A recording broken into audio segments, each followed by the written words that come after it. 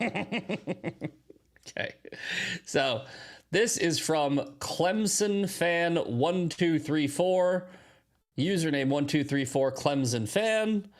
And obviously the profile picture is somebody maybe in Clemson. I don't know. Klubnik.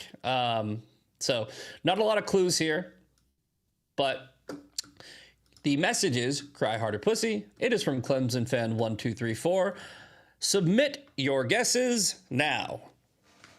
Woke left. Right. That's a woke right. Gay left. Woke right. Oh, pretty even so far. Woke right. Question mark. No questions. This is your game. 1, 2, 3 was taken. Tighty righty. I just want people to settle their differences and work for their keep. Right. Right. Woke left. CQ goes left.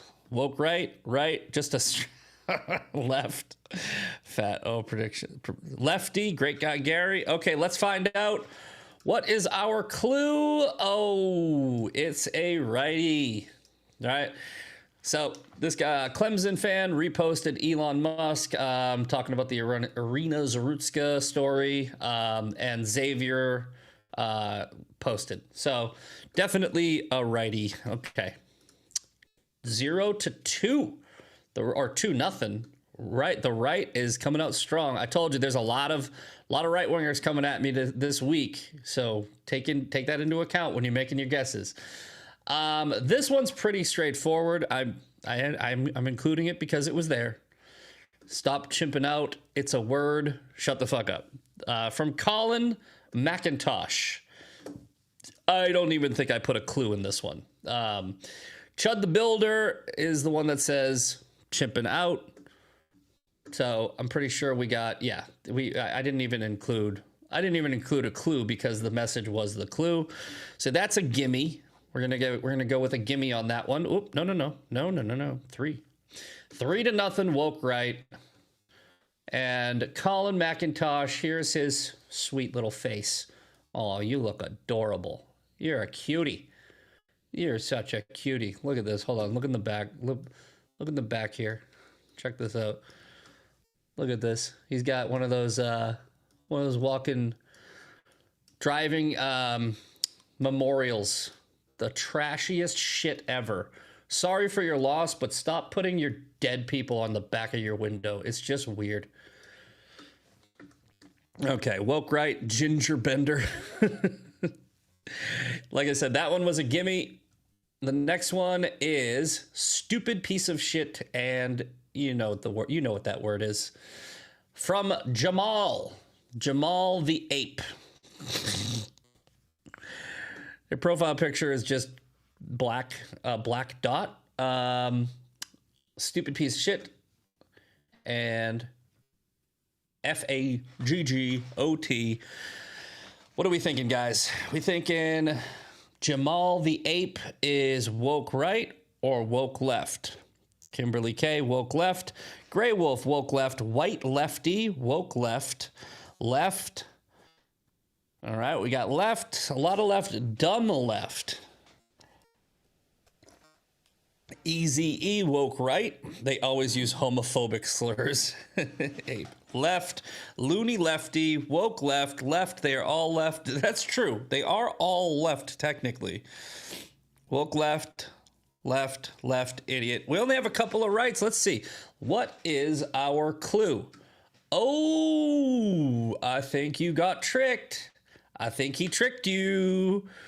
That's not a lefty. That's Jamal reposting Robert Barnes, whatever.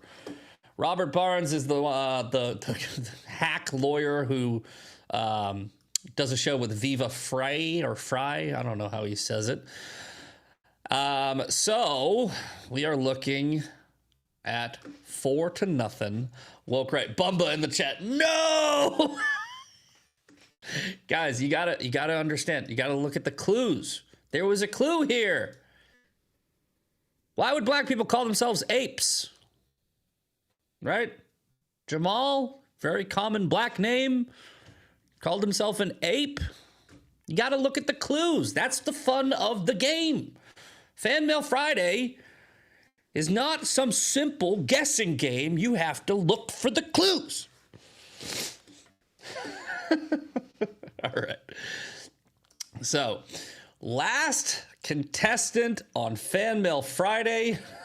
Think this one's a gimme. This one's definitely a gimme. This one's definitely a gimme, okay? Aren't you married to a beaner Jew? You're a like, oops. Oh, ops. I don't. There's two. There isn't two P's in op. This is from the Aryan Collective Party at ACP Comrade. I'm pretty sure we should all be guessing the same thing, but you guys have at it. Let me know what you think. From the Aryan Collective Party, profile picture is a white guy with a beard doing a Nazi salute.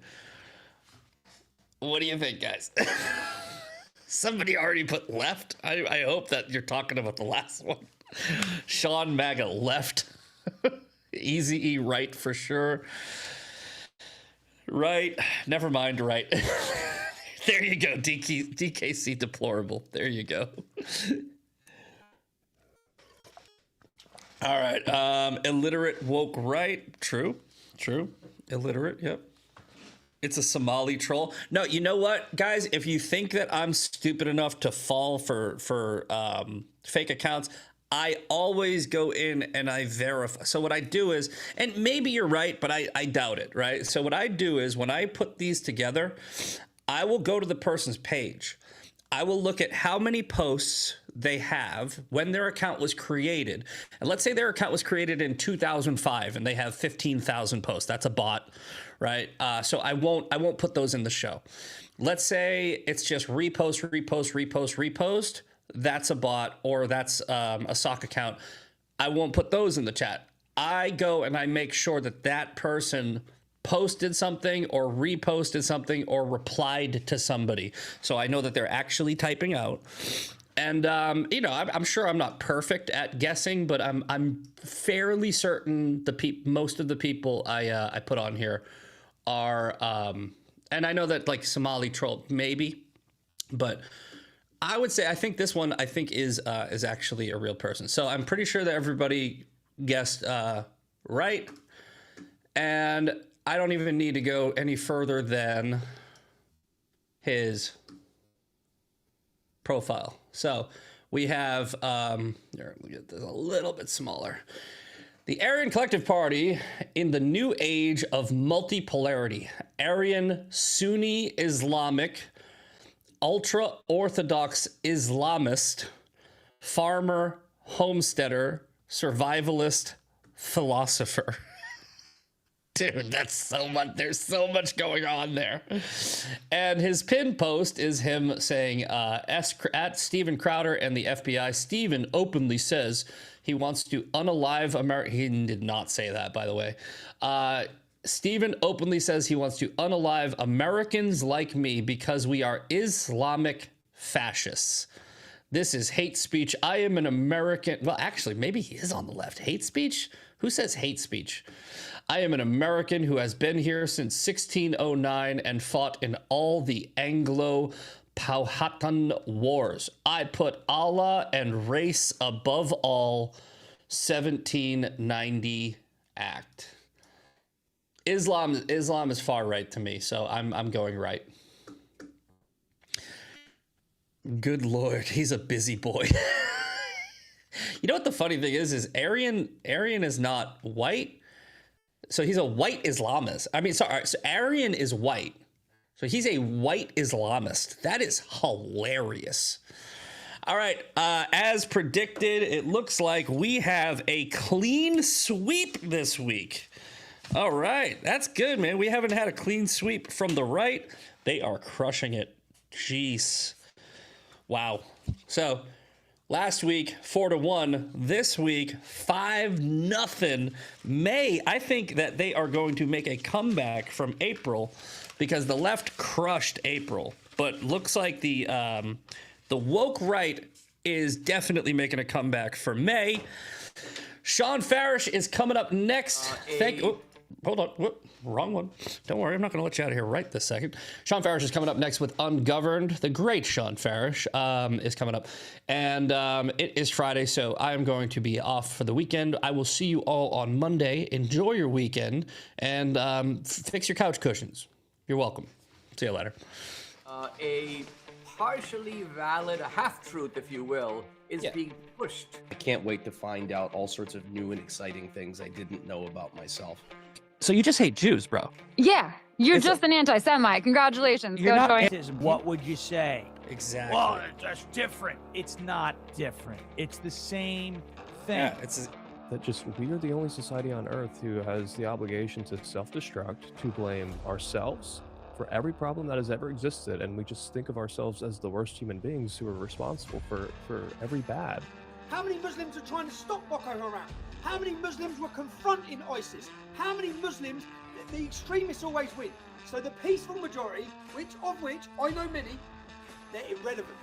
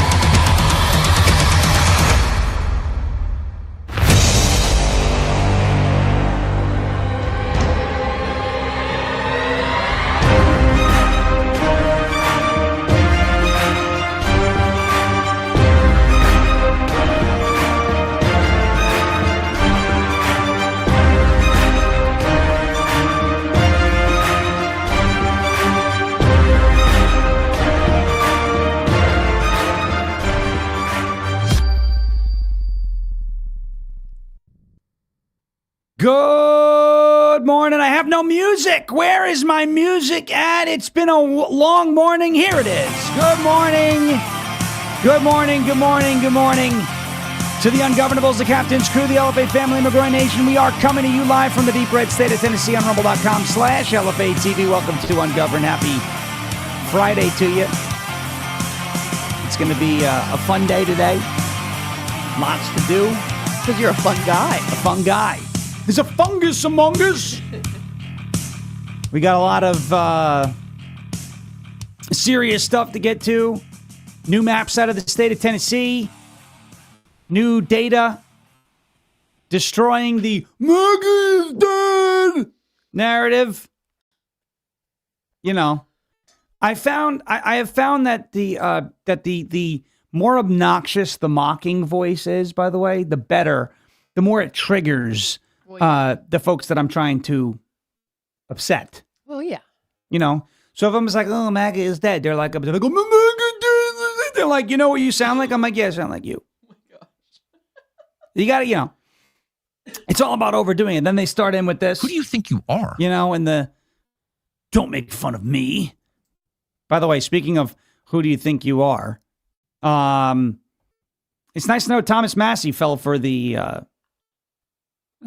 most obvious hoax on the internet, the hoax that the Department of Homeland Security started their account in Israel on X. Seriously?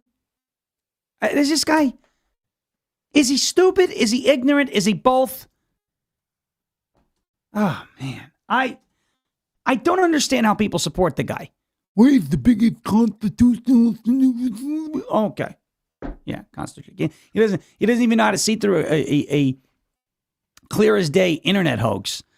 But I'm supposed to believe that he's, on our side in Congress. Okay. Fine. Yeah, we're supposed to trust him. Like he's got some credibility. Sure. Sure. All right. Happy Friday the 8th. May the 8th be with you. Right? We have to go down this road today. May the 8th be with you because, as you know, today is what is being known as what? What do you got? The 8th day of your birthday month. Oh, jeez. Yes. Yeah. The 8th day of my birthday Although I month. did take down the happy birthday banner today. Yes. It is down. It was up for for a week. I Not bad. figured I wanted to leave it up, but then I was thinking, but then it kind of takes away the specialness of like The happy birthday. Yeah, Right. and then, Exactly. Today is being referred to as, I don't know if many of you guys or gals in the chat are into this stuff or not. I'm going to have some fun with it a little bit later. It is Disclosure Day. The first of the many, I guess, to be released UFO files are being released now. Brennan and I last night were at a small dollar fundraiser here in Murfreesboro, Tennessee, for the great Tim Burchett. As you know, he loves himself some aliens, UFOs. I asked Tim a couple questions yesterday. Number one, I asked him, does he think the Bigfoot sightings in Ohio were legitimate, or was he just out door knocking for Vivek Ramaswamy? He thinks maybe Bigfoot was out campaigning too, so that's cool. And Burchett also, he watches Oak Island, but he finds the narration to be ridiculous. Could it be? By the way, great season finale of Oak Island for my acorns in the chat. I know there's a bunch of you out there. Pretty cool, right? They found the silver coin and a couple of other things. So, and now Dr. Spooner is going to be, doing some new testing in the wood. Pretty awesome. Over on the Curse of Oak Island. So happy Disclosure Day for those of you who celebrate. If you're into the whole alien thing, I know it's not everybody's favorite topic to talk about. We're not going to do the whole show on aliens. Matter of fact, we're probably going to do very little on that today because it's, at the end of the day, what are we actually going to learn, right? And Tim sounded convinced that there's some stuff that we don't know, and fine. I've always been intrigued by the concept of UFOs. I used to be a lot more into it than I am now. Specifically when I was a child. I just want to show you one of the files here. Here's one of the UFO files. I mean, it's what are we doing? What are we doing? Someone yelled at me on X for posting this, by the way. It's only been out for 20 minutes. How could you form an opinion? I'm messing with everybody, okay? It's just, what do you see? A dot. Okay? I'm not saying there's nothing. Who knows what it is? I'm just, it's Disclosure Day, so we're going to have a little bit of fun with it. But the main story, and we'll do, yes, an import grease monkeys, they did find a pizza treasure, a silver coin. It's his wife Amanda's birthday today, by the way. Oh, happy birthday. Is Amanda, wait. Whoa. Is Amanda also an acorn? Oh, these are the important questions. Yeah. You're asking the right things.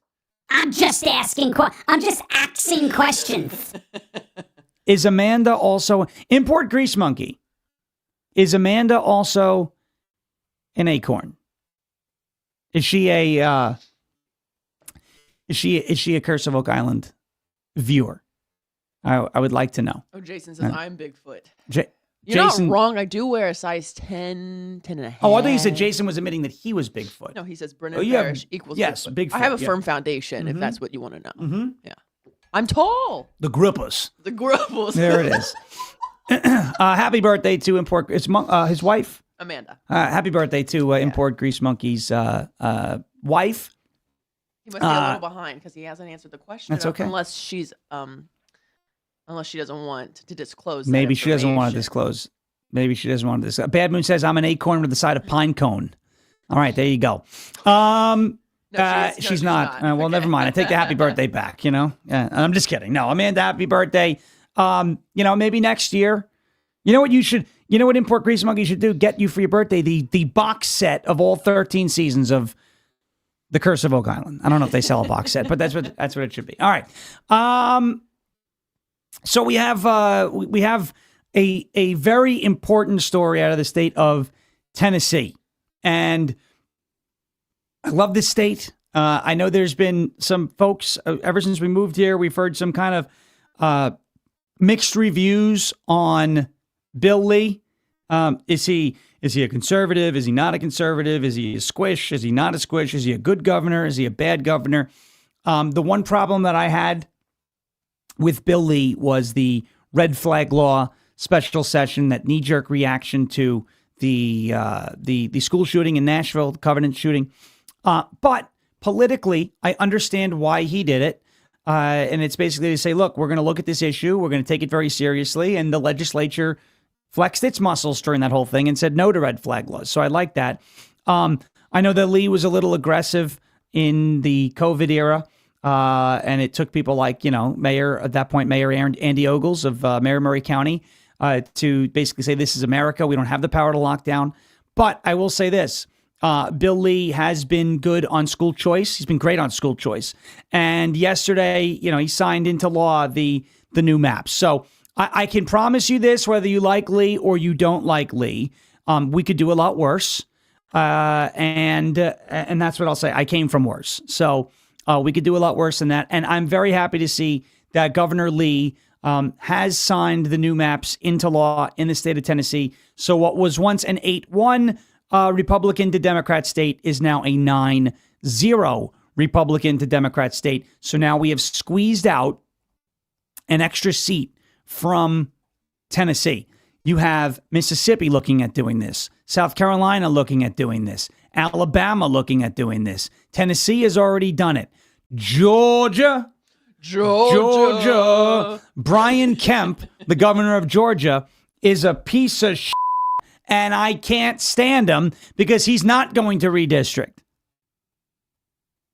Look, you're either going to play to win. You can't play not to lose. The great Herman Edwards, I say great, air quote, you play to win the game. You don't play to just play it. All right? If you start telling me you don't play to win, then retire. Get out. Brian Kemp. Very disappointing in the state of Georgia. But very encouraging in some of these other southern states that are taking the bull by the horns, leading from the front. And it starts here in the great state of Tennessee. Well, it doesn't start here, but we have a lot of footage and a lot of clips from the state of Tennessee. They were singing again. Brennan? The unseasoned boiled chicken breasts. We're singing again at the Tennessee State Capitol, so we will get to that. Ooh, yeah. We will get to a couple of other stories about illegal aliens. We talked about it yesterday, by the way, the fraud in the country. It should enrage every American that there's fraud. And look, lack of consequences now. Very disappointing out of Minnesota, which is, par for the course out of that state. Just ask the great, and I mean great, Dustin Greggy, who's up there in Minnesota, and he says that he has to reset the counter of days since Minnesota has been a national laughingstock. It's back to zero. So that counter is back to zero. We have calls, second half of the show, 631-527-4545. Before we get to all that good stuff, ladies and gentlemen, 2 days left. 2 days left to get in while the getting's good. OFP Farms, big surprise for you, the ungovernables, 35% off your entire order now through Sunday, Mother's Day, with your exclusive code. What is the code? The code is Sean, SHAWN. It's the perfect time to stock up on your favorite OFP Farms products like tallow and goat milk skincare products. Take advantage of this incredible deal, 35% off. Usually it's 10% off. This is over triple. You don't want to mess around here. OFP Farms products are farm crafted in small batches, simple ingredients that your skin understands, and nourishing skincare from their farm to your home. They've got thousands of 5-star reviews and excellent customer service. You cannot go wrong with OFP Farms. Shop now at OFPFarms.com. That's OFP, Oscar Foxtrot, PapaFarms.com. Do not forget to use the code Sean, SHAWN, at checkout. That is OFPFarms.com, promo code Sean, OFP, Oscar Foxtrot, PapaFarms.com, promo code Sean for 35, that is 35% off. Screenshot it. It's out there on your screen. It's a big, beautiful banner. Look at that farm. We love these people. Denise and Corey are great people. Fantastic people. There you go. All right. OFPfarms.com, promo code Sean, SHAWN. Next sponsor, our friends at Armra Colostrum. That is tryarmra.com/LFATV. TRYARMRA.com/LFATV. You guys know I'm always on the lookout for ways to strengthen my immunity, my gut health, improve my fitness and metabolism, and enhance my skin and hair radiance. That is what Armra Colostrum can do for you, and then some. Ever since I started taking colostrum, and I'll tell you, there was a little adjustment period. I was like, ooh, this is like weird on my stomach. But then after about 5 days, things started to get real good. And you got to ease into the gut health is at another level right now. That's because I'm taking colostrum. Colostrum is the first nutrition we receive in life. It contains all the essential nutrients that our bodies need in order to thrive. So help your body thrive. Help yourself reactivate your hair growth and help your skin glow. Your gut health will be fortified and strong. It can help ignite your metabolism.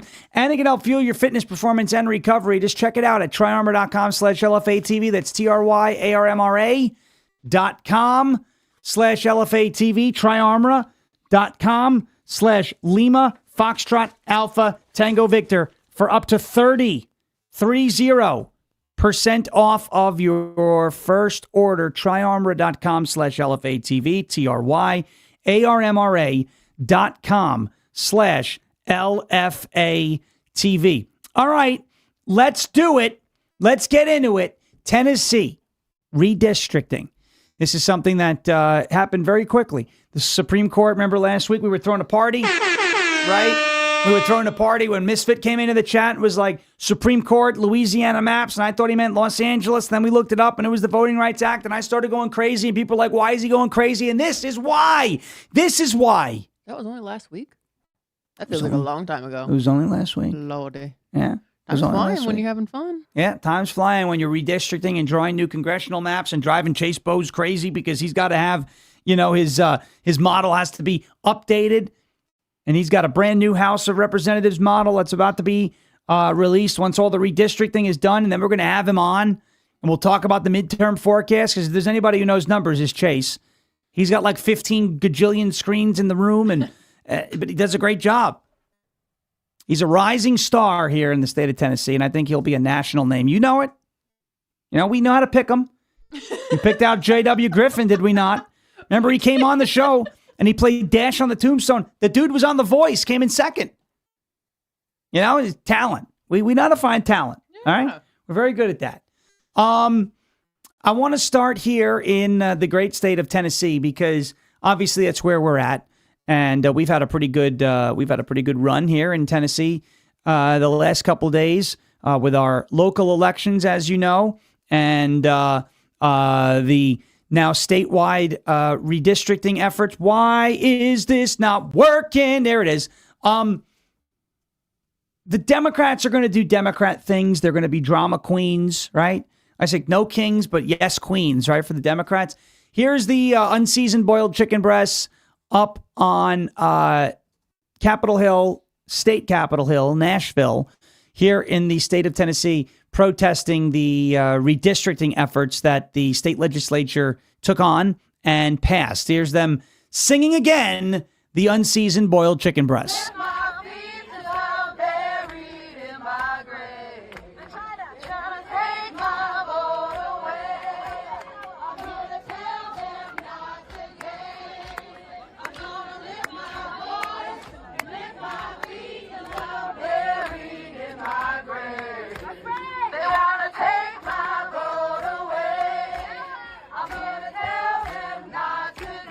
All right, there it is. Ooh, yeah. Unseasoned boiled chicken breasts. There you go. Stupid. We call them also stupid people. We could just call them stupid people, right? Do we call them stupid? I can call them stupid. They're dumb, very dumb, and they don't sound very good. The Tennessee liberals, I'm a little sad that the redistricting efforts and those protests took place on Tuesday, Cinco de Porto, Cinco de Voto. We were busy with, obviously, everything that was going on with our sheriff's campaign. I would have loved to have seen that in person. Gone right up there and been like,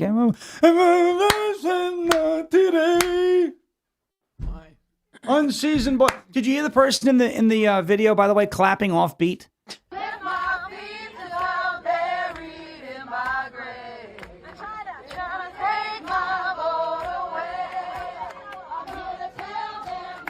Yeah, you get the point. Awful.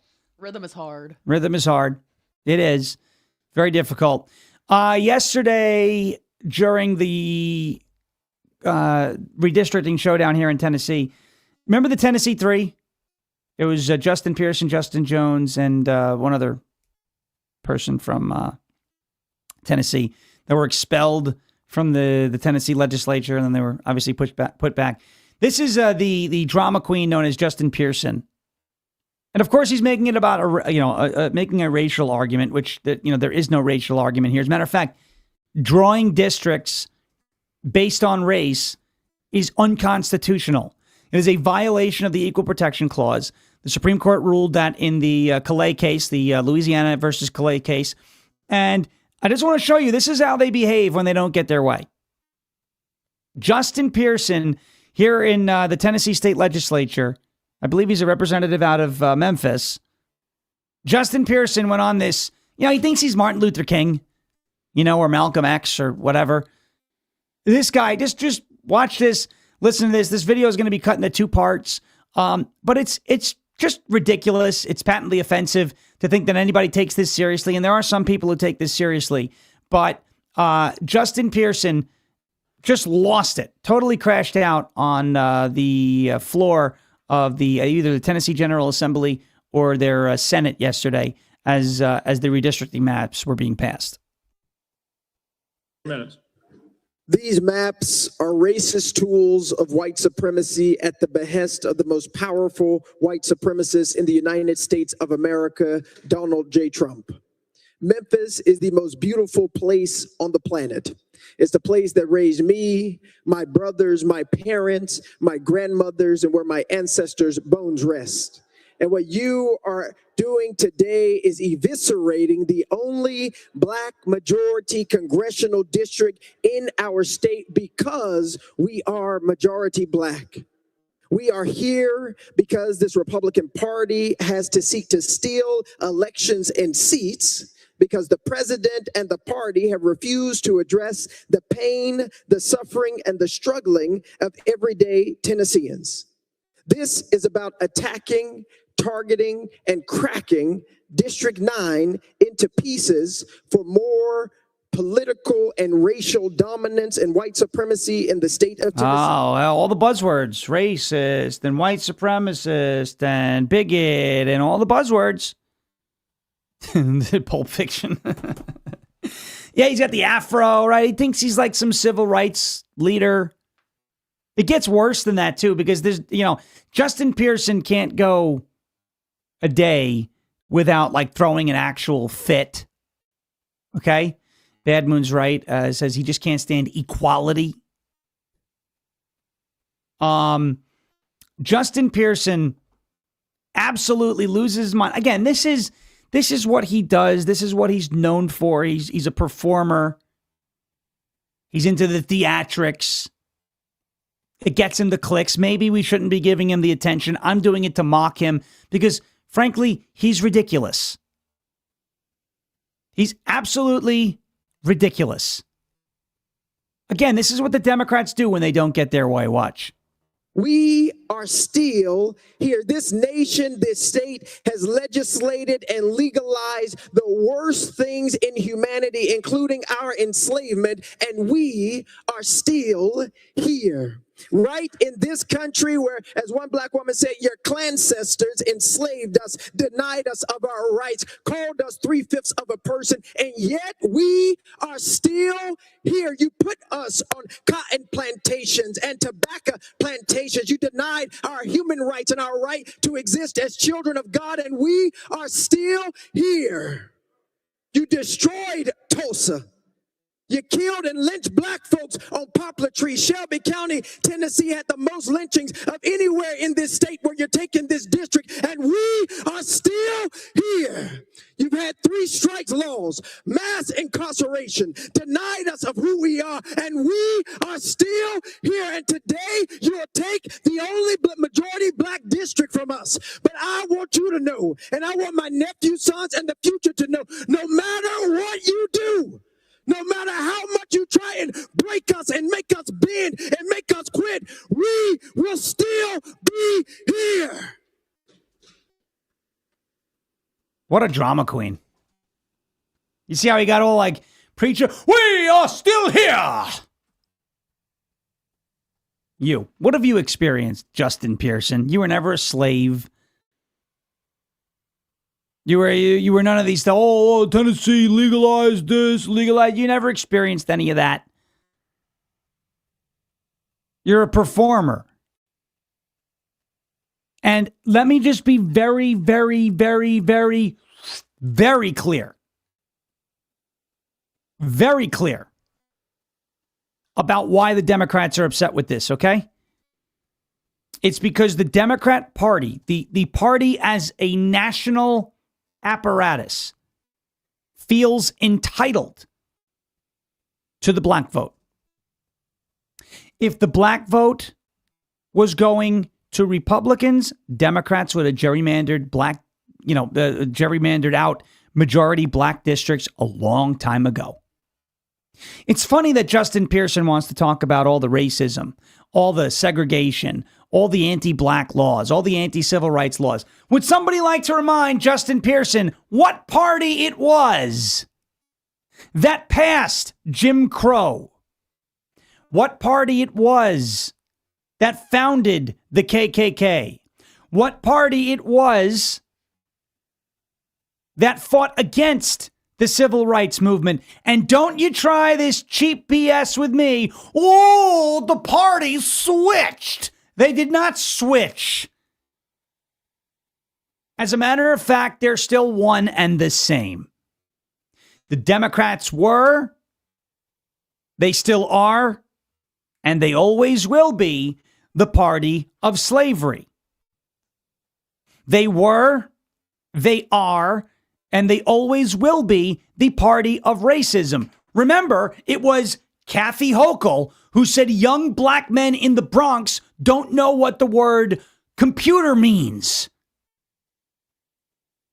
It was other Democrats who came to the conclusion that because people are black, they do not have the ability to get a photo ID. It was Gavin Newsom, greasy Gavin Newsom of California, who in front of a room of black people said, I'm just like you. I got low SAT scores too. I'm stupid just like the rest of you blacks. Gavin Newsom said that. Not verbatim, but he said it. Oh, I'm just like you. I can't read. I have low test scores. Republicans don't go around saying that stuff. I don't care what color your skin is. It doesn't matter to me. I care what kind of person you are. That's what matters to me. Justin Pearson, Gavin Newsom, Kathy Hochul, and the rest of these Democrats, they look at everything through a racial lens. They are the ones who say, oh, well, we need majority black districts. Why? That almost sounds like segregation. They refuse to look back on the history of their own party. How many times do we have to hear this? The United States of America is trying to avoid its own history. How about the Democrat Party is trying to avoid its own history? They were, they are, and they always will be the party of racism, segregation, and slavery. That is the Democrat Party brand, and that's what it will always be. And this redistricting battle that's now taking place after the Supreme Court Voting Rights Act decision is bringing that right out into the forefront. Everybody's seeing it. It is on center stage. Mississippi now, another state that looks as if it is going to be redrawing congressional maps. The special session that's being called in Mississippi is going to address their state Supreme Court districts first. The most immediate issue is Mississippi's state Supreme Court map. A federal judge ruled last year that Mississippi's 3 Supreme Court districts violated Section 2 of the Voting Rights Act, triggering a remedial phase that could force lawmakers to redraw the districts. But Governor Tate Reeves said that that is not where their special session will stop. Alabama is going to give us 2. Mississippi may give us a couple seats. Louisiana is going to give us a seat. Tennessee gave us a seat. And you may see South Carolina as well with either a seat or 2. Georgia's not playing ball because Georgia sucks. Not the people from Georgia, but your leadership there is awful. Final clip on this Tennessee story. Here is CNN flipping out again over the gerrymandering, which is, again, it's hilarious because the Democrats have done this for years. New England, whether it's Massachusetts. Okay, so you have Vermont, New Hampshire, Massachusetts, Maine, Connecticut, Rhode Island, and I think that's it. I may be forgetting one. 0 Republican seats in the New England region. 0. They're like, oh, Texas started it. Texas did not start it. Texas did not start it. Texas was a response to what the Democrat Party has been doing with their congressional maps across the country for decades. You don't like it? Maybe you shouldn't have started it. You don't like the fact that we're playing by these rules? You need to acknowledge and understand that we're playing by your rules. As I love to say, ain't no fun when the rabbit's got the gun. Watch this on CNN. These meltdowns from these liberals have just been, it's just been glorious. Watch. A little ironic that the woman now who is likely going to win the 9th district in Tennessee is a black Republican woman as a result of this redistricting effort. It's likely going to be a black Republican woman who beats that old white man. Could I make this very simple? But that's racist? We're going to come back. It actually is. We're going to take a quick break, and then Tesla and Congressman, I'm going to have you both respond. We'll be right back. All right, we are going to look into whether or not, I see some people talking about the Virginia Supreme Court. Let me see if that actually, let's see if that happened here. There it is. Yes. Yep.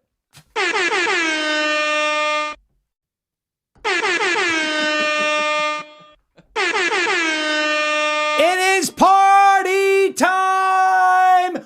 Woo! Let's go.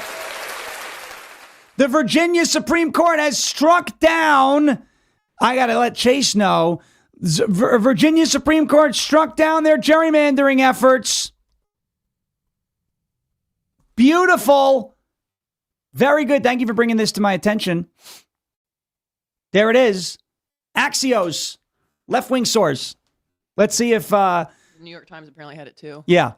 Yeah, let's see. I don't pay for the New York Times, so I can't read them. But Axios, here we go. Virginia Supreme Court throws out redistricting referendum results. The Virginia Supreme Court overturned the results of the state's redistricting referendum, which voters narrowly approved last month. Ooh, yeah.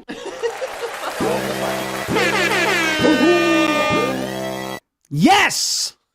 All the buttons. And Democrats in Virginia are looking at the Supreme Court and going, who do you think you are? Oh! How dare you? Oh! The decision effectively blocks Democrats from redrawing congressional maps mid-decade. That is after the state spent $5.2 million to pay for the special election. All down the toilet. All down the toilet. Cock-a-doodle-doo. I don't know why I just played that, because I'm in a great mood now, because their whole thing gone. Goodbye. The new map would have been in effect for the November midterms and was expected to shift the state's congressional split from 6-5, favoring Democrats 10-1. Not anymore. It was a move Democrats said would have countered Republican-led states that redrew districts to add GOP seats in a closely divided U.S. House. It's party time. It is absolutely party time. Beautiful. Absolutely beautiful. Folks, we are winning. We are winning the redistricting battle because Republicans in many of the southern states are actually playing to win. I am so excited. The last couple of weeks with the redistricting fight, and let me tell you what else happened. Virginia, when the referendum passed, it passed by a very narrow margin, which means there were a bunch of Republicans who actually came out and voted in Virginia. It passed by a slimmer margin than Kamala Harris's margin of victory in the presidential election. It's a great sign, and it's proof of what happens when we show up. You know what else is proof of what happens when we show up? Indiana is proof of what happens when we show up. I'm telling you right now, I'm not telling you red wave. I'm not telling you we're definitely going to win the midterms. I am telling you that it is doable. Democrats lead on the generic ballot by 3 points, which could still net Republican seats. But when you look at the redistricting measures that I've just gone through and all the extra seats that we're going to squeeze out of the system now, folks, this is possible. This is possible. If we want to win in these 2026 midterms, start 10, 10, and 10 right now. Get out and start campaigning right now. And maybe the next time we get Chase on, we'll ask him what the most vulnerable and winnable swing districts are across the country, and maybe get in contact with some folks out there and find out what type of door knocking efforts they're going to be doing for the Republican congressional candidates out there. Don't tell me, oh, they keep electing, they want to vote for a rhino. The best way to avoid having to vote for a rhino is to primary the rhino. Please pay attention to Indiana. All right. Quick break. Let's talk about our friends over at Silent. It is slnt.com/Sean, slnt.com/SHAWN. Let's face it, ladies and gentlemen, your phone is a tracking device. Between government agencies, big tech, corporate data brokers, even those crazy cyber criminals, everybody is fighting for a piece of your digital footprint, and they don't ask. They just take it. That is why Silent exists. Silent makes Faraday products that blocks all wireless signals, including cellular, Wi-Fi, Bluetooth, GPS, RFID, and near-field communications. No signal means no tracking, no remote access, and no breadcrumbs. It's the same tech that is trusted by special operations teams around the world, used to block signals, avoid surveillance, and secure communications wherever the mission leads. And right now, it is available to you, so you can protect your family, you can protect your freedom, and you can secure your digital footprint. Just drop your phone in a Silent Faraday sleeve, and it is off the grid, completely silent, and invisible to the outside world. From their backpacks to their sleeves to their crossbody, Silent's patented technology gives you total control of your privacy. Visit slnt.com/Sean. Get 15% off and free shipping on qualifying orders. That is slnt.com/Sean. Protect your rights, secure your data, and stay one step ahead. Silent.com, slnt.com/SHAWN for 15% off and free shipping on qualifying orders. Silence the chaos. Silence the chaos. Go silent today. slnt.com/SHAWN. Very good. Very good. Folks, these midterms are winnable. And I want to play for you a clip from Harry Enton on CNN, Mr. Caffeine himself, right? Look, there's a narrative out there. It is a demoralization campaign.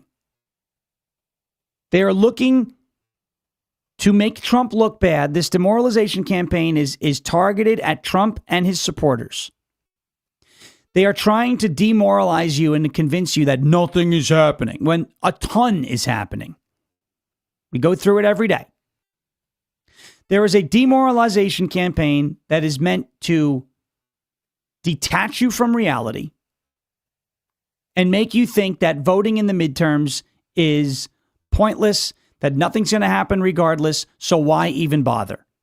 They're doing this so that if Republicans lose in the midterms, they can point at Donald Trump and say, you see what he did? He cost us the midterms. He's terrible. We have to find a better alternative to Trump. You know, he's not going to be able to run again, but we can't have any more Trump-type candidates. We have to evolve and move on to a different type of Republican because they have their sights set on 2028. Do not fall for this psyop. They want to tell you that MAGA is dead. All they like to do is come out and tell you that MAGA is dead. that little stick, Evan Kilgore on X. Oh, MAGA's dead. MAGA's dead. Really? It's dead? What data do you have that would suggest that the MAGA movement is dead? Do you have data that shows that support is crumbling under Trump among his base, among the Republican Party? You have that data? How come you don't share it? You never share the data. You never seem to share the data. I'm not telling you that polling is perfect.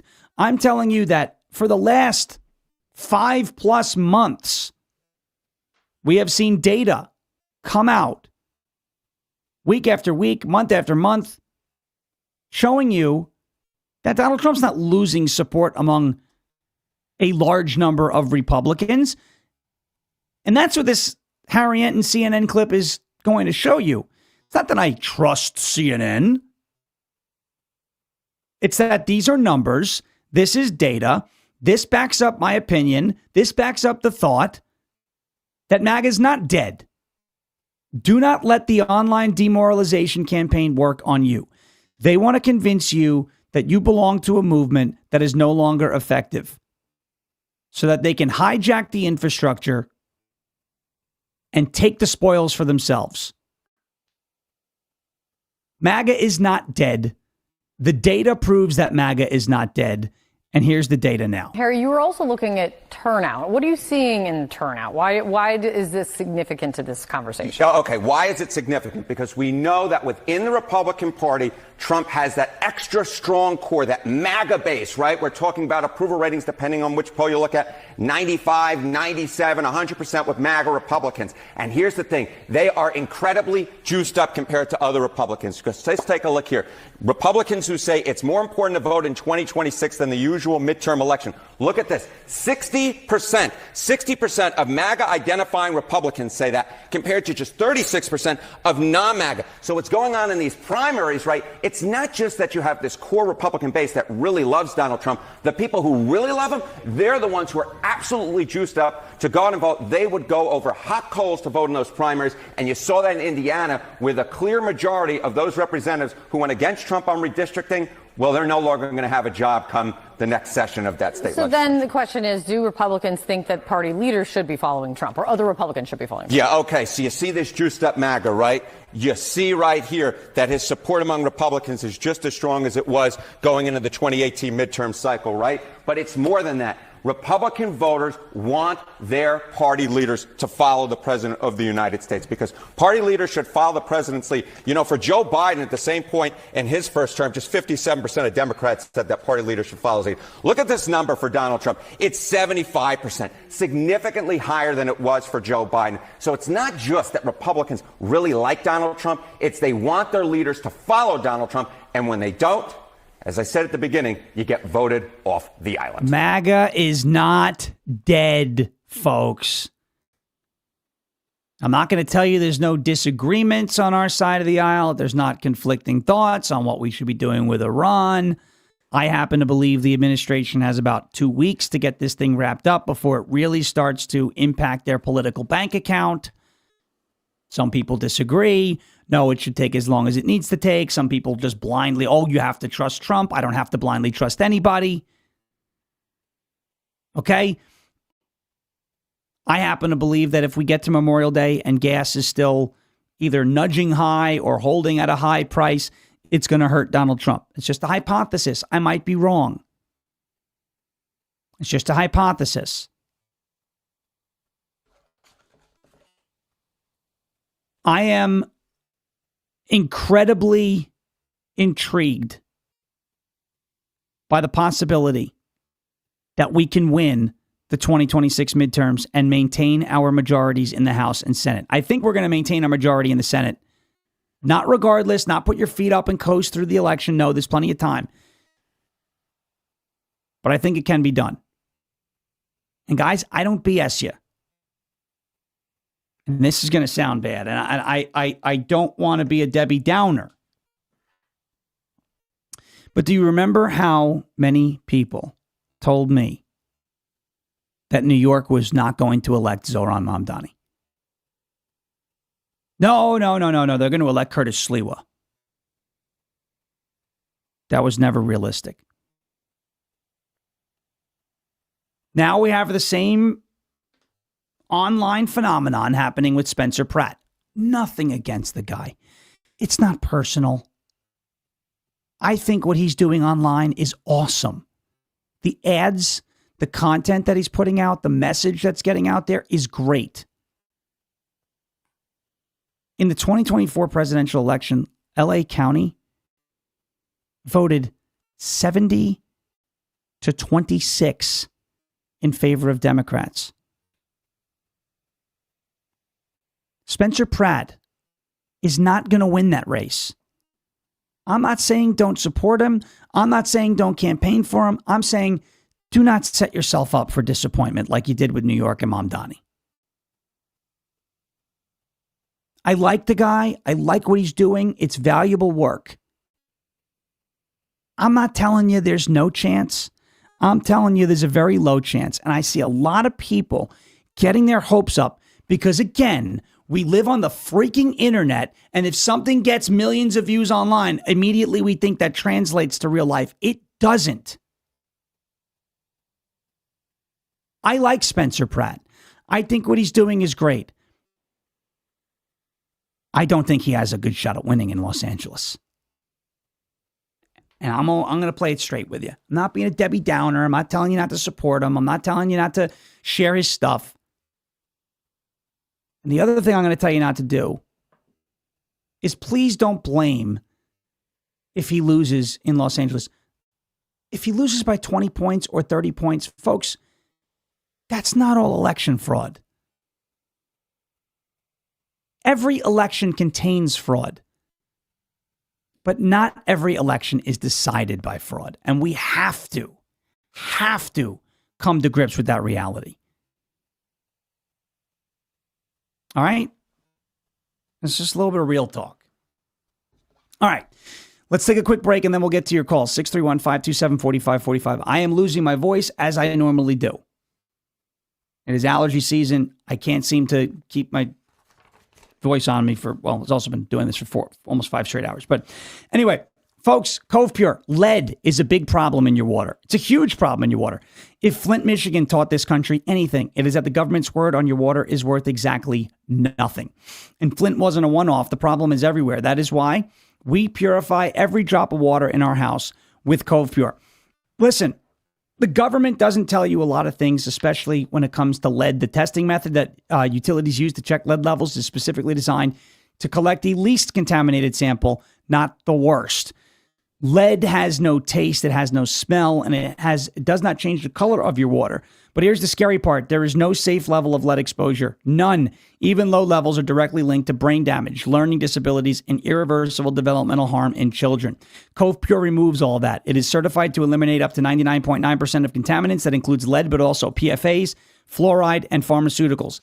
And setup could not be simpler. No plumbers, no drilling. You just put it on your counter, fill it up, and plug it in. Brennan loves it. You can use it to get whatever temperature water you want. She's been using it to get hot water out of there all the time, drinking a lot more tea. It is awesome. You don't have to wait for any kettles to boil. One tap, and it is ready to go instantly. Look, your city tested the water and said it was fine. But so did Flint, Michigan. Cove Pure is what you put between that track record and your family's water and your family's safety. So go to covepure.com/Sean. Because you're a listener to the show, you get a $250 discount for a limited time. That is covepure.com/SHAWN. Covepure.com/SHAWN. covepure.com/SHAWN for $250 off. Get your Cove Pure today. All right. Let's do calls. Let's do 631-527-4545. We got 10 minutes left to go in the show. Your thoughts on anything. Disagree with me on Spencer Pratt?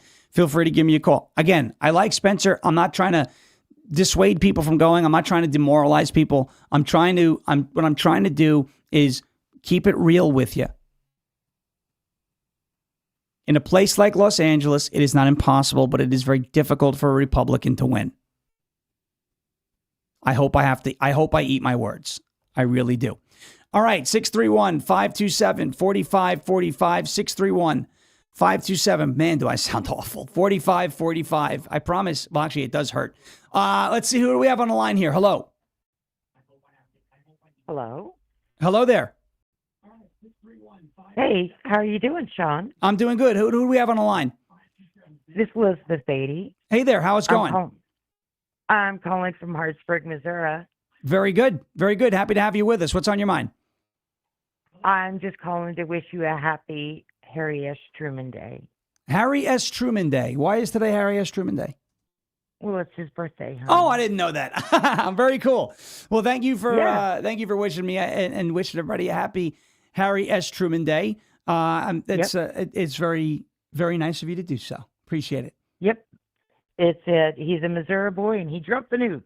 There you go. That's right. He dropped the nukes on Japan and ended our involvement in World War II. Obviously, after a victory in Europe, he did it in Japan. Day. VJ Day. Victory in Japan. That's correct. That's right. So, love your show, hon. All right. Thank you so much for calling in. Appreciate it. And happy Harry S. Truman Day to you, too. Uh-huh. Bye-bye. Thank you. So Harry Truman from Missouri. She's from Missouri. And it's Harry Truman's birthday. I didn't realize today was Harry Truman's birthday. Cool. Good stuff. 631-527-4545. Holy cow. It is just gone. Well, while we're in between calls, happy birthday tomorrow to Emerald. Correct. Happy birthday tomorrow to Emerald. There you go. Emerald's birthday is tomorrow, 631-527-4545. We're waiting for another call to come in. And this one is connecting. Hello. Welcome to the show. Who do we have on the line? Beverly from Alabama. Hi, Beverly from Alabama. How are you? I'm doing great. All right. What's on your mind, Beverly? I like Sean Parrish's show. Oh, no, you're talking to Sean right now. What's going on? Beverly? I'm doing great. Okay. I think what happened there was She thought there was a call scanner. she thought there was a screener and then was answering the... When you call, you got to shut your computer sound off because you got to listen to the phone, not the thing. That's unfortunate. 631-527-4540. It gets confusing because my voice is coming out of two spots. It's coming out of your phone and it's coming out of your computer. With the computer, there's a 30-second-ish delay. You have to do it real time on the phone. Right. Right. It's somewhat complicated. When that type of thing happens.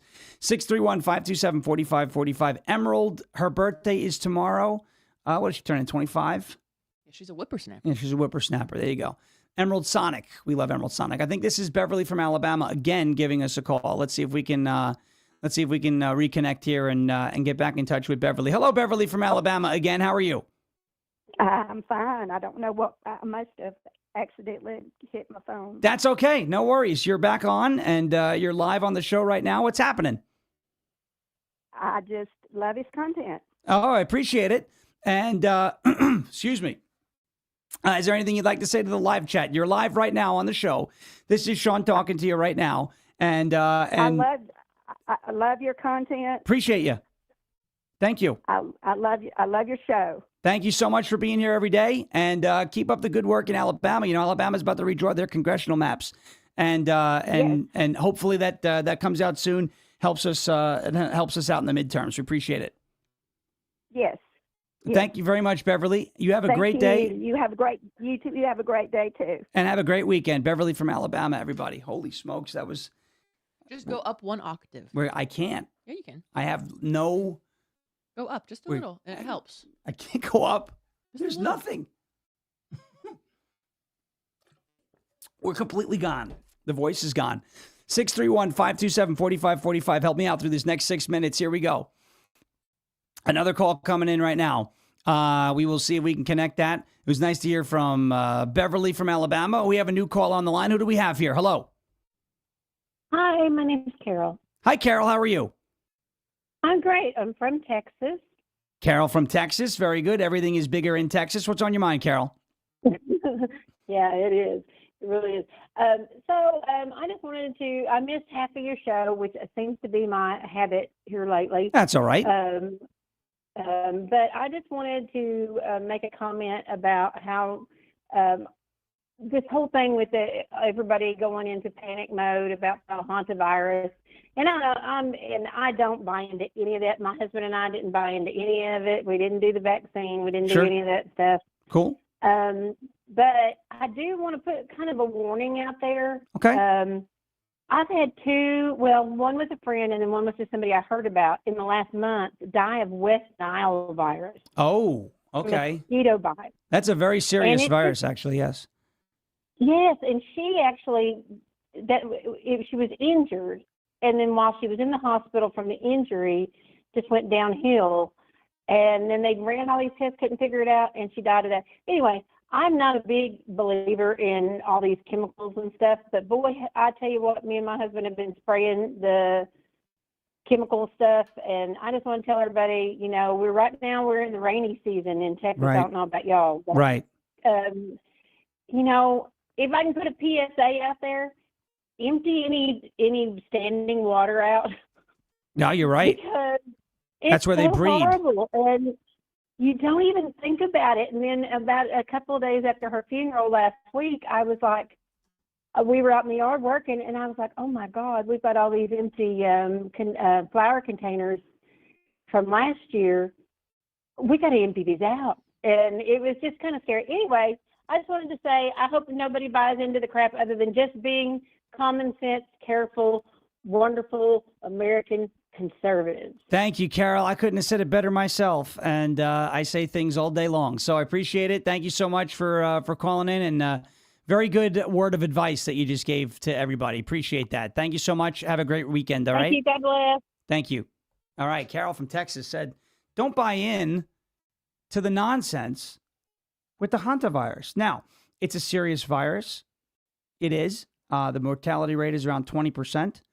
That is, it is serious. But you also don't need to panic and go into a complete and total, shutdown mode like we did with COVID. I'm going to take one quick break, but we'll get right back to your calls. We got to get to a word from our friends at goldencrestmetals.com/LFA. I'm sure by now you've heard that silver went up 160% last year, 2025. I bought this silver for $22 an ounce. It's now worth almost $100. And we and experts think that silver is going to get up to about $200 an ounce. Palladium and platinum were stuck at $900 an ounce for like over a year, or in that area. Now they're up over $2,000. Gold is approaching $5,000 an ounce. If you have ever thought about putting some or all of your retirement or nest egg or savings or just buying bullion in precious metals, now's the time to do it. goldencrestmetals.com/LFA. That's goldencrestmetals.com/LFA. Go leave your name, your email, and your phone number. Schedule a time to talk to the folks over at Golden Crest Metals.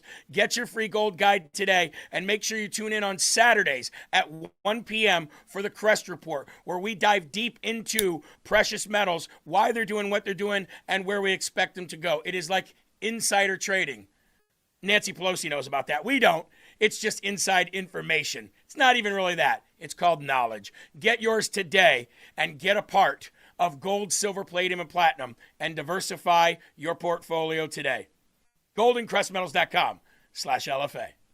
That is goldencrestmetals.com/LFA, goldencrestmetals.com/LFA, 631-527-4545. We got time for one more call. We're going to connect to us right here. And we are waiting for that to connect. And you are live. Hello, welcome to the show. You will be the last call of the day. Who do we have on the line here? This is Stephanie Inselberg from Bucks County, Pennsylvania. Bucks County, PA. Welcome, welcome, welcome. How's it going? It's going. So although we do have our primaries coming up in Pennsylvania, hang on, I'm just pulling up to a client's house. Sure. So our primary is on Tuesday, May 19th. Okay. But it is a general for our state committee members. I'm in a group called Right for Bucks, and we actually have men and women going up against our regular, Rhino GOP. Sure. For these state committee seats. It's so important.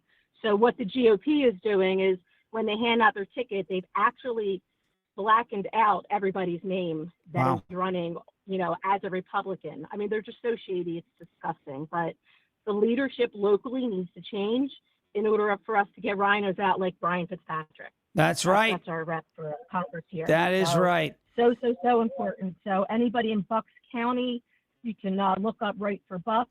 There'll be information on there. We have fundraisers. We have a lot of fun together. Good stuff. We're like a nice, big, happy family without the rhinos. Appreciate that. Well, keep staying involved in Bucks County, Pennsylvania.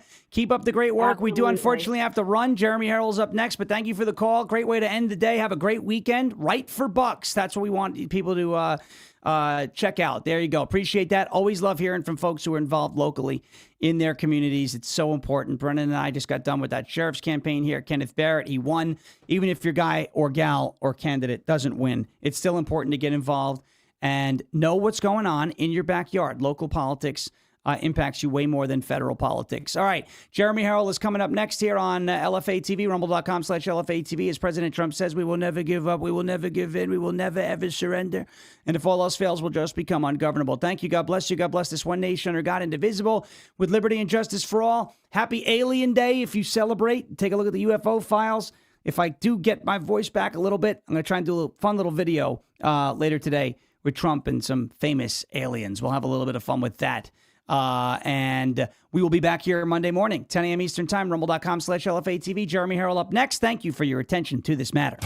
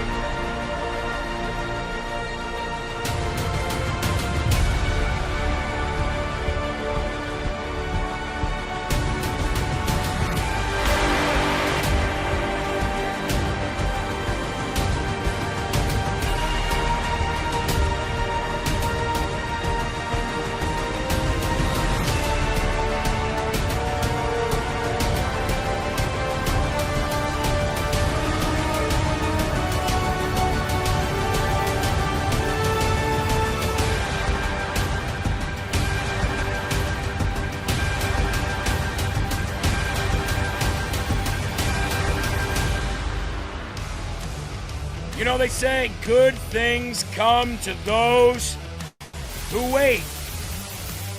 Good morning, everybody. You're locked and loaded right here on rumble.com/LFATV. This is live from America, and I am your ever so humbled, God-fearing, and God-loving host of the show, Jeremy Herrell, the hip-hop patriot. And I'm broadcasting, I know a little late, but right here in the Hawkeye state of Iowa, and it is Friday, so you know what that means. Producer Eli's favorite day. Please give him your warm welcome, say hello, and give him a thumbs up for all his hard work. What's going on, LFA TV family and patriots? You know it. Friday, favorite day of the week. We need to get to the weekend, Mother's Day weekend. Hit the rumble button, hit the share button. We got a lot of work to get to, so share. And we got a special guest for you today. That's right, political satirist, and I would say comedian and best troller online, Josh Cedar, joins us today here on LFA TV. Let's give some live shout-outs. Piglet is in the building. Bad Moon is here. Trishy is here. Big Mac is in the building. 2146 Nat Spit. Natalie is here. How you doing? Mustache is in the building. Sky is here. Patty, Pissed Off Patriot. 12GG, C Ward. J Deeds, Kathy Ratcliffe. Good morning. It's still morning. Barb Naylor, good morning to you. How are you? Boomba is in the building. Good morning. Echo is here. How you doing? Thought somebody said there was an echo until I saw it was Echo. Kim is here. Yamain is in the building. Jod Hop is here. This chat is flying. Joe Bo, spam in the chat. How you doing, brother? XX Machine, good to see you. Red Comp, RD Comp, good to see you. Dana is here as well. And is that Tina Candles? Good morning to you. Well, we had a little bit of a technical difficulty there, but we got going this morning, so thank you guys for sticking around. I'm going to start the show by saying, look, we got a special guest today. How would we look as a network if there's 3,000 people watching and only 500 people shared? Not 500 shares, 500 people out of 3,000. How would we look? Big shout out to Rockin' Rev Dean. Glad everything went well for you in the hospital, my friend. Glad you're back. Glad you're up and at 'em. Appreciate you. Josh Cedar joins us today. It's going to be funny. You know the guy that goes up and says, I'm transpigmented, you bigot. He's going to be coming on today. And, boy, let me tell you, it's going to be fun. It's going to be fun having him on here. Because one thing about LFA TV that I've always loved and that I'll continue to do is have a comedy aspect to the show, a comedic relief to what we do here. Because, I mean, let's face it, 7 times out of 10, the news isn't fun to listen to. Now, Love Shanna just said, I just shared to my Facebook for the very first time. See that? Better late than never. And that's how we do it. That's how we move the needles. Shannon says, Josh is so funny. I can't wait to have him on. I have so many questions for him. Karen says, I love Josh. So do I. Bomb Girl said, I shared to get her. How many people still have things like Parler and Gab? Be worth sharing to those as well. Let's start out with this morning. Do you guys remember the other day when we were talking about Megyn Kelly saying that Tucker's got a brand new audience and his new audience is all Muslim and to everybody else be damned because Tucker doesn't need you because for every good American conservative, Vita Rosa just shared to X. She goes, but I have no followers. It's okay. It's okay. And a big shout out to 117766333 getting that $5 fundraiser Friday going on. We appreciate that so very much. That's right. We fundraise here on the Fridays. So if you guys want to help, that's how you get down. But remember, Megyn Kelly was like, for every red, white, and blue-blooded conservative that leaves Tucker Carlson, there's a hijab, diaper-wearing, third-world shithole Muslim ready to take his place. And they're proud of that. Well, Tucker and Megyn did a stream together the other day, and she brought that up to him. So let's go there now. Today, there was a soundbite of me on with Mark Halperin on his show talking about how My understanding is that you've had an influx of young viewers and some Muslims now that are taking another look at the Tucker Carlson show because you've been somewhat defensive of Islam, just the blatant attacks on it as a religion. And I also said something that you and I talked about months ago, which was, as I now see what Israel does to you, I mean, truly, like its emissaries for sure have unleashed a vicious campaign against yours truly on social media and elsewhere. It's fine. Yeah. I mean, we're handling it. But as I now see what they do, it does cause me to reevaluate what other propaganda has been out there that I've fallen for. That's coming. Okay, so first of all, she told you, just like in the last video she put out about this, now she's talking to Tucker. Tucker's going, oh, of course. Oh, sure. Oh, of course. And she's saying, I wonder how much other propaganda I've fallen for.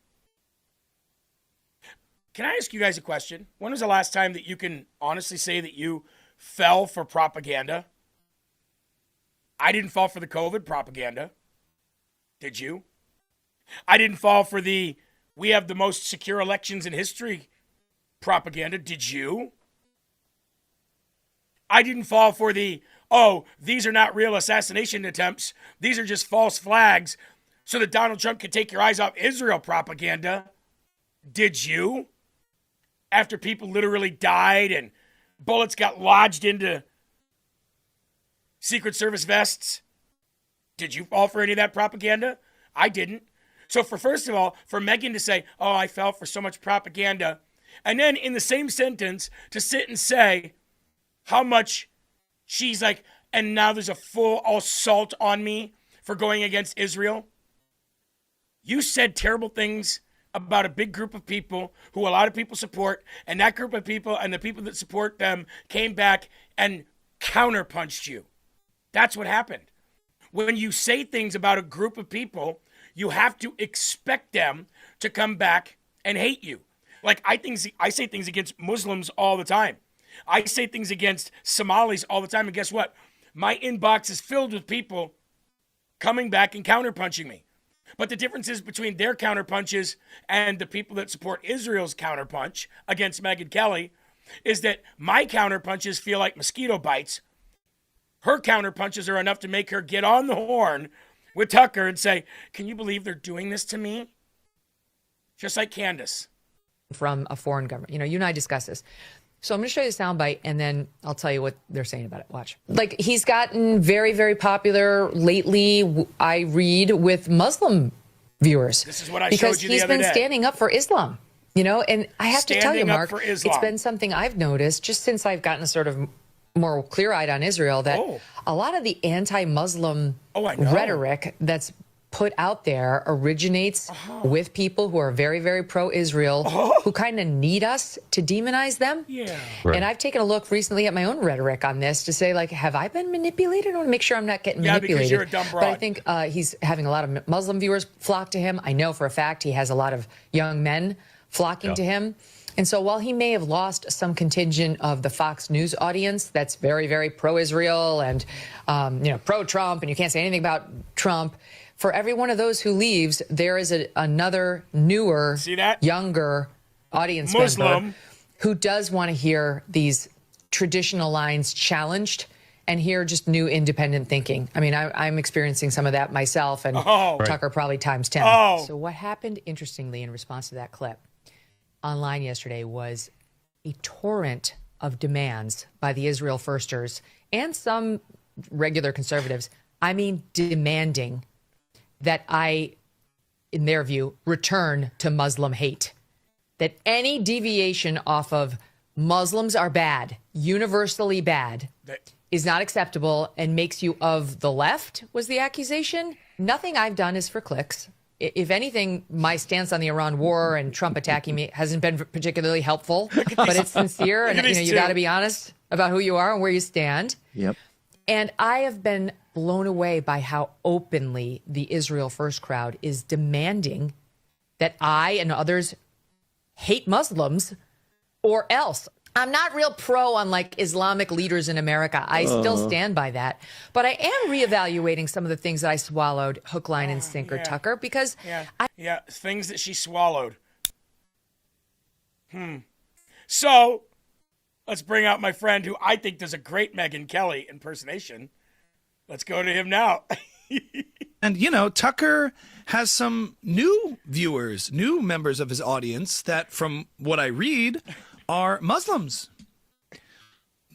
Fans and even some jihadis apparently are out there watching Tucker. And, I mean, say what you want. Those are fans.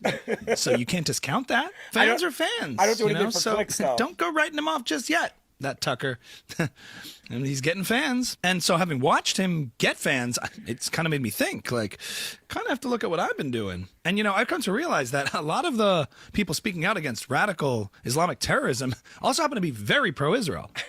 Very pro-Israel. So it's kind of made me think a little bit, you know. I've also come to realize that a lot of these people in the conservative movement, especially the neocons, who are pro-life, are also very pro-Israel. So it's kind of made me have to take a look at my rhetoric on abortion, you know, because they're also pro-Israel. So thinking, not so sure how I feel about abortion now that I find out all these pro-lifers are also very pro-Israel. Another thing that's come to my attention is a lot of these people who are very for gun rights are also very pro-Israel. Very for. So kind of makes me have to take another look at the Second Amendment and kind of reevaluate. Where does it end? My stance on the Second Amendment, because I don't know, you know. Kind of taking a look at my whole political ideology, philosophy, principles, and kind of thinking if there's fans on the other side of those, worth considering. Might want to reevaluate everything I once believed and stood for. You know, because it's working for Tucker. So and I have to think, am I being manipulated? And I refuse to be manipulated. Yeah, I will not be manipulated. I'd rather die than be manipulated. I'd rather die than do that. What else? Oh, where do we stand on trans kids? It depends what Tucker says. Does he have any new trans fans? We'll find out. Let me reach out to his team. All right, Get right back. All right, so update me on what he says. Yeah, we'll find out if he's changed on that. Whatever Tucker says. Can we find out if Tucker has any trans fans? We'll wait to hear what Tucker says. Yep, stand by. We'll find out. Whatever Tucker says. Just keep in mind, you've already flipped on this one once, okay? So I will not be manipulated. Oh, shut up. Shit. And, you know, Tucker. Hey, Eli, political satire is becoming the greatest troll move on the internet. And he's one of the best. And Josh Cedars one of the best. And Sean is great. I love it. You're great. When you do Hakeem Jeffrey, we're going to talk about his dumbass today, too. You know, Jeremy, it's almost as if those political cartoons that you would see in the newspapers every Sunday, it's like they're coming to life and illustrating what's actually going on. Like Donald Trump being a bad man. Donald Trump is a very, very, very bad man. Come on, man. Why you focus on me, man? Huh? I'm just a dumbass, you know, kid from the Bronx who talks outside of my mouth and lift. And by the way, can we stop saying I don't do this for clicks? Anybody who's online for any reason whatsoever is doing it for clicks. Duh. Thank you, Vita Rosa. Vita, you already donated this week and donated so much. I'm so very grateful. Happy Mother's Day to all the great moms. Thank you. And Freedom Bobby. Love this. This is so funny. With a $25 whopping $25 donation here on this Mother's Day weekend. Eli, can we just call a spade a spade? If you're online, you are doing it so people see your page. You're not online, private, with no friends, nobody seeing you, and you posting to yourself. I hate when people say, I don't do this for clicks. If you do it for a job, you absolutely do it for clicks. That's why we're doing this as a job. I hate when people say that. Well, Jeremy, as much as I agree with you, you know, I don't particularly like using the spade as a spade saying as it was founded deeply within the roots of racism, kind of like how Donald Trump is a horrible man. Horribly racist man. But anyway, I really like the satirical comedy that we're getting lately in the way of impersonating. It's becoming bigger and bigger and bigger, and they're getting massive attention. And the reason why they're getting massive attention is because they're true. You know, the way he does his mannerisms, he does it with, he impersonates Candace. Megan, Tucker's the greatest one. He's got the greatest Tucker that there is. But I love it. I love watching it. It's funny. And, you know, more power to those people. Absolutely. Shelley said to celebrate all the great news shared this week. Can we do a week in review here just real quick, folks? The last 2 weeks, really. We have had some really good news over the last 2 weeks. And I never want to overlook some of this great news that we get because, you know, like I said, news sucks. But we've gotten some really good news lately. And I'm very, very happy for it. And grateful for it, too. LFA TV, Live from America with Jeremy Herrell podcast. Rise Up, Live from America every day. Apple Music, Spotify, iTunes, Podbean, Pandora, wherever you listen to your stuff. Download Live from America with Jeremy Herrell. And also our website for anybody who wants to become a donor, anybody who wants to get to all of our content quickly, get to our social media, get to any live show that we have on, read our mission statement, watch our videos, watch our short clips, shop at our store, which, by the way, we have such an extensive store of really, really great designs, products for men, women, and kids. Check it out, lfatv.us. That's lfatv.us. And also, want to remind you that if you are a avid coffee connoisseur, then you might want to try some of our gourmet coffee. Rise up.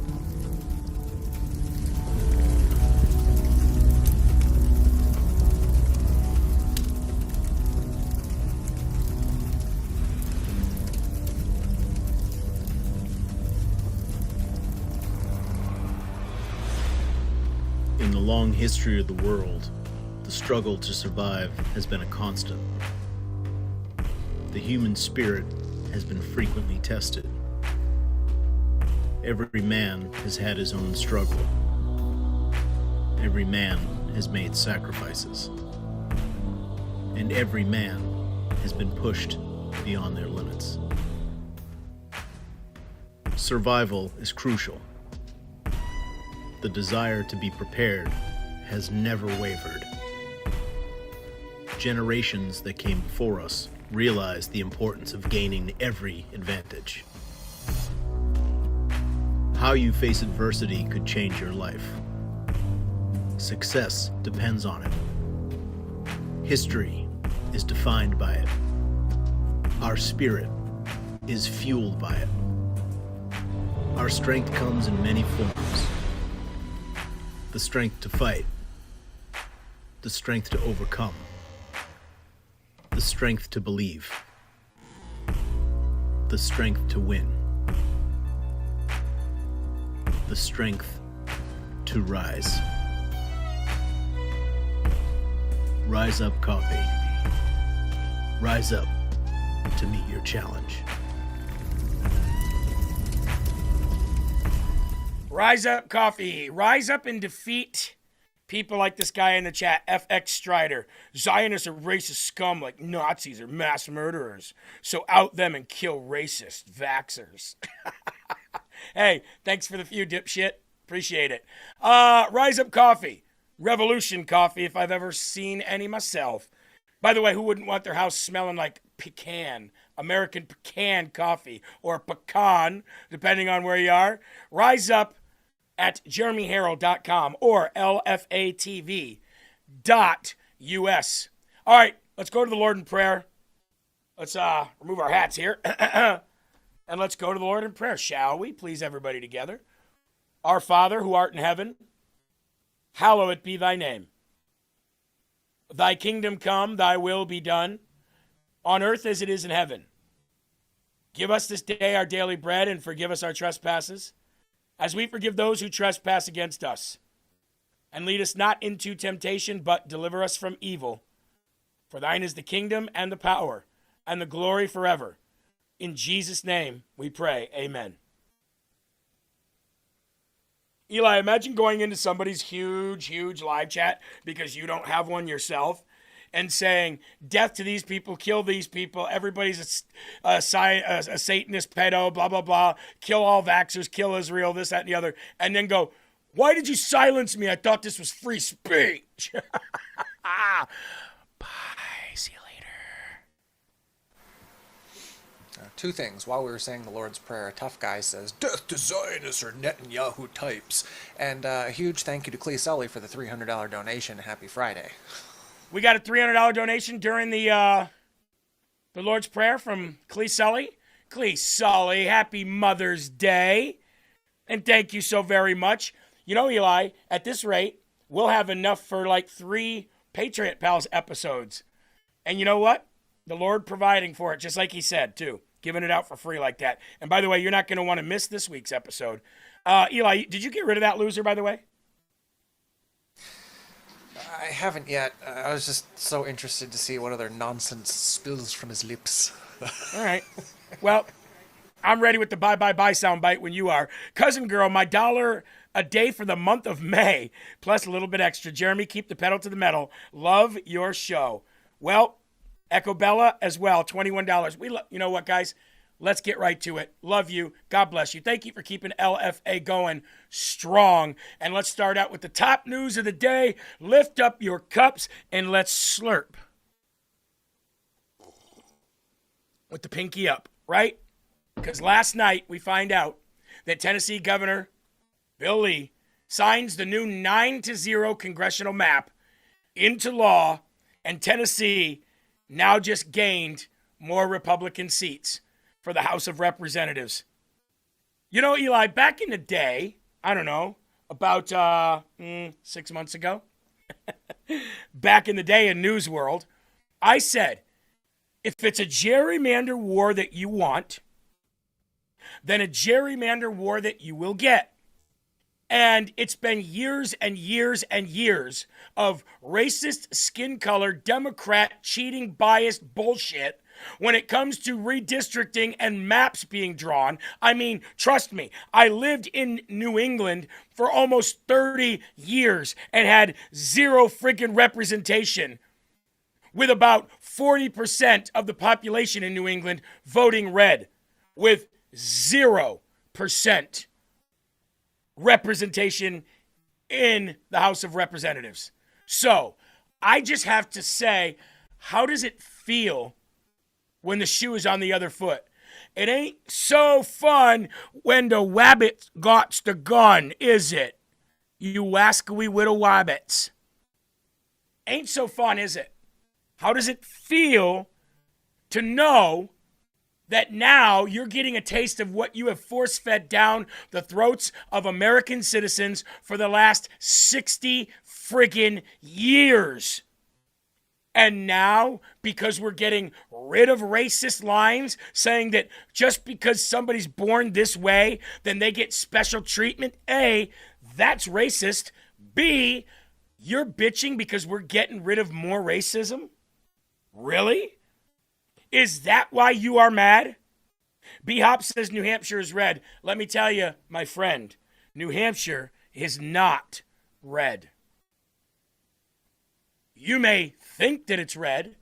It may have a red legislature and a red governor, but guess what? Do you know how long Vermont has had a Republican governor and is far from red? New Hampshire, when I was running for the U.S. House of for the State House Representative, and when I ran for county commissioner, the GOP party there told me that I had to accept abortion if I want to win. Does that sound red to you? Again, it is the illusion of red. There is nothing more rhino than New Hampshire.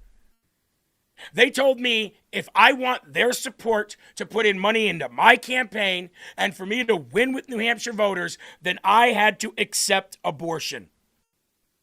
And when we stood on that debate stage, and it was me and all the other Republicans, and on the other side were all the Democrat counterparts, Every Republican in that line told me before we got up there, if you don't say this, we're not backing you. And as it went down the line, I was the second to last person. And every Republican said the same thing. Well, we've got a nice deal going on with the Democrats in the state.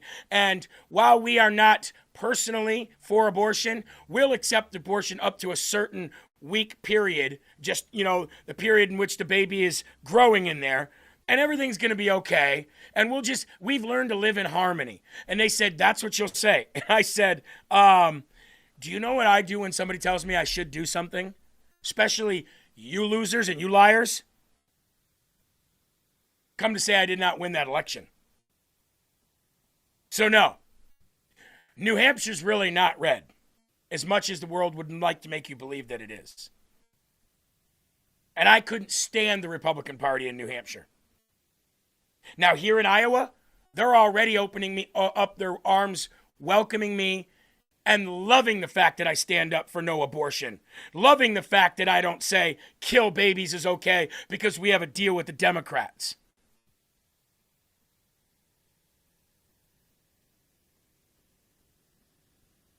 I could not believe what my ears were telling me. Fox Strider, love that you've been here for this long. Sorry that you feel the way you feel. We're going to go ahead and mute you now for this live stream. You know, when I was a kid, if you got in trouble, Eli, you had to go stand in the corner or get on your knees in the corner as punishment. Fox Strider, I just put you on your knees in the corner. I want you to shh and listen for a little bit. Okay? We're finally getting some actual representation. And do you know what that caused in Tennessee yesterday? Absolute freaking chaos. As the Tennessee Republicans passed the new congressional map, which eliminated the state's only Democrat black majority seats. I guess the empire really did strike back. And now they're screaming and crying, kicking and flailing.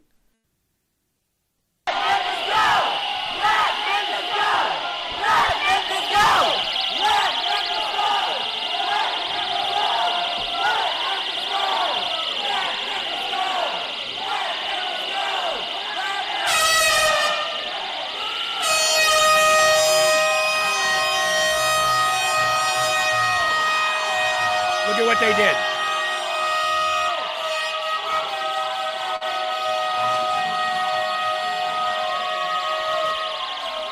Blowing horns. I'm going to turn it down. Blowing horns. Having those rape alarms go off really loud so that they can't hold session. Well, they held it anyway. Shame. Watch how they treat law enforcement too.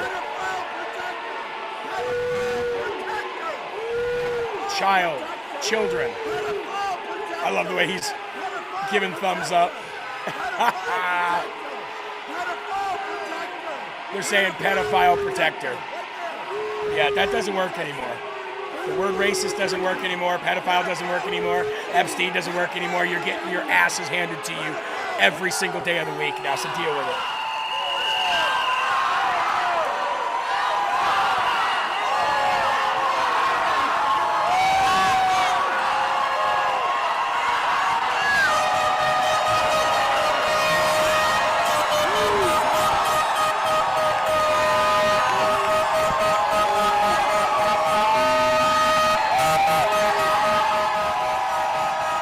Accomplishing absolutely nothing. That's a congressman right there, by the way, doing that. Look at all the retarded gay rainbow, stolen rainbow colors, Black Lives Matter, oh yeah.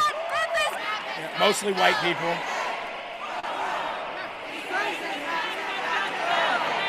These racist maps have got to go. Yeah, we agree. That's why we just got rid of them.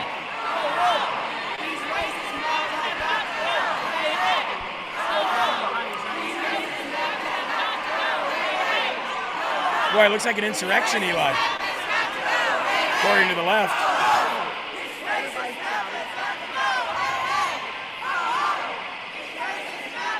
AB said retards gone wild. Absolutely. Absolutely. Accomplishing absolutely nothing, by the way. Nothing. It's like Eli says when your feelings get hurt. Nothing happened. Guess what? The racist maps did go, Eli. Hey, hey, ho, ho. The racist maps did go. Now, go out there and win on merit, and don't just go out there and expect to win based on the color of your skin, you stupid, petulant, retarded children. I'm so utterly sick and tired of this pedophile shit too. Please excuse my language. But they added a whole section to the fag flag for pedophiles. Yeah. They call them maps. But then they want to call Donald Trump one, and that's a bad thing, or whoever they deem bad. Yeah. I got a real quick example for you here. In this Boston Expo Comic-Con thing somebody shared, Mel Gibson got invited to the Comic-Con, and this guy's like, I'm just going to say it outright. I don't think Mel Gibson should have been invited for his anti-Semitic blah blah blah against my people type of crap. And Tom actually commented, let's only include people you deem fit to be at the show, right? So, I basically came in and said, is Alec Baldwin an acceptable? This person said, yeah, let's do that. It's called being an acceptable member of society. And I said, is Alec Baldwin an acceptable member of society who should be attending these cons? How about Jeffrey Jones from Ferris Bueller's Day Off, who's been invited to a few cons a few times now, and he's an actual kid diddler. And this scumbag actually came back with, yep, they're both acceptable because they're not trash human beings like Mel Gibson. I said, that's a pathetic response. Baldwin literally killed somebody in cold blood, and Jones is a convicted diddler. Guess that says a lot about you. And he goes, it says a lot about Mel Gibson too. I said, that doesn't make any sense. You're retarded, and I think you need your hard drives checked. Yeah. There's no, if you say that pedophile is an assigned sexual desire at birth, like LGBT, like you're born gay, then they can't help it. That's what they're literally, they're trying to fit pedophile into their umbrella. You don't reason with evil, folks. You don't negotiate with terrorists, and you don't try to reason with evil. You can pray for them, but you can also pray for a swift justice against them of the highest consequence for their treachery against God. Martin, you're recognized. Thank you, Mr. Speaker. Let's remind ourselves that while we're here in this special session... Mr. Trooper, please clear out that balcony over there. Please clear out the balcony. How about arrest them? Isn't this an insurrection? Look at what they're doing. They're trying to stop an official government proceeding. Leader Lambert yields the rest of his time. We're voting. We are voting on the bill. All those in favor of House Bill 7003 as amended, vote aye when the bell rings. Those opposed, vote no. Has every member voted? Does any member wish to change their vote? I love how they just kept going with it, though. I love it. We're not going to let you stop us. We're not going to play this game. We're just going to pass the bill. Oh, gangster. Mr. Clerk. Absolutely gangster. That's what you do. You don't let time waste. You don't let these people stop the session. Their whole thing is to disrupt and destroy, right? So whichever way they can stop this from happening, they'll do. They jumped on desks, for crying out loud, like animals. We will overcome. You did overcome. A long time ago. Most of you are elected officials right now. We will overcome. Well, overcome your ass right out in the parking lot, get into your Mercedes, and overcome your Mercedes all the way to your $1 million house and live in luxury then. What are you overcoming? Merit. We will overcome having merit by having skin color. That's retarded.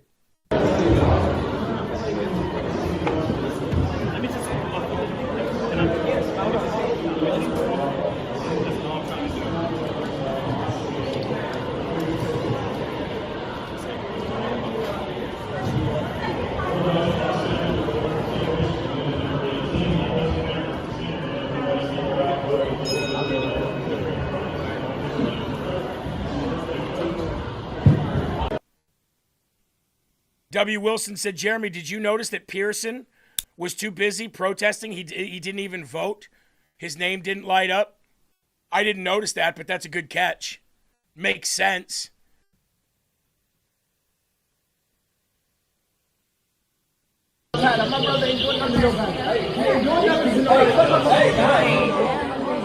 Watch this.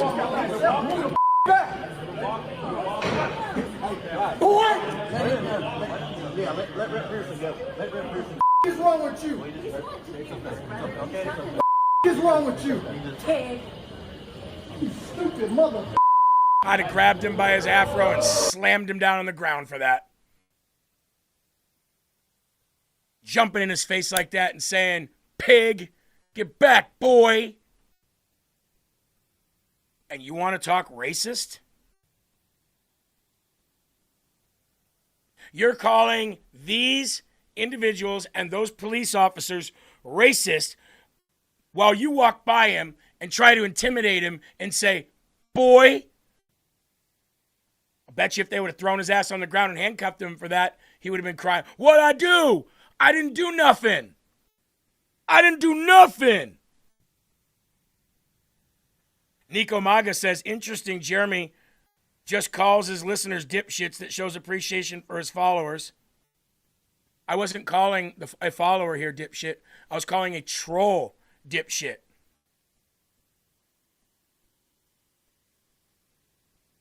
And yes, you can be a dipshit and still follow LFA TV. I'm sure there are plenty. I'm sure you're a dipshit sometimes. I'm sure I'm a dipshit sometimes. Oh no, not a word.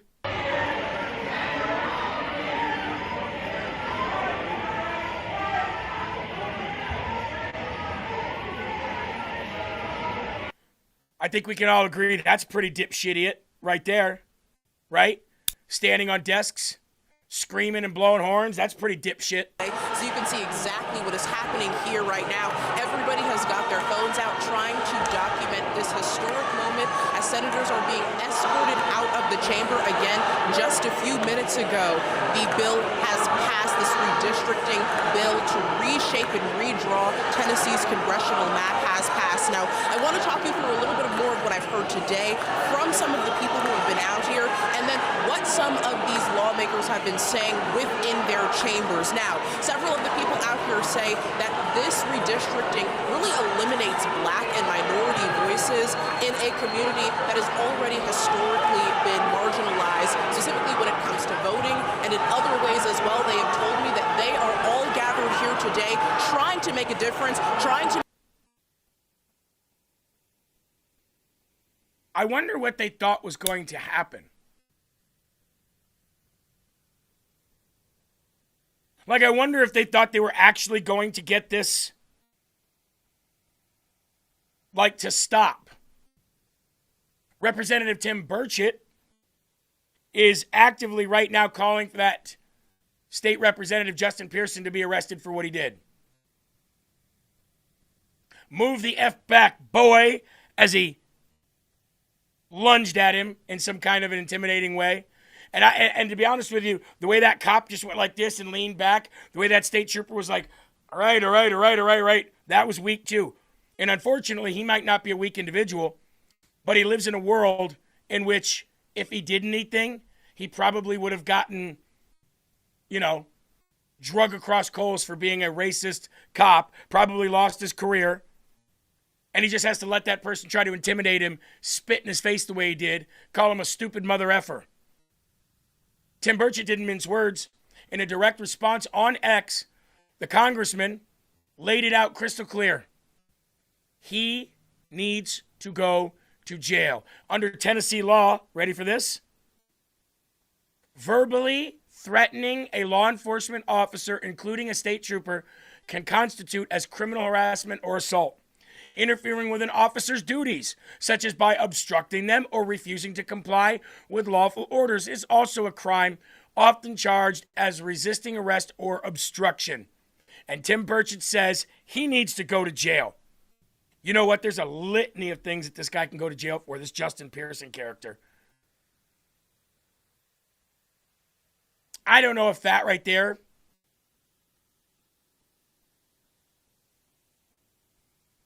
could be counted as assault, but it could be counted as not obeying a lawful order. It could count as disrupting police official business.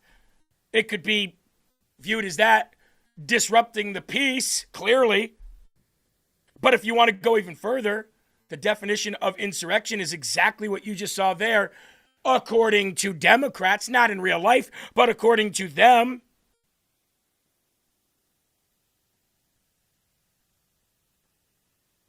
And I would have loved it if that cop said, he lunged at me. I didn't know if he was going to continue going. So the minute he lunged at me, I grabbed him and tried to just de-escalate and defend myself. Slam is exactly right. I will say this. Democrats tried to not allow this, but Repubs just had to try to be the good guys. If that was the other way around, every Republican there would have been in jail. Every single one of them. We seen it. We saw it. We seen it. Get back from me, boy. And then you have this character, Justin Jones, this idiot, this low IQ idiot, extremely low IQ, not just regular IQ, like super low IQ, burning a rebel flag as if that means anything today.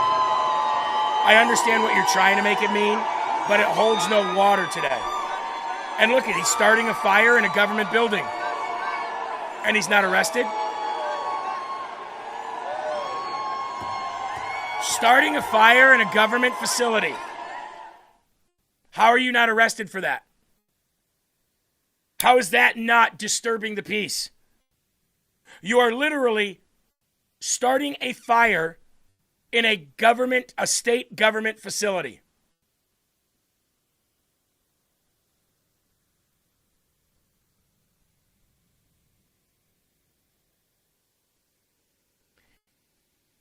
These people, the white and the black of this ideology,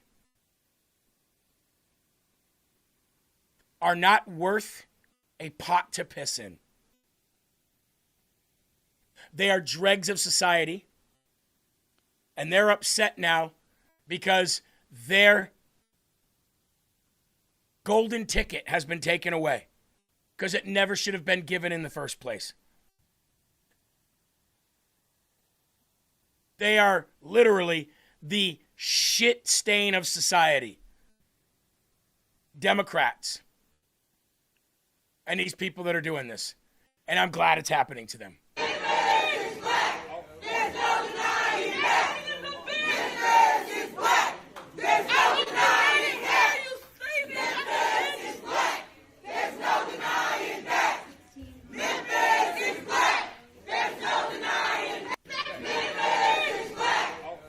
Here's the thing. If there was a law that Governor Lee signed into to law that said black people can't vote or black people can't run for office, I would be right down there with those black Democrats and the tons of white ones that are protesting, and I'd stand up right with them.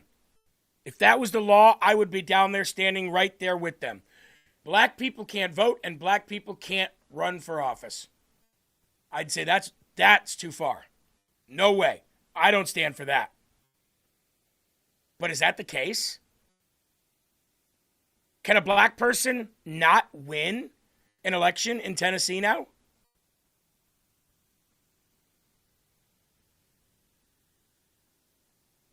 Well, I'll be damned. How do they not see the irony in all of this? They literally want the world to believe that they can no longer hold office because of congressional redistricting of maps. And not minor attracted people. We're talking about actual maps with topography and geography and, maps. Why can't a black person now hold office in Tennessee? I don't understand.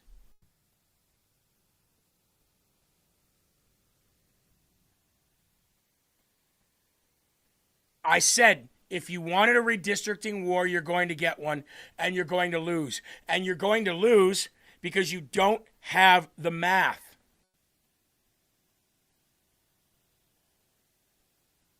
Did the left really and honestly believe? Miguel said, I bet it on Kalshi on the GOP holding the House. Good bet. Good bet. Hope you used LFA and got yourself a $10 credit.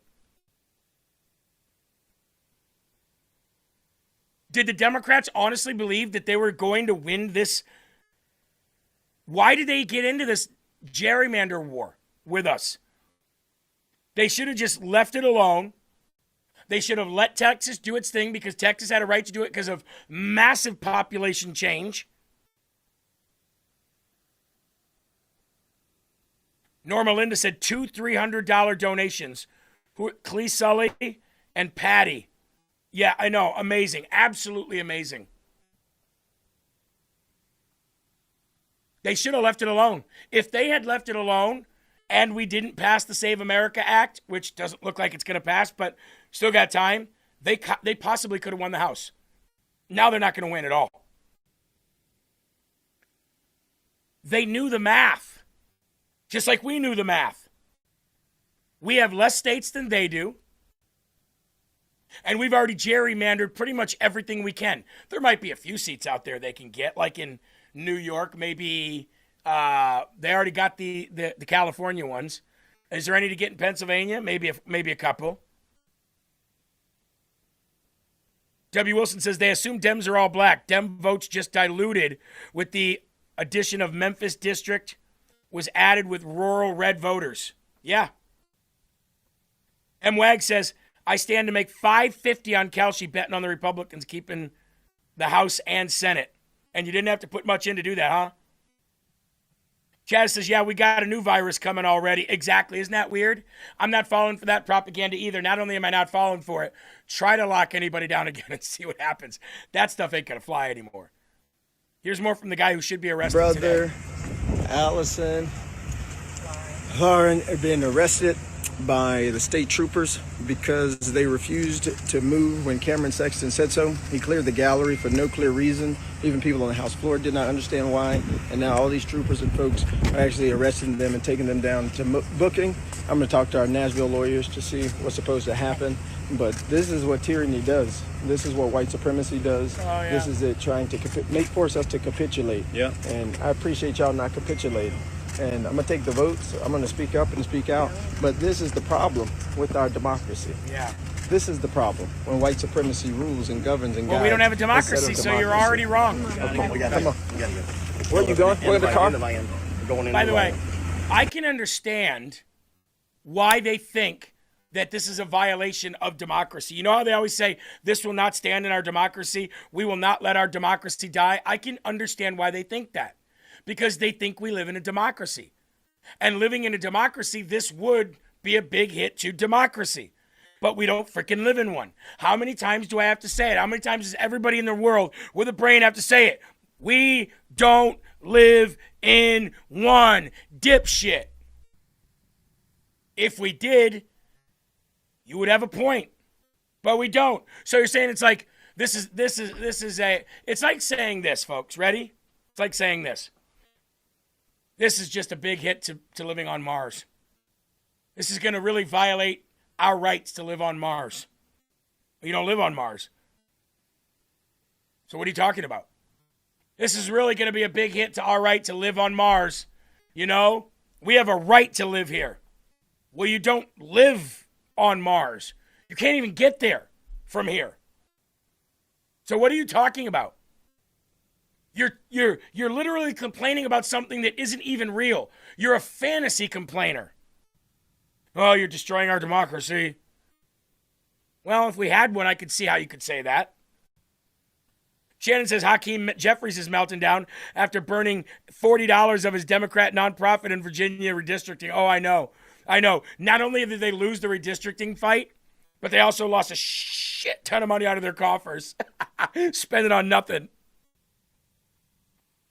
How we've been here before in different iterations. Are there moments in history, whether it's figures, incidents, events, that you look to either as a guidebook or as inspiration for what to do now?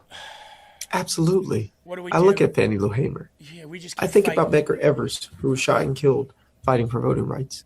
I think about Coretta Scott King, the first lady of the civil rights movement, who said, freedom must be won in every generation. I think about Dr. Martin Luther King Jr., obviously, who just at age 26 led one of the most successful economic boycotts in American history. At 26. As a cheater and a drug addict. And he was assassinated in the city where black representation is being stolen by the Nashville Republicans in Memphis, Tennessee. So what are you going to do about it? But I look back at I'll tell you, I was in Birmingham recently. Yeah, cool. And I thought about the Children's Crusade, high school students who would march because their parents could march or they lose their jobs. High school students who had their skin ripped off from the pressure of the water hoses as it knocked them into buildings. I think about them. You do? You think about them? Hey, let's find out here. Let's find out. How old, let's see here. How old is Justin Pearson of Tennessee? Let's find out. Let's see.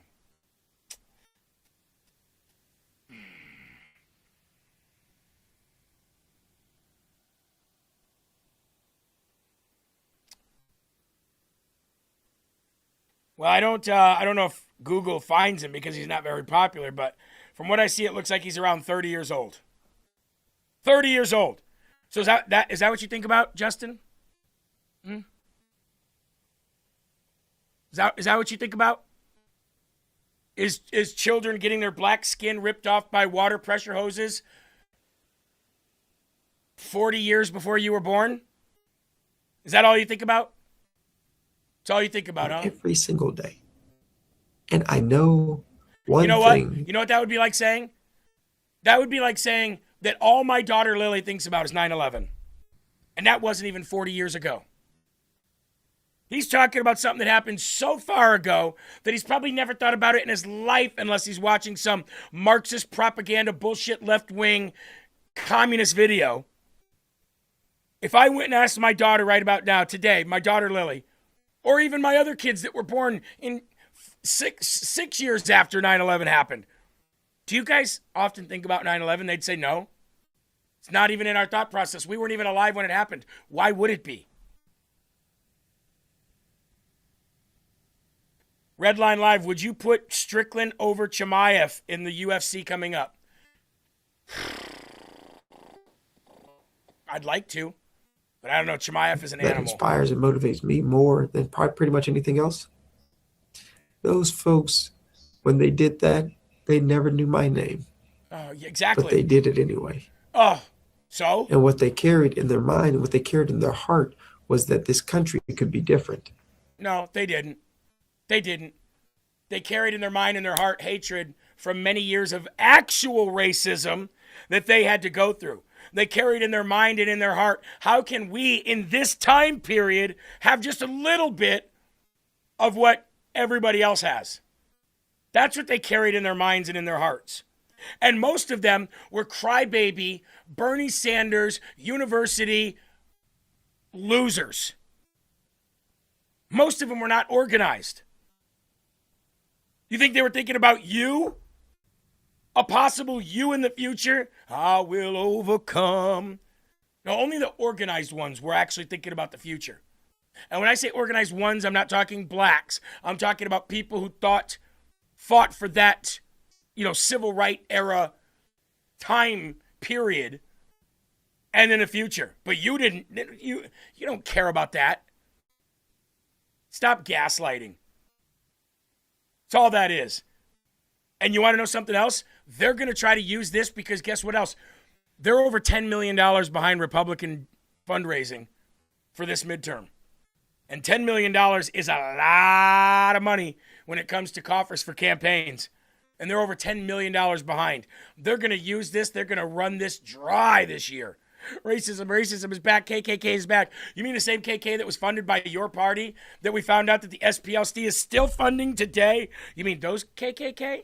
Here's Pramila Jayapal. Let's first talk about these actions by the president related to civil rights. Do you see them as isolated decisions, or do you see it part of a coordinated rollback of civil rights It's definitely part of a coordinated rollback, and we have seen this. We actually saw it outlined in Project 2025, and now we're seeing it be implemented in all these ways. I mean, in what world would you think that in 2026 it would be okay for federal workplaces to be segregated? That is literally what we're seeing now. They are taking away everything that has to do with protection of civil rights that people in this country fought for so long and won decades and decades ago. But you take that, Let me ask you a question. Who are rights given to us by? Does anybody want to answer that question? Who are our rights given to us by? God. If our rights can be taken away, then were they given by God?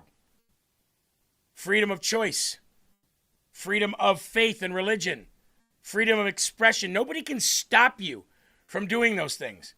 There are consequences to doing certain things, but nobody can stop you from doing those things. You know what can be taken away from you? Things that were given by men. And guess what? Racist districting was given to you by men, not by God. And now it's taken away. So stop saying it was a right when it wasn't. Ridiculous. Start acting right. All right, ladies and gentlemen, I want to talk to you before we move on about our friends over at Rumble Wallet. Rumble Wallet has actually been a pretty revolutionary idea that Rumble had. And like if you look at your phone, right? Look at my phone. You have Google Wallet, right? Right there, if you use Google Wallet. And what that does is it keeps like all of your airplane, if you're flying, it keeps all your airplane tickets in there. You can keep concert tickets in there. You can keep your credit card numbers in there so you can tap your phone, all that stuff. Well, Rumble Wallet, being the disruptor that they are, came out with this technology that allowed you to consolidate and combine your digital currency into one wallet so that you can use it like that, so that you can donate to creators without a middleman or any percentage taken. Right? Because it's not dealing in dollars. So if you've got Bitcoin or crypto or Tether US Gold or Tether Gold on the blockchain, you can actually manage it right from Rumble Wallet. Now, if you're watching on TV, grab your phone and click that QR code or go to wallet.rumble.com. That's wallet.rumble.com, or go to your Play Store, Apple or Android, and download it for free. Keep it on your phone, okay? Because I don't know about you guys, but I do like the fact that digital currency, not centralized, belongs to you and nobody's involved in it. Now, I didn't have digital currency until Rumble Wallet came. And then I got it because people wanted to donate to me in digital currency. So now I actually have Rumble Wallet and I have some digital currency. So thank you guys for that. Download yours today, Rumble Wallet at wallet.rumble.com. And a big shout out to Rumble. That's an actual cool product, by the way. A really cool product. So thank you for that sponsorship. And for you guys out there who use it, let us know how you like it. All right? All right, moving right along here. We've got Josh Cedar joining us here in about 55 minutes. Now, if you need a reminder of who Josh Cedar is, well, you know what? Best thing for me to do? You guys have seen this, right? I want to pull up our Rumble page for you. Just so you guys, in case you've never seen this. So this, if you go to LFA TV on Rumble, this is what you see, right? Our front page, right? And this is us live right here, right now. Okay? These are the past shows this morning. There was Rise Up. There was Fan Mail Friday with Misfit Patriot. Here was Sean's. Now, if you go down here, there's short clips. See this? If you've never shifted through these short clips, do so. You'll love it. Okay? And then the shows continue down here. So these were, the shows before Rumble, before Rise Up this morning. As you can see, we got the Patriot Palace cartoon in there. But this right here is Josh Cedar. Just in case you guys don't know who he is. Where's the sound? Oh, there's the sound up there. Okay. Okay, I'm looking for the queer people of color self-defense. ATV. Hey, yeah, do you work here? Okay, I'm looking for the queer people of color self-defense class. Is that in the strip mall? Yeah, it's right here. Oh, okay. I tried the door and it looked like no one was there. Yeah, it's inside. Okay. I saw on the flyer it says that trans people fight for half off. That's right. Okay, so do I just pay you the discounted rate or? You're not a person of color. Excuse me, bigot? I am trans-pigmented. I was assigned white skin at birth by my parents' bigoted doctor, but I identify as African-American. White? He's got the beard, comb, brush. Black. I just explained to you I'm trans-pigmented. You're not trans-pigment phobic, are you? No, I'm not. Not at all. Okay, so what's the issue? Whatever you're doing here is going to confuse the kids.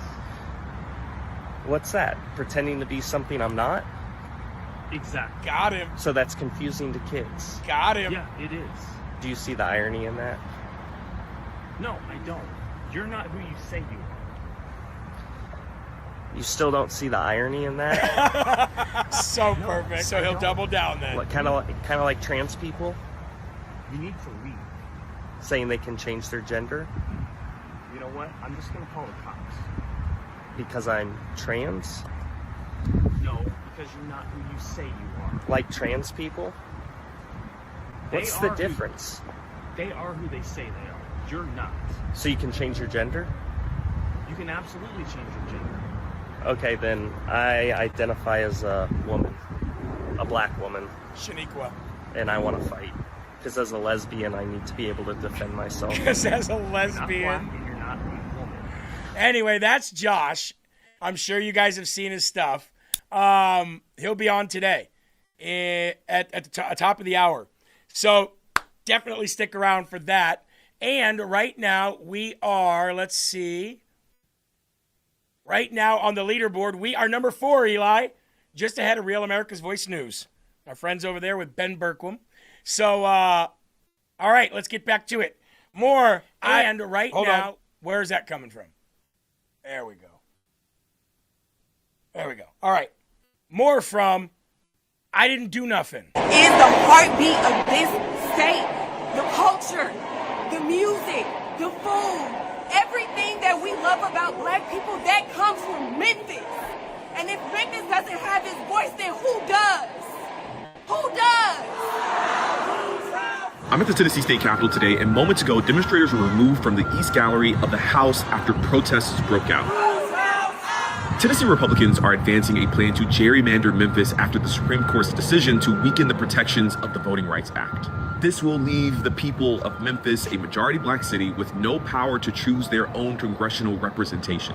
Your racist maps won't silence us. Your racist maps can't silence us. Not only are we going to fight today, we're going to continue to fight. This is just the beginning. You haven't seen or heard the last of us yet. Is that a threat? What's your message to the people of District 9? My message to the people of District 9 is hold tight. We are here for you, the Equity Alliance.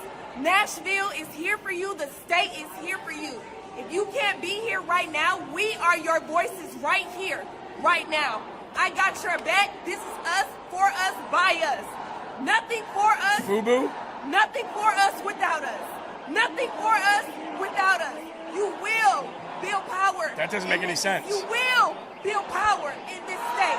Hold on, that doesn't make any sense. Nothing for us without us. I got the for us, by us. I remember FUBU. Eli, you remember FUBU, right? Back in the day? White people walking around wearing that with do-rags, and it's like, you know what that means, right? It was for us, by us, from black people. And you're, okay. I was always more of a champion guy myself, but yeah, I remember FUBU. FUBU, not FUBAR. That's what just happened to the racist maps. In Tennessee, South Carolina, Virginia. FUBAR is that, but for us, by us, FUBU. But again, moving on. They want to silence our voices. How? If you're running for office, then just go knock on doors and campaign like everybody else does. If you want to win that election, then you need people to vote for you. If you are a black person in Tennessee, then go let your voice be heard and go vote. I don't understand why you think you're being silenced just because the racist map is gone. It means you're not given. See, these people, Eli, they live and thrive off DEI. They are so used to, it's like if you raise a kid spoiled and you give the kid everything, and then you're like, they're 16 years old and they're little assholes and they can't take no for an answer and they roll their eyes at everything and they're like, we just want. For decades, these people have just been given seats in the House because they're black. Now you actually have to work off merit and earn it, and they don't want to do that. They just want it. That's what that is. That is DEI. Yep. That's one of the main things I'm really sick and tired of about America is that it's probably been like 20, 25 years now that Americans have lost that mentality, that pride in earning something. You know, I did this. I can be proud of this. Doesn't exist anymore. Just give it to me because I deserve it, because I'm alive, because I breathe. The American dream is supposed to be work hard for something, earn something, build and earn and earn and earn as much as you want or can, and then do decent things with it if you earn a lot. AOC was on air yesterday, Eli, saying it's not possible to earn $1 billion. You know that? It's not possible to earn $1 billion. She said it's not possible to earn $1 billion. That if you got $1 billion, you did it by doing some shady stuff, or you disenfranchised people, or you stole from people, or you inherited some by this person and compounded it and gave and made people work for less money than you should have, and that's how you gain. She said it's not possible to actually earn $1 billion. That kind of mindset is where we are in America today. That's what these people think. Cool story, AOC. Now do insider trading from congressmen and women who are worth millions now. Yeah. Is that possible? Is it possible to get millions off of that? I don't know everything about everybody's finances, but I do believe, Eli, that Donald Trump became a multimillionaire and then had to file bankruptcy. Got everything back and some. I believe he's gone through at least 2 or 3 different kinds of bankruptcy. And that's another thing that a lot of people don't understand, finances. They don't understand that there's different kinds of bankruptcies. Bankruptcies that where you have to liquidate everything and give everything that you get off that to the banks and do a start over. There's bankruptcies inside corporations, inside companies that allow the company to continue to go, but you have to give it a portion of your profits for the next 5 years, whatever it is. There's so many different titles of bankruptcy, and people don't understand that either. Just like, oh, Trump went bankrupt. He's not a good businessman. No, he's a good businessman because he filed bankruptcy, idiot. Eli, do me a favor. Go to YouTube and pull up Dame Dash versus Charlemagne the God. Now, Dame Dash actually helped build Rockefeller Records with Jay-Z back in the 90s and early 2000s. Dame Dash was the businessman behind Jay-Z building such a big company, Def Jam and all that.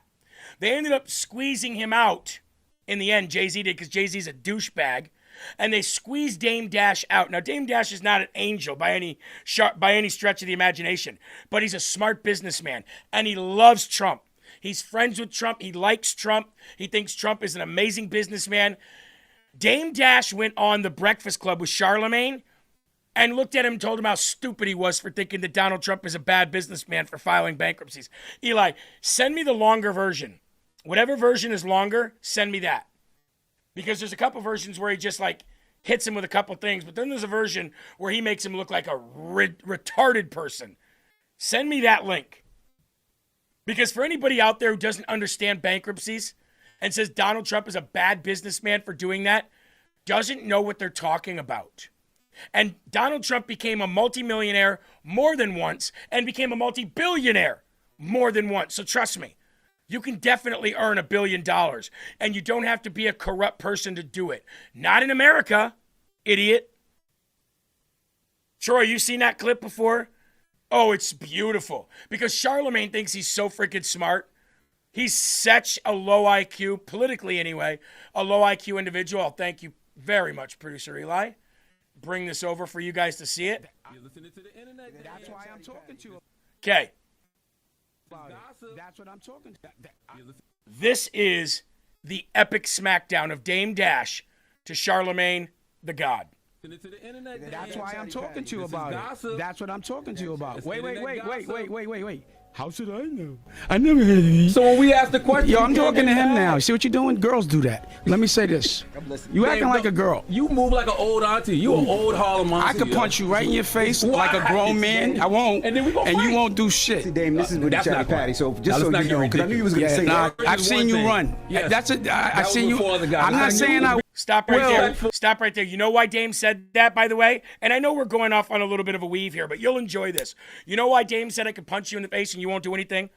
Because somebody did that to Charlemagne out in the streets of New York when he wasn't behind the camera, when he wasn't behind the radio microphone, and real people got up in his face and tried to jump him, and he ran like a coward. That's why. I'm saying no. Then your version of respectful is different than mine. We were on the street right now, and you were talking like that. I would have fucked you up. But I'm not gonna do that. Nah, I wouldn't have got beat up. But I wouldn't have got beat up. Let's end this. So let me say one more thing before I leave. I had so many questions. All right. Oh, you're right. How you want to leave? You can't get in your emotions and want to leave, Dame. No, Eli, I'm not sure this is the video I was looking for. I was looking for the video where they were talking about Trump. So I'll continue to play this, and hopefully it's in there. But it needs to be the one about Trump. What I'm saying is when you interrupt me and you say certain things, where I'm from, the masculine man will fuck you up. Yeah, sorry about that. Wait, let me finish. No, I didn't. I said I didn't say I said I could, and you wouldn't do anything. And we gonna fight. I didn't see that on tape. You ran. Yeah, because it was 4 guys, but that's cool. Wait, ask what happened when 30 guys jumped me. Respect. I got that ass whipping, but I fucked. Yeah, this isn't what I'm looking for, Eli. This ain't what I'm looking for. Let's see. Maybe it's later on in here. Tarantino right now. Now you hurt. Yeah, no, this isn't the one. It's the one over Trump. Send me that one. In the meantime, we'll move on. Sorry about all that language. In the other clip that I'm looking for, there's not all that crazy language. But he's talking about Trump being an idiot because he's broke, because he's filed bankruptcies, and he must have stole the money to get it or whatever. Ridiculous. Somebody just talked about Mamdanian billionaires. Yeah, we're going to get there in actually about 3 episodes. In about 3 stories. But right now, the Department of Justice is investigating 36 school districts for secretly pushing. Eli, if you can't find it, just tell me you can't find it. I'll find it. I know where. I'll find it somewhere. 36 Illinois school districts for secretly pushing transgender ideology and gender transition on kids behind parents' backs. They're going to get it sooner or later. They're going to learn sooner or later. The federal probe announced by the DOJ's Civil Rights Division on Thursday is also looking into whether these districts are allowing biological males into biological girls' locker rooms and bathrooms and sports teams, which would be in a direct violation of Title IX and basic child safety. That's another thing. It endangers child's lives. When you let them compete against boys, it endangers child's lives. But he still was known as a terrible businessman, actually a con man. Do you know how confidently dumb you sound? You're saying it's bad that he went bankrupt 6 times. He's a billionaire and he's the president, and you still not a terrible businessman and con artist. Are you known as a good businessman? I don't know. Okay, well, you make a lot of money? No. So you've been doing this every day your whole life and you're not making no money? Nope. And like you, Dan. No, you're not like me. What you mean? You say you don't have. Do you have a family office? office? I bet my house is bigger than yours. I bet all my houses are bigger than you. I bet I have a better. How old are you? Yeah, the actual clip goes a little longer than that too. I'll have to find that and play it for you guys another day. But they get into really talking about the Donald Trump thing, and it's pretty incredible. All right, getting back to the other stuff. The DOJ said it will be investigating, right here, The DOJ said it will be investigating whether the schools are promoting sexual orientation and gender ideology to students, and if they notified parents to allow them to opt out. The investigation will examine whether these Illinois school districts, which are recipients of hundreds of thousands of dollars of taxpayer funding, are adhering to the Title IX of the Education Amendments of 1972 and the Supreme Court's extensive precedents on parental rights, and recently reiterated in Mirabelli versus Bonte. Let's get to this video here. So there, these states like California and Illinois, you want to lose more federal money? Keep going. Donald Trump has beat you in court almost every time over what you're trying to fight for. Illegals, ICE being able to do things, ICE detainers, ICE being in neighborhoods.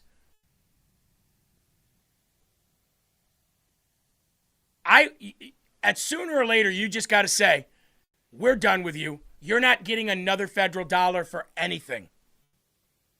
Enjoy that. And we're not also going to let a federal judge tell us that we need to give you money either, because we don't. Bankrupt these states into submission. I'm telling you, the only money that they rely on is money from the federal government because illegals aren't giving them the taxes they need. And they're raising taxes on the rich, and the rich are flocking to Texas, South Carolina, Florida, Alabama, Arkansas. That's where the rich people are leaving to. And they're about to leave New York City in droves. Prosecutors say they helped children change genders without telling their parents. The review is also looking at whether the districts violated parents' right to opt their child out of lessons on gender and sexuality. Senior correspondent Mike Tobin reports from Chicago. Mike, this just keeps happening. Yeah, and Harris, if Illinois schools are transitioning students without the consent or knowledge of their parents, the Department of Justice is going to find out about it. As you mentioned, the DOJ has launched an investigation into some 36 schools in Illinois. The investigation is going to probe whether the schools are pushing woke agenda on the students, particularly if they're pushing sexual orientation and gender ideology. Now, the investigation will examine if parents have been notified about how sexual orientation and gender ideology is being presented to the students, whether parents are being kept in the dark about a child taking on another gender, and whether students are forced into locker rooms and bathrooms with a person born the opposite gender. Assistant Attorney General Harmeet Dillon tells Fox News parents have a right to know the curriculum being presented to their kids. If the schools are mandating this and not allowing parents the opportunity to opt out of content that may be inappropriate for them based on religion or values, they would be afoul of that Supreme Court precedent. And so we have reason to believe that these school districts in Illinois are not obeying the law. Now, Illinois Governor J.B. Pritzker dismissed the new investigation as a sham aimed at punishing states President Trump does not like. Democrat Illinois Senator Dick Durbin said if President Trump cared about students, he would reverse a decision to dismantle the Department of Education and stop attacking the rights of LGBTQ students. The ACLU says the Trump administration is wrongly interpreting federal law. Now, Assistant Attorney General Dillon says the state may be forcing this curriculum on the school, and therefore federal intervention will be needed to stop what she calls an illegal practice. Well, at least we might have an attorney general that will do something about it this time, right? Pam Bondi wouldn't have done anything. She would have gone on Fox News right there, and she would have said, nobody's above the law. When we find out who this is and what they're doing, you know who it is. It's 36 schools that are still teaching this stuff, that are still allowing this stuff to happen, pull their federal funding, file charges on the superintendent, the school board, the principal, and every teacher that's doing it, and then tell us the outcome. We have filed criminal charges on X, Y, and Z for continuing endangering children's lives. Because what they're doing is child endangerment, guys. Speaking of child endangerment, how many people have taken a Disney cruise lately? And no, we're not talking about the hantavirus because the hantavirus is not real. Nobody's getting sick and dying from a virus that are bringing it to the United States. It's the only thing that these people got left. It's the only thing that they've got left. They can't fight Donald Trump anymore, so they're going to try to bring in some stupid virus again. Right? Our star Jeremy, did you say earlier that the Save America Act was not going to pass? No, I did not. New virus coming right before the midterms, NL Goldie says. Isn't that amazing? Right before. And look, it came at the last biggest election that these guys could do this with and get away with it was when they stole 2020. They couldn't turn around and do it again in 2024. But now they've got nothing left. I don't know who it was in the chat that said they've got nothing left but this, so they're going to come out with it again. They're going to try to do it again. Speaking of cruises and children and endangerment, multiple Disney Cruise Line employees were among 28 foreign crew members that were just taken into custody by U.S. Customs and Border Protection child sexual exploitation operation. Disney, more child exploitation. Between April 23rd and April 27th of this year, CBP agents boarded at least 5 cruise ships docked in San Diego, including a Disney vessel, and arrested 28 crew members for receiving and possessing and transporting, distributing, or viewing child sexual abuse material. Of the 28 arrested, 27 were confirmed to be involved in these sickening crimes. The suspects were primarily from the Philippines, and one from Portugal, and one from Indonesia. Their visas were immediately revoked, and they were immediately removed from the United States of America. Quote, "We have zero tolerance policy for this type of behavior and fully cooperated with law enforcement. While the majority of these individuals were not from our cruise line, those who were are no longer with the company," a Disney spokesperson told the California Post.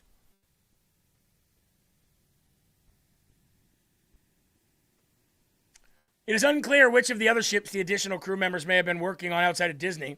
Passengers aboard a Disney cruise ship docking in San Diego were stunned as they documented multiple employees getting arrested last month. Vacationers watched as immigration officials cuffed several employees on the Disney Magic ship while it was being unloaded. Passenger Dharmi Mehta took a video of the moment, saying one of those detained was her server. Prior to the news about the arrests, were allegedly for several immigration rights groups who were up in arms about the Disney arrests. Imagine that. Civil rights, immigrant civil rights groups, profiting organizations were mad at the arrests. Imagine being mad that a bunch of pedophiles just got arrested off of a frickin' Disney cruise ship where there's nothing but kids. That's what I'm talking about. Those are the people that there's no talking to. Those are the people that there's no debating with, negotiating with. Wood chipper, goodbye, see you later. I'm furious at those arrests. Oh, really? Initial reports incorrectly suggested that the operation was related to immigration enforcement or ICE raids, which it was not. However, CBP did later clarify that the operation specifically targeted alleged child exploitation offenses, not immigration violations. The shocking arrests have fueled renewed concerns about criminal activity aboard international cruise operations, where many employees work under foreign visas and move frequently between countries and ports. Oh, can we also add in the Disney part? You know, the other day, my daughter and I, Lily, she was in studio, and me and her and Eli were filming the Patriot Pals episode for tomorrow, which, by the way, you're not going to want to miss. It's so great. Honoring the women of World War II, since it's Mother's Day weekend. You're going to love it. And my daughter and I were in here, and I was recording, and she didn't know that I was recording. And we were just in here kind of warming up and messing around, and the screen behind me, I had different, different locations, like on a cruise ship with a hot tub, or not a cruise ship, a yacht with a hot tub, and, walking the streets of these different places, going to a haunted house, and we're just sitting here, laughing and having a good time. And I recorded the whole thing and I posted it on my Facebook page for everybody to see. But in that video, she goes, I go, "Where can we go next, Lily?" And we were pretending we were going to, wherever it was on the TV. She goes, I have an idea. Let's go to Disneyland. I said, no. We're not going to go to Disneyland, honey. The only thing I could say to her at this age is Disneyland is not as fun as a lot of people say it is. So you know. She's like, okay, let's go to a haunted house. And then,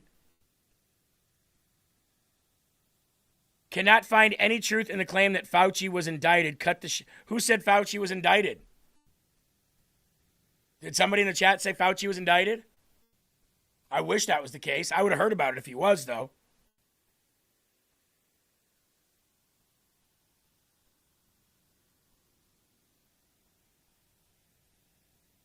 Yeah, I didn't see that. 430 out of 435 voted to continue support for Israel. AIPAC runs the House, says Glenn Dean. Hey, Glenn, we're going to do a segment in here pretty soon about how much Qatar actually owns congressmen, and it's far more than AIPAC. AIPAC doesn't own anything, my friend. And we should continue support for Israel. Why? Because they're an ally. Just like we support every other ally. Should we support from every ally? How come you're not mad, Dean, about the $3 billion a year that we give to the Taliban? Does the Taliban also run Congress? Because we give them just shy, what was it, Eli, $2.8 billion? $2.8 billion we give to the Taliban.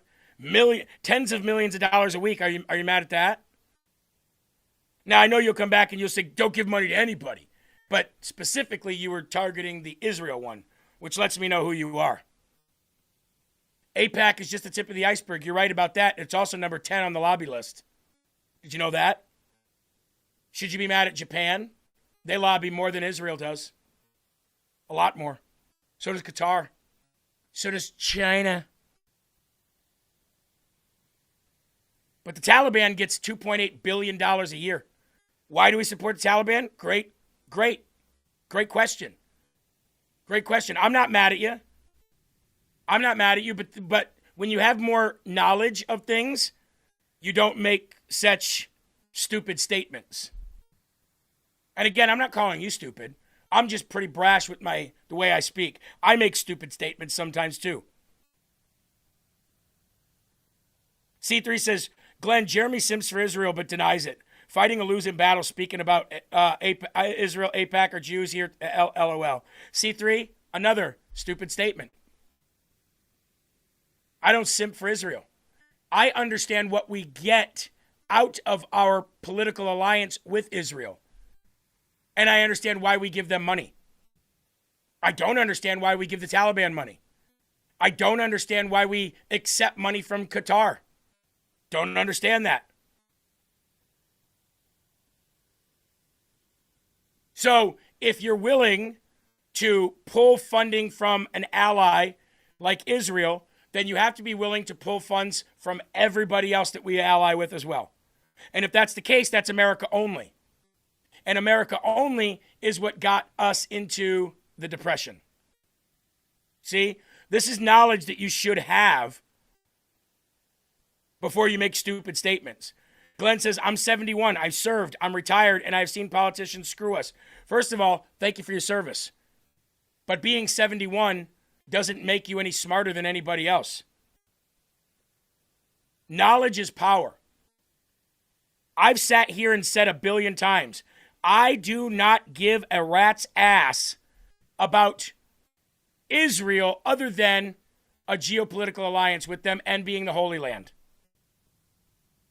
I know that a majority of Israelis look down on a lot of people.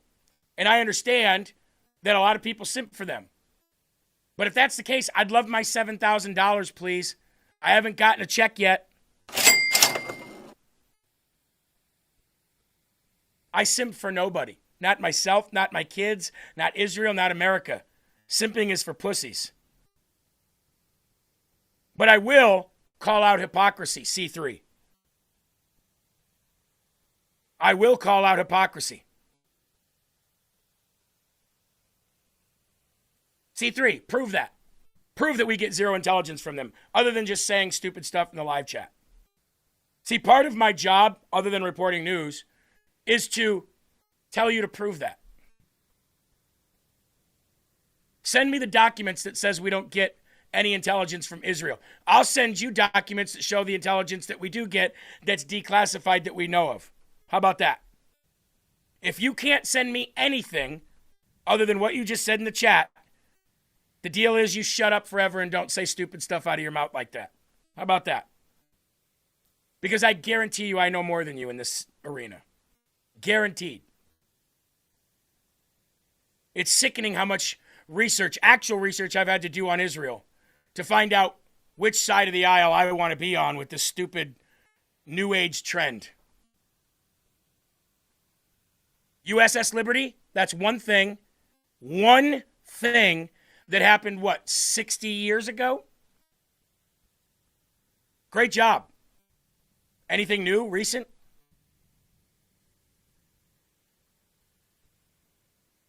C3 said they are proof. No, they're not proof. No, they're not. We never claimed to or not to get that information from Israel. That was George Bush. That was Colin Powell. And that was Dick Cheney telling you lies that they wanted to tell you to go in and finish Daddy's war. That had nothing to do with Israel. You don't know whether Israel gave them or didn't give them information about WMDs. You don't know that. You're just saying that because that's what Dan Blizzerin said, or that's what you saw on the internet. C3, do you think that every time we lose an American citizen that Israel should have been able to stop that by giving us proper information? So you say because we lose anybody that Israel must be bad because we didn't get the information how to stop it? Well, if that's the case, how come we couldn't stop October 7th for them?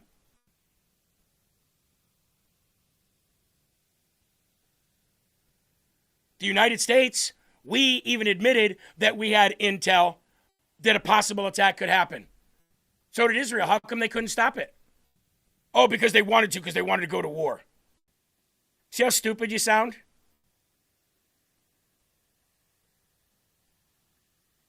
And you don't have to ask Bibi Netanyahu if Iran was getting close to having nukes. Don't have to ask that. All you have to do is read the intelligence report from every single country in the area and around the region, even their allies, who said that they had them. So, I'll move on from that. It gets very tiring arguing with idiots. There's a good book by Glenn Beck called Arguing with Idiots. Some of you should read it. I don't care whether we have an allied partnership with Israel or not. That could end tomorrow, and I'd be happy with that. That's fine. I don't care. I care about people like you only targeting Israel and not the other countries that do far worse and lobby far more. I could care less about Israel. We could dump them tomorrow as an ally, and I'd be like, fend for yourselves. Enjoy the Middle East. I could care less. And if Israel controlled everything, Eli, I'll ask this one question before I move on. If Israel controlled the world, why does the Gaza Strip still exist and is full of Palestinians? Isn't it like this big? Shouldn't they be able to wipe that out pretty easy?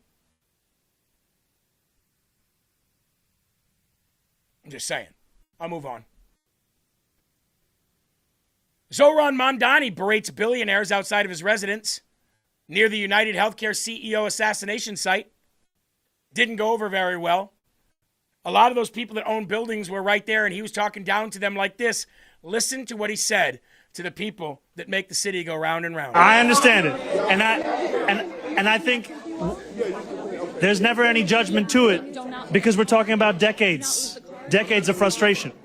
And people want to know that life is going to be different moving forward. Look, I think you've heard it in the man's question from earlier, which is the fact that there have been a number of false dawns in this city when it comes to actually listening to tenants. I do not begrudge any tenant their frustration.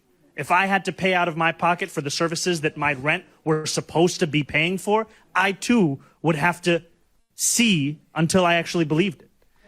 And the point, as you've heard from other elected officials here as well as myself, is that this is a new administration.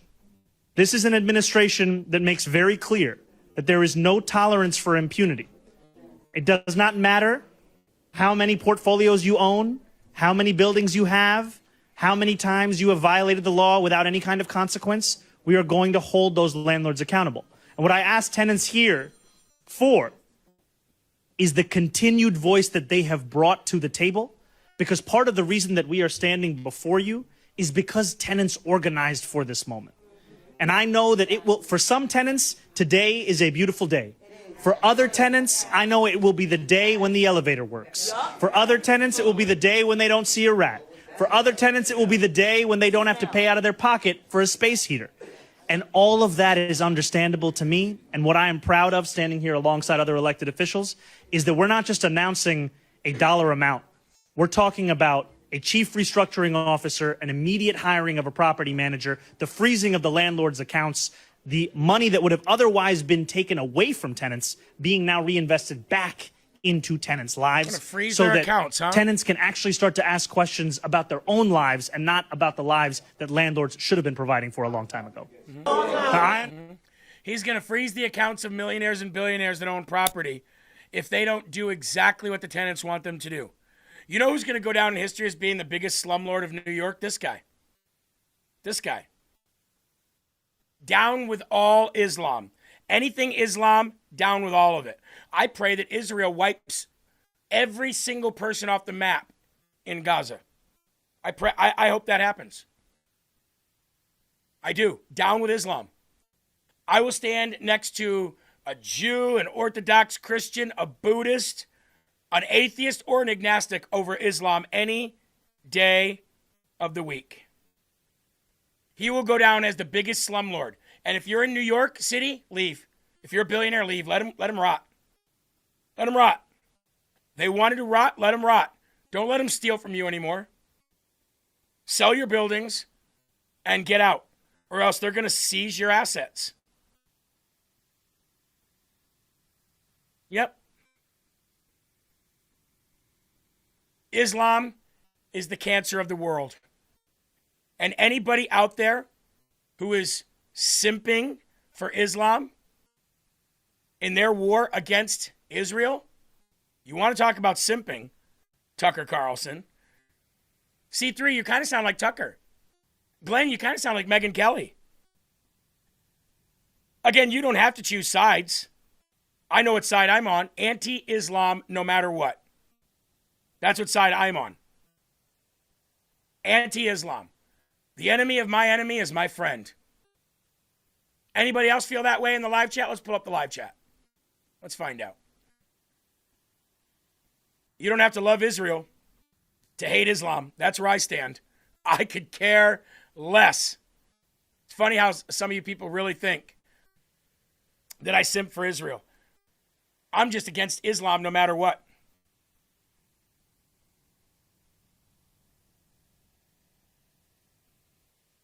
C3 said, I love the show. Best for American political news. However, geopolitical is biased. Absolutely it is.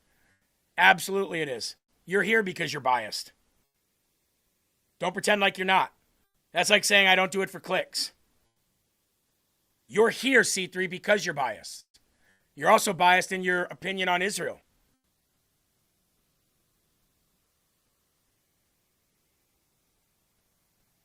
Look at that. Vast majority of the people here are against Islam. Yeah, so is the Bible, by the way. So is the Bible. The Bible speaks about false prophets quite a bit and talks about exactly the characteristics of what Islam embodies. B.A. Palumbo, I hate Islam. So do I. Absolutely. Look at that. At least 99.9% of the people in here have brains. And two things can be true at the same time. You can love LFA. You can love the way that the news gets delivered here. You can love the way we stand up for this country. And at the same time, you can simp for Islam. Which is weird, I know. But it's what you don't understand is you're simping for Islam by default because of your biased hate towards Israel. And it is biased hate because you will never acknowledge the many, many, many other PACs in many, many other countries that do far worse to this country than theirs.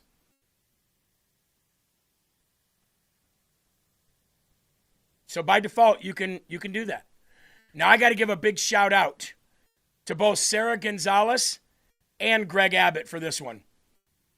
Talking about Islam never, Sarah Gonzalez put this out. Governor Greg Abbott's office has sent a letter to the city of Grand Prairie threatening to pull their public safety grants if they don't cancel the planned Muslim-only water park day. Citing state and federal statutes relating to civil rights and non-discrimination, if the city does not comply by May 11th, they will be required to repay the $530,000 they received from the state. Look at that, folks. We made a fuss. We made noise. And now that thing is done. Your third annual shit, that ain't happening. Go to a park and do it on your own. How about that? Go stand outside, eat your halal meat, and pray towards Mecca or Medina or wherever it is to your stupid false pedophile god. Great news. Great news on the home front, ladies and gentlemen. Got a video for you. According to the city. Well, fast forward today, Governor Greg Abbott sent. It's all about. Boom. Water park, and this is after the governor got involved, threatened to pull more than $500,000 in funding. The governor claims the event was advertised as Muslim only.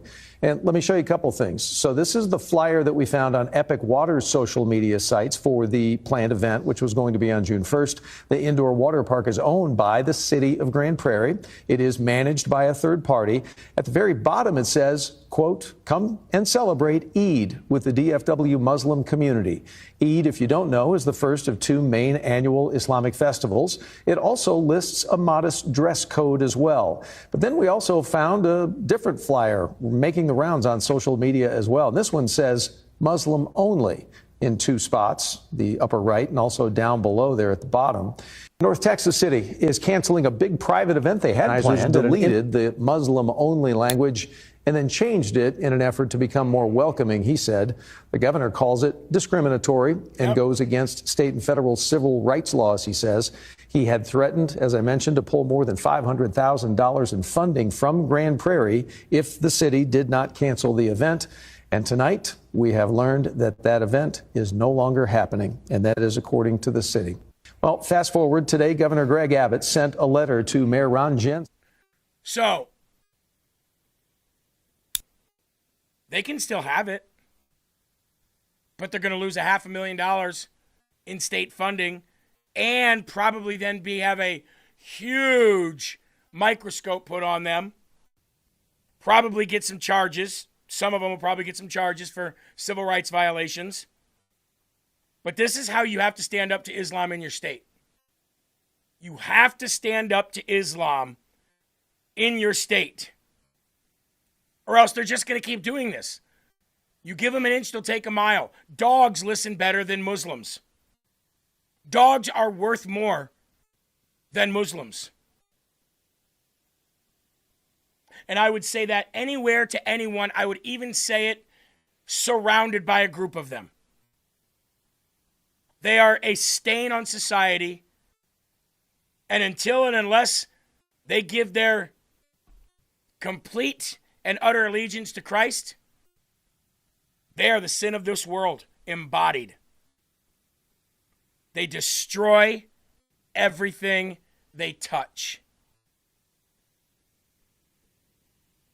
Getting to Qatar. Concerns grow. Thank you, C. Michaels. God bless you. Appreciate that so very much. Concerns grow over Qatar's influence in American universities and politics amid terrorism funding allegations. You don't say. Qatar? No. But the Jews. But the Jews. Qatar's extensive financial ties to American university and politics and its connection to Islamic terror groups prompts calls for legislative action to protect national security and academic integrity.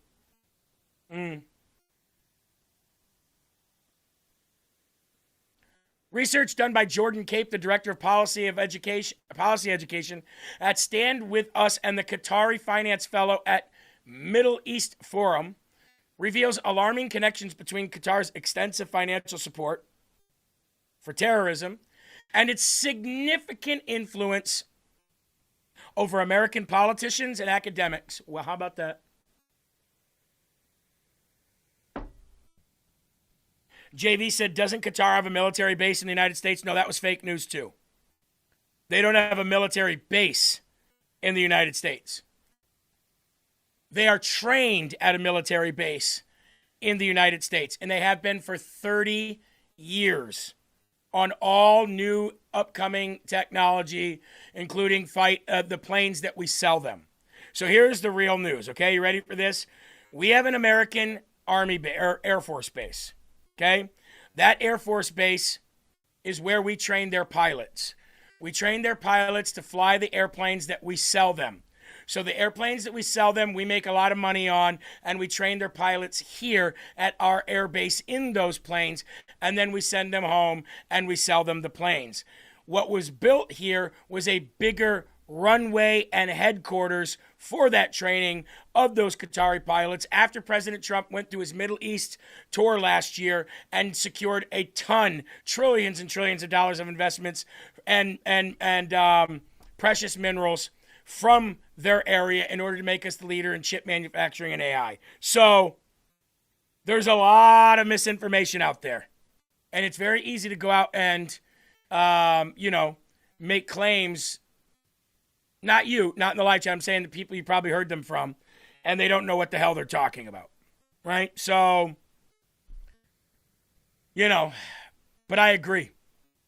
Qatar has got a major influence. I mean, look at Tucker.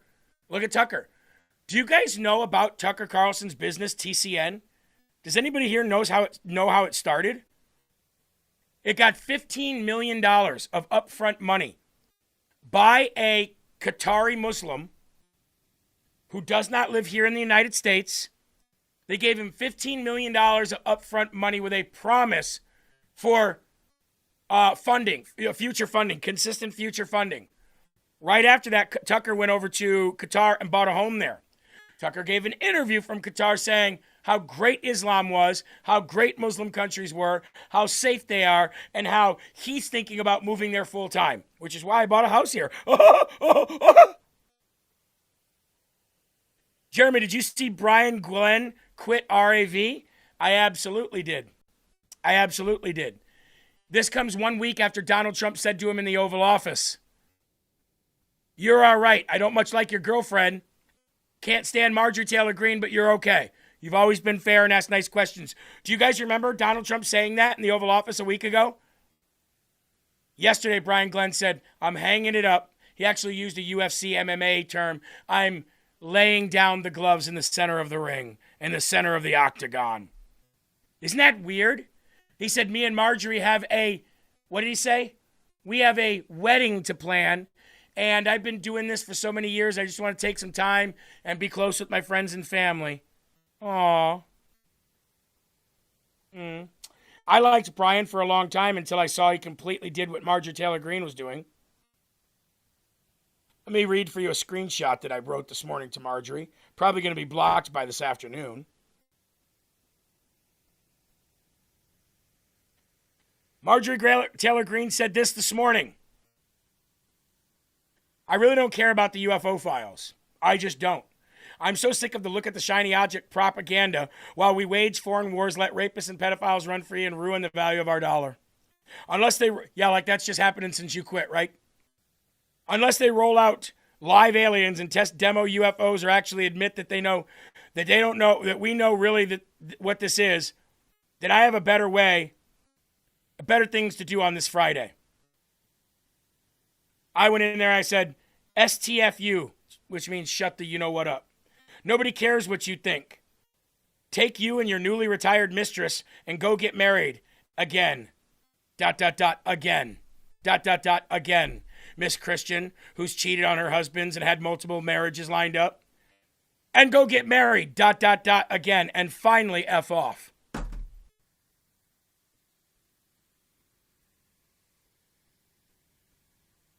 What's the matter, Brian? Tucking your tail between your legs and running? Because Donald Trump said something bad about your girlfriend in the Oval Office?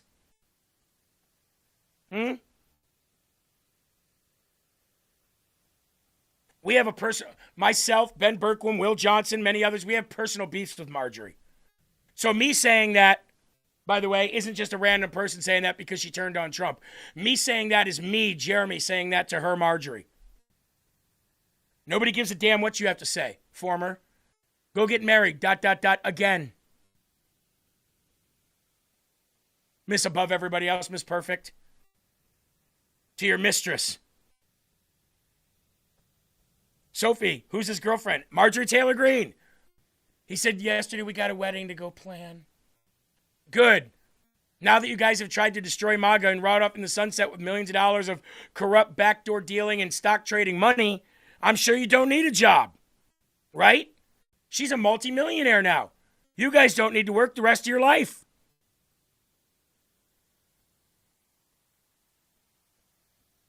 Matter of fact, since somebody brought it up, it's Friday. We kind of go with the flow here, ladies and gentlemen, on Friday.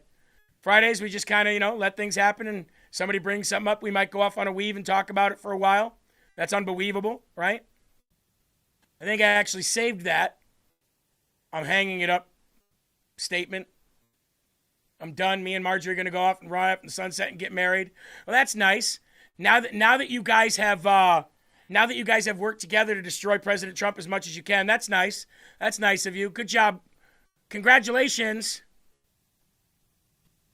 Yeah, good afternoon, Eric. It's a little bit of sad, and it's a little bit of happy as well, as this has been really the only life I've known, chasing the news, being in front of the camera, a lot of times behind the camera, and especially in the last 7-8 years following President Trump, being kind of the MAGA mouthpiece, if you will, for the Trump America First agenda. But this past Sunday, sitting at home in Georgia, I decided that it's time to, and I'll use a MMA reference, it's time to leave the gloves in the ring and walk away from what I really consider it's been a great career. It's been a great time with Real America's Voice. It's been fantastic working with you. I started this thing back in 1989, Eric, and my very first gig, believe it or not, was to put on a peacock outfit for Merv Griffin at a promotion that we had for all of the game shows that he is a mastermind behind. And to think that, I'm just keeping an eye on Tom Holman, by the way, and to think that you fast forward how many years that is later, that I would stand here in front of the White House and follow President Trump like I've been doing. Yeah, 37 years. Thank you. It's been amazing. And I've witnessed some great moments in MAGA history. I can't even count, Eric, the number of rallies, hundreds, without a doubt, hundreds and hundreds of events, non-rallies, court cases. After the 2020 election, when there were so many discrepancies, I'm proud to say that I was probably the first, MAGA conservative reporter that really followed the 2020 election. Well, yeah. Anyway, hey, Brian Glenn, I got something here for you. It goes a little something like this.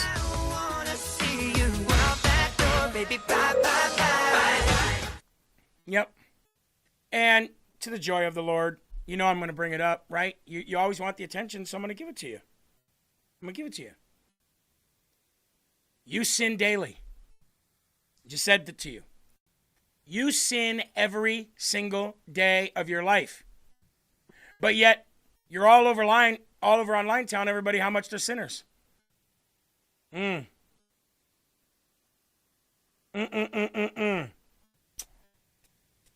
that log out of your eye, sweetie. You know what I'm saying? All right. The moment you've all been waiting for. Actually, I've been waiting for this moment for quite a while, too. I've been a fan for quite a while. It takes a special talent to be able to troll and to be able to do it with such finesse. And I got to welcome Josh Cedar to the program. How you doing, buddy?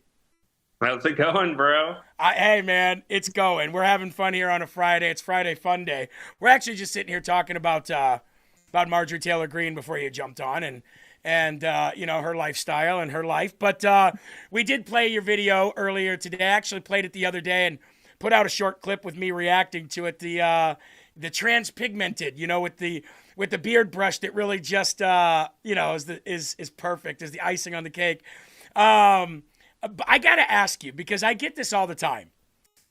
Is every one of these actually real, or do you just do some of them that are kind of planned and just for awareness? Like, I get that question all the time. Yeah, so I believe strongly in Poe's law, and obviously Poe's law states that, social media kind of blurs the lines between what's real and what's scripted. And of course, I would never try to impute to somebody or tell someone or dictate to them what they should think or what they should believe. That's for the left, right? I leave that to the left. They like omertas. They like telling people what to do. They like telling us how to think. So I never speak on anything that has to do with my interactions with people. I want everyone watching to read what they want into it. If they think I'm a fraud and a con artist, let them believe that. If they think this could be a real interaction, but they're a little skeptical about it, that's fine too. I am not everybody's cup of tea, and people can decide for their own what they want to think. I'm out there at these protests, getting into it with people. It's very difficult for me to understand how skeptics could think that I fake everything. When I did the trans troll in 2024, I had millions of people saying that I was using green screen and that I wasn't really outside. I had millions of people saying I was using AI and CGI and faking everything. So I think the trans cult, they are the kings or the queens of faking everything. So I'm going to give them the trophy for that. Amen.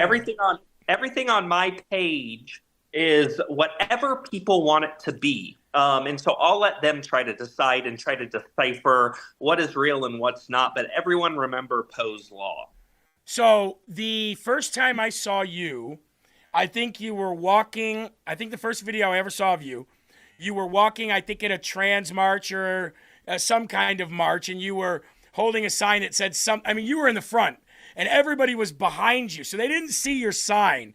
And you said something like, "These people are idiots," or something. I can't remember exactly what was on the sign, but you're like marching and doing this, and they're like with you, and then you turn the sign around, and it was just the greatest video. What were you doing in that video? Where was that? Yeah, well, I'm the Pied Piper of leading people, and I think the left leads people astray. And what lots of people have noted is that I tend to hold a mirror up to the left. I just did an interview with Laura Trump entitled exactly that, Josh Sider holding a mirror up to the left. So I want the left to see themselves in me, whether I'm dressed up in an Indian headdress with feathers, looking ridiculous like they do when they pretend to be women, or whether I'm leading a march, or whether I have a double-sided sign. I want them to see how disingenuous and duplicitous they are. And so I think a lot of people see that my skits always employ kind of a Uno reverse. They always employ kind of holding a mirror up to things or using reverse logic or reductio ad absurdum to get to a point. And that's largely what I do, is utilizing reductio ad absurdum to show how ridiculous the left quote-unquote logic is.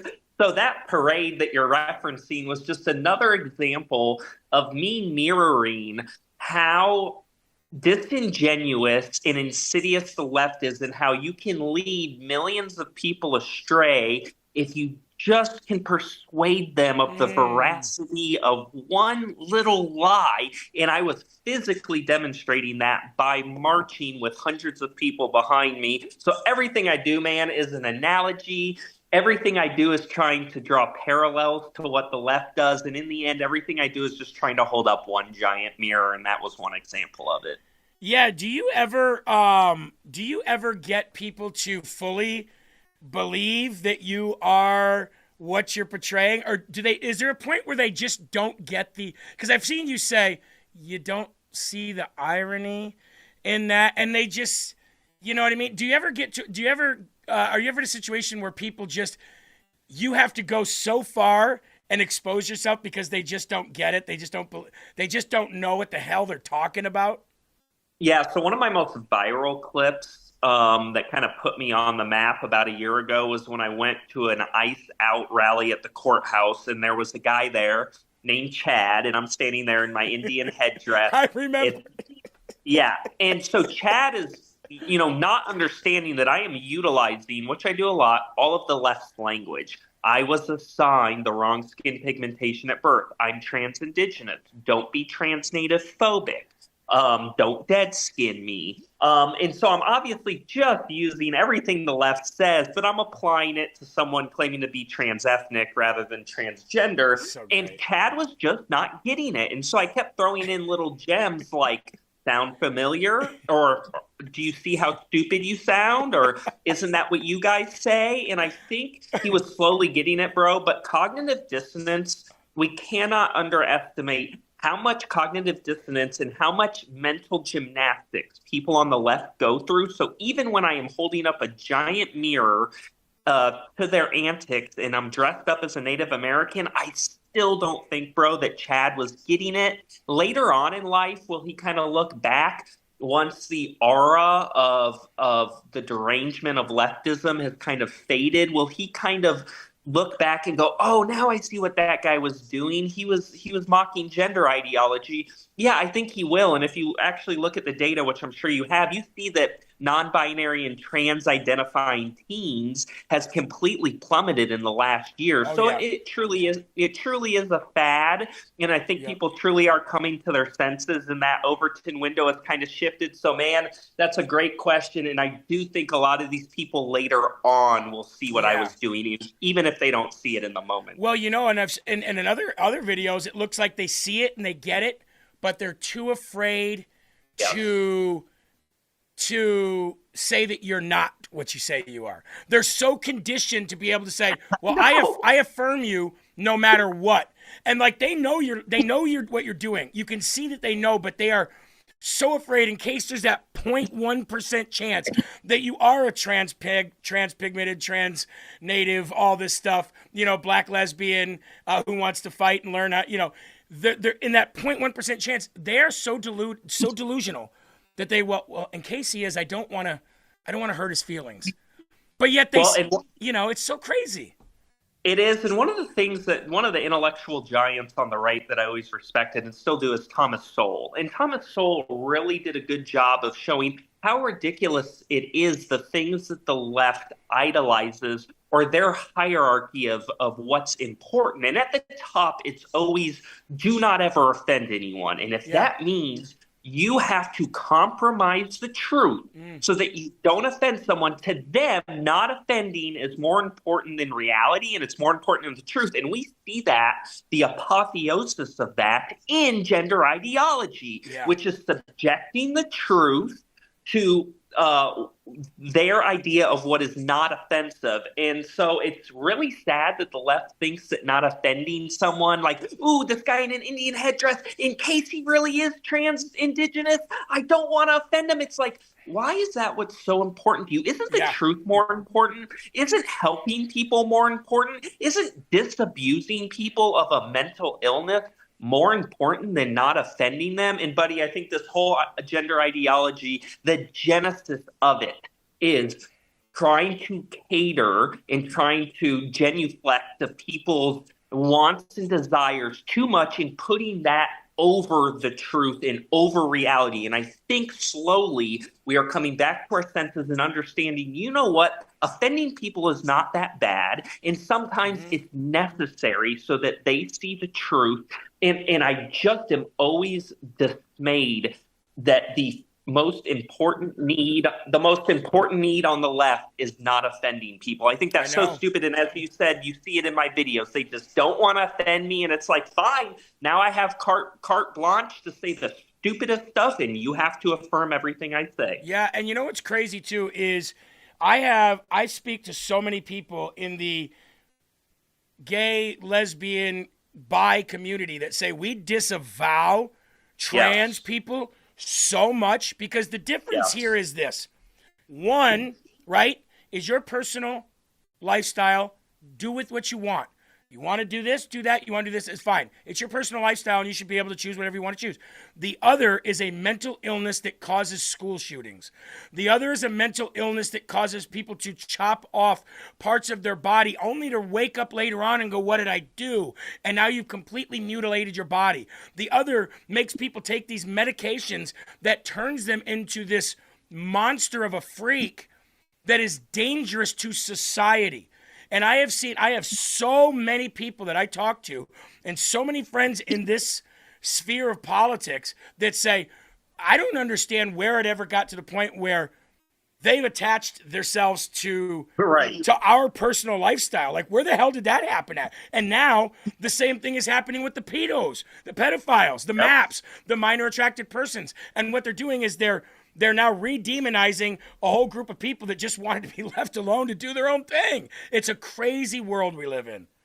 And that's really what it is. You know, in 20 years, we went from, hey, let people do what they want and don't bother them, get out of people's bedrooms, right?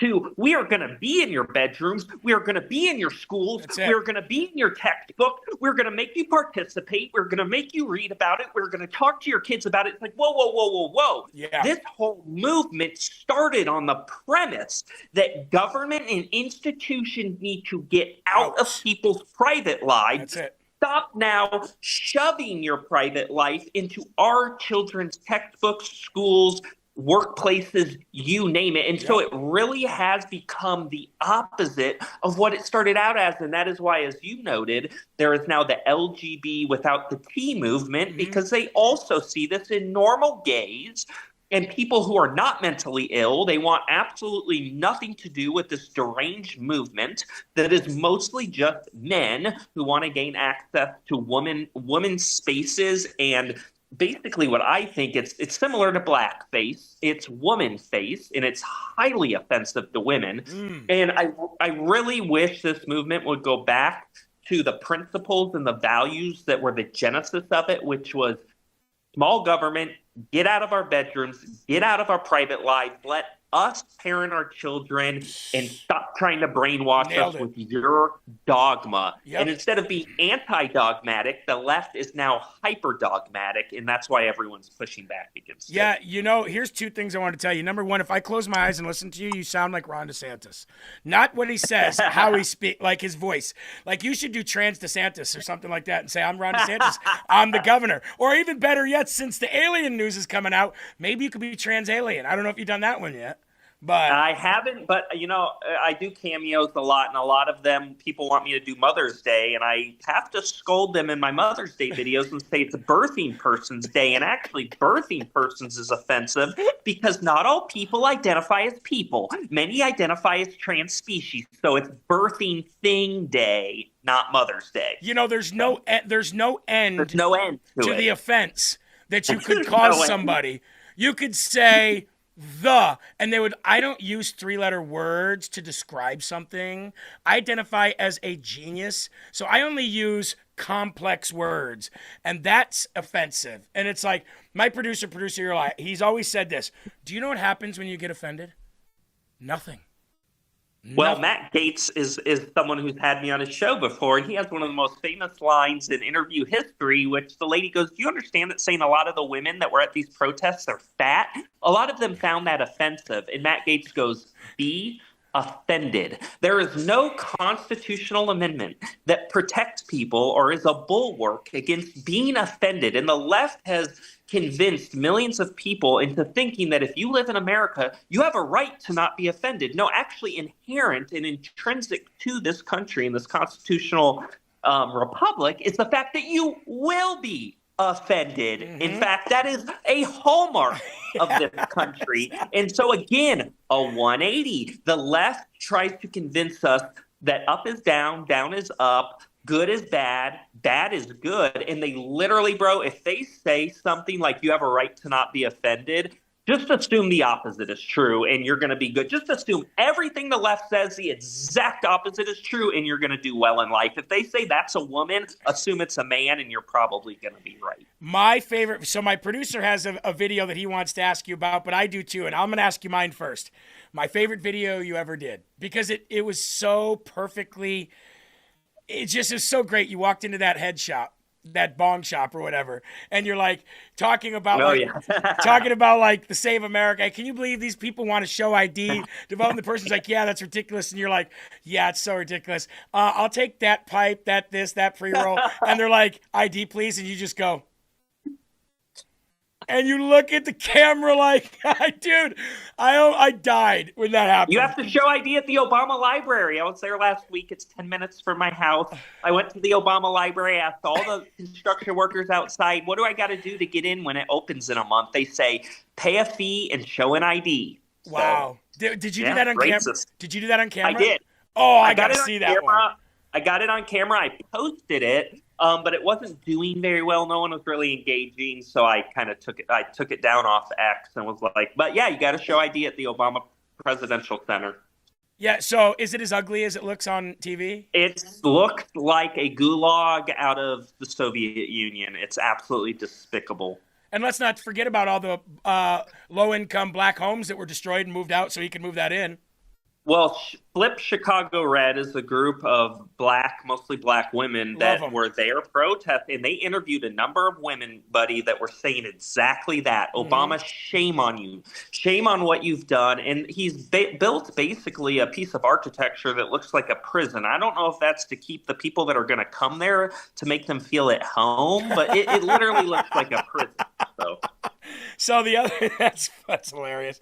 So the other one was my producer said that we thought we had lost you when you were invited into that woman's home.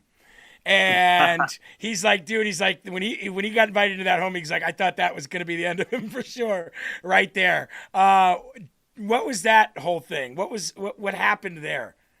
Like, did you go in? Yeah, so if we're thinking of the same thing, sometimes people invite me inside their house. They don't want to talk outside. It was cold in Chicago when I was doing most of my first 50 or 60 of these. It was like 15 degrees, man. I'm in a T-shirt.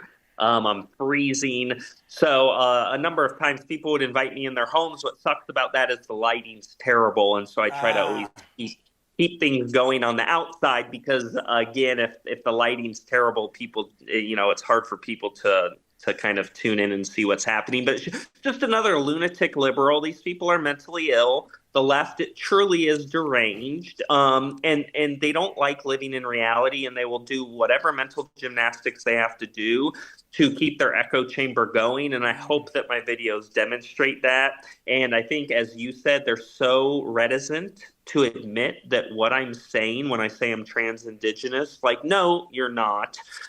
They're so reticent to call me out. And I think that shows just the amount of cognitive dissonance that's going through these people's heads. Before you came on in the first hour of the show, we were talking about political satire and how today it seems to get the message out more than any short clip that a news station puts out.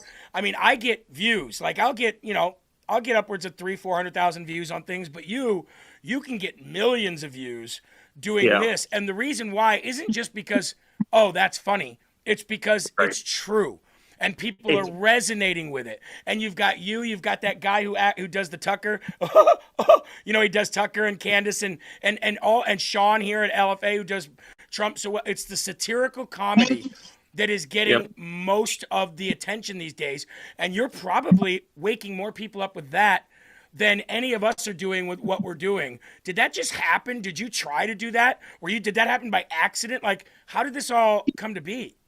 Well, it happened by necessity, man. So in 2024, I did the trans troll. And the reason I did that, I saw my nieces and nephews' phones. There's a lot of a confluence of factors, but I saw that they were 5 years old at the time, and they were getting ads about trans and non-binary shows and characters, and just hearing this language, right, in these YouTube and Netflix ads on my nieces and nephews' phones. I'm like, what are they watching? And so I got fed up. And so I told my buddy, I am taking on the gender ideology cult. He said, if you do, they're just going to say you're transphobic. And I said, well, they can't do that if I expose it from the inside as a Trojan horse, and I say I'm one of them, and I show how ridiculous it is from the inside, using, as we talked about earlier, reductio ad absurdum to show the ridiculousness of their premise. And he goes, actually, that's a brilliant idea. And then anyone that argues with you, you can just tell them they're transphobic. And so it started with that. It was just out of necessity. I didn't want to get these ad hominem attacks. I didn't want them to be successful like the left had been. And it worked. I was unassailable. They could not criticize me without me going, you're transphobic. You can't criticize. I'm a woman. I said I am. I'm a woman because I said so. And so I think that led to the kind of satire that I do now, where I created all these characters that are just more and more ludicrous versions of that trans character. And so I think the satirizing it was a necessity, because when you try to have serious conversations and dialogues with these people, they just hurl ad hominem attacks. They used to be successful, right? Calling someone transphobic, racist, xenophobic, it used to work. Now it holds absolutely no weight. Everyone knows it's just a diversionary tactic, that because they're not good polemicists, they resort to ad hominem attacks. But at the time, I had to use satire to destroy them and expose it. And someone who's very, very good at doing that also, and very effective, and I appreciate your kind words saying that, I'm very effective at it, but Lyle Culpepper is another person, especially when it comes to Islam and what's going on in Gaza. And Mayor Mamdani and a lot of stuff in New York, Lyle Culpepper uses hilarious satire to just show how stupid they are. I remember when they came out with the missing and murdered Indigenous women. So it was LGBTIQIA MMIW+, and he did a hilarious video that included BBW, SSBI, like just all of these. And it just, again, man, sometimes you just got to use the satire. And I think it conforms and comports with short form content. It does. Of social media. And so it's just so effective, and it really gets them to think and go, you know what? The left is stupid. They are idiots. When I look at it now from the outside and I'm looking into this mirror, this is stupid. And so I'm very glad that it's effective. No, it is, man. And I got to say, you keep doing what you're doing. All of us that do, like actual, grinding news that just gets kind of, monotonous sometimes, and people need a laugh. Here at LFA TV, I have a 3-hour show. We have a 24/7 network. We have a bunch of hosts. And what we do on this show, you ask the audience in here, I would say an hour out of that 3 hours is laughing, going off on weaves, making jokes, talking about how stupid people are, and pointing out, the irony. As you see, you don't see the irony in that. And I think if you're going to consume news, you have to have a comedic relief these days, or you're going to blow your head off. You know what I mean? It's just that bad. Well, and one of the most common messages I get is, Josh, thank you for melting my rage and turning it into laughter. Whoa. I haven't been able to laugh at the left for years. I've been angry. It has consumed me. And now that you're here, you have allowed that rage to morph and melt into just pure laughter, which has made me happy and able to cope with how ridiculous and demonic the left is. And I think that is very powerful. I think it's a great tool. I think it's cathartic. And I think I am so popular now, and all my videos do get millions of views, because my page is therapy. My page is therapeutic to millions of people. And it's that ability to just turn rage into laughter. And I think now, as you said, we're realizing how important satirizing things has become and how effective it is. Couldn't have said it better myself, my friend. Well, I got your Instagram handle on the lower third here for everybody to see. Is your X the same, or would you have a different X handle? It's the same, just without the official. So my X is just Josh_Sider. I don't post as much on X, but I do post on X. So everyone that can, please follow me on X as well. Okay. And, well, ladies and gentlemen, there he is. You know, we've been waiting for a long time for you to come on. I told the people the other day when I showed your video, I said, I'm going to get him on. I said, I know I've seen him like a couple things on my Instagram stuff, so I'm just going to reach out to him. I'm going to get him on. And that was like 2 days ago. And I reached out to you, and you answered me within, I don't know, an hour or something like that. And I'm like, real people still exist. You know what I mean? Real people still exist. Dude, I appreciate it. And, you know, I just made a story post today about, you know, I believe looking at the metrics, that I am one of the most watched and engaged political accounts in the world. And anyone can go look at my page and see that for themselves. But the lack of podcast invitations or times I'm invited, you know, to be a guest on somewhere, it's actually quite startling. And I think that's because a lot of shows want someone that will be a puppet and do what they say. And they know Josh Sider's reputation is he's going to say what he wants, and he's nobody's puppet. And for some reason, instead of hearing the truth, and, you know, I have a law degree, I have a Juris Doctor. Instead of hearing the truth from someone with a law degree that has one of the biggest pages on the internet, they'd rather have a stooge there. And so I had some bad interactions with Piers Morgan, who had been trying to get me on his show about a year and a half ago. And I think it was because of my refusal to do some of the things that they wanted that they don't have me on. And instead they have these creators that have like 6,000 followers, or you have people that just say the stupidest, most asinine things. And that they are the reappearing guests every week on not only podcasts, but mainstream media. And so I don't want to go off on a diatribe or digress, but I say all that to say, I appreciate your invitation. I always look at my DMs, and whenever anybody invites me on their show and they want to have a good discussion, I am up for it, because that's what Charlie Kirk wanted. Open dialogue. That's something the left hates. So let's keep up with the open dialogue. And I appreciate you having me on. Yeah, man. Well, we got about 4,000 people live watching right now, and pretty much everybody in here that doesn't follow you said, consider yourself followed. So, well, I appreciate that, bro. Absolutely. And anytime I can have you back, I'll reach out to you. Anytime you want to get a word out of anything, let me know. And, collab with me once in a while, and I'll throw it on my page as well. So.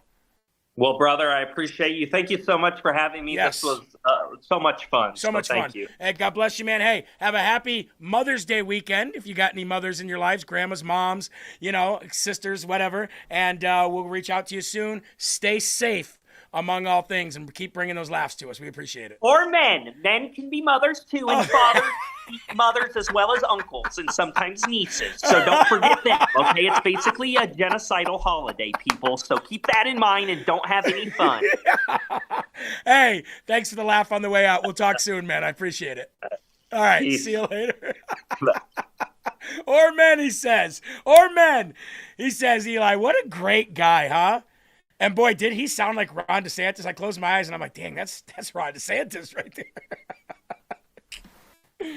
At first I couldn't quite put my finger on it, but when you said that, I was like, yeah, there it is. B-Hops pulls out an old, B-Hops 1 pulls out an old South Park. F your effing face, Uncle Effer. Remember that, Eli? Old South Park reference there. That's old school right there. Okay. I want to sing it and I can't. There's too many swears in it. Too many swears in it, Eli. You can't do it. All right, before we get back into the boring news, that's what it feels like. Guys, I reached out to everybody who reached out to me yesterday. I reached out to the MAGA wreath people, okay? Let me read for you what I got back. So I told you guys, we're not going to let stuff like that happen. And I said, I can't believe it did happen because this company's really good. I had maybe a dozen people email me about that they hadn't gotten the wreath yet. And we knew that they were out of stock for some and they had to wait for stock to come back in. Here's what we have. See here. Let me go back to this message.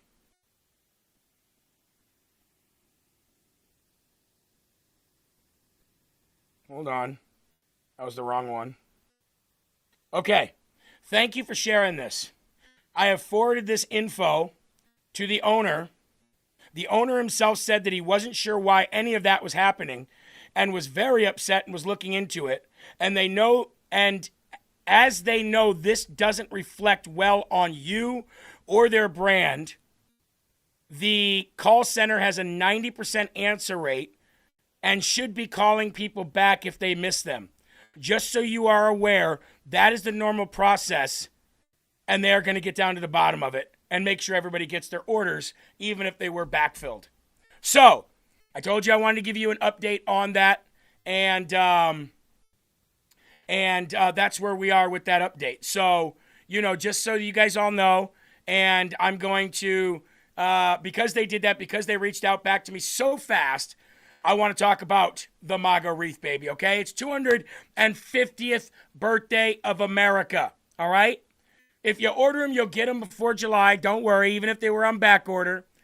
The MAGA Brave wreath, ladies and gentlemen, lets people know lets people in your neighborhood know that you're a little bit more than just patriotic putting your American flag out. It lets people know where you stand. If you're celebrating the 250th birthday of America, ladies and gentlemen, and you have this on your front door, people are going to know, pretty sure, that person's a patriot. That person supports the President of the United States. Because anybody out there who's going, I'm not supporting the 250th birthday of America, and anybody who's scared to put a flag or this on their front door, probably is an un-American liberal anyway. So, ladies and gentlemen, themagaoffers.com/LFA250. We're going to pull this up on the screen here for you just so you have it, the actual website. It's themagaoffers.com/LFA250. That'll get you your discount on your wreath. And if you ordered it, you'll get it. If anybody ordered it on a back order time and they didn't get it for, I know some people wanted to get it for Mother's Day for somebody. If you don't get it in time, we apologize. And if that's the case, if that is you, let me know again. And I'll work out something with them to get you something maybe for free as a gift or something like that. But the MAGAoffers.com/LFA250, they're on it and they're ready. So reach out to them today. Okay. Will they selling before 4th of July? Yeah, they're selling them right now, actually. Selling them right now. So, And I'm glad that they reached out to me so quickly, too. I sent that email. Within 15 minutes, they were back. Dave says, I live in a black neighborhood. I wouldn't dare place a target on my door. And that doesn't make me a liberal. Makes me smart self-preservation. Well, I didn't live in a predominantly black neighborhood when I lived in New Hampshire, but I lived in a predominantly liberal neighborhood. And I would argue that white liberals are far more crazy than black liberals. I would argue that white liberals will literally shoot up schools, and you hardly hear of black people doing that. So you might be surprised. There might be a lot more black Trump supporters than you think, and I would be a little bit more afraid of white liberals. But I understand what you're saying. There's no shame in that game. It doesn't make you a liberal. I get it. I have to leave. Great show, Jeremy, says Elin. Well, God bless you, Elin. Have a great Mother's Day. And do not forget Patriot Pals tomorrow, okay? Going to be a heck of an episode celebrating the women of World War II. B-Hop said 0 black people live in New Hampshire. Hey, that's not true. I had 2 friends in New Hampshire that were black. 2. But I only have 2 real white friends either, so I don't know. Eli? Just a little side note. I suppose I could be wrong on this, but I think that might just be a unique way of spelling Ellen. I've never met anyone named Elin. I mean, Eli. That's true. That's true. But I also don't know if people are putting their names in here or if they're putting their first and then their last or their first initial middle name. Like, I don't know what people's real names are unless they actually type it out, Some of them have been pretty fun to try to decipher.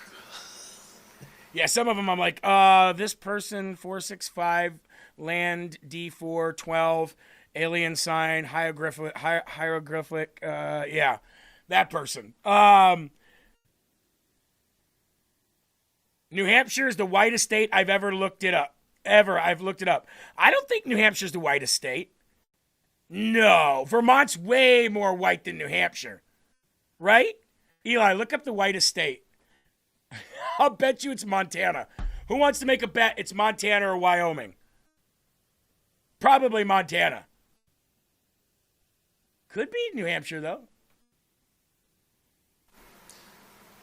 Based on 2024 to 2026 data, Maine is consistently ranked as the whitest state in the U.S., with a white population exceeding 93%. Other top states with high percentages of white residents include Vermont, New Hampshire, and West Virginia, which all have populations over 90% white, reflecting strong European American heritage. Well, it makes sense that Maine has the whitest since they have a Nazi running for office there and who's leading in the polls. That makes perfect sense. Hazel says Vermont is the whitest in my opinion. Well, Vermont's oh man, Vermont used to be so cool, Eli. Back when I was a kid, Vermont was so cool. It's not anymore at all. Yep, my HOA for the whole condo place stopped by, and I just came to find out she's conservative, and I love her even more now. We were talking about that. She's like, when I first moved here, it was predominantly conservative. I'm like, oh, those must have been the days. It was. When I first moved to Vermont when I was young, it was all conservative, man. People were walking around with guns and, hated Democrats and liberals, and all of a sudden, all of those Connecticut, New York, and southern New England people moved up there, bought up the land, especially during COVID, changed everything, raised the prices of everything, priced everybody out, and now it's just pretty much all lefty. It's actually kind of disgusting. Hazel Kitty said, I loved Vermont. It is a shame. It is a shame. Vermont is full of gay yuppies and Birkenstocks. It absolutely is. Absolutely is. Anyway, speaking of not white, let's go talk about Obama. Rich, isn't it? It's actually reprehensible commentary from the man who instigated the Russia collusion hoax, one of the most horrific things to ever be perpetrated on the country. He refused to accept his loss, and so he orchestrated this entire effort to run a coup against the incoming president. It caused so much trouble. There were so many people put in prison, political opponents, and it was all based on something he himself knew was a lie. I am glad that people like Ron DeSantis and Senator Eric Schmidt and Ari Fleischer and just a wide variety of Republican voices have condemned this lying from this former president. He did so much to destroy rule of law. Holding people accountable for what they did to the country is not lawfare. It's simply justice. And people of all types need to speak out against what he did and how much he destroyed the FBI, the DOJ, our intelligence agencies, and our whole conception of accepting elections when you lose. And I know he's sad that his party lost in 2016, but that's no excuse for the real destruction he wrought on the country. Absolutely. So we don't need to hear, like I played you that video yesterday of Barack Obama saying how the White House shouldn't be involved in anything that the DOJ does and blah, blah, blah. Molly Hemingway's absolutely right. Here was that video I played yesterday. And just in case you weren't here.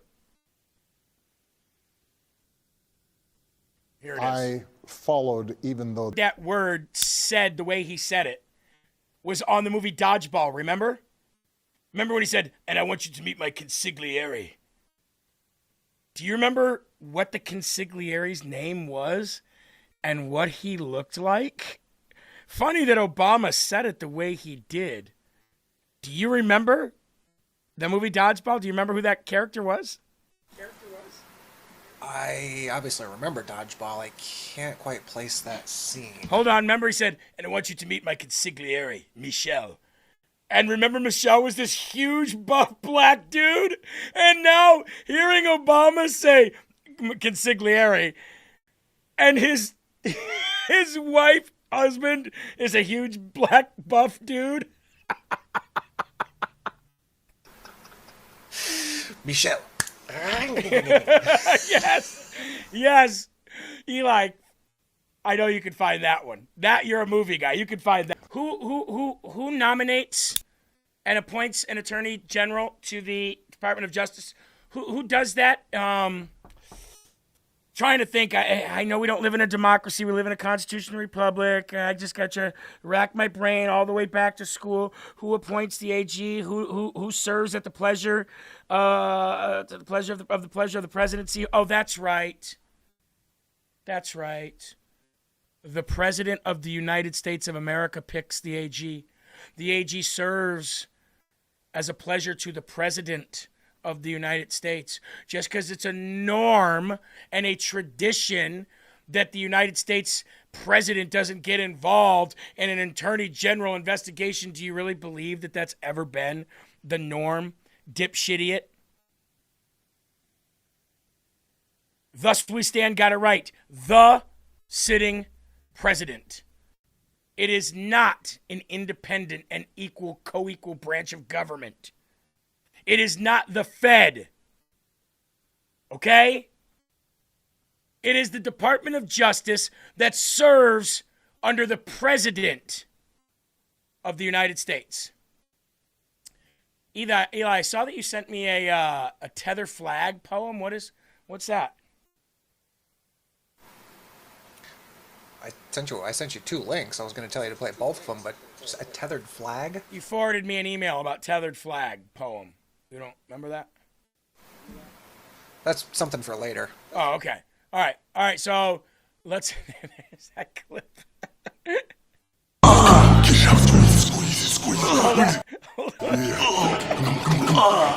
on. Without context, that sounds so weird. This guy is the consigliere named Michelle on Dodgeball in the back. Now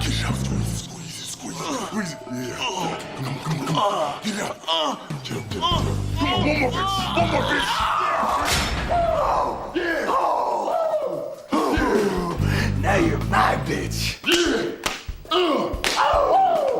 Yeah, baby. Involuntary spasm. Look at the show. Enjoy the show. So that guy, his name was Michelle. Now Ben Stiller's a huge Trump hater now, and I will not be seeing Dodgeball 2, Eli. Yeah, or the idiotic other Fockers movie that they just recently made. I played you another clip too. Send the other one. What was the other one? I thought that was the one that I wanted. No? All right, maybe this one was the one that I wanted. Nobody makes me bleed my own blood. Nobody!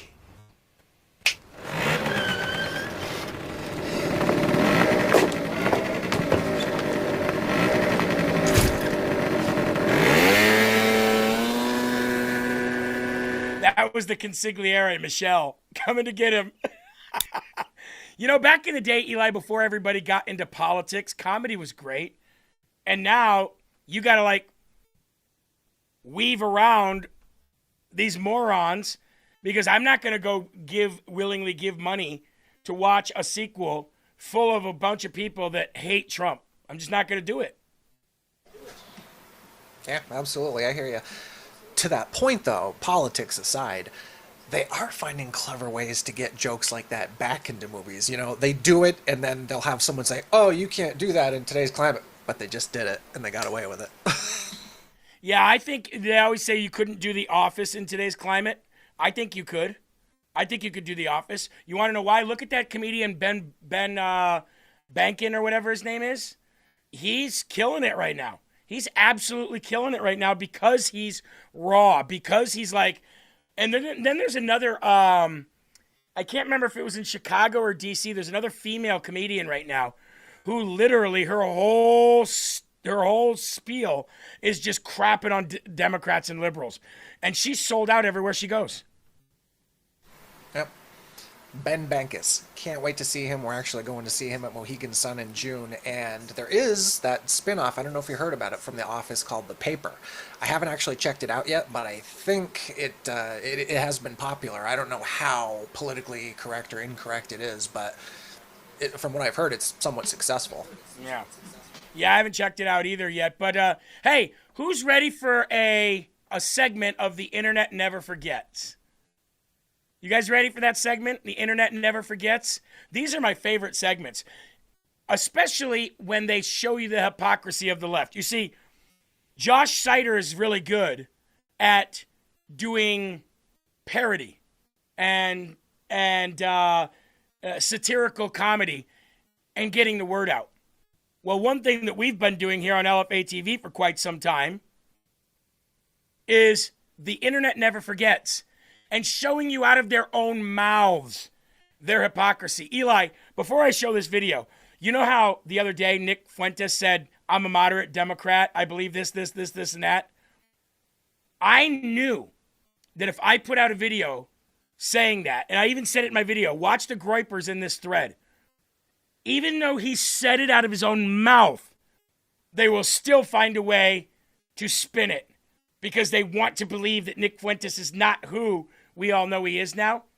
Majority of that thread was, you're just an idiot. You've never actually clearly watched Nick. You know he's just being, he's trolling and he's not being serious. Like, whatever it was. And others said, yeah, I guess I'm a moderate Democrat now too. Even when you show them out of their own mouths the words that they said, the left is too stupid to believe you. So, everybody's complaining about gas prices right now, right? You know, we all hate it, right? Nobody likes the gas prices where they are, right? Right now, price of oil futures, $78.70. Okay?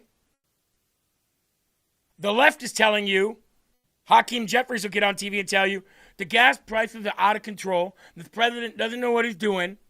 Well, ladies and gentlemen, in a segment of The Internet Never Forgets, let's expose some left-wing mainstream media hypocrisy on gas prices, shall we? We will not be doing an hysterical segment about gas prices, but a look with perspective about gas prices here and around the world and what to expect. That's next.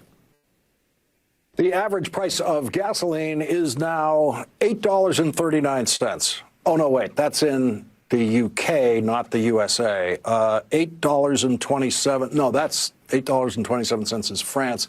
Today, the national average for a gallon of unleaded gas is $4.52. And now, for a little perspective, here in the United States, we pay less than half of what many European countries pay for a gallon of gas. And we always have. We always have. Stop.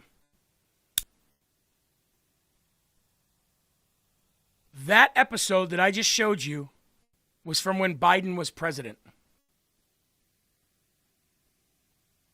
That little clip that I just showed you was from when Joe Biden was president of the United States. And the mainstream media was like, we're not going to do some hysteria here. So they went and they took the gas prices of Norway, Denmark, Finland, Greenland, Netherlands, UK, Spain, France, Italy, and Germany, which were all about $8 or higher. And they were like, we're half of what that costs for them over there. So we're not going to sit here and spin this and tell you it's bad. It's not bad. This is what they said during Biden, when it was the national average is higher than it is right now. But under Trump, paid much lower gas prices than Europe. The world's most expensive gallon of gas at the moment is in Hong Kong. This is going to get worse. This is today. Since Donald Trump's war started, the average price of gas has jumped more than 47%, which was entirely predictable because that's how much oil went up by, and gas always goes up by the same amount. According to AAA, gas prices shot up 9 cents overnight. That's the largest single-day increase since the Iran ceasefire was announced. Not the war, the ceasefire.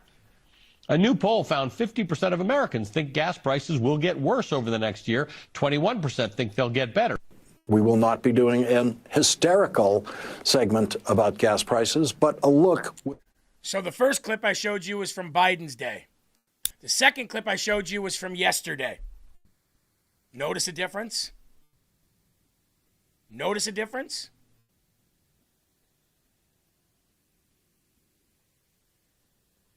The national average was higher under Biden than it is right now, while we're in war with the people that control 20% of that hemisphere's oil.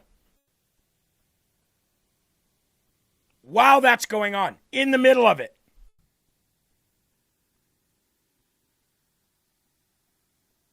And prices are still lower than they were under Biden. So where's the hysteria? Where's the hysteria? That's the question of the day. Now, Donald Trump versus the International Criminal Court. Spanish Prime Minister Pedro Sanchez wrote to European Commission President Ursula von der Leyen on May 6, calling on Brussels to activate the EU's blocking statute to shield the International Criminal Court and the United Nations from U.S. sanctions.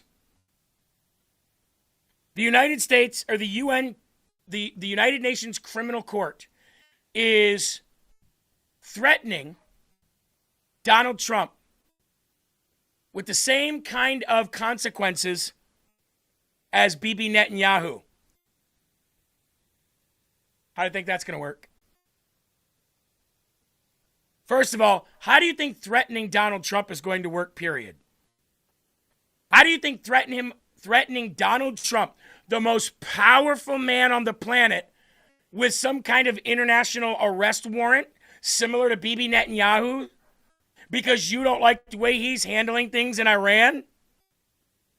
You didn't care about Iran wiping out 50,000 of their own people in less than 2 weeks. You didn't care about that. Nope. You only care about Islam. And now the United Nations, which doesn't exist without us, is talking about the International Criminal Court trying to stop Donald Trump or hold him accountable for any kind of possible war crimes that he may have committed. Let me ask you this. The same people that are after Bibi Netanyahu are after President Trump. What does that tell you? You don't have to be an Israel lover or an Israel hater to know the answer to that question. The same people that are now going after Donald Trump are the same people that are going after Bibi Netanyahu. So if you were one of these people that are like, yeah, I pray that Bibi Netanyahu gets arrested by some international court warrant because he's guilty of war crimes, again, if he was guilty of genocide, why are the Palestinians still there? Why are they not in the sea? From the river to the sea, you could never see me. How come they're not all dead if he's a war criminal? And you know what?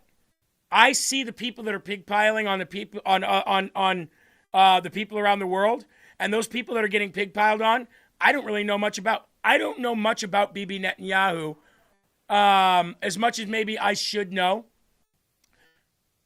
I know more than the average person does about Bibi. I know more than the average person does about Israel. I know that that Barack Obama openly said that we are literally interfering in Israel's elections to get Bibi Netanyahu out of office.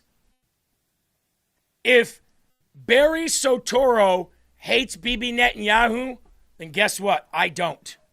I don't care who he is. If Barry Soetoro or Barack Hussein Obama hates Donald Trump, I know which side I'm on. I don't need to know everything about somebody to know who his enemies are. And if his enemies are my enemies, we're friends. The enemy of my enemy is my friend, right? And now that Ursula von der Leyen or whatever, she gave Donald Trump a deadline. She gave Trump a deadline of July 4th to fulfill a historic trade deal or cut tariffs to zero or face high-level U.S. tariffs. You can't tariff us. Go ahead. Any European nation out there, try to tariff us. Try to threaten Donald Trump. Try to threaten Trump on that. I have a little soundbite here for that. It goes a little something like this.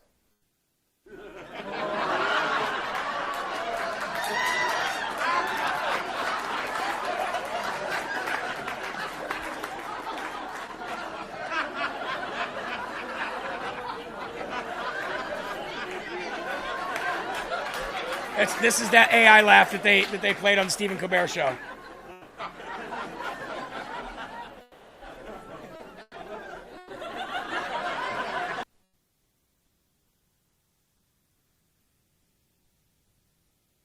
A deadline. You have until July 4th. Oh, great day, by the way. For the European nations to tell us that we have till that day to either sign a historic trade deal, drop tariffs to zero, or else we're going to experience tariffs. Would you like to bet? Would you like to bet? These people are like Democrats with the redistricting. They think that they want to get into this game. They think that they want to get into this war.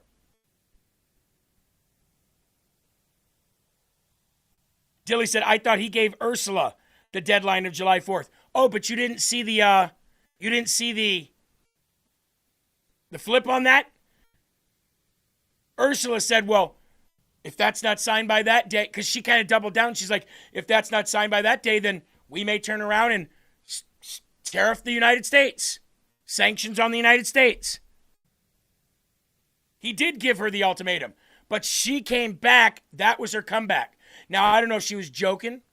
I don't know if she was serious. Trump said the phone call was a good call with her in the end.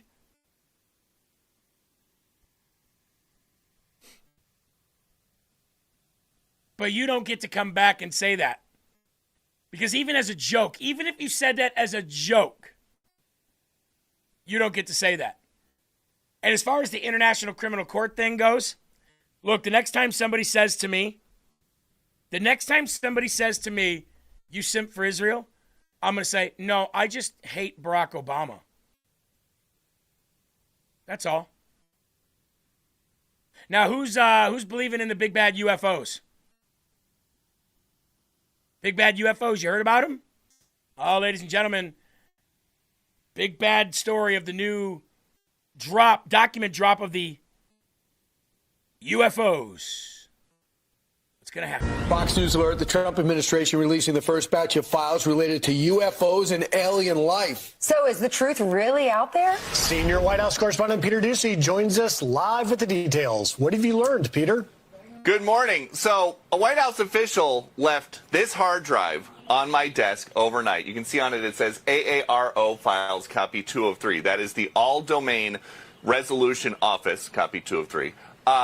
This is the first big batch of UFO disclosure ordered by President Trump. Some of the clips and videos on there have popped up different places before. Some of them have not. And we have been going through this all morning and overnight to try to put together some of the best videos so we can all look at this together. This is a world exclusive right here. So let's go to the first clip over the skies of the United Arab Emirates in June 2024. An inverted teardrop with a vertically linear trailing. Fox News alert, the Trump administration released. All right, whatever.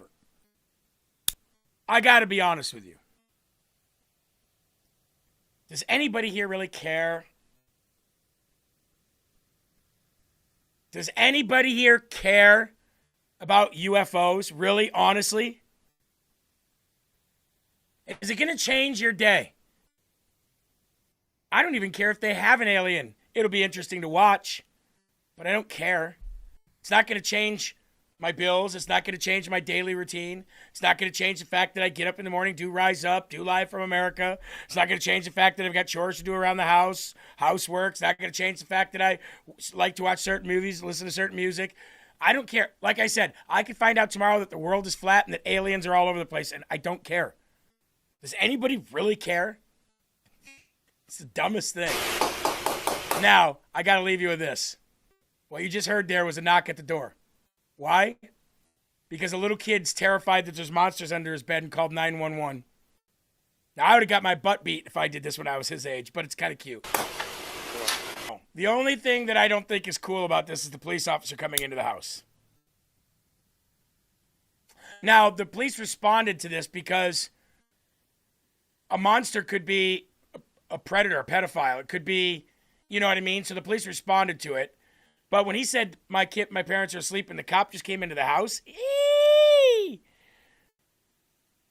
I don't know about that one. Little weird, but cute kid. All right, guys, tomorrow, Will Johnson's coming up here next. Echo Bella said, I'm ready for Will Johnson's show. It ought to be a good one because he's talking about, the craziness down in Tennessee. Please pray for C3's family. Got some issues going on there. Some other people got some medical issues with family members in the chat as well. Pray for those people. Also, ladies and gentlemen, tomorrow, 10 a.m., all you moms, all you kids, all your nieces, nephews, grandkids, you're going to want to be watching LFA TV because Patriot Pals tomorrow is a paying honor and homage to the hard-working women of this country, especially the women during World War II. All right? We'll see you live tomorrow for that and the Crest Report. Till then, there are right ways and wrong ways, everybody, but there's only one Yahweh. So stand up tall, keep your shoulders back, keep your chest out, keep your head up high, because you are a child of God and no weapon formed against you will ever prosper. Will Johnson comes up next. Keep your families close, keep a smile on your face, and whatever you do. Never stop spreading the gospel, guys. I love you. Peace.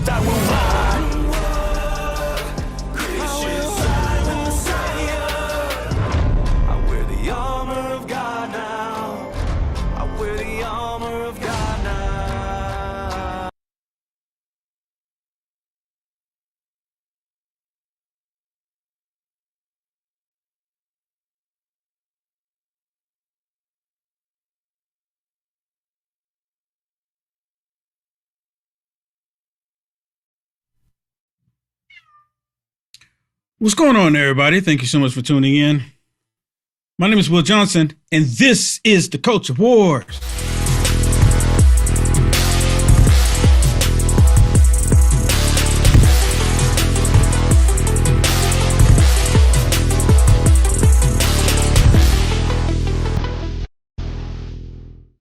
Total loser.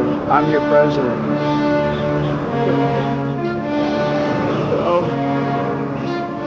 Not true. That's impossible. No!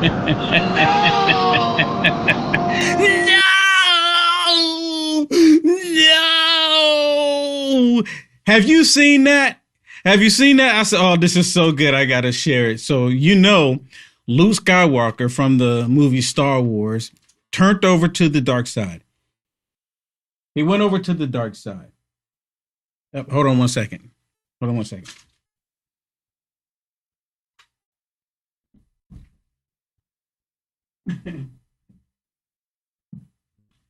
right. Sorry about that. I got a wildcat in here. Not even a liberal. But he went over to the dark side. Completely went over to the dark side. You can't make it up. So he put out an image, and I'm not going to show the image, of President Trump in a grave like he's dead, talking about the violence of the left. I mean, really, you can't make it up. The violence of the left. These people are evil through and through, without a doubt, without a question. You can't make this stuff up, people. Now, Jeremy's correct. I'm going to talk about Tennessee. And of course, the first one I'm going to get to here is with this dude, Justin Pearson. This dude should have been arrested immediately. I know you've seen this video, but you're going to hear my take on it. He should have been arrested immediately. You know why? Because when he came in front of the Capitol police officer and he called him boy, that's kind of like he got it so close in his face. That's literally spitting on the police officer. Y'all let me know in the chat. Am I wrong? He should have been arrested immediately.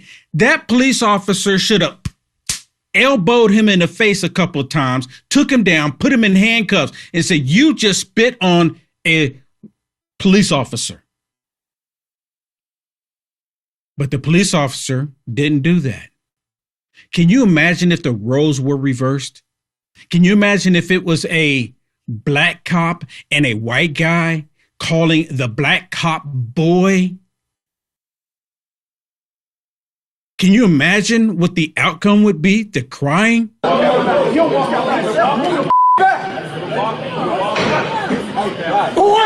Right there. He should have bowed him in the face and took him down and put handcuffs on him, because that's literally spitting on him.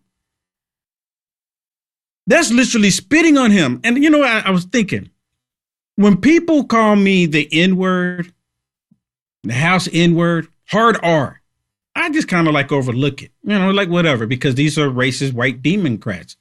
I get it from racist black Democrats too. They call me the hard N-word, call me a house N-word. And I just overlook it, whatever. But one thing that really kind of irks me, and it probably shouldn't, and it does, when you call somebody a boy. That's for me, that's like a little bit closer. And someone put it in the chat. That's like fighting words. He should have bowled that dude in the face. But you know what? He didn't want to because he's a white police officer, Capitol police officer. He didn't do that. And you can hear the other one just saying, let him go, let him go, let him go. Dude should be fined. He should be censored. He was in trouble for doing crap like that before. Why is it that these Democrats get to do stuff like this and nothing happens to them? Can y'all explain that to me? Please explain it to me. It's the most disgusting thing ever. Oh, it's okay for somebody black to call somebody white boy, but if somebody white calls somebody black like that, you have rioting in the street. Vehicles on fire, people fighting one another. They're randomly attacking white people on the streets of America because if the roles were reversed, that's exactly what would be happening. You can't tell me it wouldn't happen. He'll walk out himself. Oh, wait. Yeah, let Pearson go. Let Pearson. What is wrong with you? What is wrong with you? You stupid mother. Dude. Enough is enough. And then you get, maybe I'm just hearing things too, but it sounded like somebody in the background said, pig. I mean, these are people that put on a uniform to defend and protect everybody. And you have these despicable people like this. He should have been bowled in the mouth. Now, look, I'm not advocating for violence, but look, if you're going to do that, then you need to expect something to come back. For every action, there's an opposite and equal reaction. But Will Johnson, that's not physical. That's not physical. He should have been bowled in the mouth. And you know what? He should have been arrested because have you ever had someone get close to you like that and they say something loud and they don't spit on you? He literally was spitting on him, but because he didn't, they don't count it as that. But that's exactly what he did. And I can tell you right now, if there's any trolls on here, Will Johnson's a sellout. You traitor. You're self-hate. I hear it all the time. I get it all the time. This was not right. I don't care who you are. This dude getting in his face like this, right there. And you can see he jerked back when he did it.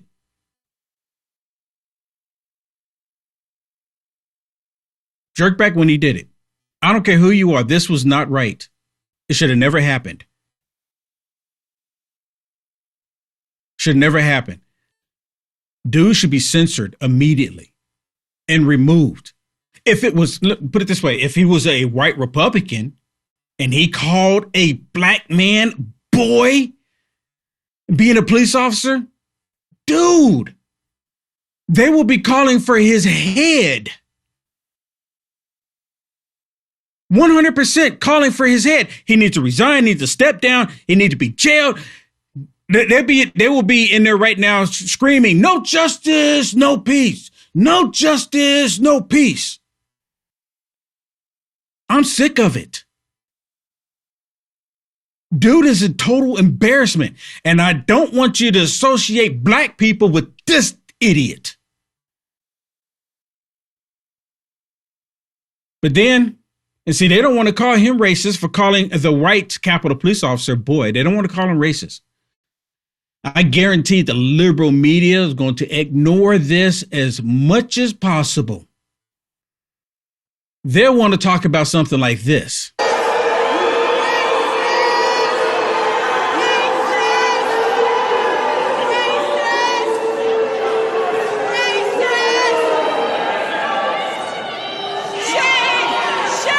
Look at this.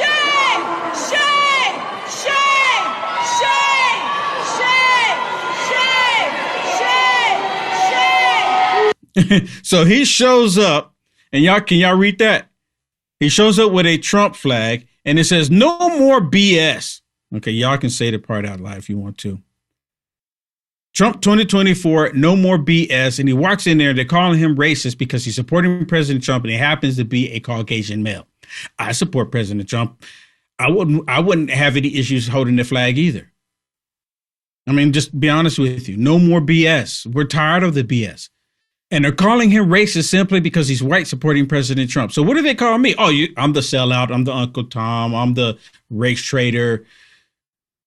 You name it. I'm the coon. You name it. They call those names to me. Tennessee yesterday actually did what needed to be done. Thank you, Tennessee. And just right before it came on, like maybe an hour or 2 hours ago, the Supreme Court ruled about Virginia, saying Virginia can't do the redistricting because it goes against the Constitution of the state. Let's go. Another big win. I see in the future. Where's my crystal ball? Oh, I don't have one. But based on the way the Democrats are, I can see in the future that they're going to get even more violent. They're just waiting for one thing to spark it off, to give them an excuse to go out and hit the streets and tear stuff up.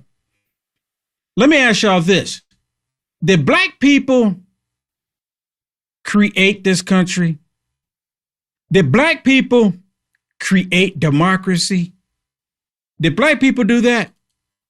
Well, listen to AOC, because this is what communists do. They try to rewrite history. I've said it multiple times. Thank you to the white men that came before all of us and did what they did to make America America. And thank you to the white Republicans that made it to where Will Johnson can be free. Thank you, white people. Oh, my goodness. I know I'm triggering some trolls on here right now. I know you're getting triggered. You probably can't stand it. You want to shut me up, don't you? Well, I'm going to tell you, who did it? It wasn't black people, because white racist Democrats had black people enslaved. They couldn't create anything because racist white Democrats prevented black people from even voting, from even owning a home. When black people created something, who burnt it down? Racist white Democrats. And they want to point the finger, try to say it was white Republicans. No, white Republicans made this country awesome. Yeah, I said it. There are very few like real archetypes of, in my opinion, truly what America is all about. I think about the civil rights and voting rights movement and how Black Americans really created democracy in this country. Right. That's exactly right. That's right. That's exactly right. I'm the white feminist liberal sitting on here with you. That's right. That's exactly right. We have to tell everybody that it was black people that created democracy. We have to tell them. And they always constantly say that we are a democracy when we're a constitutional republic. You're right. How they literally made something from nothing. It is just beyond me. Really? It's beyond me too. Who told you that? What history book can I go pick up and read this information, which you're telling me? There isn't one. There's not even one in CRT. Critical race theory. That's not in there either. So where is this information where she's trying to portray some of black people created democracy in the United States of America? And to be clear, we do utilize democracy in this country, because the thing is, but we don't allow mob rule. At the state level, it is the popular. Whoever, the entire state, they come together, they vote, and then that's where the democracy takes place at the state level. Where the republic, the constitutional republic comes into place when it comes to the Electoral College, to make sure that every state has a place at the seat at the table. That's how we're a constitutional republic. Mob doesn't rule. That's what democracy actually means. If they have democracy for the entire country, California, New York, they would be the deciders of who's president in the United States of America. But we're not a democracy. And she knows it. They all know it. But they don't care.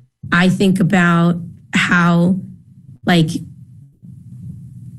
Native people have survived and preserved and treasured their culture.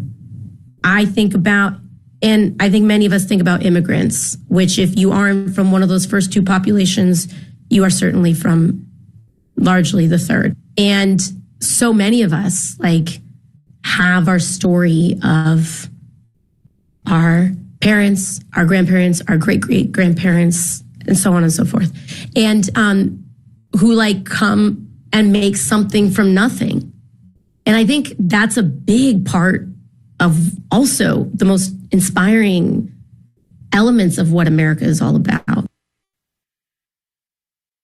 You can't make it up. AOC is the dumbest person in Congress. She was hand in hand with Jasmine Crackpot. Hand in hand right there with Kamala Harris, with Chuck Schumer. These are just complete idiots. But again, if you are a communist, you don't care about the actual truth. You don't care about the actual facts. You come out and you tell people whatever it is that you want them to believe. These are the same people that's trying to convince us that a man can become a woman and get pregnant. Same people. Blatantly lie. And the reason why she's out there saying that black people created democracy in the United States of America is because that's another ploy of trying to get under the skin of black people to get black people to react a certain way, like tyrants, like animals. They constantly do it. Let me give you an example of a black person, if I can find it here, a black person acting like a total animal. Have y'all seen this? Tennessee. I want to show y'all how this black woman, upset because of what's happening in Tennessee, instead of her acting civil, what does she do? She gets up on the table and she's playing tug of war with the sergeant at arms. Look at this. Look at this. He's telling her to get down and she's no. I mean, really? Come on. What is this going to achieve? What does she plan on getting out of this?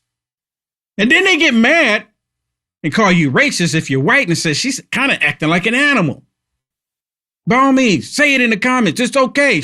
I'm saying it. She's acting like an animal. And dude is coming up and saying, look, you got to come down. I mean, you got to act civilized here. We're civilized people. We're civilized people. And she's like, nope, I'm not having it. I'm not civilized. I mean, really, I can see Jasmine Crackpot doing the same thing. I can see Mad Maxine Waters doing the same thing if she didn't have bad knees. I don't know if she had bad knees or not, but I'm guessing here. I can see her doing the same thing, though. Isn't it interesting that I've never seen a politician get up on the table like this and acting all crazy, but now we're seeing it, and it happened to be a black woman, an angry black woman. I mean, this stuff you can't make up. I mean, you really can't. Well, and the question is like, why is it always happening? Why is it always happening?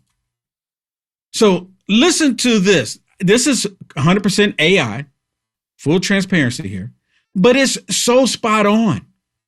And the reason why I wanted to play this for you, because this is exactly what the Democrats are actually saying. They just don't want to say it out loud. Listen. Well, how the hell are we supposed to cheat now that the Voting Rights Act doesn't allow us to pack black people into a clearly insane gerrymandered district? Do you know how hard it is to run on our mentally retarded platform without cheating? It's impossible. So let's go back to why the Voting Rights Act passed in the first place and how Democrats abused the shit out of it. In the 1960s, Democrats dominated the South but didn't feel the need to hide their true form. No mixing! They required literacy tests for black voters and dumbass white ones too.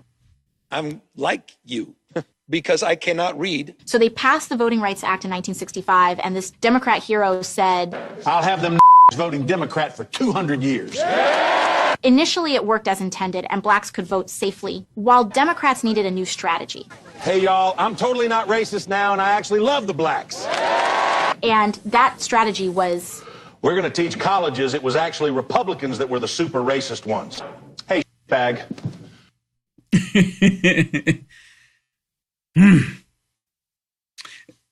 Was it spot on or what? That's exactly how they are. You have to take AI to actually have them say the truth. They're so mad what happened in Tennessee. And I've said this expression, and multiple people have said it before. They're so angry. It's like they lost their property all over again. And y'all have heard me talk about this. Here it is, a white Republican taking away something from these racist Democrats, and all of them are so upset. I suspect, like I mentioned earlier, that we're going to see an uptick in violence. I mean, look how they're reacting. This stuff you can't make up. I mean, look how they are reacting.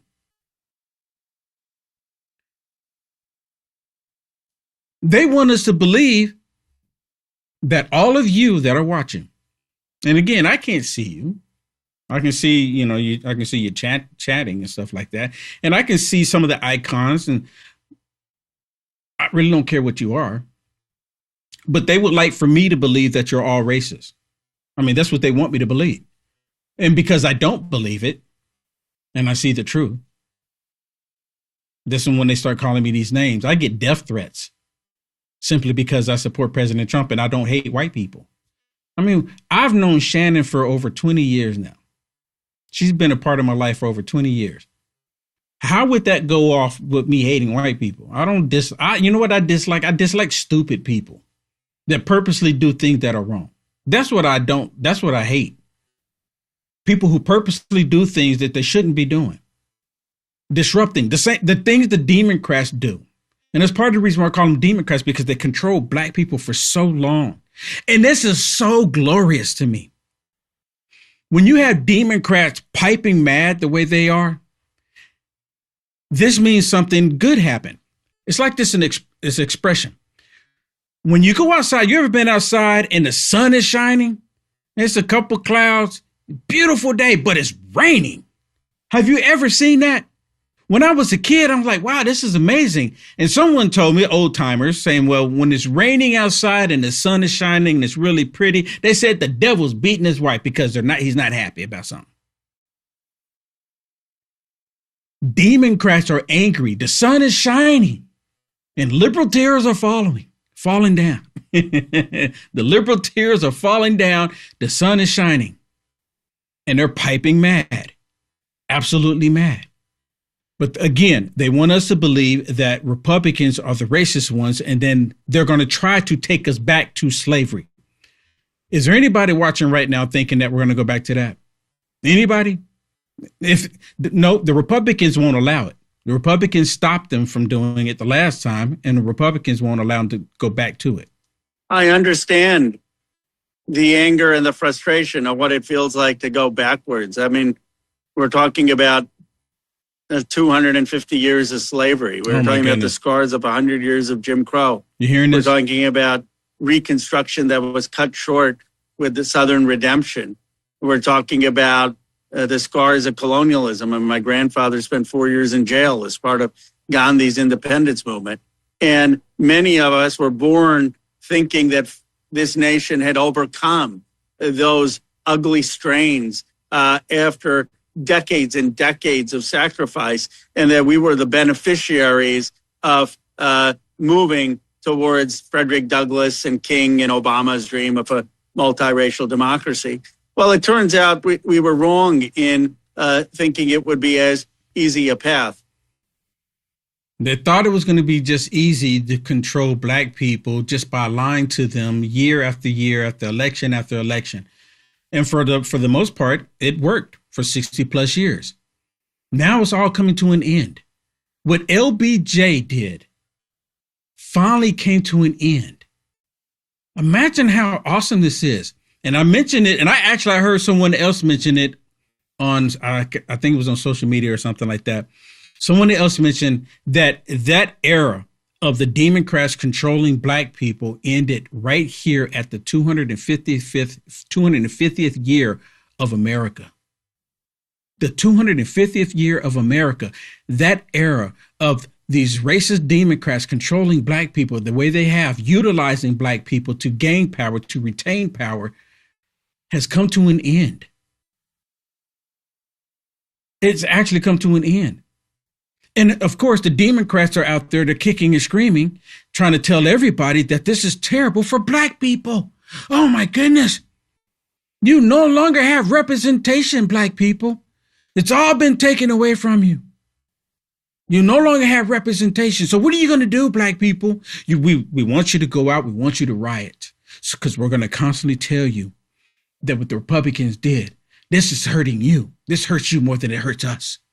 This hurts you, black people. I mean, seriously, they're truly saying this. And you know who's really, really screaming more about it? I mean, there's some black people screaming about it, and they're only screaming about it because they're being told what to scream about. But the main ones that are really screaming about it are these white feminist liberals. They're the main ones screaming about it. I'll show you when we come back.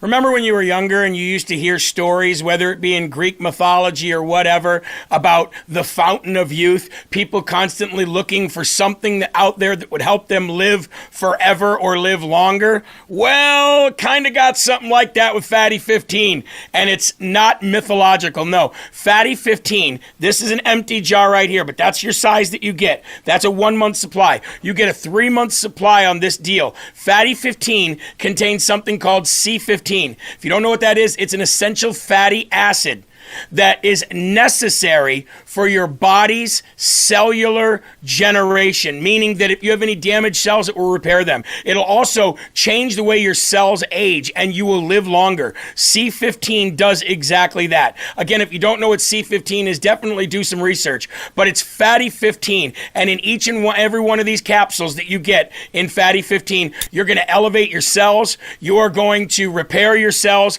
and you're going to live longer. That's what it does. It slows down your aging process for healthier hair, healthier skin, balanced metabolism, deeper sleep, and 3 times more cellular benefits than omega-3 fish oils. Fatty15.com/LFA, promo code LFA. Save 15% now. That's fatty15.com/LFA, promo code LFA. Thank you very much. Back to the program. This is the most important vote we will ever take. It's the most important vote that the Republicans will ever take. We know where we stand. We stand on the right side of history. This is about race and diluting the representation of blacks and brown people in Memphis, Tennessee. Oh, it's diluting the representation of black and brown people in the state of Tennessee. Did y'all hear it? I just repeated it. You heard it from her.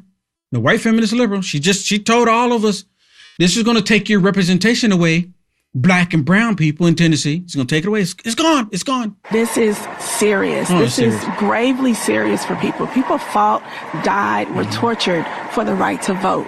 And so for the world needs to be watching this because what is happening today will happen to the rest of the country.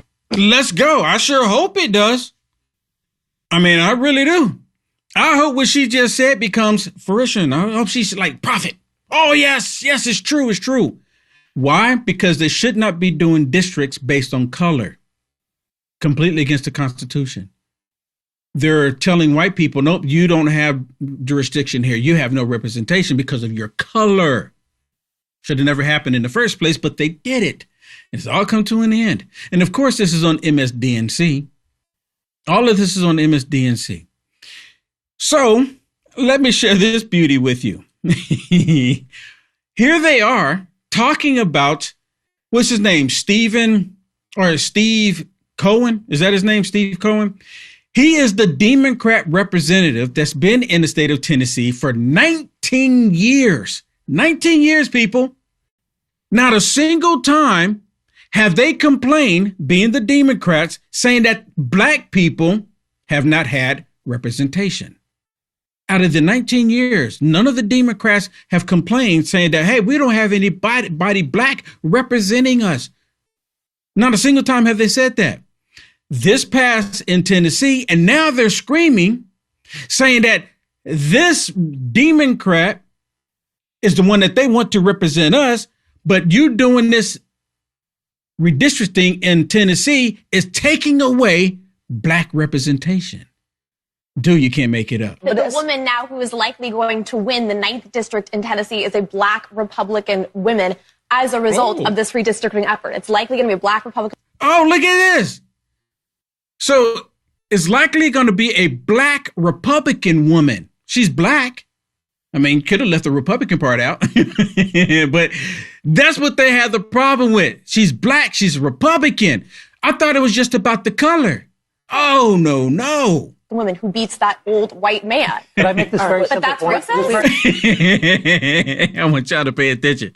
Look at her face. Look at her face. This is one of the most despicable feminist, white, racist liberals out there. And she's upset that the racist white Democrat is about to be replaced by a black Republican woman. If it's all about race, shouldn't she be celebrating it? After 19 years, this dude has been in the position representing black people in this so-called black district. And again, none of them ever expressed that they were not getting representation from somebody black. None of them had that excuse. None of them said anything about it after 19 years. Now, all of a sudden, they're possibly going to get representation from a black woman, happen to be a Republican. Now it's a problem. Like, dude, you can't make it up. And then the expression on her face. I like it. Now, I'm going to play this one more time. It's a short clip. I want you to see Abby's reaction as she brings this information up. White Republican going out, white Democrat going out, black Republican coming in, and how they react. Listen to Abby. It's good. The woman now who is likely going to win the 9th district in Tennessee is a black Republican woman as a result of this redistricting effort. It's likely going to be a black Republican woman who beats that old white man. Could I make this very simple point? But that's racist. We're going to come back. It actually is. We're going to take a quick break, and then Tesla and Congressman, I'm going to have you both respond. We'll be right back. Ooh. I mean, look, come on, people. Oh, go to break. Go to break.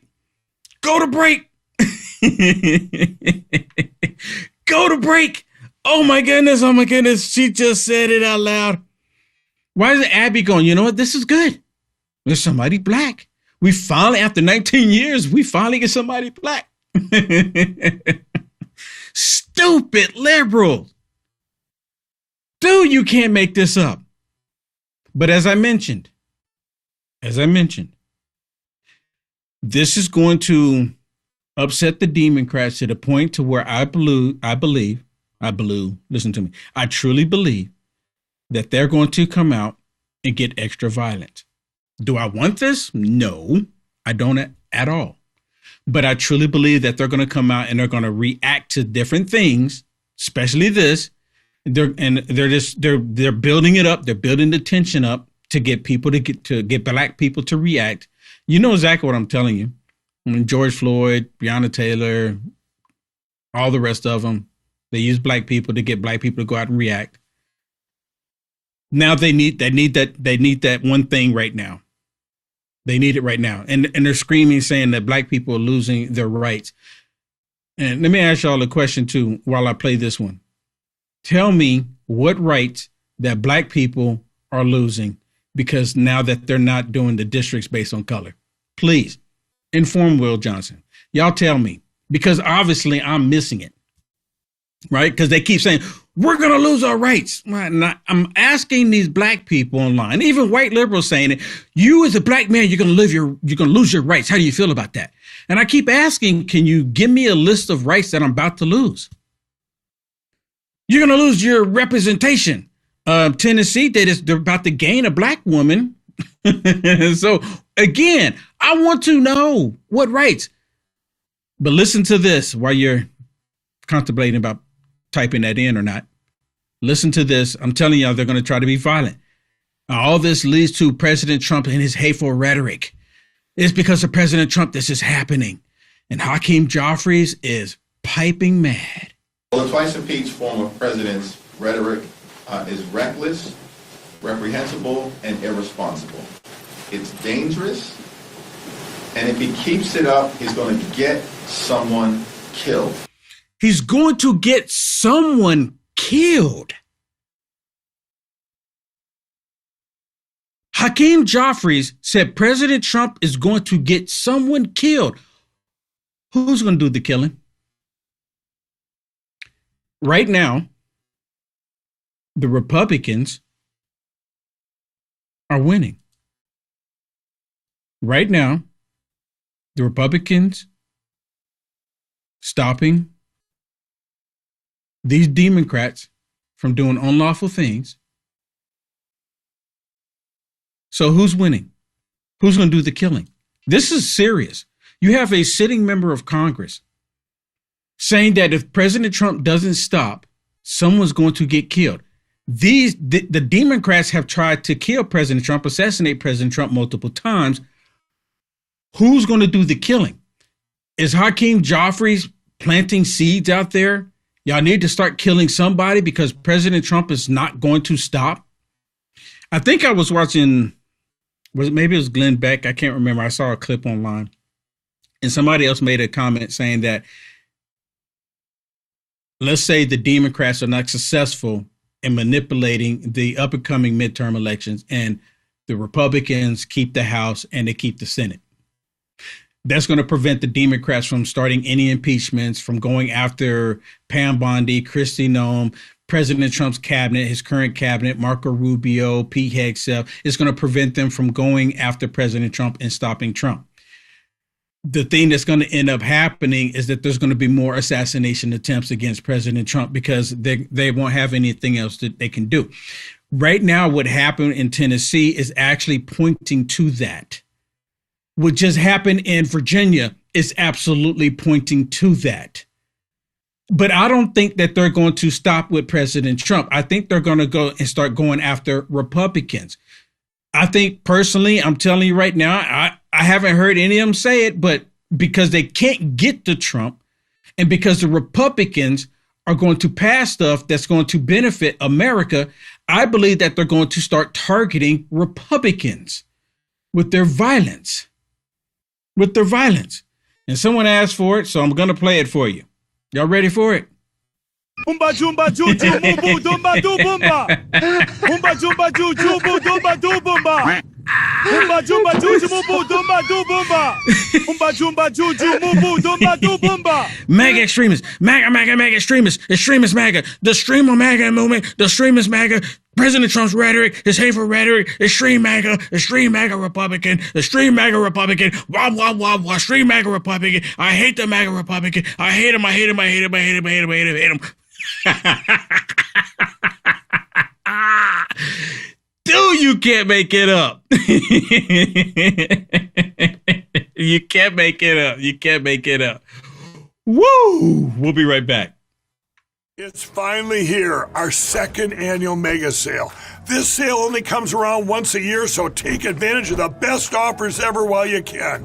For example, save 50% on our Giza Dream bed sheets, as low as $29.98. And for the first time ever on TV, MyPillow mattresses and MyPillow mattress toppers, as low as $99.98. And you save 50% on our Lux Pure 6-piece towel sets, regular $69.98. Now only $39.98. And our best-selling standard My Pillows, regular $49.98, on sale for $17.98. Wait on it, mega sale, only $14.98. So go to MyPillow.com or call the number on your screen. Use this promo code to take advantage of our second annual mega sale. But wait, there's more. To make the mega sale even more special, when you order right now, your order's going to ship absolutely free.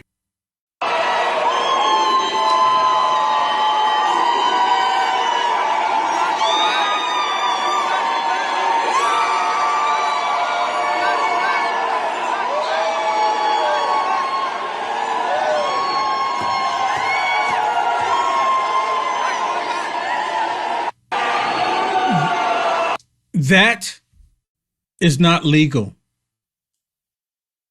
You see this? Let me get on a side here. That's not legal. And I looked it up. I said, of course I use AI because it's really quick.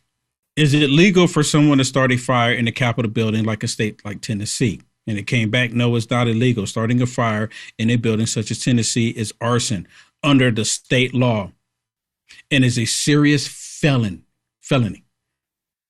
Again, I'm asking the question, why is it that Democrats get to do stuff like this, get to be violent, arson right there, all on camera, and nothing happens? Nothing happens. This is one of those other tyrants. Should be censored, should be removed from any political position, never to hold another one ever again in his entire life. This is total arson. If this was a white man doing the same thing, they would have arrested him. There's cops right there behind him. The cops are right there. The cops right there watching it unfold. What am I missing here? Please explain it to me. How is it that they're not getting arrested when they do this stuff? He's inside the building. It is unlawful. Again, Democrats get to break the law and nothing ever happens to them. Nothing happens. It's like it's perfectly fine. The Democrats have lost their minds. And they're screaming, no Jim Crow maps. Actually, it was a Jim Crow map. So they got their wish. The Jim Crow map is gone. It's absolutely gone. But people are so ignorant. People are so dumbed down about what's actually happening, about the truth of it all. And a lot of them don't even care. They're just so upset with President Trump, and they can't stand the Republicans because the Republicans finally getting a backbone, somewhat of a spine, because they're doing what President Trump is telling them to do. They don't like it. They're again, I showed you the video with Obama wanting the Republicans to go back to where it was with John McCain, Mitt Romney, and Bush, et cetera, with the establishment Republicans. President Trump is not an establishment Republican. President Trump is really not even Republican. He's a MAGA extremist. He's the MAGA king. Stupid liberals. Democrats aren't waiting to win back the House and the Senate to go after the president. They've launched an investigation looking into pardons and commutations issued already by President Trump, concerned they may have been motivated by, quote, pay-to-play dynamics. The investigation could be a first look at how Democrats plan to hold the administration accountable if they win the majority. Joining us, Punchbowl News co-founder. So they're saying that they're going to hold President Trump accountable because he did some pardons. He allowed Republicans that were locked up, I like to call them constitutionalists, from January 6th. So they're saying that President Trump should be in trouble because he pardoned people that were wrongfully imprisoned by the Democrats. All of the people that wrongfully imprison these people, they should be the ones who go to prison. I mean, really. They weaponized the judicial system against the American people. They should go to prison for what they've done. Things look. There's been a lot of redistricting. We had been talking about Democrats sliding into control pretty easily, given both precedent and the current state of affairs. Is this changing it? Yes. I mean, it certainly has the potential to. We can't say definitively now that it is, right? But look at what this Supreme Court decision has put in motion, Katie. South Carolina may redistrict. Alabama, depending on a bunch of variables, may redistrict. Tennessee is redistricting. Louisiana could redistrict. That's a lot of seats. So, again, they wanted to use the fact that President Trump pardoned people that were wrongfully imprisoned means to get Trump. But they don't want to talk about this. A current president of the United States. This was Joe Biden. You can see the year right there. Is Joe Biden, June of 2024.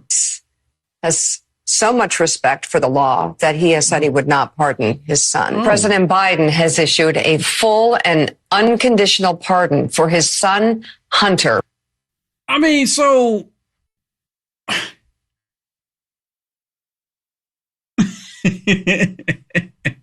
they're a bunch of hypocrites. So it's okay to pardon Joe Biden's, Fauci, Hunter Biden. Did Kamala Harris get a pardon too? I mean, it wouldn't surprise me because she was the border czar after all, and all these people that lost their lives because of the illegals that came into the country. She should be held responsible still. So I'm wondering, did she get a pardon too? Wouldn't surprise me if she received one. I mean, that auto pen was in overdrive the last few days. The only one, to my understanding, that the auto pen didn't actually do was the one Joe Biden did the pardon for Hunter Biden. The rest of them was 100% auto pen. Was 100% auto pen. So I'm just kind of curious, did it ever happen with Kamala Harris? And the reason being because you have Kamala Harris now. Of course, just like any other tyrant, she doesn't want to leave the scene. She wants to stay relevant. Besides, she got book to sell that no one's really buying. So here she is running off at the mouth, talking bad about President Trump and, of course, bad about America. And she doesn't want people to realize that she was the dumbest VP ever. How did she get there again? And I will tell you something. Donald Trump is the first president of the United States of either party, Republican or Democrat. Listen to this. Listen to this. Since World War II, who has thumbed his nose at the importance of America's relationships with our allies. Thumbed his nose at it, walked away from them, points fingers at them, calls them names, degrades them in the Oval Office. He's the first president. Talking about Zelensky, that idiot Zelensky. That's who she's talking about. And also, Ukraine is not an ally of the United States of America. They're not. And these people that's supposed to be our allies, these countries, when President Trump approached them, hey, can you help us out? No, Mr. President. Well, can we land our planes there? Nope. You can't land here. You got to go someplace else. They showed themselves on who they are. It wasn't President Trump. They did it. And here she is trying to say President Trump is the one thumbing his nose at our allies. No, they did that. Because Iran for 47 years said that they're going to blow up America as soon as they get a nuke, and Israel and anybody else, and they're a terrorist organization. It's been no secret that they support terrorism. United States of either party who has not assumed a responsibility, imperfect though we may be, to be a standard bearer around international rules and norms, such as sovereignty and territorial integrity.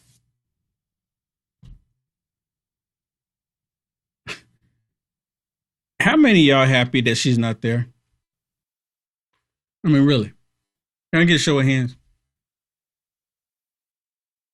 And put hands up. Both hands. I'm so happy she's not there. I'm happy that she's finally gone. And she just out there running her mouth. Not saying a bunch of nothing, really. I mean, truly, she's saying a bunch of nothing. I'm glad that she's gone. She is still a despicable person. 100% despicable. Let me go back to Tennessee real quick if I can. Because I want to show this to you. This is that guy that was basically spitting in the face of the Capitol police officer.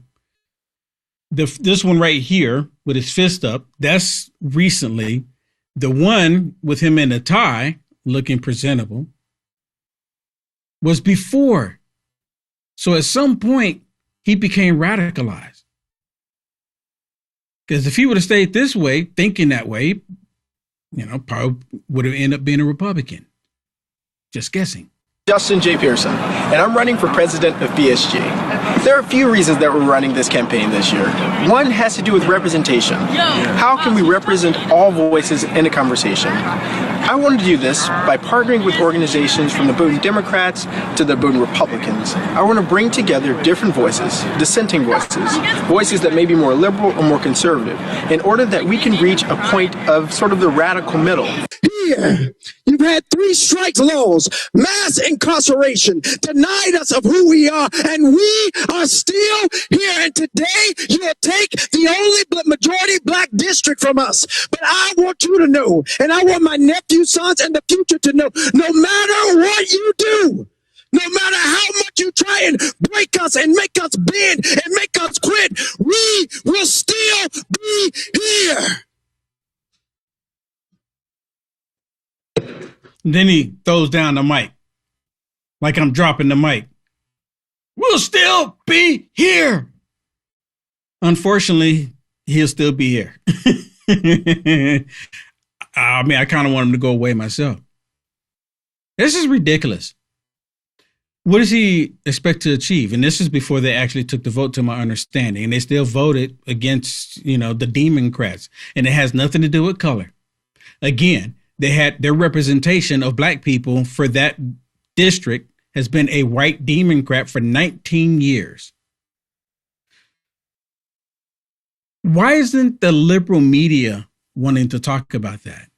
Why isn't the liberal media want to focus in on that? Why? Because the Democrat Party has always been the party of racism. The Democrat Party has never changed. There was never a switch.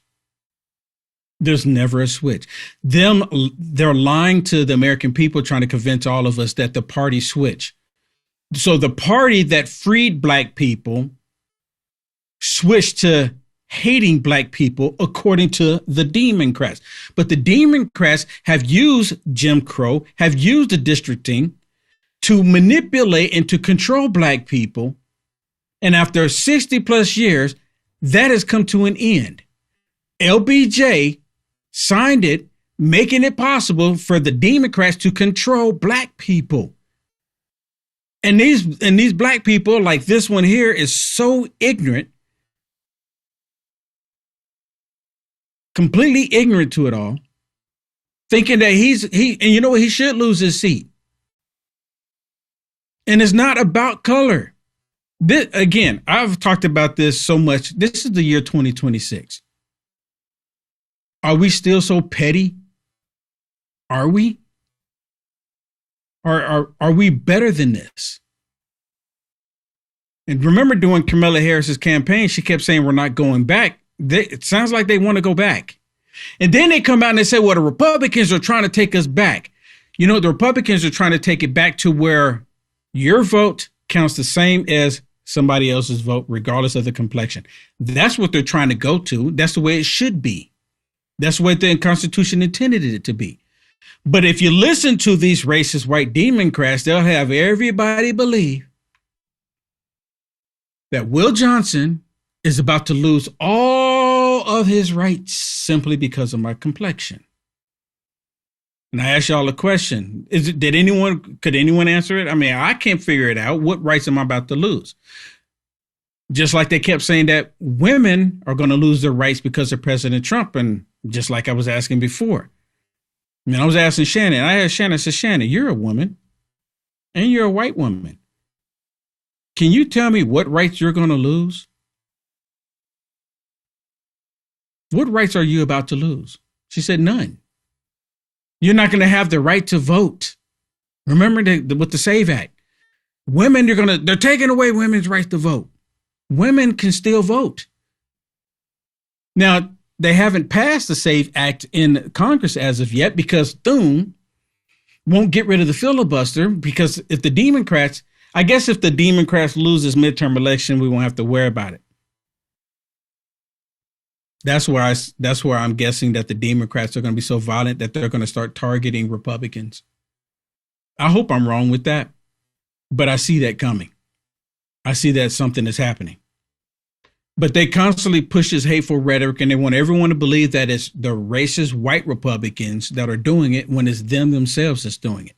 And what we have to understand is that there are no longer blue states and red states. There are authoritarian states and democracy states. There are states that do not believe in the right of the people to have a say, who want to aggregate power and foment corruption. And there are states that want to guarantee that in this country, we have free and fair elections. We have access to the remedies that democracy is supposed to deliver.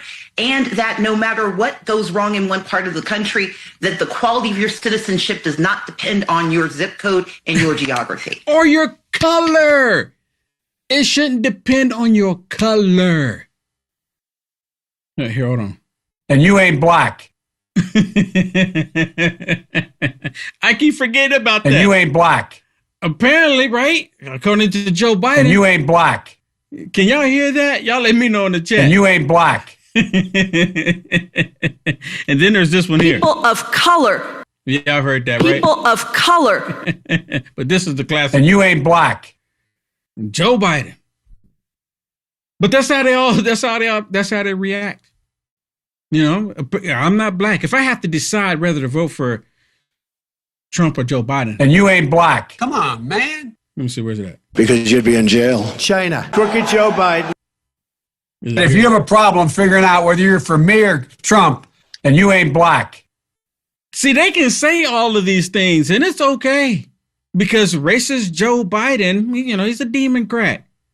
He get to say it. But they'll come out and tell us that President Trump was thinking it. You know, have y'all noticed that? A lot of the liberal talking heads, they tell you what President Trump is thinking. They'll tell you what President Trump is feeling. I see it all the time. Well, anyways, everybody, that is it for me. Thank you so much for tuning in. Have a blessed weekend. Oh yeah. Happy Mother's Day. Happy Mother's Day. Sunday, right? I got my Sundays right? Happy Mother's Day to all of you, grandmothers and mothers. Happy Mother's Day. God bless you all. God bless you all. Please do me a favor.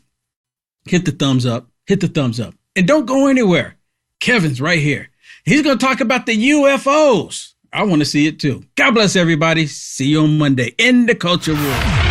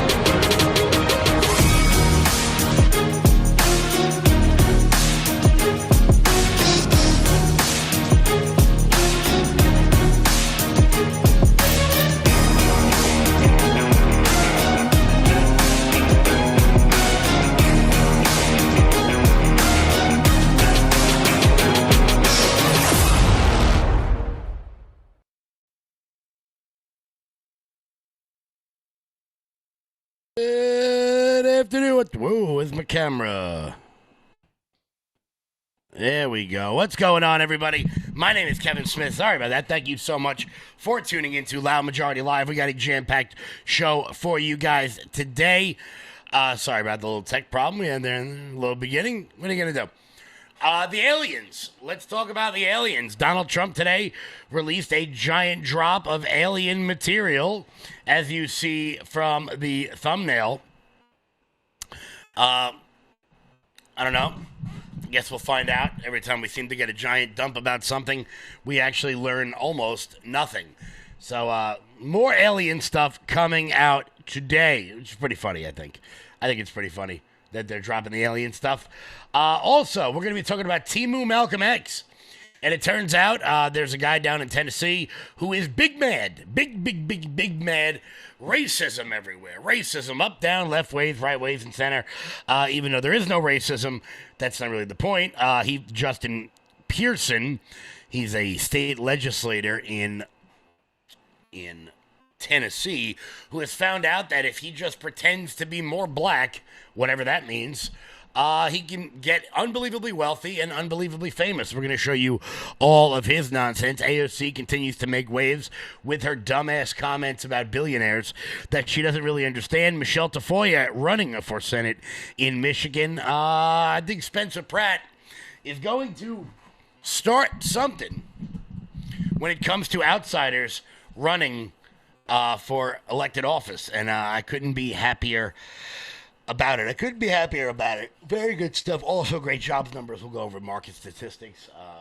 Good stuff happening all around today. But before we get started, guys, do me a favor and hit that thumbs up button. Share the video out all over the place. We are rocking. We are rolling here at the 3 p.m. hour. Rumble.com/LFATV. Before we get going, head on over to loudmajorityusa.com. That's loudmajorityusa.com. Sign up for the newsletter. Check out our shop. That is the best way to support this show and everything we've got going on over here. You guys can use promo code SPLC to get free shipping. Guys, look, it's already springtime. Get your America 250 gear today. That's promo code SPLC for free shipping. So let's dive right on in. Aliens. There's been drops all day, and I'm sure there's going to be more. Here is Peter Ducey reporting on it this morning. House official left this hard drive on my desk overnight. You can see on it, it says AARO files copy 2 of 3. That is the all domain resolution office copy 2 of 3. This is the first big batch of UFO disclosure ordered by President Trump. Some of the clips and videos on there have popped up different places before. Some of them have not. And we have been going through this all morning and overnight to try to put together some of the best videos so we can all look at this together. This is a world exclusive right here. So let's go to the first clip over the skies of the United Arab Emirates in June 2024. An inverted teardrop with a vertically linear trailing mass, as described by the War Department, suspended below. The War Department cannot say for sure what this is. It is officially listed as an unresolved UAP report. The next video, over the skies of Iraq, December 2022, moving bottom left to top right of the field of view. All CENTCOM gets from this is an area of contrast. That's what they describe it as. It is officially still listed as an unresolved UAP report. Next video, over the skies of Greece, October 2023. What is described as a small and circular UAP flying near the surface of the ocean towards land.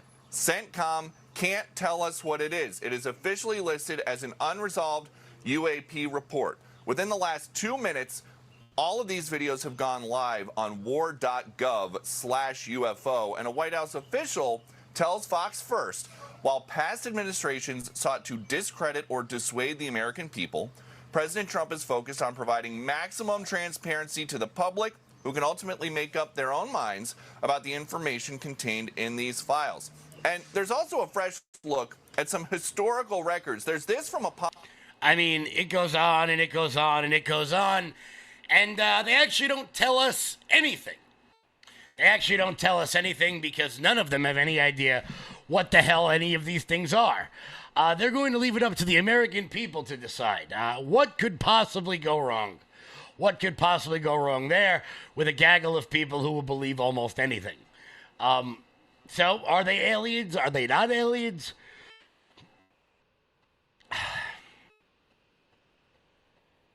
Look, do I think aliens are real? Probably.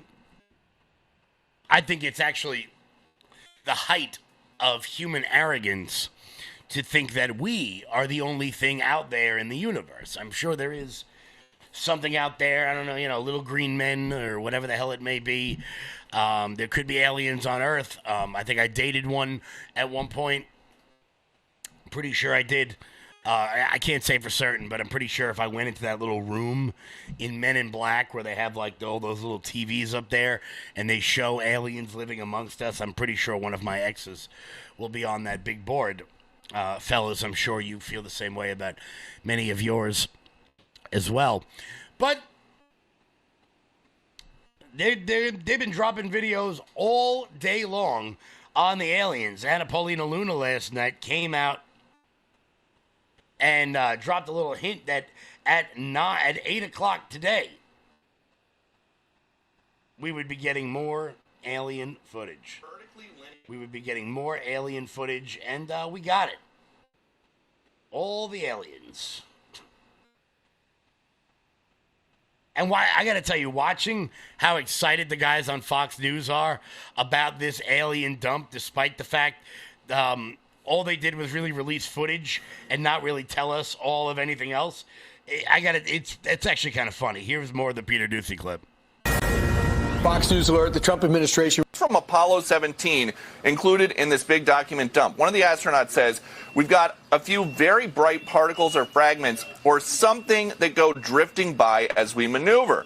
The control center says, Roger, understood. Another astronaut says, there's a whole bunch of big ones on my window down there, just bright. It looks like the 4th of July out of Ron's window.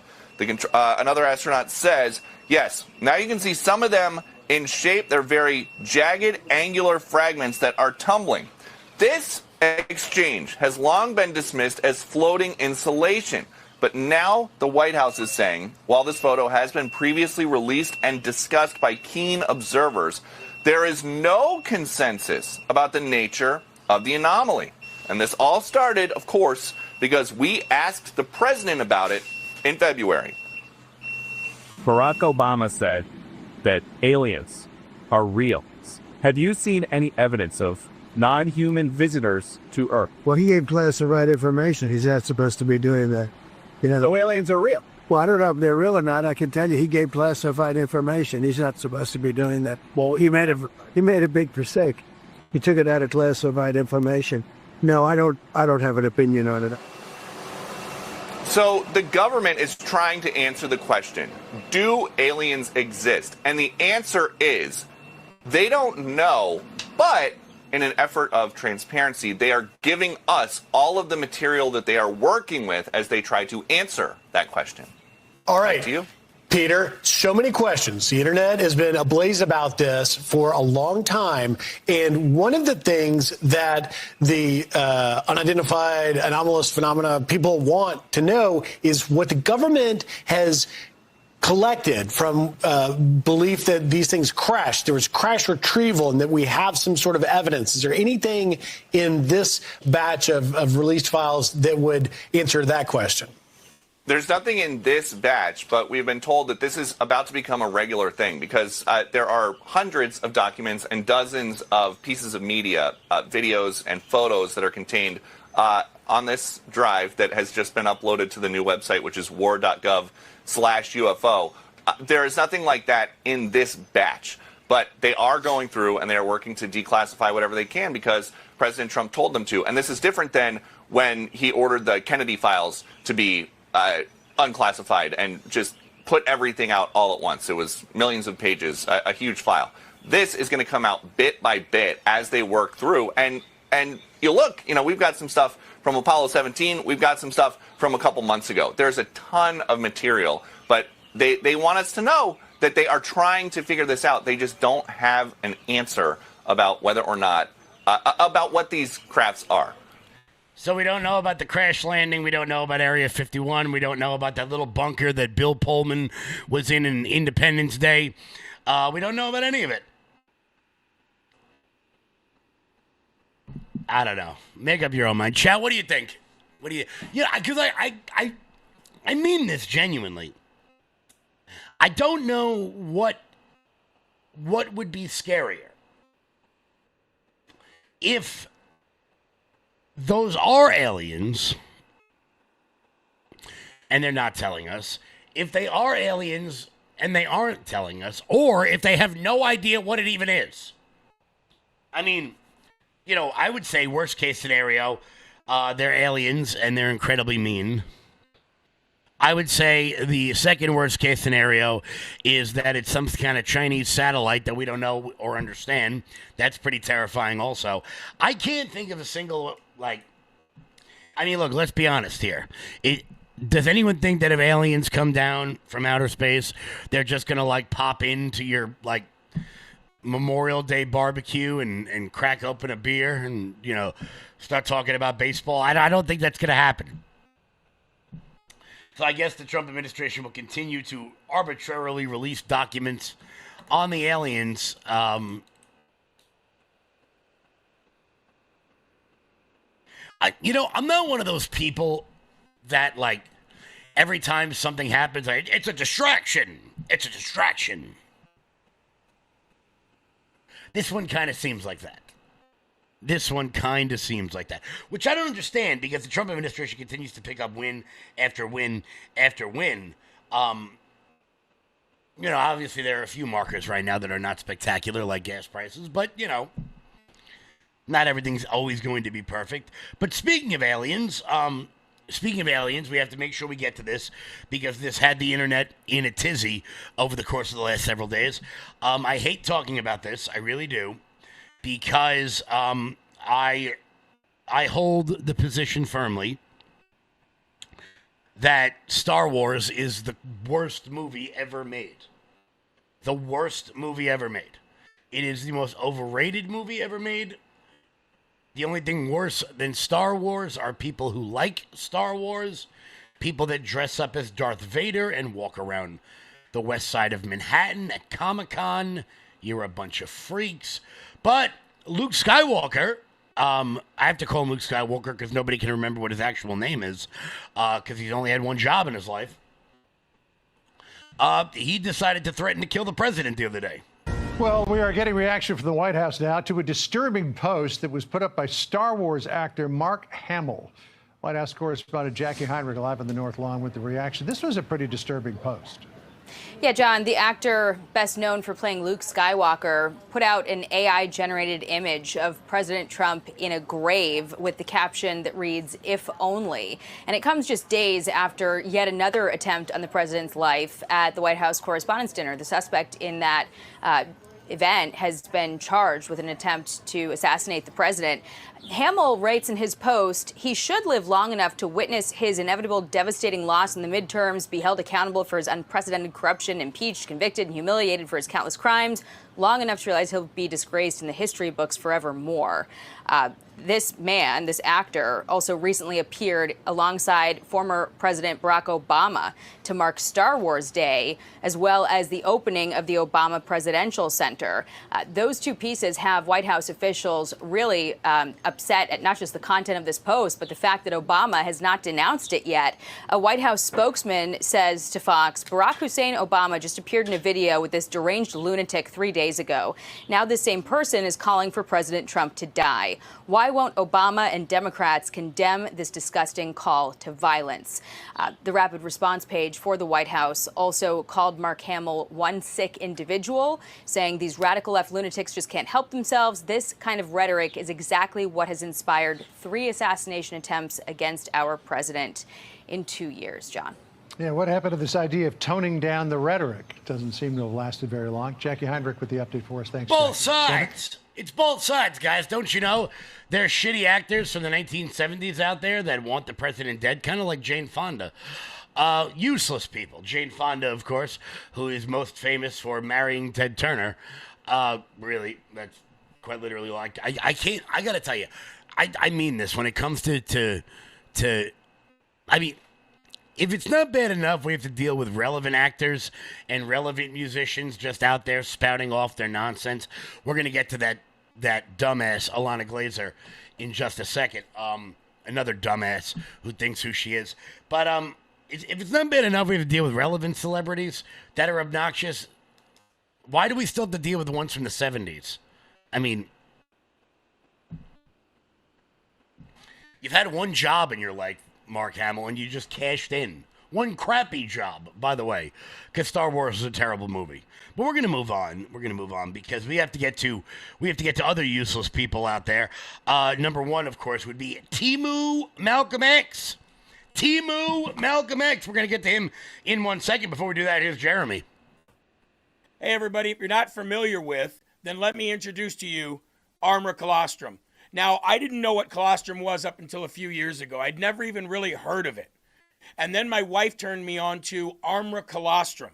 And what colostrum does is it helps regrow your hair. Not going to lie, that's the reason that I started looking into it. But then I started noticing some other things that I could benefit from. I used to get acid reflux very badly. I used to bloat very badly. It felt like I was 10 or 15 pounds heavier than I was until I made Armor Colostrum a part of my everyday schedule. And now things have changed so very much. Let me introduce to you what Armor Colostrum actually does and what it looks like. In a study measuring immune cell response to toxin, Armor Colostrum performed 32% stronger and faster than other colostrum companies. 400 plus bionutrients activated in your life, in your body to help regrow hair, strengthen your gut health, regrow your nails, toenails, and fingernails healthy, get rid of fungus, stop bloating, and more. And now you can get yours right now for up to $18 off each and every purchase at tryarmor.com. Promo code LFATV. Click the apply button once you've entered the code and watch your discount fall off. That is tryarmor.com/LFATV. Order now. Guys, head on over to tryarmor.com and use promo code LFATV. That's tryarmor.com and use promo code LFATV. So, obviously, we've been talking a lot about the Tennessee redistricting over the course of the last several weeks. And it's been a whirlwind with the redistricting efforts going on, particularly in the South, but in other states as well. We saw the radical shakeup in Indiana. We'll get to that after. Actually, you know what? We'll get to Indiana first. No. We're going to get Tennessee first. So there's a guy in Tennessee. His name is Justin Pearson. Justin Pearson. Well, he's an undercover brother. He's a civil rights icon. And he's out there with his African cloth on. So I don't know what the hell they're called. I don't really care. He's got his big afro. He's out there preaching like Malcolm X. The irony of the entire thing, the irony of the whole thing is that he didn't always sound like that. He didn't always sound like this. I'll walk him out. Y'all going? Let go of me. Let go of me, sir. You got me all tied up. Now you got me all tied up. My brother ain't doing nothing to nobody. He ain't doing nothing to nobody. You don't walk out by yourself. Move the back. Boy! Yeah, let Rep Pearson go. Let Rep Pearson go. What is wrong with you? What is wrong with you? Ted. You stupid mother. And shout out to Officer Farva over there for not doing anything after you were just assaulted by a state legislator because you're a coward. We all know why he didn't do it, because he's white and the legislator is black, and that would have led to a kerfuffle. But the problem with this guy is that he thinks he's Malcolm X, but he didn't always think that way. He didn't always feel that way. He used to just talk like a normal human being. And then he found out that his race could make him unbelievably rich and unbelievably famous. And then suddenly things changed a little bit. Justin J. Pearson, and I'm running for president of BSG. There are a few reasons that we're running this campaign this year. One has to do with representation. How can we represent all voices in a conversation?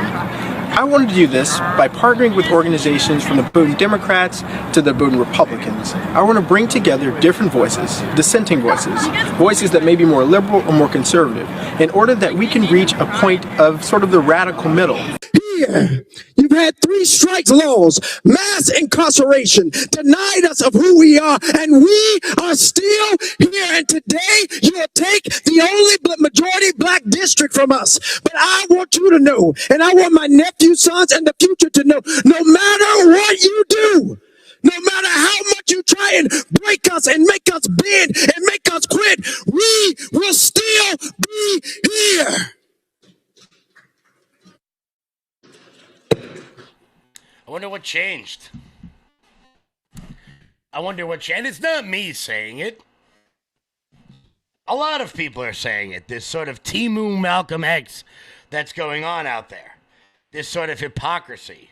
Now, the reason why he got into that altercation with the cop is because his brother was being thrown out of the building after the Senate session had closed.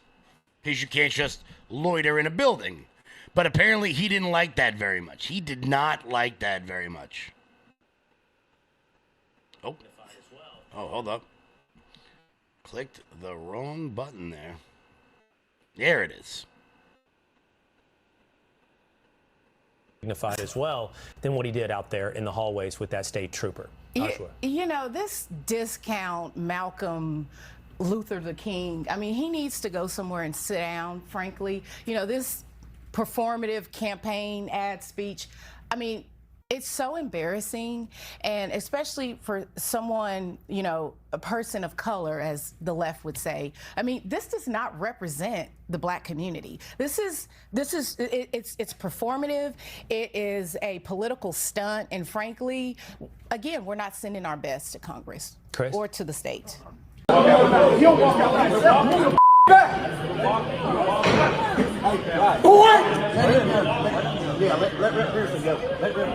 is wrong with you? What is wrong with you? You stupid mother. Listen, bro, you're not Elijah Muhammad. You're not Malcolm X. You're not you're not John Lewis. You're not one of these freedom fighters from the 60s. You're an asshole. You're an asshole. That's it. There's no way about it. And look, to be clear, many people, many of the black Democrats in Tennessee seem to be very, very upset about them drawing new district lines, which to me is very odd.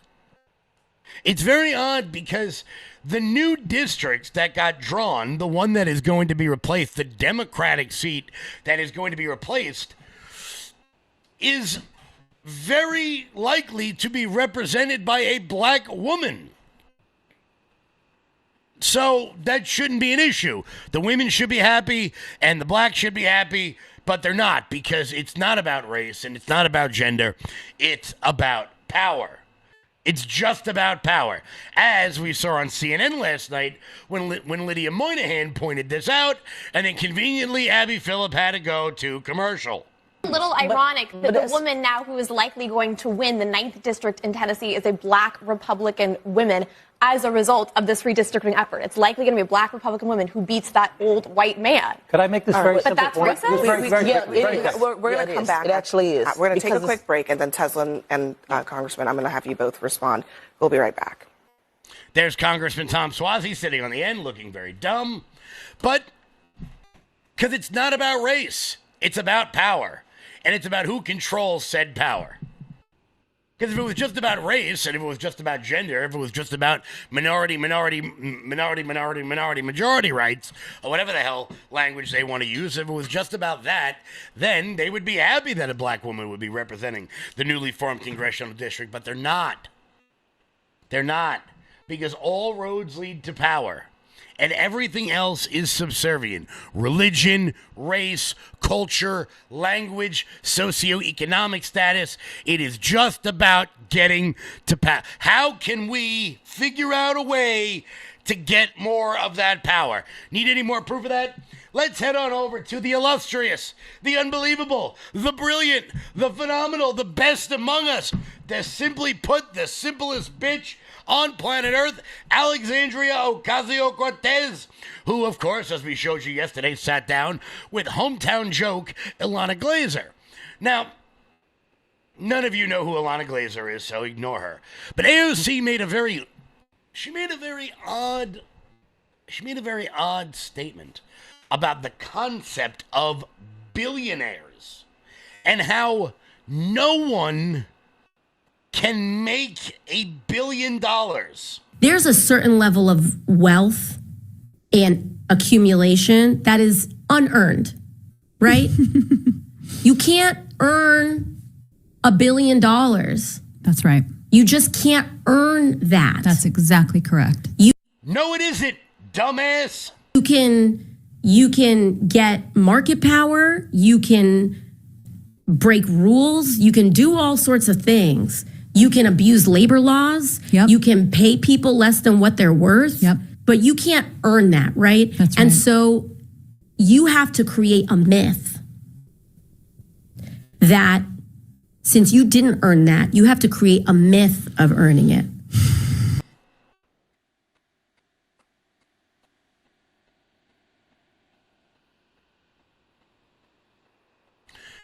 She is proof that if you just speak confidently, people will believe you. Now, let's dispel this myth that AOC has created about the myths of billionaires. Now, look, let's take out the entrepreneurs. So Bezos, you're out. Elon, you're out. Bill Gates, you're out. Let's take out the institutional investors, the Ken Griffins, the Steve Cohens, the Warren Buffetts. Take them out. Okay? Now let's take out people like Mackenzie Scott, who became a billionaire by divorcing a man. Let's take all of them out. You can't earn $1 billion. You can't earn $1 billion.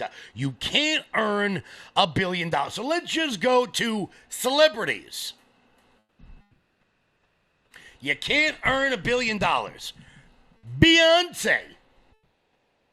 started an empire. No doubt. Unarguable. Maybe you don't like her music. Maybe you don't like her.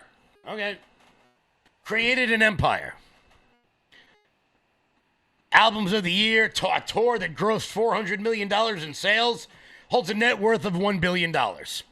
Jerry Seinfeld. Jerry Seinfeld created what is arguably the greatest television show of all time that is on syndication basically every single day, all day long on every channel. You're right, he didn't earn it. Bruce Springsteen, who has an estimated net worth of $1.1 billion as of July of 2024. Bruce Springsteen, one of the highest-selling record artists of all time. Whether you like him, you don't like him, one way or the other. Iconic 80s musician. No doubt. Works his ass off. You ever been to a Bruce Springsteen concert? It lasts 4 days. Let's keep going. Arnold Schwarzenegger, worth over $1 billion. Now, how was he able to do that? Now, obviously, he worked his ass off and box office successes. But Arnold Schwarzenegger, of course, is the proof of what you can do in order to become said billionaire in America. As Bill Burr famously said, Arnold Schwarzenegger should be unloading trucks in Transylvania. But because he's a great man, he decided to come to America. Becomes a famous athlete. Does he stop there? No. Becomes one of the biggest movie stars of all time. Does he stop there? No.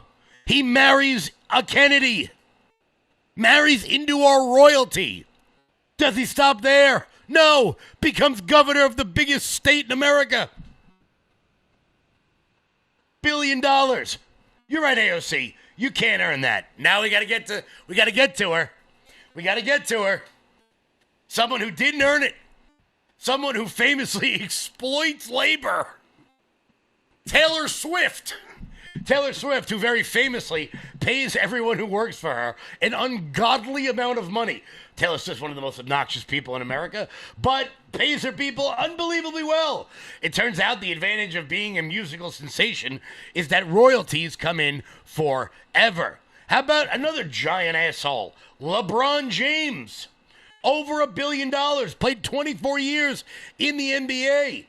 Started an empire. Starred in Space Jam 2, but none of you remember that. All right, let's see who. Oh, here's another guy who definitely didn't earn his $1 billion. Steven Spielberg, a guy who created some of the greatest movies of all time. He created like 10 of the best movies of all time. Unlike George Lucas, who is also on this list of famous people that AOC would say didn't earn it. George Lucas didn't earn it, actually. He stole the story from some Japanese guy and then came over here and made a really shitty movie. Not the point. Riri, how about Rihanna?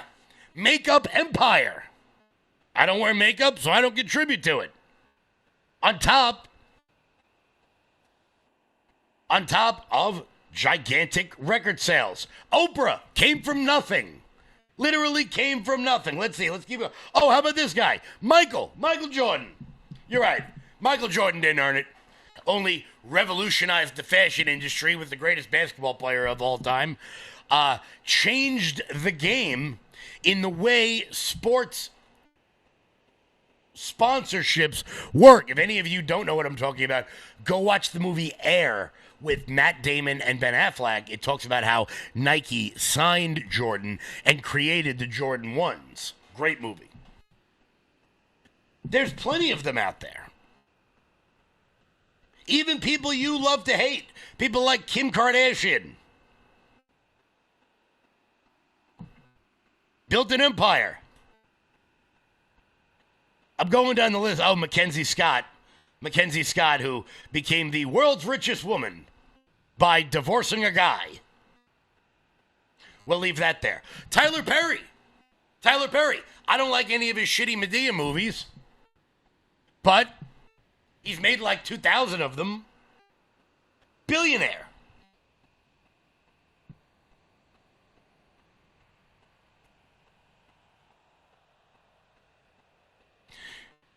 Turns out if you work your ass off and you come up with a great idea and you meet a few of the right people, you can absolutely become a billionaire in America. But AOC doesn't know that because she's useless.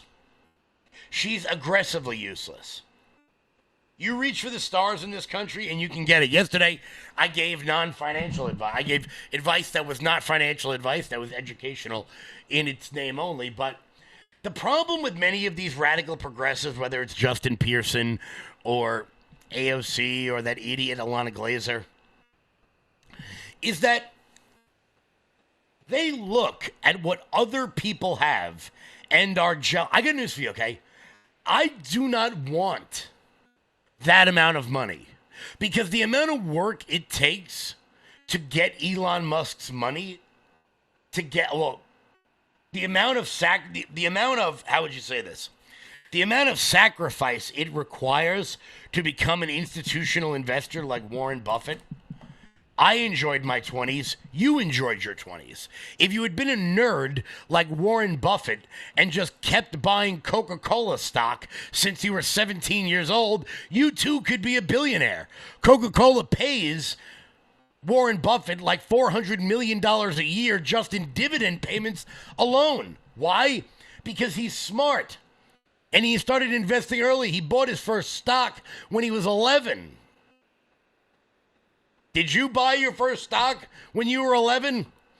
I bought my first stock 9 months ago. That's 20 years of compounding not in the market. Turns out you can do anything you want in this country if you just meet the right people, get into the right rooms, and do the right thing. Because I got news for you, most of the people who exploit labor never really reach that point. They don't.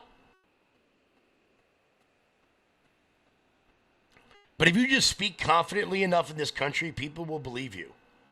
And it's really worrisome. It's really worrisome the amount of power this bitch has. She's going to run for president. And she's going to do well. And that's terrifying. That's absolutely terrifying. Speaking of working your ass off, here's Mike Lindell. I'm excited to announce that we're having our first ever mega sale on overstock clearance and brand new products.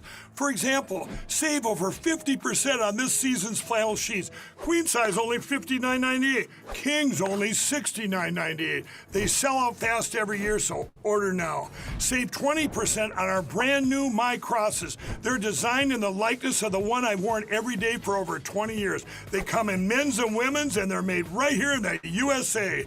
Get our 2025 six-piece My Towel sets for only $29.98. Our initial quantities are extremely low, so get them now before they go. And our best-selling standard My Pillows, just $14.98. So go to MyPillow.com or call the number on your screen. Use this promo code to take advantage of our first ever mega sale. But wait, remember that $75 free shipping rule? Well, that ship is sailed because right now, every order ships absolutely free. Guys, head on over to MyPillow.com and use promo code LOUD. That's MyPillow.com, promo code LOUD, for up to 80% off everything on the website. That's MyPillow.com, promo code LOUD. So markets took off today yet again. Giddy up, let's go with the Dow Jones Industrial Average. What do we got here? Oh, it didn't update yet. What the hell? Why didn't that update yet?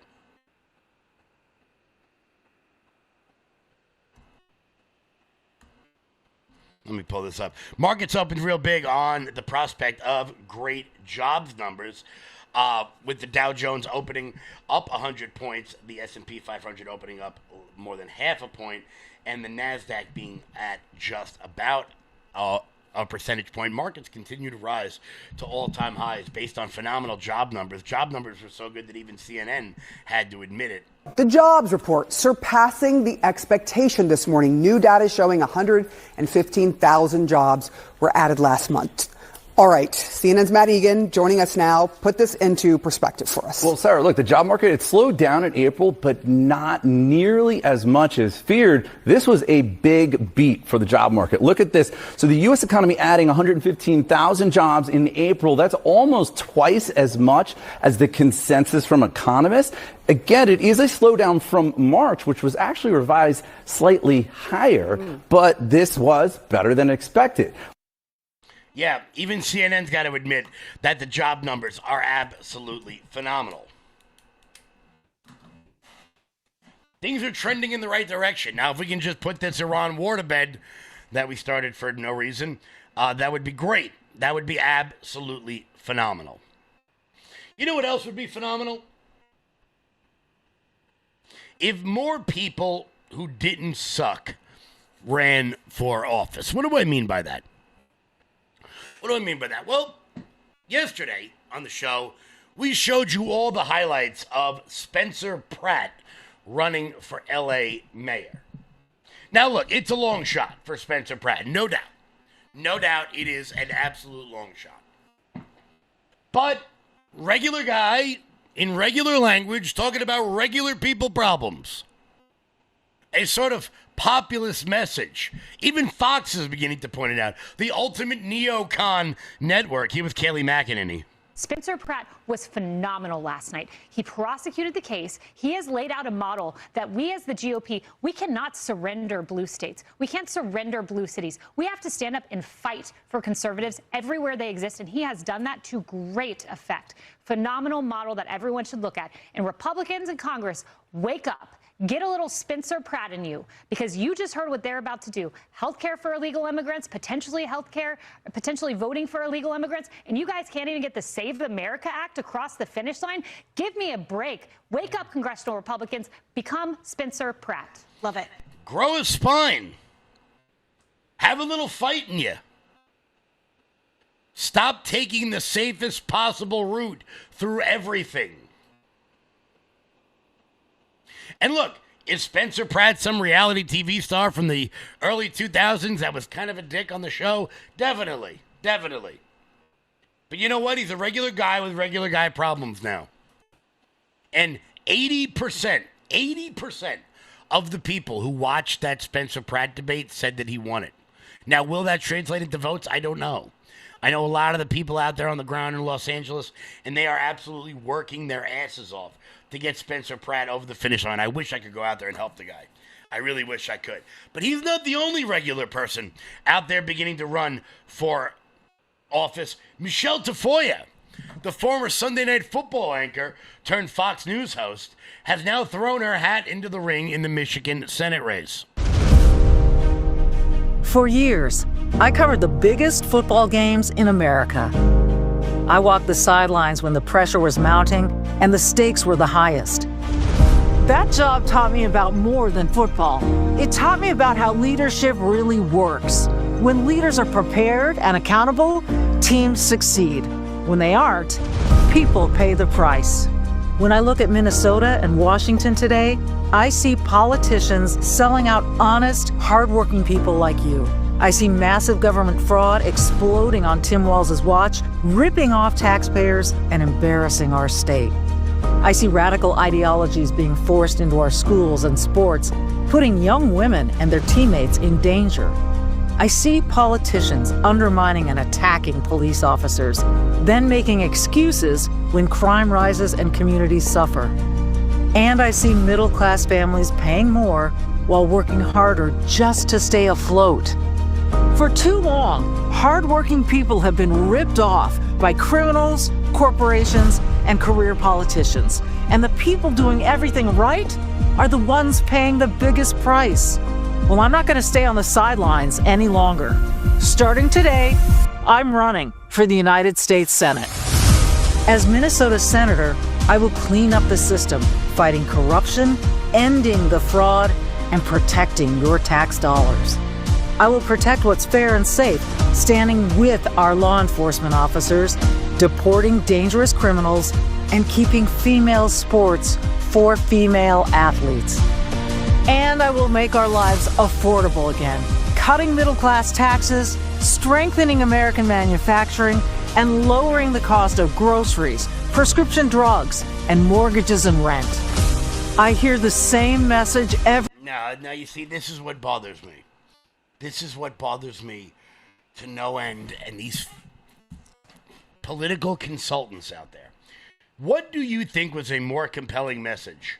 What Spencer Pratt was putting out the other day, real from here, or another cookie cutter bullshit ad? And I like Michelle Tafoya a lot. I think she'd be great. But that is such a DC ad. Nobody cares.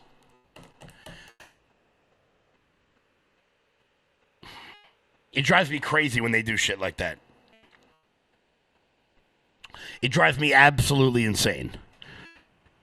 Because nobody in Washington, D.C. is willing to grow a spine. You got Timu Malcolm X out there getting in a cop's face. Or you got some like uncopyrighted musical number over the same old talking. I'm making it affordable again. We're going to lower the rents. No, you're not. Because you don't do those things in Washington, D.C. It drives me absolutely up a wall. It drives me up a wall. She could have a great campaign. She could do great things. We'll see if she does. Because it turns out authenticity, realness, and staying on message is what is going to prevail in the coming years and months. Need any more proof of that? We're going to show you some data out of Indiana in just a second. Before we do that, guys, head on over to lfatv.us. That's lfatv.us. That is your home base, your mothership, your landing pad for all things LFA-TV related. Check out the LFA TV store. And while you guys are there, consider becoming a monthly donor over at LFA TV. That is the best way to support this show and everything we've got going on over here. Well, wow, LFA TV. Yes, I read two ads at the exact same time.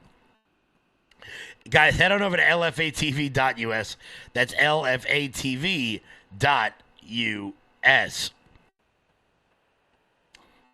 So let's go on over to Indiana, because there's new polling results out about just the amount of power that President Trump has within the party. But I don't think it's so much what President Trump has within the party as much as it is people running for office who are on message and are doing the things that need to be done. Here's CNN. Harry, you were also looking at turnout. What are you seeing in turnout? Why is this significant to this conversation? Okay, why is it significant? Because we know that within the Republican Party, Trump has that extra strong core, that MAGA base, right? We're talking about approval ratings, depending on which poll you look at, 95, 97, 100% with MAGA Republicans. And here's the thing. They are incredibly juiced up compared to other Republicans. Because let's take a look here. Republicans who say it's more important to vote in 2026 than the usual midterm election. Look at this. 60% of MAGA identifying Republicans say that, compared to just 36% of non-MAGA. So what's going on in these primaries, right? It's not just that you have this core Republican base that really loves Donald Trump. The people who really love him, they're the ones who are absolutely juiced up to go out and vote. They would go over hot coals to vote in those primaries. And you saw that in Indiana, with a clear majority of those representatives who went against Trump on redistricting. Well, they're no longer going to have a job come the next session of that state legislature. Then the question is, do Republicans think that party leaders should be following Trump, or other Republicans should be following Trump? Yeah, okay. So you see this juiced up MAGA, right? You see right here that his support among Republicans is just as strong as it was going into the 2018 midterm cycle, right? But it's more than that. Republican voters want their party leaders to follow the president of the United States, because party leaders should follow the president's lead. You know, for Joe Biden at the same point in his first term, just 57% of Democrats said that party leaders should follow his lead.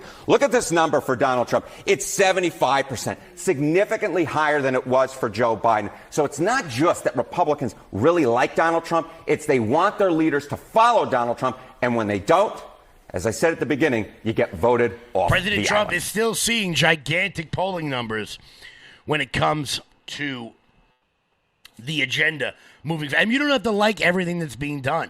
You don't have to.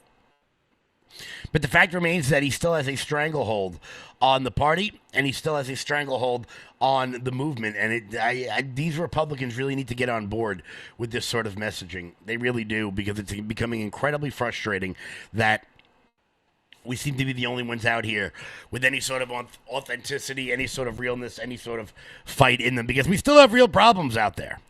We still have gigantic problems out there.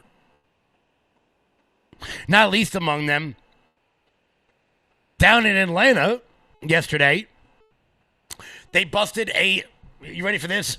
Not an illegal immigrant sex ring. No. That wouldn't be enough. Now they've arrested a pedophile illegal immigrant sex ring. And Marietta police say a call from a teenager may have uncovered a human trafficking operation. Officers say an 18-year-old called 911 and said that she had been raped at a hotel in Kingston Court. During that investigation, detectives say they found evidence that the suspect, 36-year-old Jaime Hernandez Campos, had also been sexually exploiting a 16-year-old girl. Police arrested him last night. They fear this was not a standalone crime. And so now you have an investigation that took an absolute complete turn from one incident to now multiple incidents. And the question your viewers will have is the same one our detectives have, and they're working to answer now. And that's that, are there other victims and are there other suspects that are also involved in this? We believe the answer to both to be yes. Let's give you another look at the suspect. If you have any information that may help, you are asked to call police in Marietta. That's right. He's still out there. Still out there. Illegal immigrants out there trafficking kids left and right, and we're just supposed to pretend that we don't see any of it. We're just supposed to pretend we don't see any of it. But people are beginning to speak out. People are beginning to say more. Sheridan Gorman, the girl from upstate New York who was killed by an illegal immigrant in Chicago, their parents are they're finally being, I don't want to say finally because, you know, everybody grieves in a different way, but they're taking a stand against Democratic politicians and the sanctuary cities that got their daughter killed. And the world needs to hear their story. It was probably one of the hardest things I've ever done. And one of the things that's so hard is this devastating darkness has just come over me. It's a combination of grief and anger and hate. Those are feelings I've never felt before. And you wake up every day and I fear that I'm going to have that in my heart forever, and I can't. When we went to the courthouse, I remember sitting there. I was sitting between my husband and one of my best friends, Cleo, and I was clutching their hands for dear life, holding on. And before he came, I was envisioning myself jumping over the bench in front of me, which, you know, or screaming out loud, just why? Like, why? Why did you do this? And like Tom said, our biggest fear, I can't even watch the news. Our biggest fear is this going to happen to someone else. I pray every day. I don't believe I have any enemies, but if I did, I wouldn't wish this on them. I wouldn't wish this on anyone. This is a heartbreak. You know, people do say it feels like your heart was ripped out of your chest. I thought the first day with the police coming to our door and falling to my knees, I thought that was the worst. But every day is worse. Every day is worse. You know, I have to walk by her bedroom. Our dogs lay on her bed all day. They don't understand. She was supposed to be home yesterday. She would have been coming home from Loyola. It hasn't felt real for us because she wouldn't have been home. And yesterday was probably one of the hardest days I've ever had. There's just a sadness that I've never experienced. And in that courtroom, I actually had a fury and anger that I've never felt before, that I can't believe I was there. Yeah. Why did I have to be there? My heart breaks for this family. This girl didn't have to die. She should be alive right now. And when you hear her little sister talk about all the things that she's going to miss out on in life by not having her sister because she was killed by some illegal immigrant who had no right to be in this country in the first place, it's even more heartbreaking. We were in the same house, same school. She was always there for me. She was always my confidence I needed. And you never imagine losing your sister so young. You're supposed to go through life together. She was supposed to be my maid of honor one day, right beside me. I'm supposed to be the honor for children, you know. I think people really need to understand this is a reality. It's something you never ever expect to happen to you, to happen to your sibling, your best friend, your daughter, but it's real and it can happen. As I said, this is very fresh for all of you. And you know, the nightmare that we live is waking up every day knowing that our child is gone, and then I have to see my two girls that I love so much in so much pain every day. And then the next realization is, are we going to hear another news story that it happened to another family? And it would break our heart if we did nothing. So we're here to speak out because we can't let this happen to another family. It's an unbearable pain. And it can happen to anyone. Jess, what was it like to be in the courtroom? It was just last week with this accused killer. What was that like for you, Jess? It was probably one of the hardest things I've ever done. And one of the things that's so hard is this devastating darkness has just come over me. It's a combination of grief and anger and hate. Those are feelings I've never felt before. And you know what? She's going to feel it forever. She's going to feel it forever. Meanwhile, you got Democrat politicians out there pissed off that the wrong kind of black person is going to be elected to Congress in some holler in Tennessee nobody's ever heard of before. That's what they care about. Or you got weirdos at PETA who are cementing themselves in front of the Pepsi building because they don't like that Pepsi uses steers in their fields. That's a real sentence. All right, there's more gallons. Okay. So right now you have idiots from PETA standing outside of the PepsiCo building, cementing themselves to the ground because they don't like that steers are used to plow fields for sugarcane. Quick, Johnny! Quick, please! There is no excuse! There is no excuse! Or Pepsi sugar cane! Schools are in pain! Hey, Pepsi, what do you say? How many bowls reduced today? Hey, Pepsi, what do you say? How many liberation? What do we want? What do we want? No more labor. Pepsi, stop abusing bowls. Now. What do we want? No bowl labor.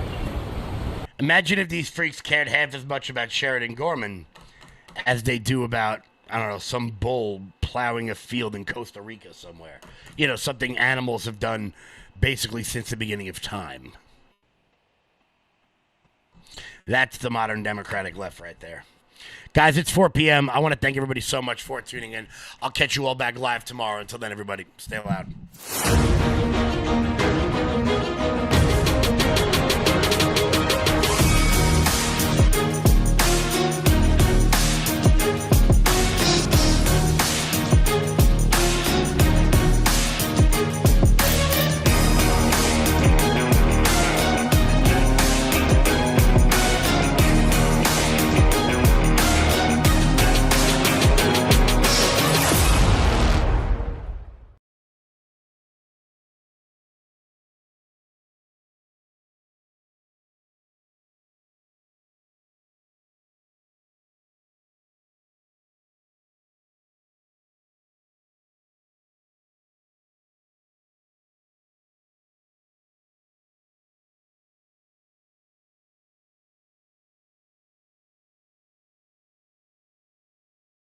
Program today, and I hope you enjoy LFA TV as a whole, because let's face it, we're not getting any younger.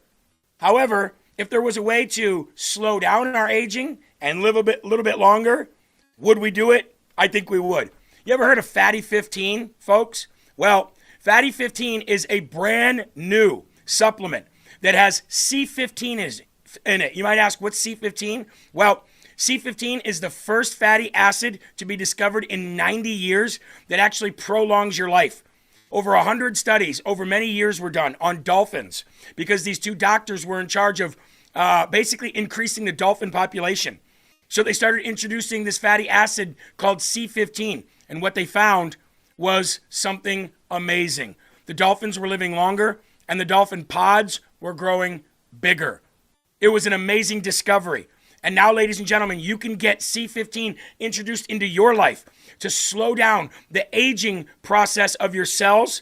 And it's not only going to make you feel and you look younger, but it's going to make your body think it is younger, which means you're going to start doing more things again. There's a thing called cellular fragility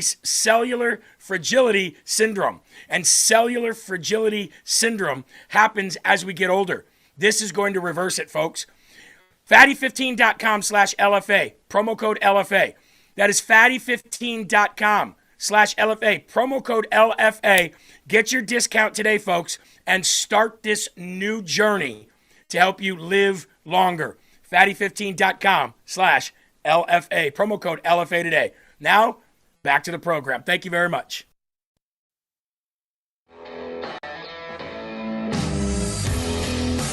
Welcome to Flyover Conservative Podcast with David and Stacey Whited, where we break down current events and examine culture through the lens of conservative Christian values.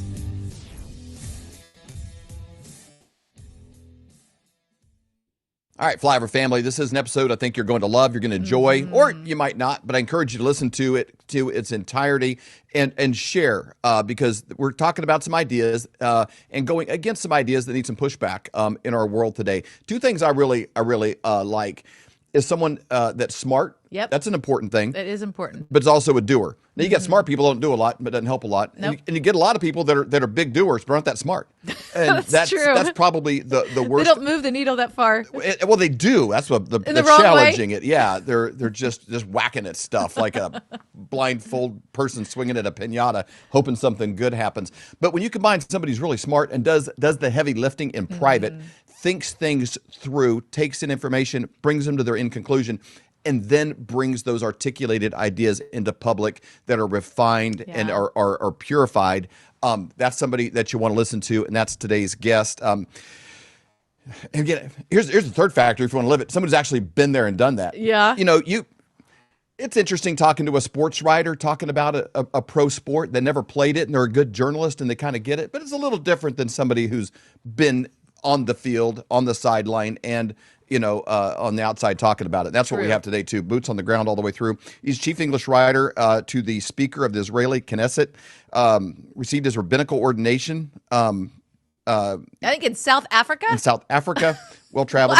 He's attended NYU as well. He fought in Gaza and Lebanon as a soldier with the IDF. He serves as the political and media advisor to many of Israel's top leaders, and works in the political realm and as a strategist at the highest level.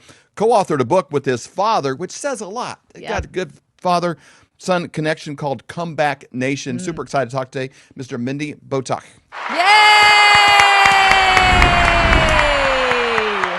Welcome. Thank you so much for having me on the show. What an honor to be here. We want to get into your story, and we're going to go right to the part. Thank you. I mentioned this connection with you and your father, but also I follow your sister on both YouTube and Instagram.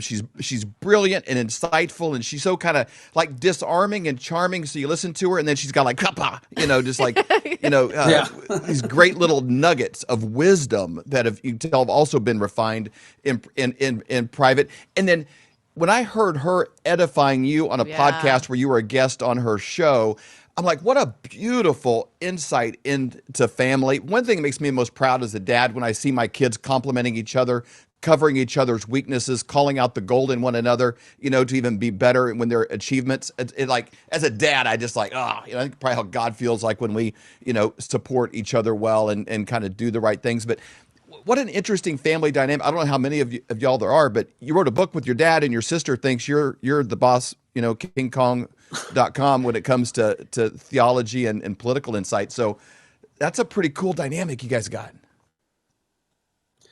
Absolutely. I mean, we were raised by first and foremost, a rabbi, a man of real spirituality, a man of real ideals, a man of real values. And he raised us to not just, have these convictions for ourselves, but to try and spread them across the world and try to make the world a better place. It really does start with what people are thinking about, what people are caring about. And my sister has taken that to a whole new level. She's such a brilliant broadcaster, but more than anything, she's a woman with a fire in her heart for God and for the values that He gave mankind, the guiding lights that He gave us to lead us forward.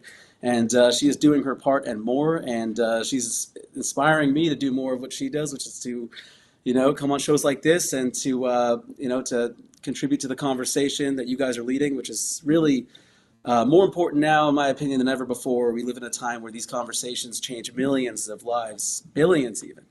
So this is the time, and you guys are, it's an honor to be on the show and help you steward. Well, she's humble and smart. That's a rare combo. Yes. You mean some people that are humble. It's like, well, you probably should be. You've not done much. And then, and then, when you combine like truly humble with a tremendous amount of wisdom, that's what makes your sister, I think, such an interesting voice. So I encourage, in the links below, we'll put a link to her YouTube and Instagram, whatever channel you listen to this on. If you're on Rumble or Apple, Spotify, wherever you're at, 60 different platforms the show will be on TV. You can just go there and find it on your own. But in the show notes below of any of those kind of social media platforms, there'll be a link to her Instagram. Go to the short section if you don't want to watch a full. Go to the short section. Just watch some like 1 minute things. It's like a time machine to an hour from now, because you watch one, you're like, that was interesting. And every one is just an insightful jab punch of wisdom. It's really, really good. Definitely. And also we'll also put the interview she did with you in the notes as well. So both of those will be there, so you guys can see that. Great example of family. I want to jump right into the day, the October 7th, with the attack that happened on Israel. We spent 2 weeks there, the April before this took place, and I knew about this part of the culture, but I didn't know it until I was there. Like, even our tour guide was a young man. He's probably 35 or so, something like that. He'd spent 2 years, in the military, and we learned a lot of things. Like, I think that'd be a great practice for the United States. We got a lot of purposeless, in your 20s. They don't know what they're doing, where they're going. I think serving your nation, anything you serve, you love more. You serve a baby, you love it more. You serve your family, you love it more. Serving your nation in that kind of a way. Also, at the kind of age, maybe you didn't grow up, you don't know how to make your bed, or you don't have a watch or a calendar, kind of help create some structure, in your life is just an incredible thing. But the unity that kind of brings to the country, where everybody is kind of a little, at least at some level, a prepared doer. It was a very interesting thing. We saw at one bus stop, there was a busload of I don't know if they were like 20. Yeah, I guess so. Like in training, they were headed somewhere, and it was like, men and women, and they were like wired tight and had uniforms on and doing stuff. I'm like, I wouldn't mess with any of those girls, let alone these guys. Like, you could just tell it was a very, on purpose. Yeah, on purpose. They could do some pull-ups, and they, were functional. So that mindset of civilian crisis isn't something I think most nations have when there's a crisis. Everybody kind of looks like, well, somebody should do something. I think in Israel, there's a little more of a vibe of we're all kind of part, on standby here. So I kind of go for that, because you shifted from one mode to another in a minute of a few minutes. Can you bring us back to that day and kind of give us a context for your thought process as that day unfolded, and then what laid out for you next? Yeah, it was, I served in the military. In Israel, you have to do, for men, it's 2 years, 8 months mandatory military service. For women, 2 years, it might be changed to 2 years, 4 months.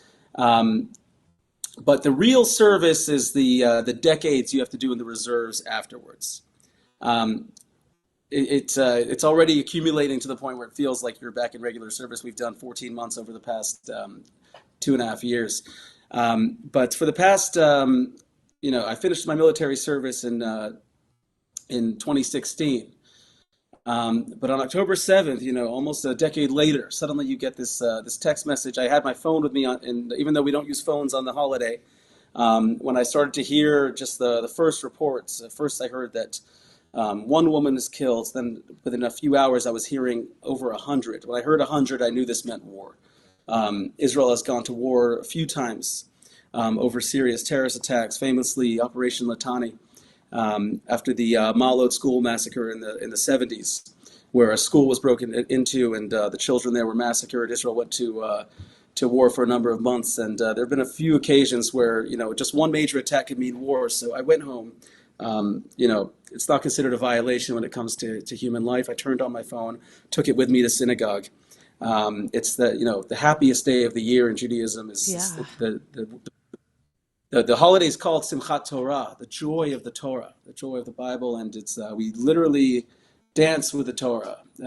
Throughout the year, we learn, we study the Torah, but on Simchat Torah, we actually just rejoice with it. We hold it in our arms and just go in a circle around the synagogue, dancing as an expression of our love and attachment to the Torah. And we were literally dancing with the Torah, getting these terrible, terrible reports. It kept getting worse. Someone told me his father was an officer. He heard that there's over 200 now, 300. They kept adding on another 100, murdered civilians. And it was a somber mood, but people were still trying to carry out the rituals. And then at about 11 a.m., many soldiers had already been activated. My unit is primarily a northern unit. We've also served in Gaza, but we are primarily, we train to deal with Hezbollah in the more mountainous terrain of Lebanon. They decided to reinforce that border and send us up there. 11 a.m. I got a text. The commander of my unit said, we've been activated. I had actually been in the unit for a training. You train every year, minimum, for like about a week and a half to keep you sharp on everything. And once every 3 years, you do like a month of actual active duty, usually just manning a border post. So I already knew everyone. We already have our equipment ready. I already had my helmet and my boots in a bag by the door. You always keep it there. And I ran home and really ran. It was a feeling of, in hindsight, it's hard to remember how terrifying the northern threat was. At the time, Hezbollah was many times the size of Hamas. They had as many tunnels, many more rockets. We thought there would be an invasion from the north as well. My friend picked me up, took me straight to our base, and by 6 p.m., we were on the Lebanese border, inside a bush with a giant pair of binoculars looking at these 3 different routes that Hezbollah could take to invade. And then by the next day, we already started taking fire from Hezbollah with mortars and anti-tank missiles. And it happened very quickly. But that's the switch you have to be willing to make in a country like Israel.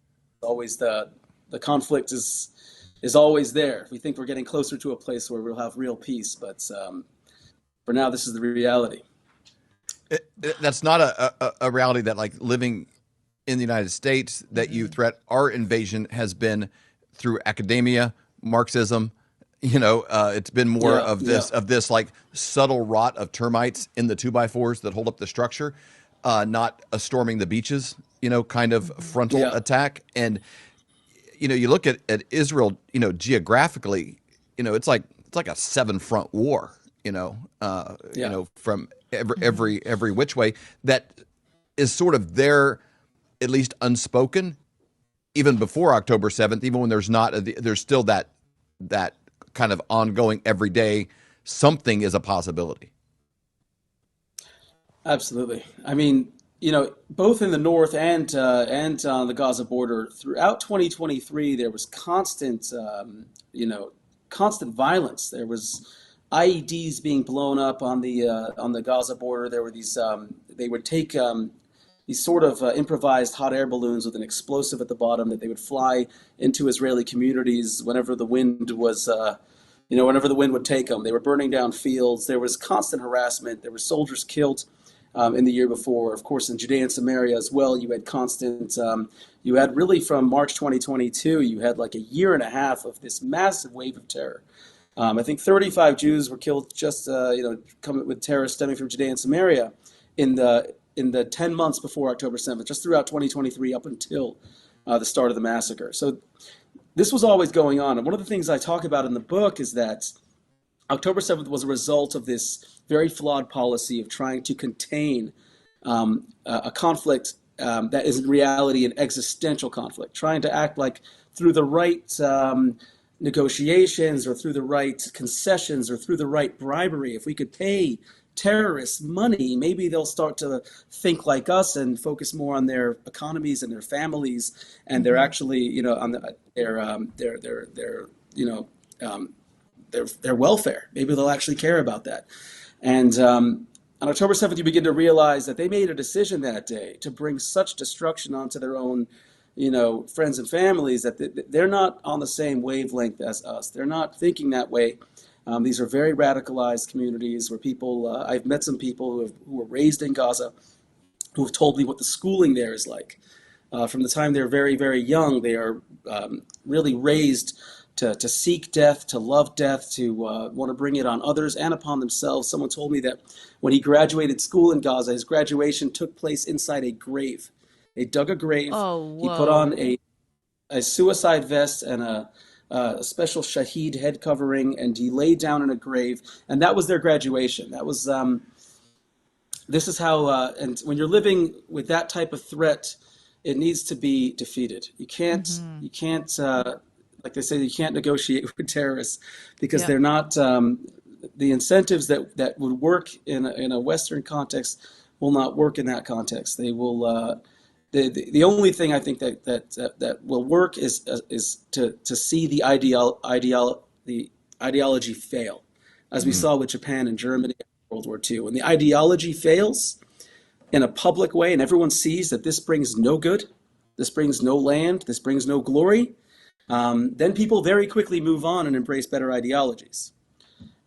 So I think that's what Israel's been doing now, is to really finally bring a defeat to these enemies that they will not, that they and those who come after them will not forget. Let's talk about those enemies for just a moment, because when you see some of these images, there was an image that we spent a lot of time kind of dissecting. It was during, I think it was a hostage exchange. This was fairly recently. This was, after, I don't remember the date of it. And there was an image back in the background with, political things and stuff, but it has a 6-fingered fist that I don't think was like an AI graphic mistake.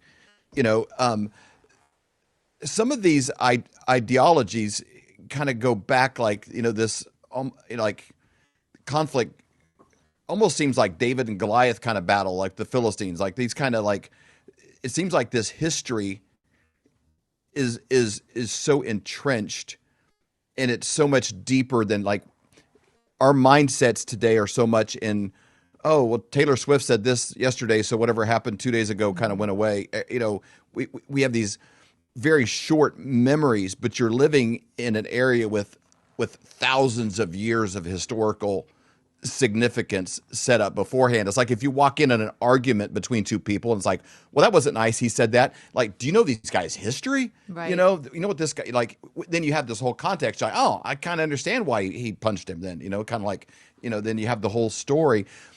It's so much bigger and deeper and longer.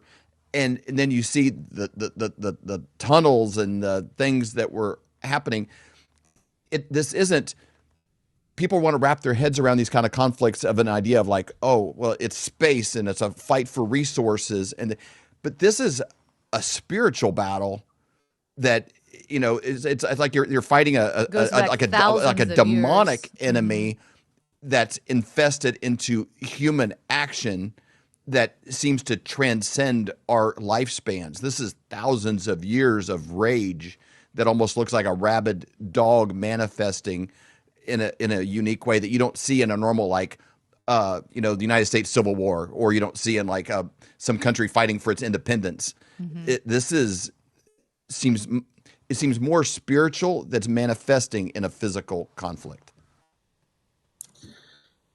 You know, first of all, absolutely. I believe there's Jewish history is like the longest ongoing saga that I think humanity has. It's really since, you know, Abraham and Pharaoh and the Assyrians, the Babylonians. It's just been a constantly evolving struggle, and it's always been a struggle.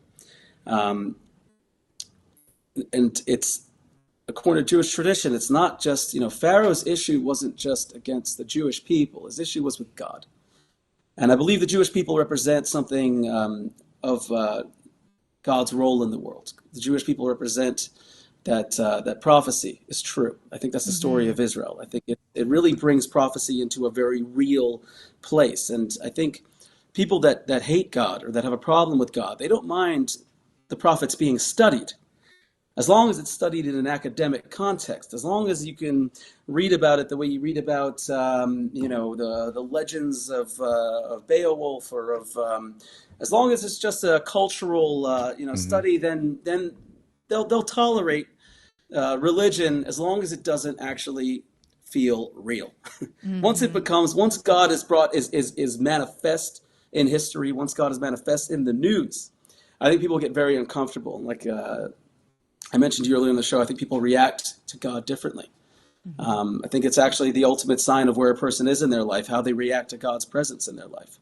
I think evil is this, you know, if I were to define evil, in Judaism, we believe that God is the source of all good, and evil is just simply the lack thereof. When a person cannot make space in his heart for God, that is the function of evil. The function of evil is to eclipse God in this world, to conceal God, and to push him out of world affairs.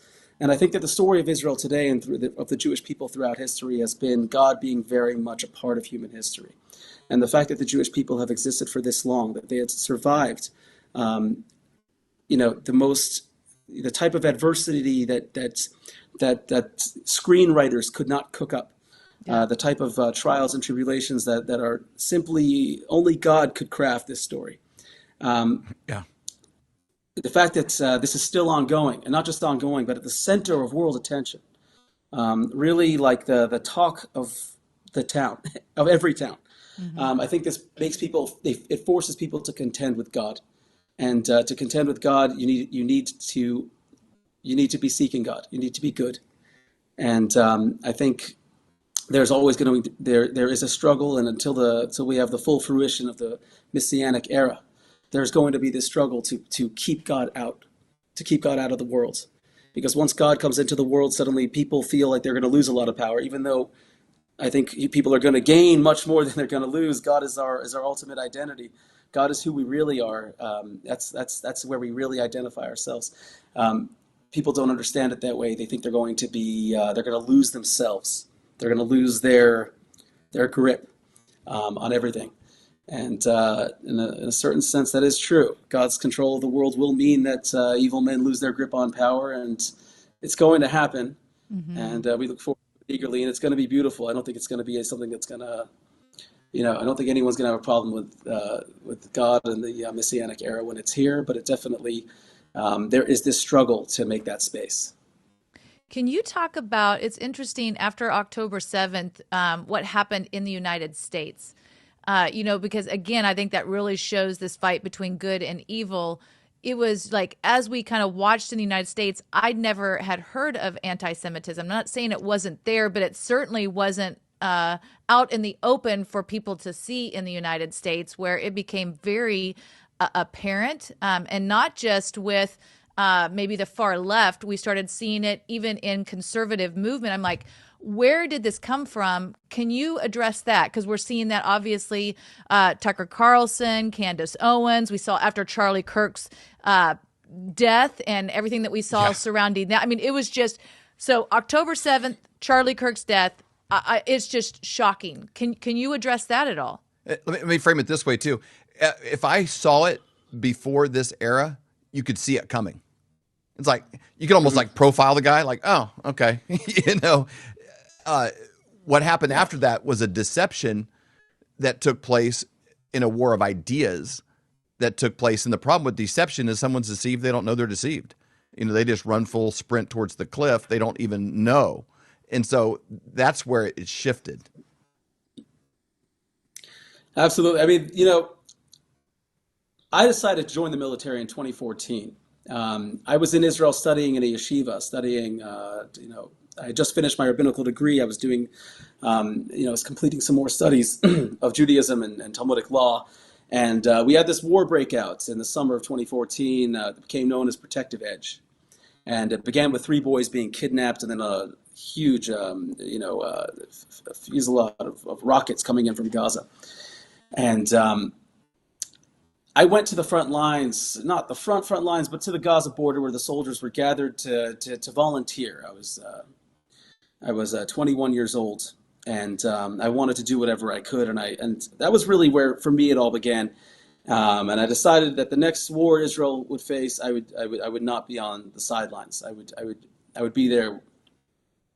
I'd be on the front lines themselves, and I drafted the next year. That war, for what it was for me, was also what it was for Israel's enemies. It was one of the first times where you saw a war really break out into the public fore, really break out into the public conversation. We saw a huge eruption of anti-Semitism around the world in 2014. We saw synagogues being burned in Paris. We saw massive marches. I think it was in that war that Hamas understood the power of these wars is not even on the battleground. The real maneuver that's happening is in the consciousness of humanity around the world. And when they launched the attack on October 7th, that was always the target. The battlefields would be in southern Israel, and with Hezbollah joined in northern Israel and throughout Israel. There was threats coming in from every which way. Of course, as we discussed in the book, there were 7 fronts. Each front was way larger, far larger scale than anybody understands. But what Prime Minister Netanyahu referred to as the 8th front, the war for public opinion, the global war. This was really where they thought they could get Israel. That would be the way to destroy Israel. Hamas and Hezbollah, if they had attacked together, some people say they could have destroyed Israel, but there was never a guarantee of that. The guarantee would be if Israel loses all support of all people around the world and becomes a true pariah state and can no longer acquire weapons and can no longer sell, and its economy collapses. This is the real threat, and I think this was always their plan. And to do so, they were willing to sacrifice the entire Gaza Strip, and they put all their tunnels and command centers under civilian infrastructure and hospitals and schools. It was always to try and sacrifice these people, a real blood sacrifice in the way of Moloch, to try and turn public opinion against Israel, who they understood would have no choice. They would physically stop civilians from evacuating. Israel, I experienced this myself. Israel did so much to protect innocent lives, and so many Israeli soldiers. In fact, I think the majority died because of these considerations. Israel never even had to launch a ground invasion. We controlled Gaza from all four sides. We just needed to take the Egyptian border with Gaza, and it would have been a siege, and no soldiers would have been at risk. But that would entail, cutting off food and water and electricity, and Israel really does, I think, in my book, I argue sometimes that it was even too much. But they turned the world against Israel, and we saw this explode in America because America is really the leader of the free world. America is America is the opinion that matters most. If you can change American minds, it changes everything for all countries. The undisputed leadership in the world today, the United States. And I think America was always going to be that a key battleground for the Jewish people, and not just for the Jewish people, I think for freedom itself. I think this was a larger battle than even just the Jewish people. I think that the target here is the world. I think Hamas is a small part of a massive system that I think eventually wants to control the world. If you look at who's supporting Hamas and who's funding these things, it goes even beyond Iran. America represents, I was raised, I was born in England, raised for more than 10 years in the United States. I have such love for the United States. My family still lives there.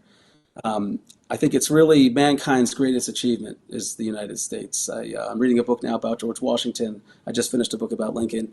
America is simply a country with the greatest values the world has ever seen. Truly a godly country, an ideal nation. There's something so miraculous and something so messianic about the rise of the United States in world history.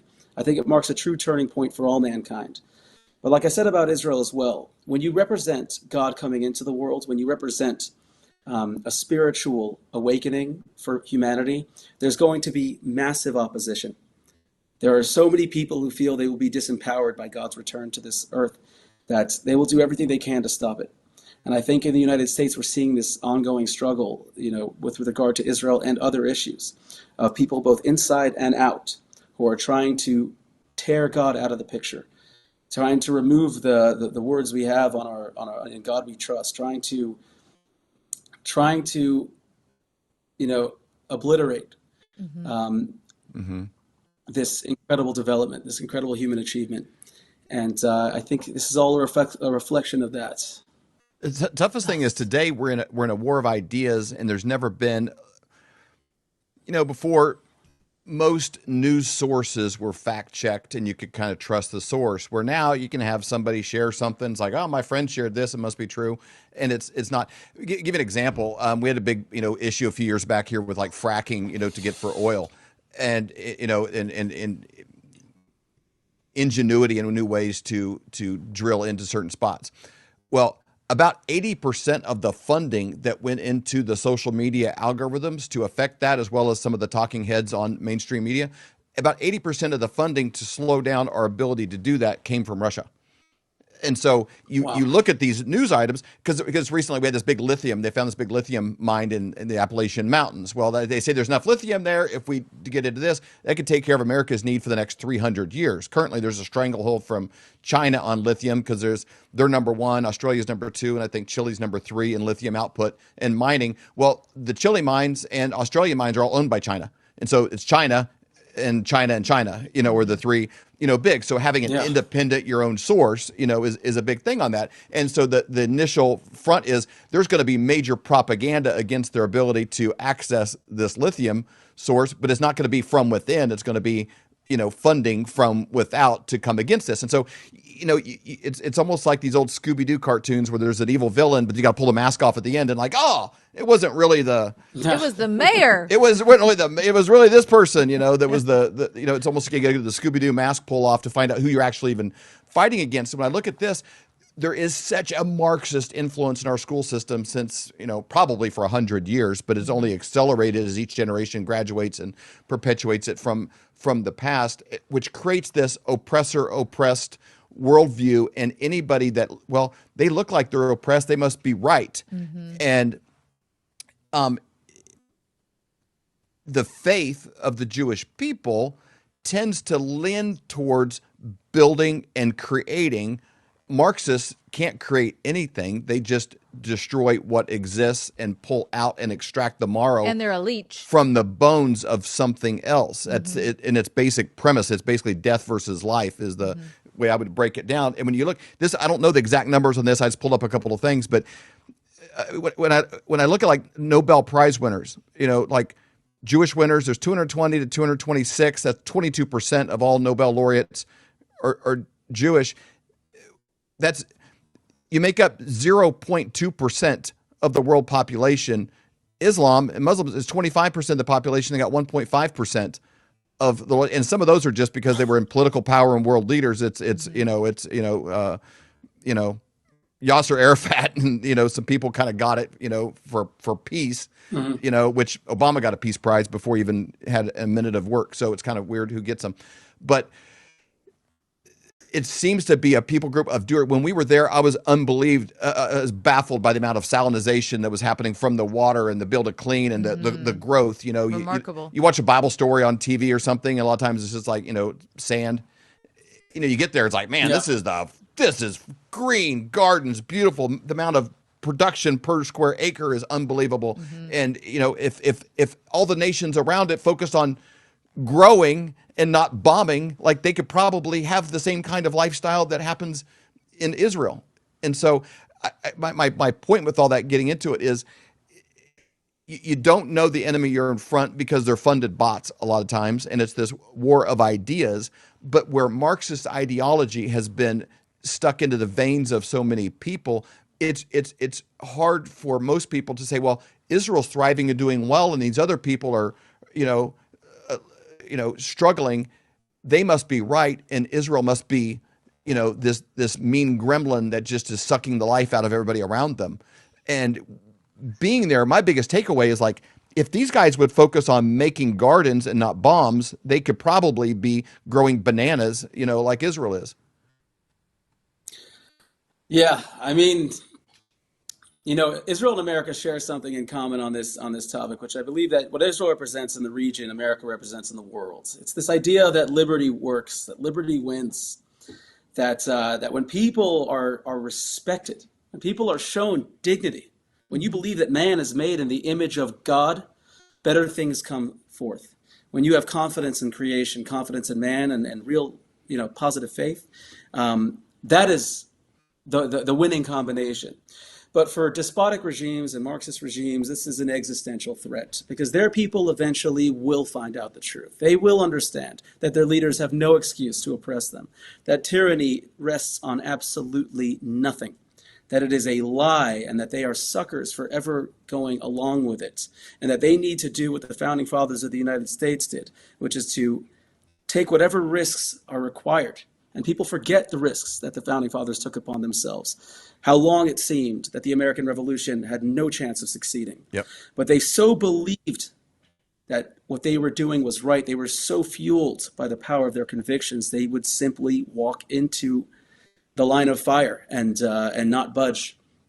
And Israel, I think, represents that in the Middle East, a region where I've heard this even from people in Israeli political circles, that democracy doesn't work here. This is like something in the ground is different. You need strong monarchies. We saw one of Trump's representatives say that, which I thought was kind of shocking. I think Tom Barrack said it. He said, "Here, strong monarchies are the formula for the Middle East."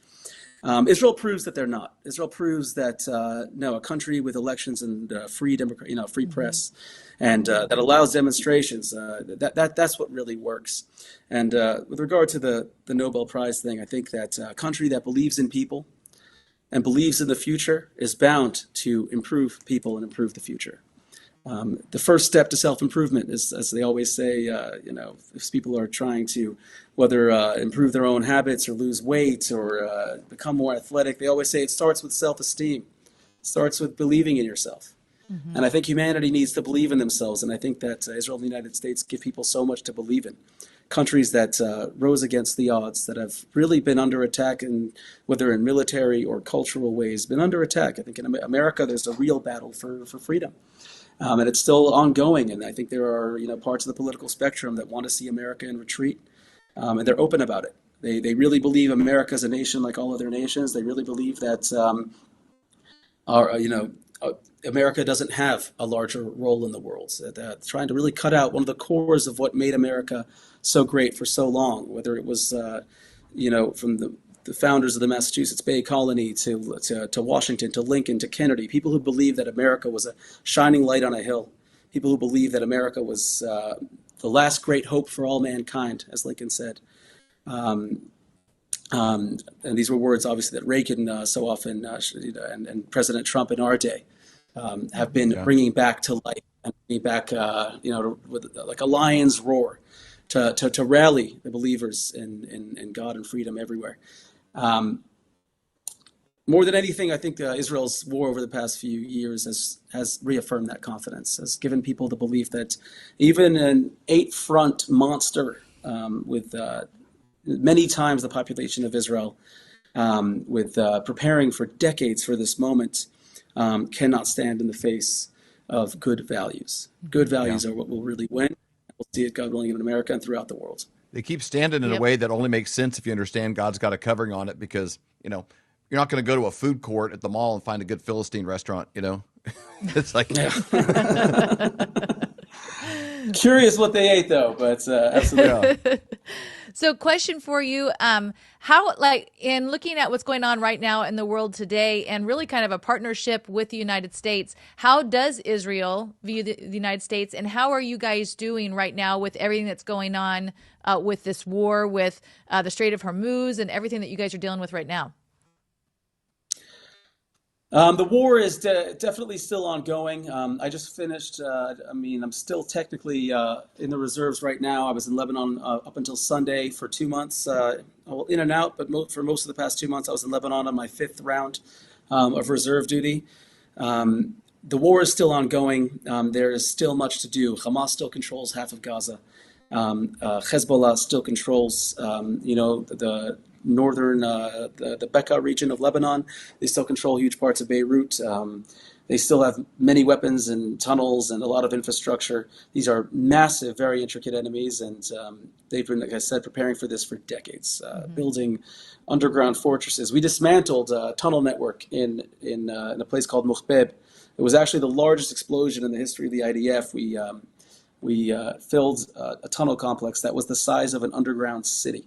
Wow. There was an underground city. I mean, truly, people don't understand the scale of what was built, how long they've been doing it for, and how long they've been planning this. Israel has defanged those enemies. Hezbollah can no longer invade Israel. Hamas can no longer invade Israel. The rocket threats have been dramatically reduced to almost nothing.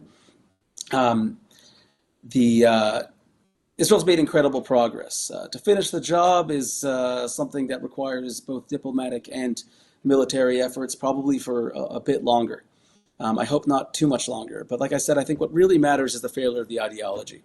And I think that's happening. I think people are seeing that when Hezbollah and Hamas came up against Israel, they simply could not stand in the face of the force of an Israeli military maneuver. They could not stand in the face of the nation here in Israel. And I think that sort of, for lack of a better word, that sort of advertising, ideological advertising, showing people what works, what doesn't work, that is going to slowly pull more hearts and minds away from ideologies. And, it definitely affects too when you see the amount of effort put into just wiping Israel out. Yeah. If what would it take to build an underground city? That energy focused in something productive probably could win you a Nobel Prize. You could probably be there's probably some fields. Well said. There's probably some fields, awards winners there if they just applied it towards, something productive. It's almost like seeing a kid that's always in trouble in school. And it's like, man, if you put this energy into your studies, into doing good, you could probably, not be on this path towards jail. And that energy clearly could go towards growing bananas and tomatoes. Absolutely. And, Gaza and Lebanon, me and all the soldiers with me, we were struck by the sheer beauty of these places. Gaza has so much potential. Lebanon has so much potential. These places could be real, they could have built paradise for that amount of effort. You said it so well yourself. They could have won Nobel Prizes, no doubt about it. I don't doubt that the people there have everything that we have, and to improve the world and improve their own societies and be a blessing to mankind. I think that God really made all people equal, and it's really about where we choose to divert our energy, what ideologies we choose to ascribe to. And I think it could happen very soon. I think, like we said about World War II, Japan and Germany were transformed so quickly and became so successful so quickly.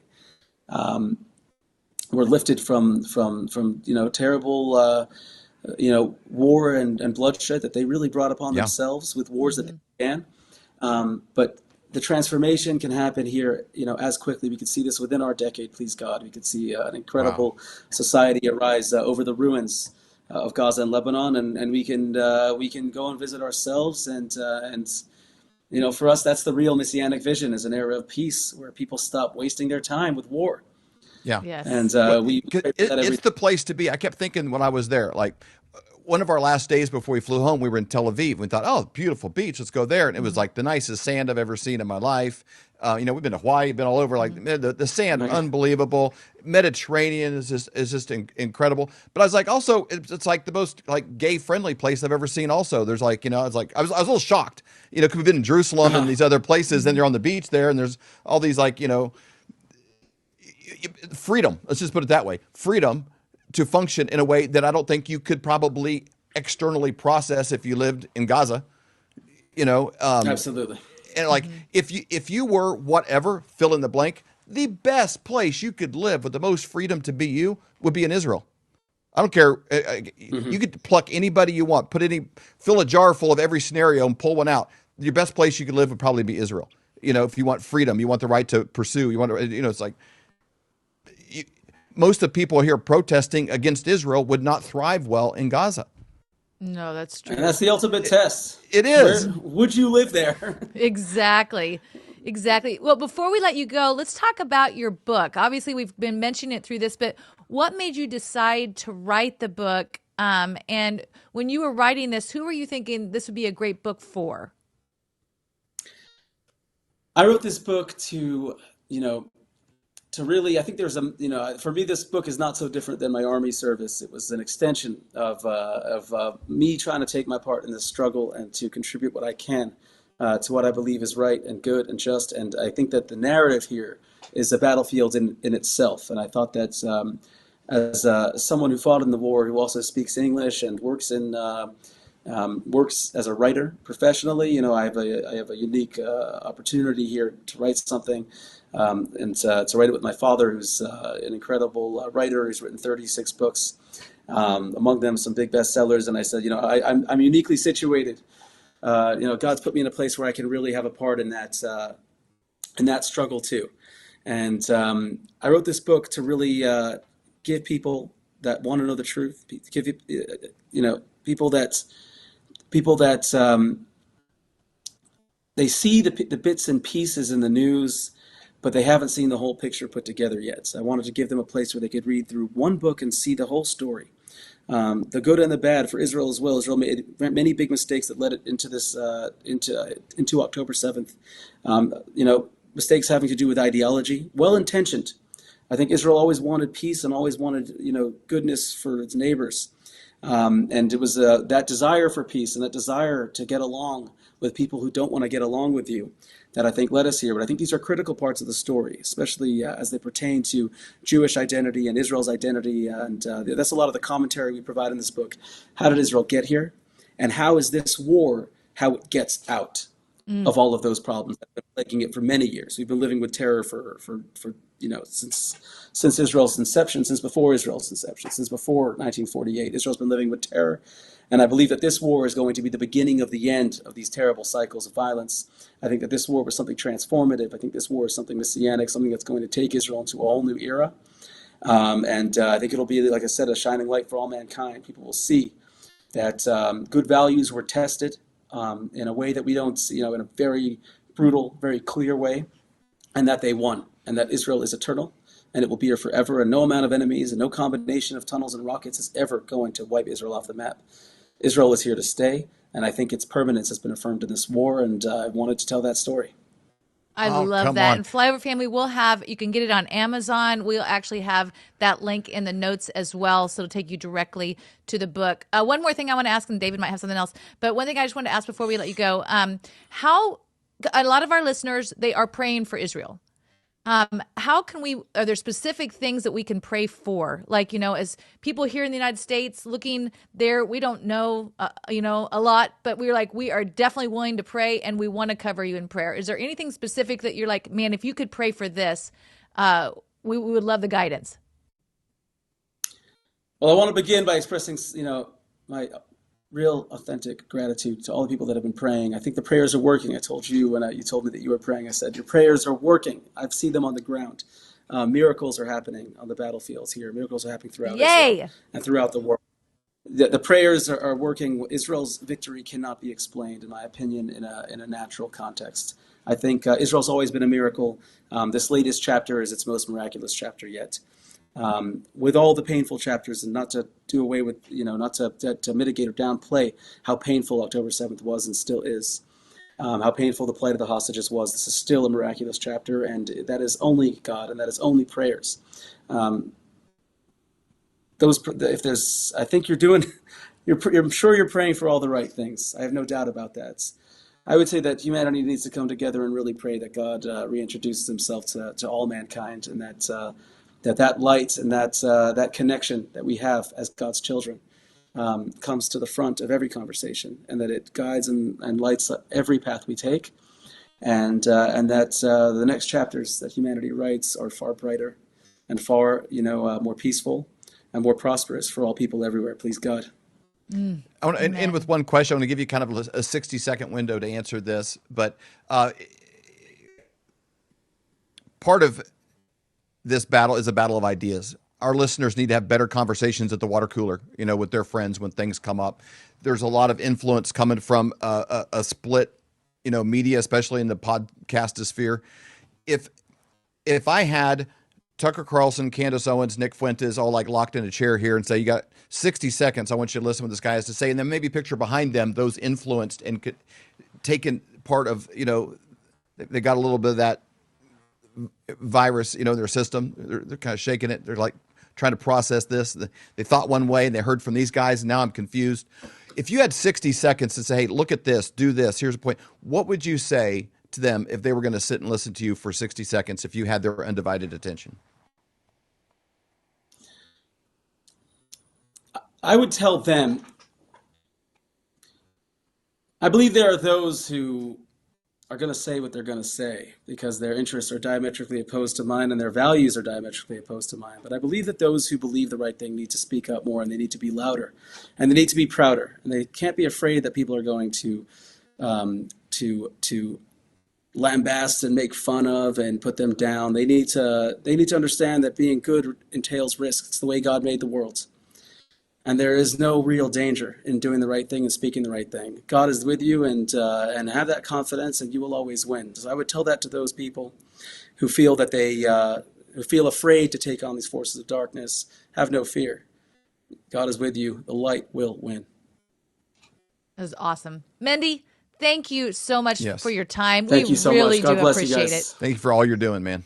Hello, Flyover family. Join me every Wednesday for the Prophetic Report at 11:11 Central. You can find it on Rumble. You can find it on the Flyover app. We have such an incredible time of hearing from all of these different prophetic voices like Robin Bullock, Julie Green, Barry Wunsch, Amanda Grace, and Hank Kuhneman. Every week, it's either 5 or 6 different prophets that are speaking, and what's interesting is God is speaking through them, and all of these voices come together like puzzle pieces. It is so exciting to hear what the Lord is saying. We're hearing from medical. We're hearing from military intelligence. We're hearing from the financial world. We're hearing from mainstream media. But the most important is, what is God saying? He has not fallen off the throne. He's not nervous. He's not chewing his nails. He is in control. He has plans to prosper us and not to harm us. What a great time to be alive, and I'm so excited for you to join me every Wednesday at 11:11.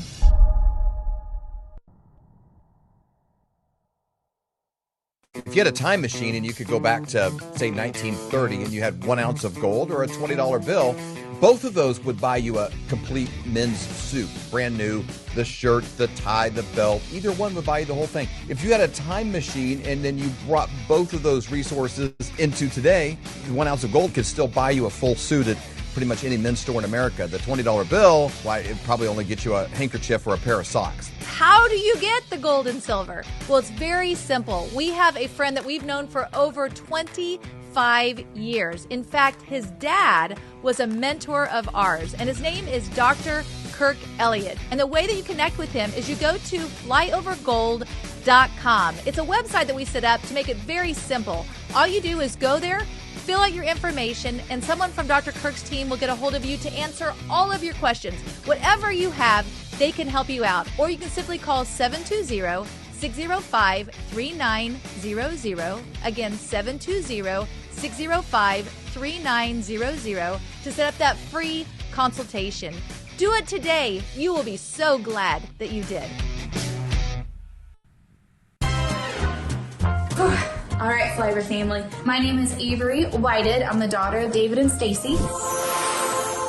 I'm just moving in, so I had to get an order for my pillow and get the things that I needed. So let's look inside. I got some My Pillow towels, kitchen towels. I got some of their Giza sheets. Now, I've never actually been able to use them, but I've heard amazing things from my parents about them. And last but not least, something for Charlie. Hey, dog bed. All right, Charlie, let's go put this in the dryer and fluff it up for you. Come on, buddy.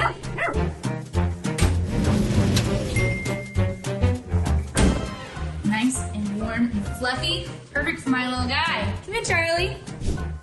All right, if you want to get your own products, go to mypillow.com and use promo code FLYOVER to save up to 66% off.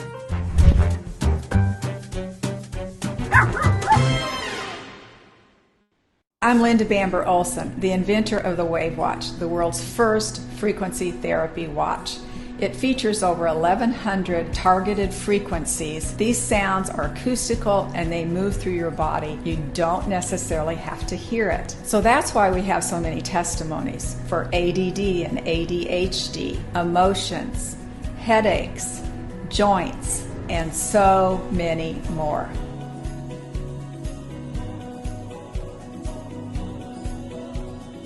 Everyone is talking about this. The one thing that's very important part of my portfolio all these years is gold. As gold hit all-time highs already this year. And get a free info kit on gold today. It's called silver.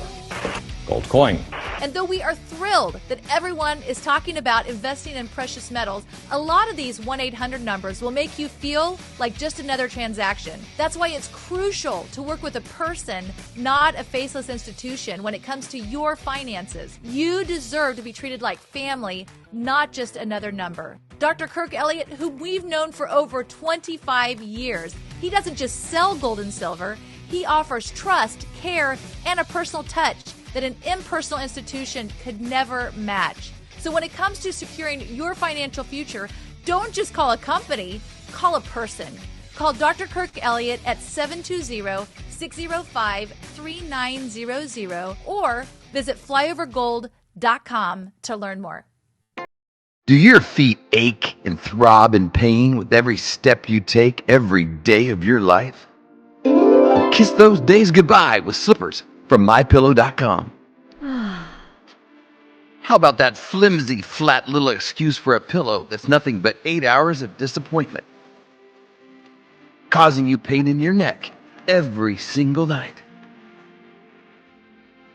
You can wake up with nothing but butterflies and rainbows around your head with a MyPillow pillow.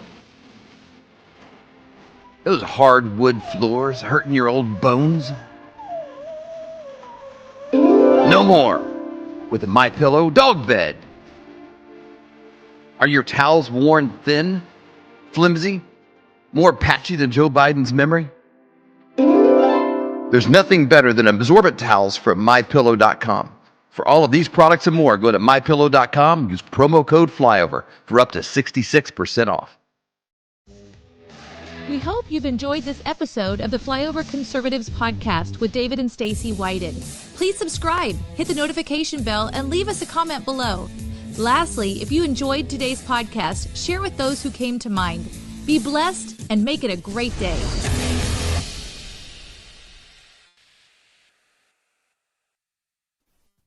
Hey everybody, Jeremy Herrell here. Look, I want to talk to you a little bit about gold and silver. When I was a kid, I always wondered what Fort Knox must look like.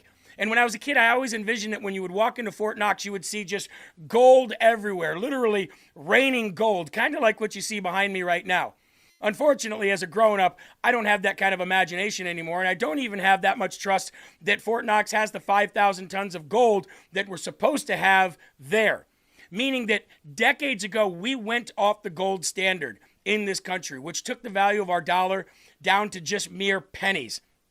And since our federal government doesn't want to go back to a gold standard currency, then it's time to us to take matters into our own hands. Have you ever thought about buying gold and silver?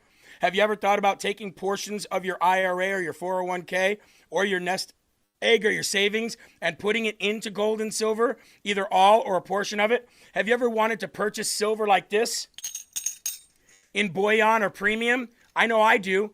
And I know I wanted to take matters back into my own hands, which is why I have worked with Golden Crest Metals to do that. GoldenCrestMetals.com/LFA is going to be your go-to, absolutely transparent and trusted partner. Now, you can go to that website or you can call 888-308-4202.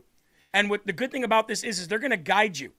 They're going to talk to you. They're going to guide you. They're going to give you all the answers to your questions. And there's going to be no hidden fees. It's completely transparent. No hidden fees, no pressure, no surprise markups whatsoever. Clients get to see everything before they purchase. They've even agreed to lower the minimum investment to the LFA audience in order to make sure that everybody has access to this.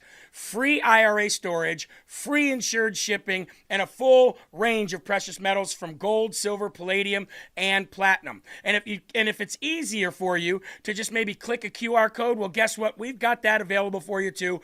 Right here, ladies and gentlemen. Click this QR code on your screen and it'll take you right there. GoldenCrestMetals.com/LFA. Again, GoldenCrestMetals.com/LFA, or call 888-308-4202 today to reach these guys. They're going to be a great partner for you, just as they have been for me, and we absolutely recommend here at LFA TV, GoldenCrestMetals.com/LFA.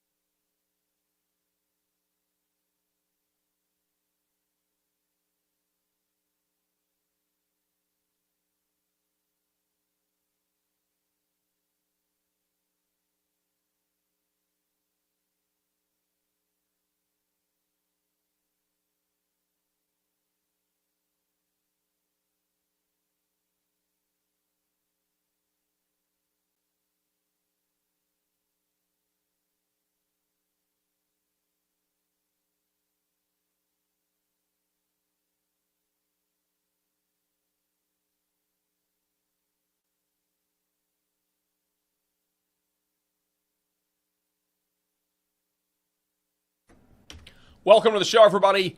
Thank you so much for being with us on this Friday. Hope you're having a great day and looking forward to a really good weekend. So, back on April the 21st, the state of Virginia had their referendum to redistrict their state. and essentially give the Democrats an 11-1 or 10-1 advantage. And that plan has backfired in their face in a spectacular fashion only in a matter of 3 weeks. On April 21st, they had their little referendum. It was immediately challenged as unconstitutional. Then, a mere 8 days later, on April 29th, the Supreme Court decision came down saying the Voting Rights Act is unconstitutional, or a portion of it is, where you can't base your districts on racial gerrymandering. You just can't do it. And now it is May the 8th. So about 3 weeks from the Virginia referendum, and the South has responded in a big way. Tennessee, Louisiana, Florida, Mississippi's now in place, South Carolina, Alabama. And then today, the Virginia Supreme Court officially ruled that the Virginia process to get the referendum on the ballot was unconstitutional, and it means the old map where Republicans have, 4 or 5 seats is going to stand. This has backfired it's backfired spectacularly, but it's backfired. I guess I'm amazed at the speed at which it's backfired. I mean, it's been a historic 3 weeks, and now the midterms, which were not looking good for Republicans, and it still may not be great, but it's a lot better outcome. As a matter of fact, now, according to some people, the Republicans really only have to win 3 of the toss-ups to basically comfortably maintain their majority in the House. We're going to talk about this. We're going to talk about what that means. We're also going to talk about the Democrat reaction to this. Of course, they're crying racism. But one guy out of Louisiana, who apparently has a show, is lamenting the fact that the ancestors of the Confederates weren't genocided, that this is the problem. The reason we have what we have today, the news, the headlines about the South, the Southern scramble, trying to get the apportionment the way they want it, using the hard power that Republican voters have given Republican state legislatures. He's lamenting that the North really just should have taken care of the problem and basically not let Southern people reproduce for all of these years. We're going to talk about that much, much more. We've got the alien disclosures. We also we're going to kind of do a dive into old school Hollywood movies as well, compare then versus now. Happy Friday to everybody out there. The show starts right now.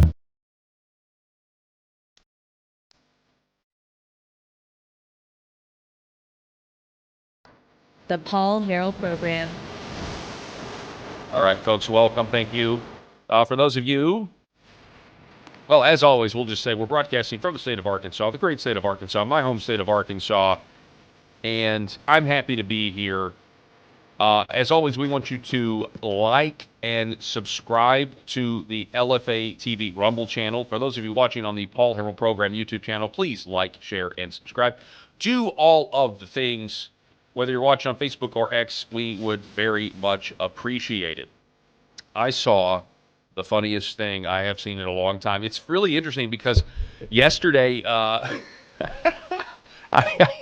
can't show this because it's not been edited for TV because we are on cable in a couple of places. But at the end of the show yesterday, we gave you this story where we said it was not a good day to be a lesbian judge in the state of Texas, specifically Bexar County, Texas. Wasn't a good day because Rosie Speedlin Gonzalez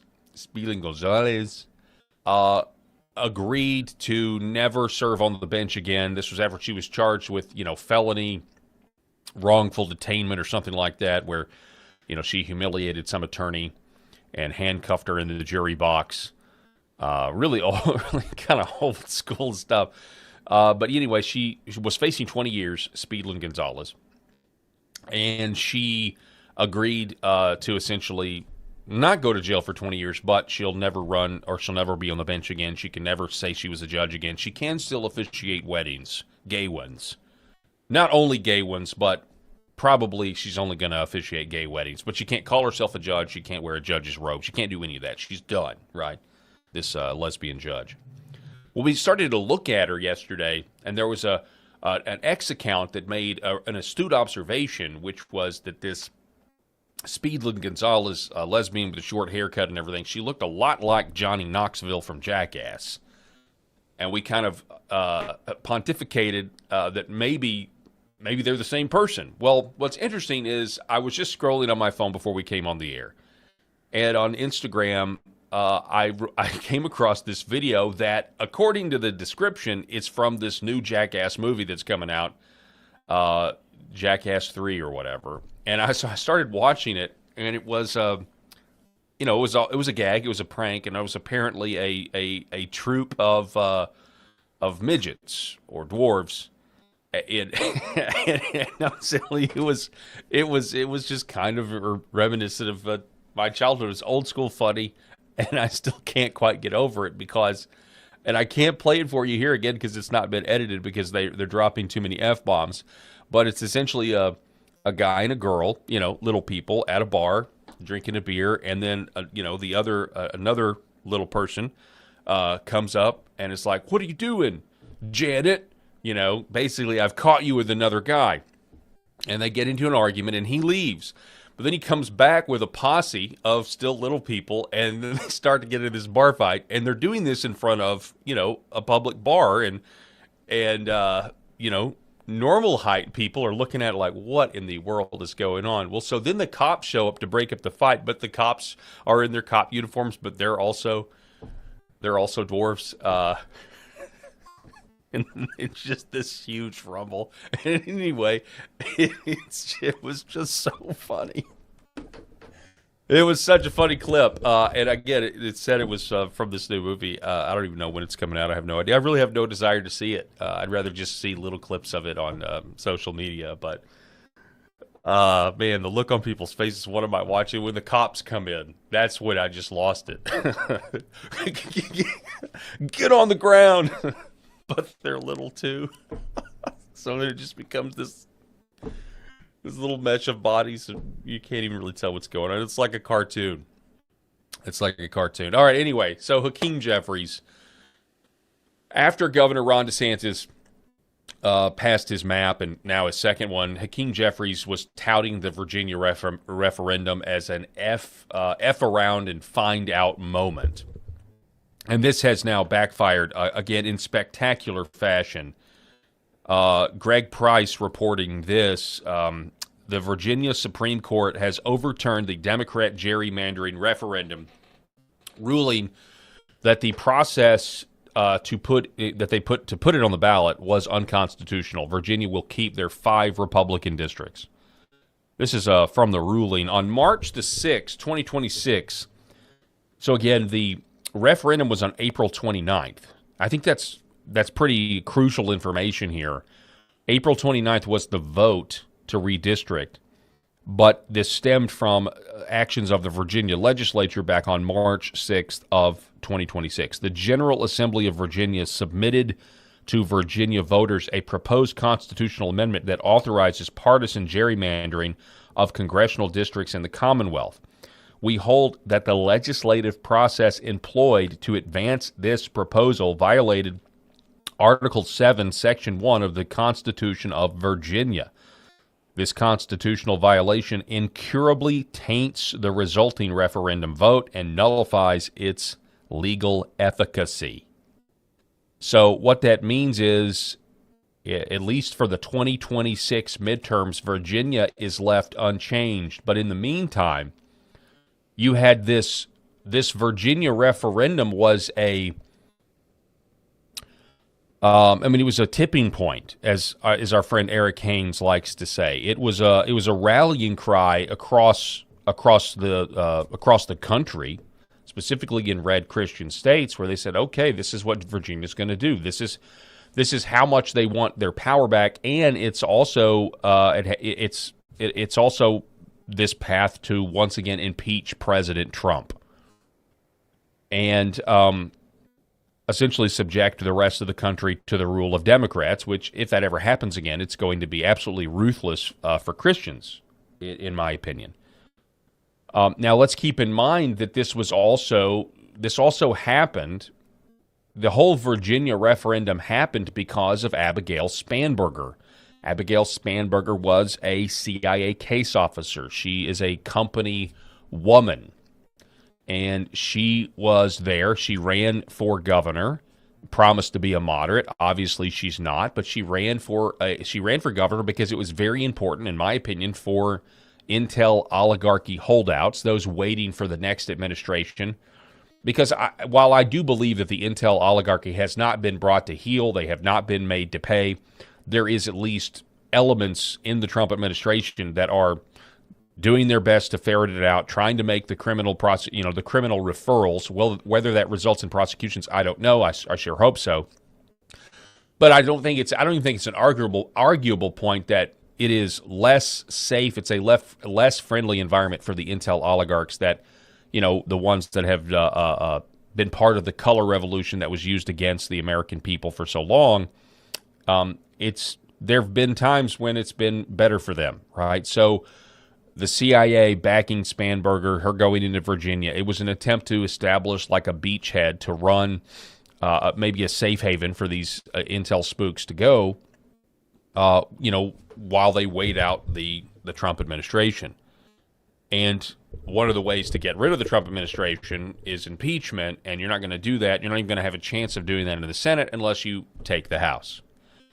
And so Virginia does the referendum to try to redistrict, to try to do their part, to try to make it close. Now, there's also a great possibility that Virginia did this with the speed that they did, is because they also were hearing from the Supreme Court through back channels that there was an opinion coming. We know now, because of Alito and some of the things that he's written in his in the documents that are available, that Justice Ketanji Brown Jackson was slow walking her dissent, which would, of course, was being done to limit the amount of legislation that the southern states could do to try to redistrict before November of 2026. That technically, it for the most part, I mean, with Mississippi, their primaries had come and gone, but for the most part, that failed. But I will say it's a case of, when you really look at how all of this has played out, it's a case of falling into your own nets. You have the Democrats laying their nets for Republican voters, and the way things have worked out in combination with the Supreme Court decision, it looks like for now that the Democrats have fallen into their own nets. Now, there will be court challenges for what Alabama has done, and Louisiana already has one, but it's been thrown out because Louisiana's district was racially gerrymandered, and now they have to change it. But for the meantime, this is something that it's not worked out at all the way the Democrats had hoped. It has blown up spectacularly in their faces.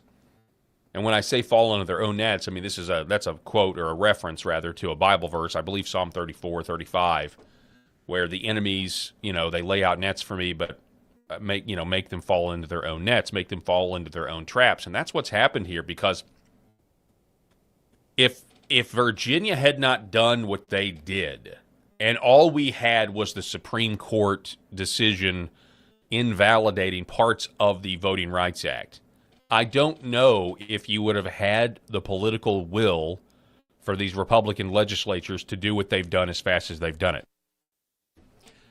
Obviously, you had Ron DeSantis. He always had the courage to do this.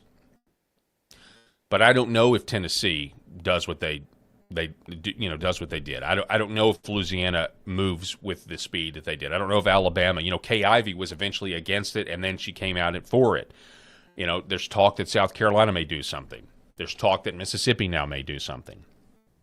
I don't know if that happens if Spanberger, CIA-backed Spanberger, doesn't go with this referendum idea. And now you look at the president pro temp that helped pass this legislation that's now been found unconstitutional. This president pro temp, whatever her name is it Logan, or anyway? Now she's, her office was raided by the FBI the other day, and so was the marijuana dispensary right next to her, because now there's, according to the New York Times, there's allegations that bribery was involved. So it's a very interesting situation. And again, the last 3 weeks, A lot of moving parts, a lot of moving pieces have taken place here. Here was Hakeem Jeffries warning fools, what he said, fools like DeSantis in Florida, that, after the, let's see here. This was the day after the Virginia referendum, so this would have been on April the 30th. Listen to Hakeem Jeffries, a.k.a. Timu Obama. Our message to Florida Republicans is F around and find out. If they go down the road of a DeSantis dummy mander, the Florida Republicans are going to find themselves in the same situation as Texas Republicans, who are on the run right now. Our message to Florida Republicans is F around and find out. So this man looks completely inept at this point. His conclusions are obviously false. They're not true. This is not how it worked out at all. Texas's map gets to stay. Florida's map is going to stay. This is a complete disaster for them. Utter disaster. Eric Daugherty writes, in striking down the Democrats'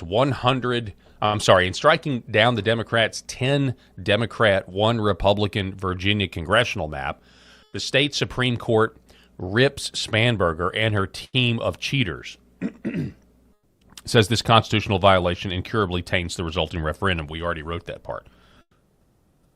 It goes on, we hold that the legislative process employed to advance this proposal violated the Virginia Constitution. So Democrats have now failed in forcing Virginia into being represented by only 1 Republican and 10 Democrats in Congress.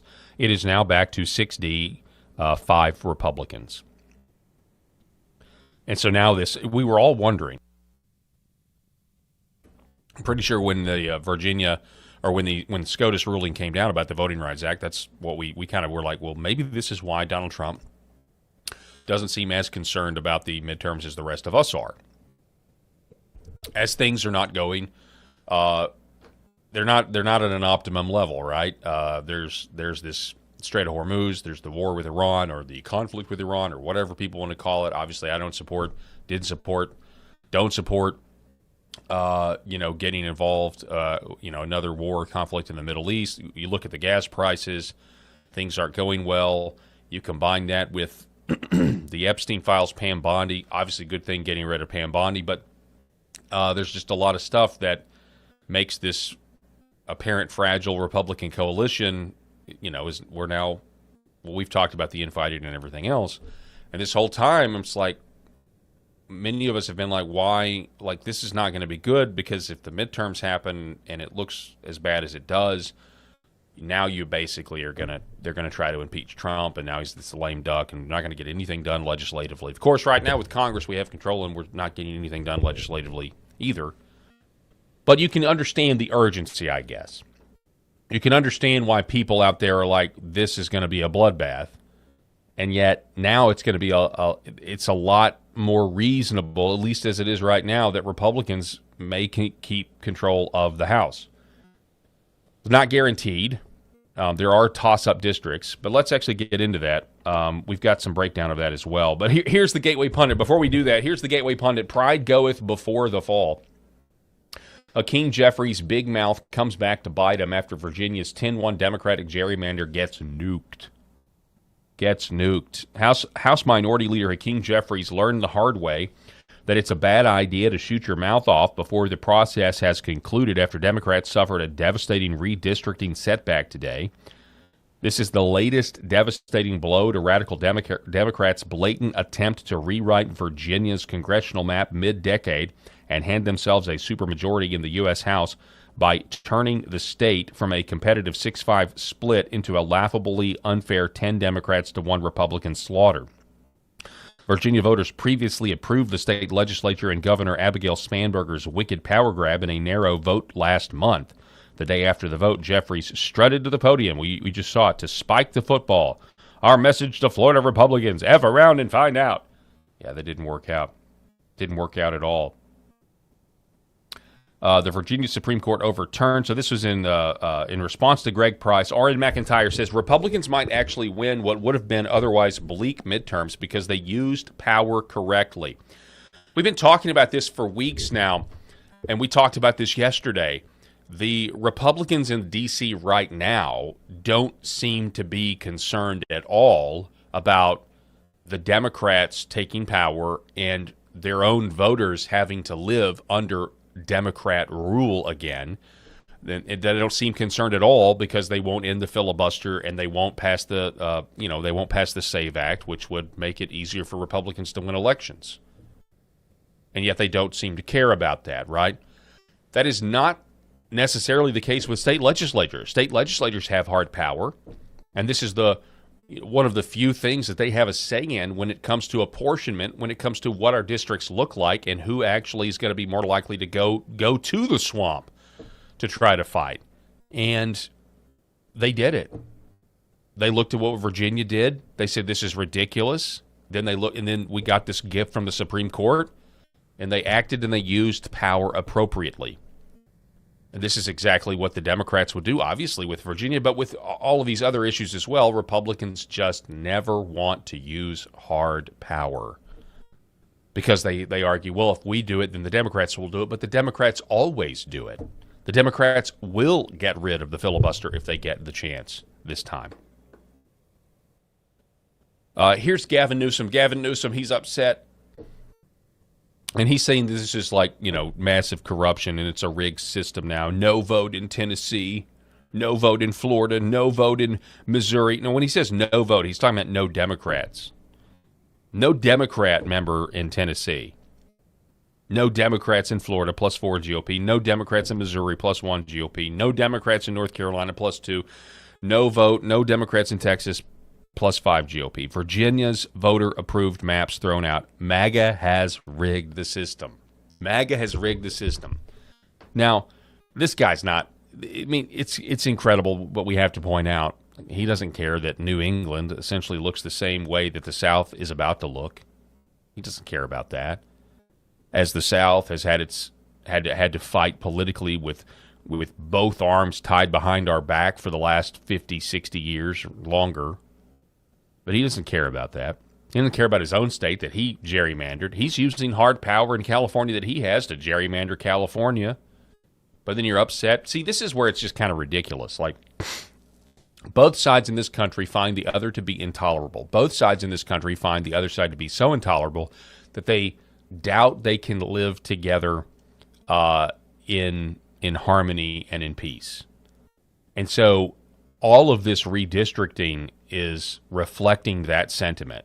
It's reflecting the sentiment that we can't even agree on the most basic ideas of what makes a country or reality, like men and women's sports or, that sort of thing. Like, you want me to talk tax policy with somebody across the table who believes that a man can change his gender, become a woman, and then has all the rights and entitlements of using women's restroom. Like, we're not going to see eye to eye on that. And so because of that, these Republicans are rightfully doing what the Democrats did in California, doing what Democrats do in blue states. They're sanctuary city policies, right? They've come to the belief that it doesn't matter what the law says. We just don't agree with the law, so we're going to create our own sanctuary cities, and we are going to stand up to the federal government and because we think that this is intolerable. Well, Republicans are doing the same thing, and the polarization that you now see in the apportionment maps is only reflecting the real polarization that's been present for a very, very long time. Both sides find the other to be intolerable, and they want to lessen the chances that we have to live under their ideas and power. And they're willing to do this within the system as kind of like a last gasp. Like, this redistricting is a good thing, in my opinion, because it is a positive step that keeps this thing from going kinetic, although the left has no problem going kinetic, as we've seen. They also have no problem funding people that will go violent and claiming that it's Republicans that do it. See the Southern Poverty Law Center. So, do I have a problem? Do I have a problem with what Virginia attempted to do? Yes, in that it means less Republicans from the state, the people are disenfranchised. But no, in terms of you got to win elections at the state legislature, and you lost the governor. You ran Winsome Sears, who I just don't think was a good candidate. And elections have consequences. And the argument was Republicans need to do the same thing, and now Republicans have done the same thing. This is the nature. This is the nature of politics, especially when both sides believe the other to be intolerable to live around and doubt that there is a resolution, where there's some bipartisan resolution. No, it's going to be, well, what are the basic things? What are the basic things that we agree on as a party that are the most important? Well, let's focus on the family. Let's focus, on the benefits of the family unit, whereas the other side doesn't even want to agree to a definition of what that is. It can be anything. Sean Davis writes, hard to overstate how much Virginia's insanity, led by Democrat Louise Lucas, that's what it is, Lucas, who just got investigated by the FBI, got raided by the FBI, pushed multiple red states to redistrict. The callous decision from SCOTUS was obviously important, but by itself it wouldn't have led to Tennessee or Alabama redistricting. The insanely corrupt Democrat overreach in Virginia is what tipped the scales for a lot of red state Republican legislators who were on the fence. So here is former Virginia Governor Ken Cuccinelli saying that this Supreme Court decision from Virginia, the state Supreme Court in Virginia, means for the 2026 election cycle, it is the old map, not the new map, and there's no recourse moving forward. So the Commonwealth have any recourse or way to appeal the ruling? No, they do not. As I mentioned, the Virginia Supreme Court is the final authority on Virginia constitutional questions. This is the end, folks. You will have the same map in 2026 for the congressional elections that existed in 2024. That is now unchangeable and immutable. That does not mean maps couldn't be changed by 2028, but they will not be changed by 2026. It's just again, I can't get over it. In 3 weeks' time, it's totally different maps. But not the way the Democrats thought it would work out.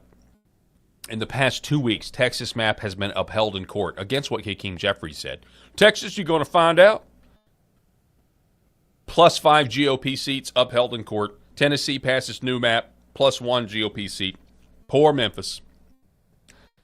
Florida signs new map into law. That's 4 GOP seats. Virginia map overturned in court. That's +4 GOP seats of what we would have lost. SCOTUS ends race-based maps, 15 to 20 potential GOP seats. Incredible.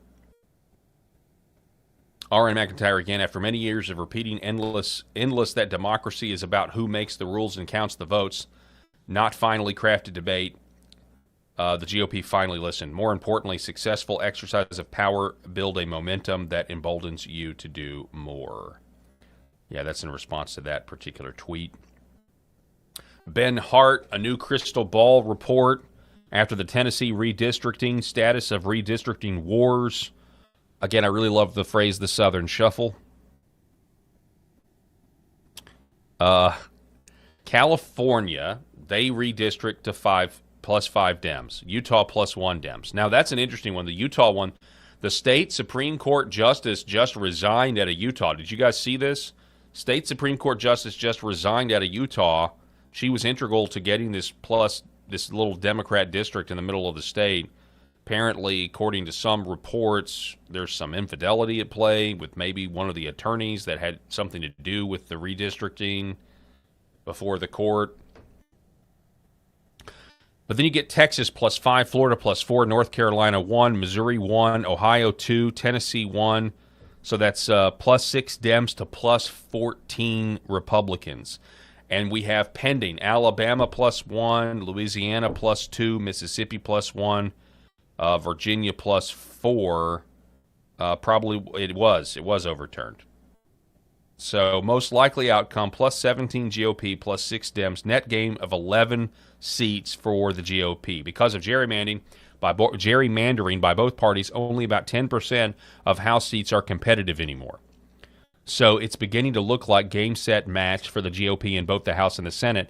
and we have not yet factored in the impact of removing 3.5 million illegal immigrants from the USA and what impact that may have on elections, with millions more to be deported or exit from the USA on their own before 2028. Not to mention the fact that you need to put ICE in front of all these polling places in Democrat cities, and that certainly needs to happen to make sure that illegals don't show up and vote. So the new Crystal Ball 2026 House ratings after Tennessee redistricting looks like Democrats 212 minus 1, Republicans 208 plus 1, toss-ups are 15. Tennessee 09, blue, safe D. Okay, so yeah. Anyway, it still could go the Democrats' way, but I think that things are looking a lot better because the toss-ups are. I've seen another analysis than this one, but it's a lot more doable, is what I'm saying. Especially if for some reason we can focus on domestic things, get this Strait of Hormuz thing solved. Although I'm not really sure how that's going to happen at this point. I have no idea. Rich Barris says that SCOTUS saved Republicans from their own stupidity and greed in Virginia, meaning they didn't spend enough money in Virginia. The Dem mat relies on racial gerrymandering. SCOTUS gave them an out. They can argue to legislators. Justice Alito saves the country again. Wow. Big deal. Now we're going to talk about Memphis again. Memphis is upset. You're going to get rid of the Democrat. You're getting rid of our one Democrat, Steve Cohen, Mr. Fried Chicken himself. I saw somebody lamenting about that. How dare it? Well, maybe if Memphis could get its own act together and not be a city that's a national embarrassment and not send legislators to D.C. that do fried chicken stunts in committee, people might be, the state of Tennessee as a whole might be more comfortable with the idea of Memphis getting a say in who goes to D.C. But until Memphis can solve their own problems and quit voting for more and more corruption and mismanagement and bad ideas, the state of Tennessee is not going to take Memphis seriously. And that's fundamentally what this is. Tennessee's saying we don't really take Memphis seriously, because why would we want to take government advice from anybody in Memphis in this area when their city is deteriorating before the country's eyes? Listen to this. The woman now who is likely going to win the 9th district in Tennessee is a black Republican woman as a result of this redistricting effort. It's likely going to be a black Republican woman who beats that old white man. Could I make this very simple? But that's racist? We're going to come back. It actually is. We're going to take a quick break, and then Tesla and Congressman, I'm going to have you both respond. I don't know I don't know the political affiliations of this blonde lady right here, but look at her face. A black Republican woman could beat a white Democrat man. We're going to come back. It actually is. We're going to take a quick break, and then Tesla and we got to go to break. We got to go to break immediately. Mike Lee, senator from Utah, Democrats losing their minds that a white Democrat will be defeated by a Republican black woman in Tennessee, prompting CNN to cut to a commercial break.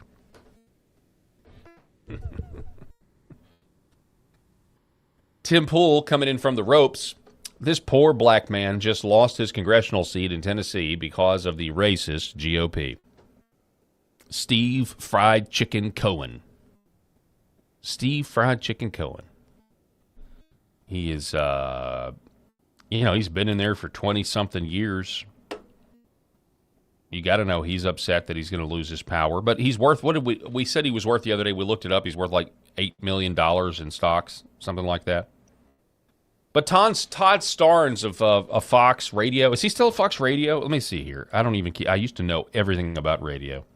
Yeah, he's got a radio show, Newsmax. Okay, he's at Newsmax. He says he lives in Memphis. He says blacks actually started a Republican Party club in Memphis back in the 1920s to fight back against black Democrats. Many of the city's wealthiest citizens were, in fact, black Republicans who also held powerful positions within the National Republican National Committee, the RNC. They don't teach that part of American history in our schools. Black Republicans. We are not a monolith. We are not a monolith. Never forget that sketch. And so people have kind of decided to do a deep dive looking into the history and the past of State Representative Justin Pearson. Justin Pearson was caught after Tennessee eliminated Memphis's district in Congress yesterday.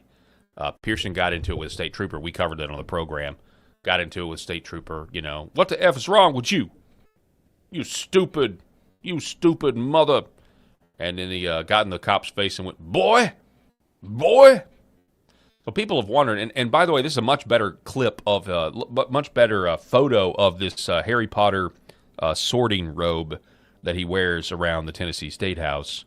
It's obviously some sort of suit with, I don't know, some sort of, I guess it's a black cultural African thing that he's wearing, some sort of shawl. But he does kind of look like he goes to Hogwarts, honestly. Like maybe this is like, I don't know, some sort of a formal dance that he's going to. This is what he was wearing yesterday. But people have decided to look into his past State Representative Justin Pearson, who was kicked out of the Tennessee House, by the way, and then let back in because of his radical, just uncivil behavior. But this is Justin Pearson. It's a juxtaposition. Justin Pearson back when he was, I think, in college versus today. Take a listen to this. Justin J. Pearson, and I'm running for president of BSG. There are a few reasons that we're running this campaign this year. One has to do with representation. How can we represent all voices in a conversation? I wanted to do this by partnering with organizations from the Bowdoin Democrats to the Bowdoin Republicans. I want to bring together different voices, dissenting voices, voices that may be more liberal or more conservative, in order that we can reach a point of sort of the radical middle. Here, you've had 3 strikes laws, mass incarceration, denied us of who we are, and we are still here. And today, you'll take the only majority black district from us. But I want you to know, and I want my nephew, sons, and the future to know, no matter what you do, no matter how much you try and break us and make us bend and make us quit, we will still be here.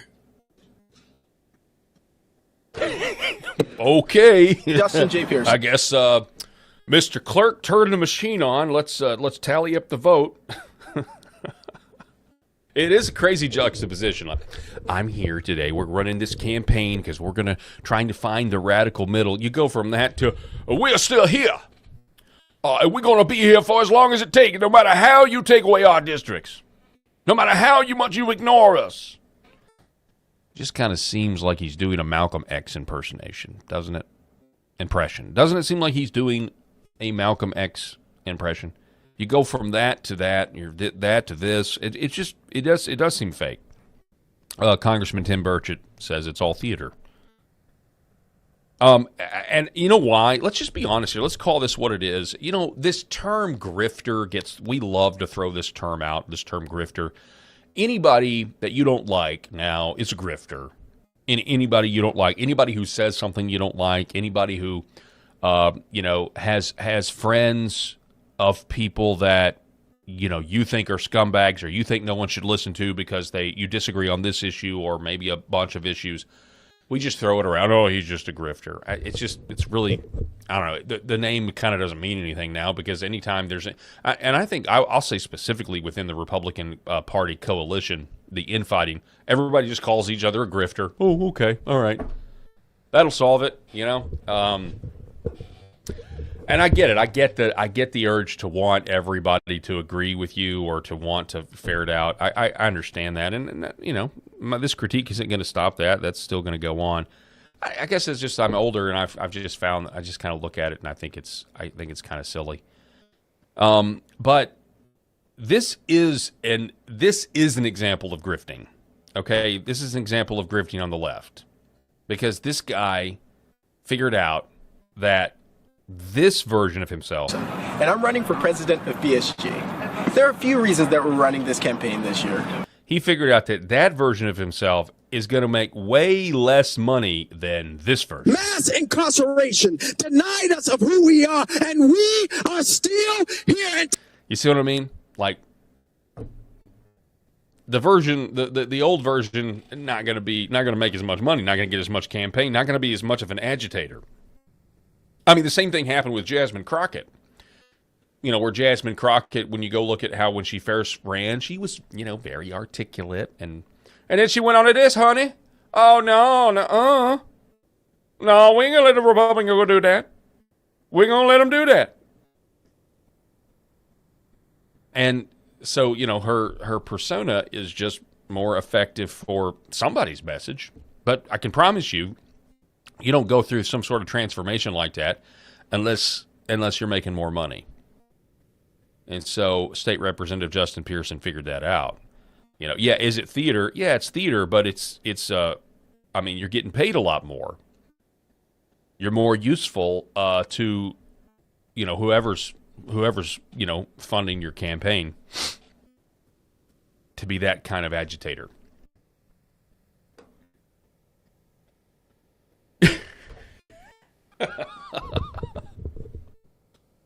Yeah, so people, that's pretty funny. Napoleon Dynamite. It is the same vibe, I would agree. C3, what else we got? Oh, so there was one Memphis Democrat state rep who, during the debate yesterday, we missed this one. It fell through the cracks, talking about secession. And if that is the case, let me make it easier for you. Let Memphis secede from the state of Tennessee. You don't have to redraw maps when you let us out. Let my people go. And I'm dead ass serious. Oh, I think I don't think anyone doubted that you were serious. You really would want Memphis to just be its own state, a city state. Some people have actually proposed this as an idea to solve a lot of America's division, where these giant metropolitan areas just become their own city states. Problem is, then you're gonna have 2 senators from a city like Memphis or Chicago or New York, but then you would also get an additional 2 senators where rural New York, rural Tennessee, rural Illinois would be able to vote, and obviously would be somebody. It wouldn't be a Democrat. I don't know if that's the case or not. I don't know. I mean, I don't really think that that's a good idea.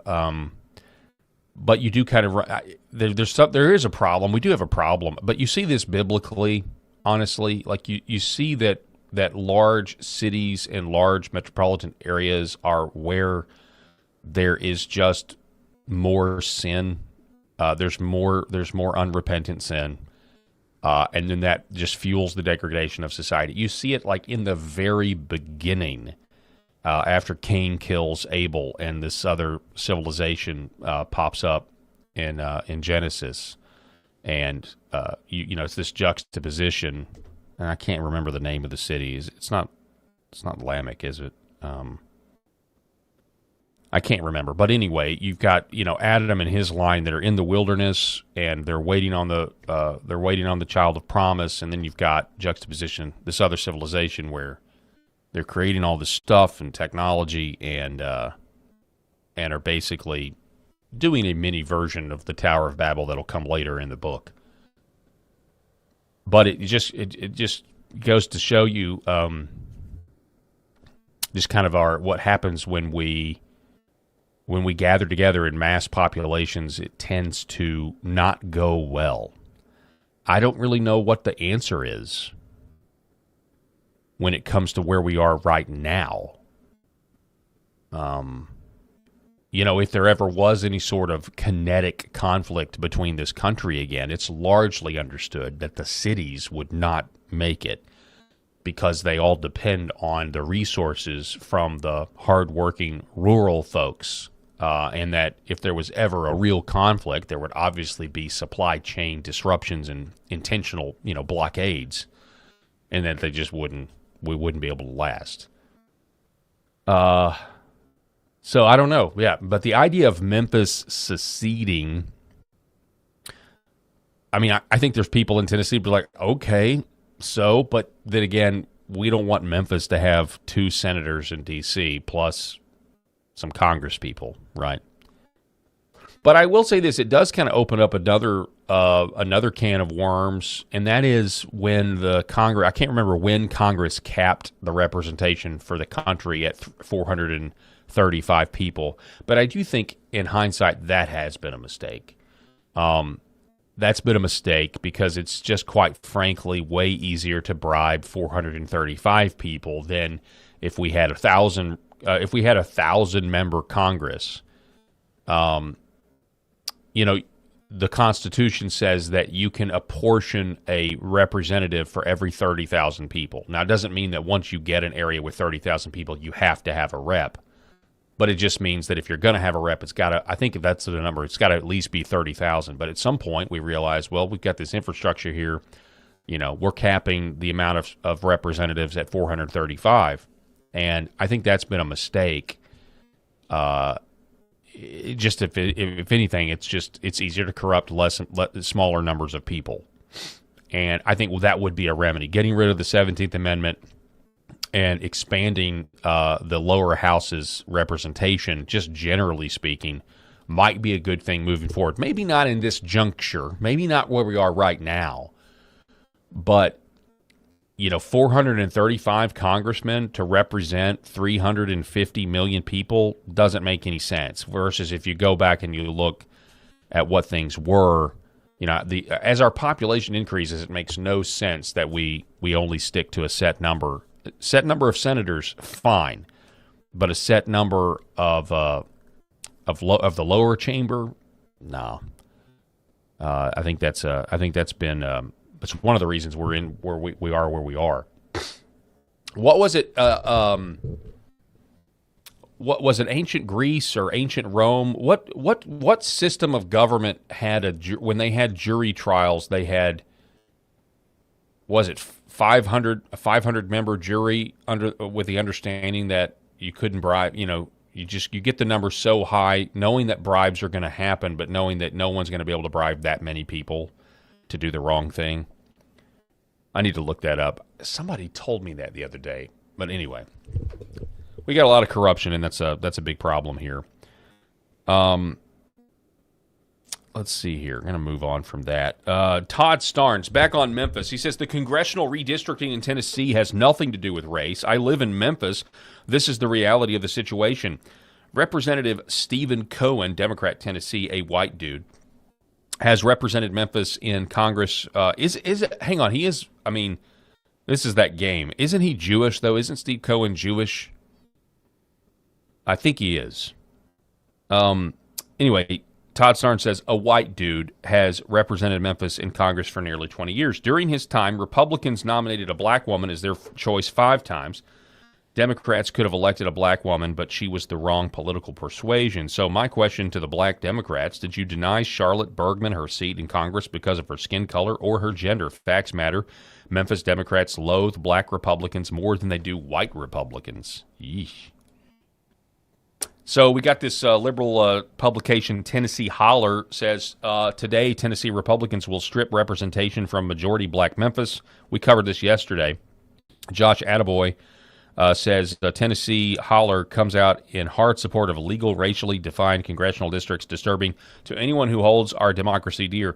But Jody Barrett for Tennessee reminds us that this was an old map. This got me curious. Like, this is an old map on your screen of what the districts used to look like in, I think, 2004. You see that there. There's 2000. Well, you guys can't quite see it because the screen is messed up, but it's basically the same right there in 2002 as it is in 2004. But you kind of look in 1994, you had this red there, you had some blue, but it expanded, And look at this district. Look at this red district that was drawn here. Look at the blue districts, and then between 2008 and then all of a sudden, the same thing happened to Tennessee that happened to happen to Arkansas when it comes to Obamacare and Barack Obama himself. Obama gets elected in 2008, and then in 2010, they're like, we've had enough. We've had enough. We're not socialists. We're not microwave communists or actual communists. And then you look through the years, and now here we are with these two current maps, and now Memphis is gone.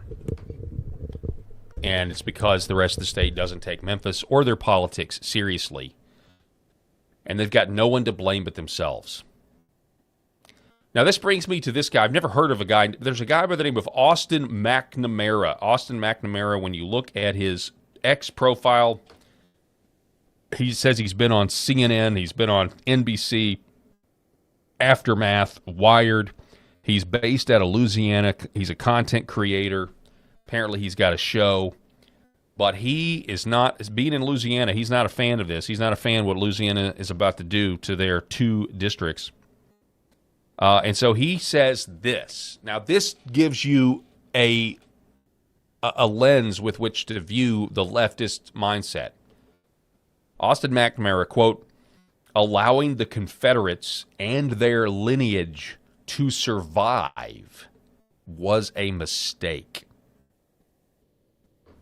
Allowing the Confederates and their lineage to survive, he says, was a mistake.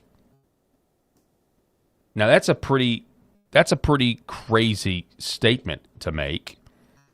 But it, for a rational person that still wants to try to operate within this system that we're all trying to operate in.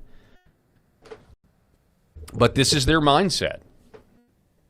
This is the mindset of someone who believes they have the moral high ground on all the issues, to the point of wishing that a previous generation had genocided the South and not allowed Southern Americans to reproduce.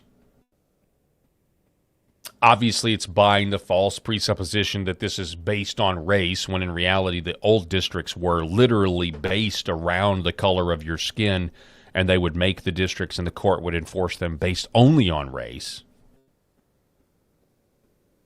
And, of course, the comments here are pretty amazing. Southern Zoomer. You can always leave the South if you don't like it. Blue Tick says, guys with zero control over their environment will act out in rage and fantasize about violence. Does this look like a man that bends the world to his will? No, it doesn't. Weasel 1, if you're mad about this, these new districts, but not mad about this, Massachusetts, Connecticut, Maine, then you're a hypocrite. But I'll say this. I'm not mad about this. I'm not mad about leftists running New England. They have control of the legislatures. They're winning the arguments with their ungodly, de-churched society that used to be one of the most Christian areas in the entire world. They're not that anymore. So their values have changed. And now they control this. I'm not, quote, mad about it.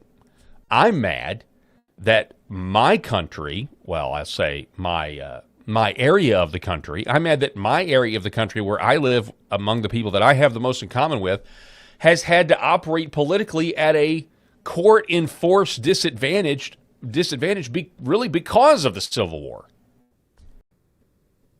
I didn't vote to secede. And yet, so we can't have representation for 60 years, for 70 years. We're not allowed to have representation for 70 years. Not adequate representation. We don't have the same rights that Maine and New Hampshire and New York had. And you know what? That's what happens with war. The spoils of war, go to the victor. And so we were made to be punished because of this in the 60s. And now that punishment is over. That exile is over. And the Republican Party should take note, and they should start holding primaries. They should start holding their primaries in the South first. Republican primaries should be held in the heartland of where the base of the voters are, not in New Hampshire. I'm fine. You can keep Iowa if you want. That's fine. That's middle America. That's fine. But we need the Southeastern Conference to essentially vote first in the primary so we can weed out these people that don't know that are trying to find a way to apologize for what the base of the party actually believes. That's what we need.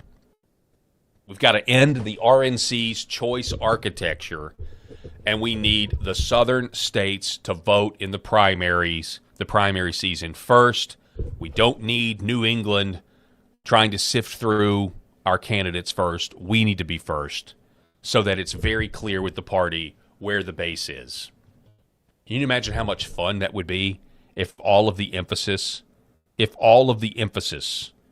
in who the next presidential nominee for the Republican Party was going to be, if things started in the South and Tennessee, Mississippi, Alabama, Louisiana, Florida, Arkansas, we'll throw Texas in there too, if we all get to vote in block. Oklahoma, you can join if you want.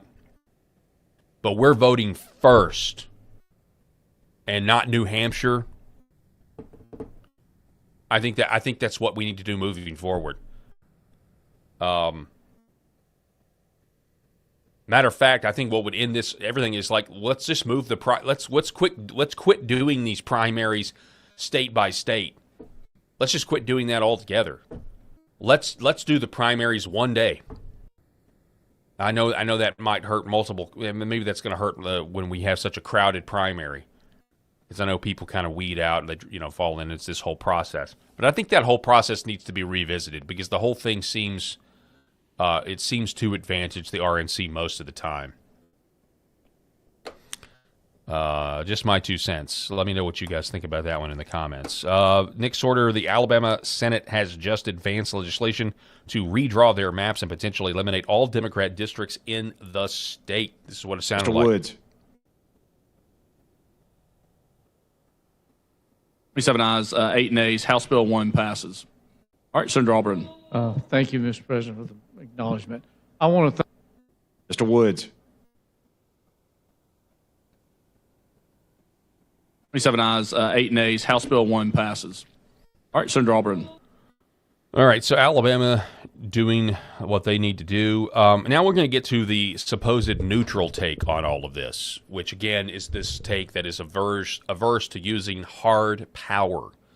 Again, the problem that many of us face is that Republicans who are in Washington, D.C. don't tend to be worried about their own voters having to live under Democrat authority and rule, which is why they won't end the filibuster and actually do and codify a lot of President Trump's executive orders. Like, I don't know, banning childhood mutilation surgeries.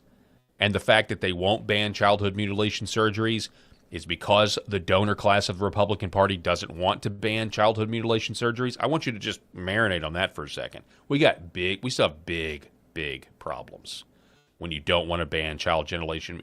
Like Trump's executive order, strong on that. Strong.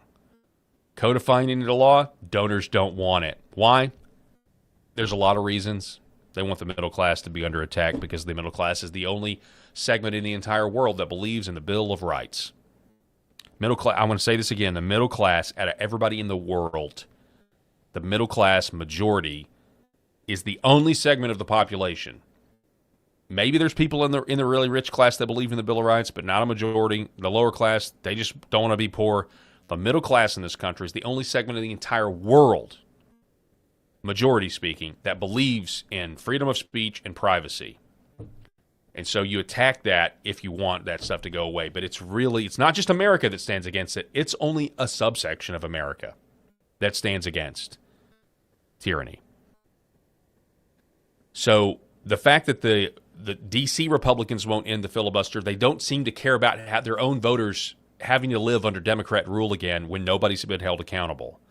That is not true of the state governments. The state governments here used the power appropriately, the power that D.C. Republicans need to use, but the donors won't let them.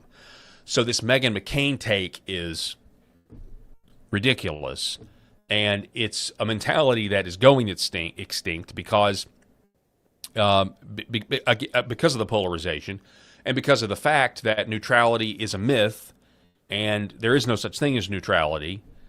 And again, both sides believe the other to be intolerable to live around or under their ideas.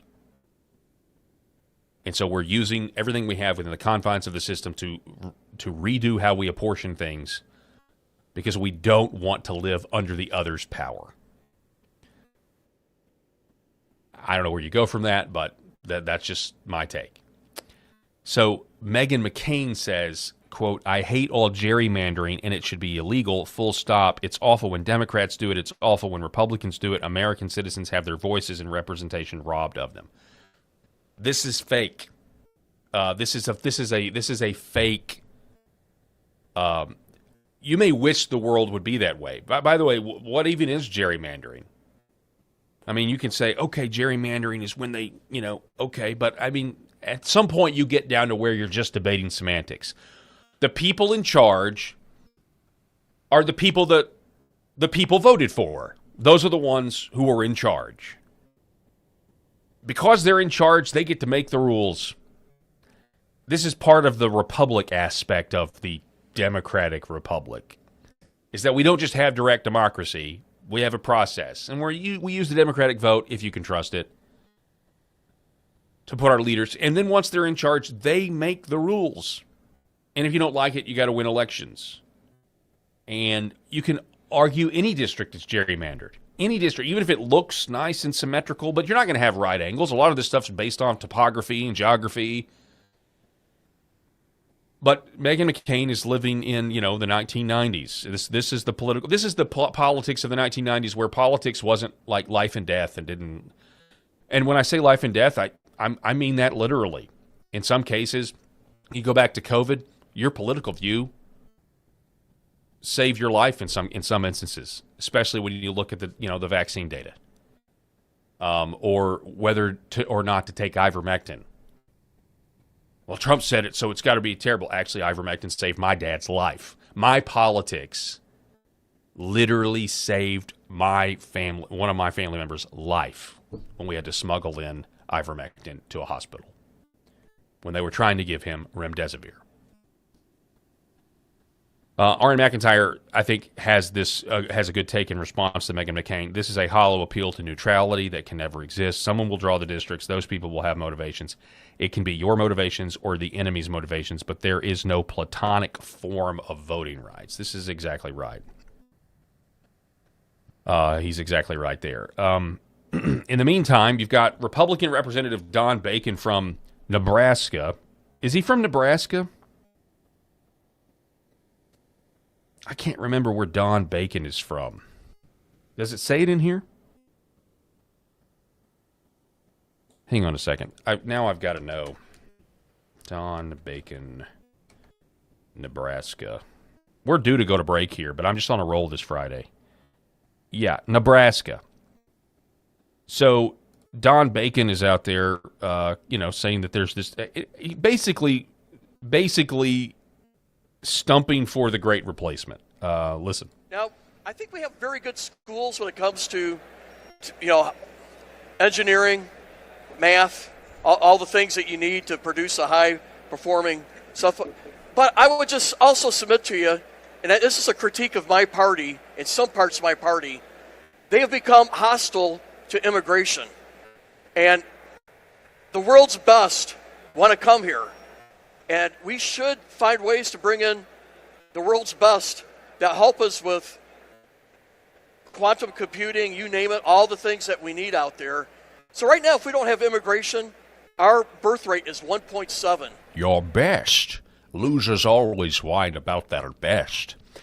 Yeah, the thing is, Don, I mean, even if we wanted to have this 1990s, mid-2000s era mentality anymore, like if we wanted to even have this debate, we got to acknowledge that we haven't been getting the best.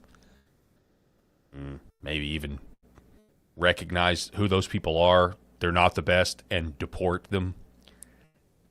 And so you're wanting to have these conversations. So much of this is the elites just never wanting to admit that their previous policies have not worked and actually made this country worse off and poorer.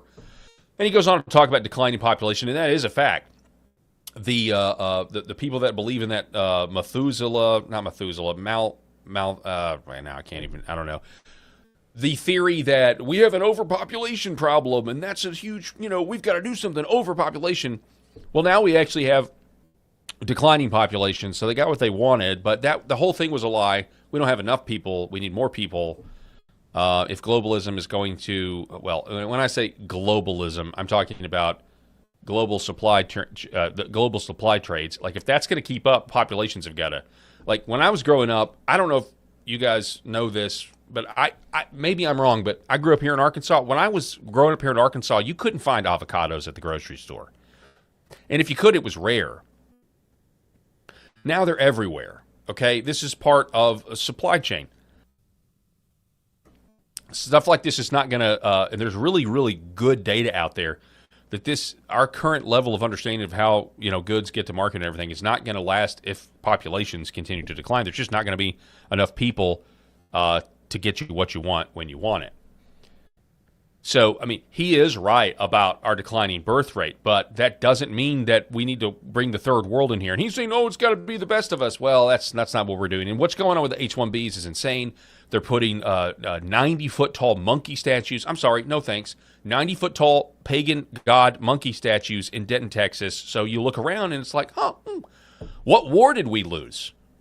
The American, we've lost a war. Our country's completely different. And this kind of goes back to what we talked about yesterday with Neil Gorsuch talking about how we're a creedal nation, which is just not true. How we weren't founded on a religion, which is not true. And it goes hand in glove with this mentality. And he's right. Within the Republican coalition, there is this debate, and it's a healthy one, and it needs to continue. Because the idea that anybody can come here and be an American is just patently not true. We don't have magic soil that makes you believe in individual liberty and responsibility, and we don't just have magic soil that does that. Obviously, we know we have a system the Democrats and Republicans have exploited. Where people get here and then use the system, use the derivatives of. Use the benefits that are the derivatives of the great men that came before us against the civilization. It's insane. It's suicidal. It's just crazy. You go back and sorry about that. I just get frustrated sometimes. I mean, here it is in a nutshell. I found this tweet. It came across my algorithm. This is from December 18th of 2025, back when everybody was going crazy on Zoran Mondani, right? Mondani, he's going to take over New York, which of course he was. The people are voting for it, and they're literally voting for their own demise because they're going to get really terrible results. But Zoran Mondami's director of appointments wrote one time, quote, "It's important that white people feel defeated. This was a harsh blow. But it's not the first time that this country has let me down," DaCosta wrote on November 12, 2016, soon after President Donald Trump was elected. Quote, "It's important that white people feel defeated." This is their goal. This is their goal. The rampant anti-white bias discrimination. That's what this is really about. And that goes right into this idea of a creedal nation, which is... America is an idea, not a people with a common ancestry and a common language. All nations, all nations spring up from people with a common ancestry and common language. And President Trump said it himself in front of King Charles. It's English. It's Anglo-Saxon blood. He said it in his address to the American people 2 weeks ago. Antonin Scalia said it, as we played for you yesterday. Antonin Scalia, the late Antonin Scalia, said America's culture, heritage is English. So when Gorsuch gets up there and says that America didn't come from a specific culture, there wasn't a defined culture, that's just patently obvious. There's no nation in the world that's ever existed that doesn't spring up from a culture, a unified culture. It is really sad coming from a Supreme Court justice. It is. It's really, really sad coming from a Supreme Court justice. All right, so I've said all I wanted to say on that, and so now it is time for a break. We've been on air for an hour and 11 minutes. I've got another 49 minutes or so left here in the broadcast, broadcasting on the Paul Herrell Program YouTube channel. Make sure you like and share and subscribe to that. We're trying to grow the channel. Also on LFA TV on Rumble, make sure that you, if you're on LFA TV, make sure that you subscribe to that channel on Rumble. And just do all the things wherever you're watching, Facebook, X, wherever. Please do all the things. We're going to take a quick commercial break. Don't go anywhere. Happy Friday to everybody out there. Hope you're enjoying your weekend and you're going to have a great one. We're going to be back here in just a moment. For centuries, light has been used to heal. Awaken the body with Red 5. The other things that we're seeing, more and more use for is even vascular issues. So one of the mechanisms that red light, near-infrared light, or Red 5 works is stimulation of the mitochondria and stimulation of nitric oxide production. So when nitric oxide is released in cells, it vasodilates cells. It reduces inflammation. It moves blood. It brings blood flow to areas. So if folks that have issues with ulcers or burns or wounds, it can help stimulate increased blood supply, and you need blood to heal. So that can open up different avenues for peripheral artery disease, for neuropathic pain syndromes. And so that's one of the other areas for nerve injury or nerve pain that we can leverage this type of medicine. My name is John, and this is my beautiful wife, Lori, and this is our Star Wars Ewok. His name is Scout, and we have Scout for about 11 years now, and we started noticing about 3 years ago he started slowing down. He was unable to jump on the bed. He was kind of a little bit grumpier, and when my daughters, Macy and Mariah, would take him on walks, he would walk for about 30 yards, and then he'd lay down, and they'd carry him the rest of the way. So I heard about Pet Club 24/7 and about the products from a gentleman that I really trust and share a friendship with. And he mentioned to me that they have products that are going to help him with his arthritis, help him build his immune system. And I said, okay, no problem. Let's try them out. And I kid you guys not, within about 2 to 3 days, we started noticing a little difference. And then we took Scout on a walk probably about a week after we started using the products, the mush puppies, and he would walk the entire way. He would walk at least a mile, and it's just been completely amazing. He's a new dog. He's 11 years old, which is around 80 years in dog years, and he's just happy. He's more energetic. He's not the grumpy old man he used to be, and we're just so thankful. And it was perfect timing because we lost our boxer Yankee about 1.5 years ago, and it was really hard on us. So I'm so thankful for Pet Club 24/7 for the products that they offer. Imagine if you could have your best friend around one more day or one more week or even one more year. I'm so blessed and thankful that we were able to find this company and find these products for Scout. So thank you guys. Give it a shot. We appreciate you. God bless everyone. Behind every precious life, there was a choice. Behind every family moment, behind every special memory, there was a choice. A life of joy. A life that is beautifully and wonderfully made. At 7 Weeks Coffee, we are funding the pro-life movement, one cup at a time. Will you let your coffee serve a greater purpose?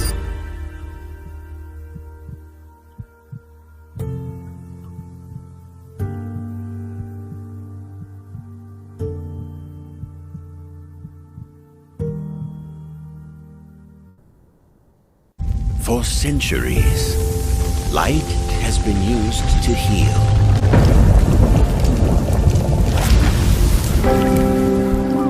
Awaken the body with Red 5.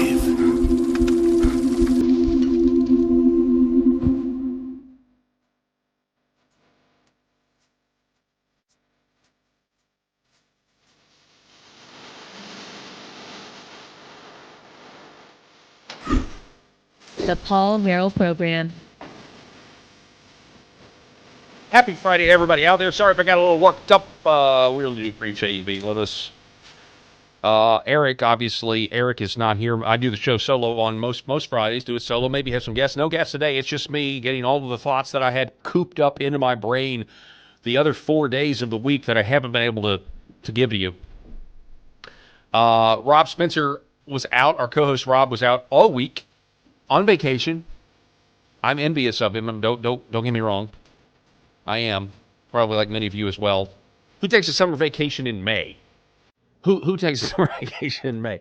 Rob does. That's who. But anyway, so Rob hopefully will be back next week. I don't know his exact schedule, but I know he'll be if he can. Eric's gonna be here. We should be back at least a few shows. We'll be back to full full steam next week. Really do appreciate it. So now we're going to talk about. We mentioned COVID earlier. There's this new Hanta virus. Now people are starting to talk about or whatever, and I just don't think I don't think people are going to buy it this time. Even if they tried to push another psychological operation the way they did, I just don't think it's. I don't think people are going to buy it at all. I don't think they're even going to come close to buying it. Dr. Drew isn't buying it. Robert Malone isn't buying it, saying people are freaking out over absolutely nothing when it comes to this new, what's it called?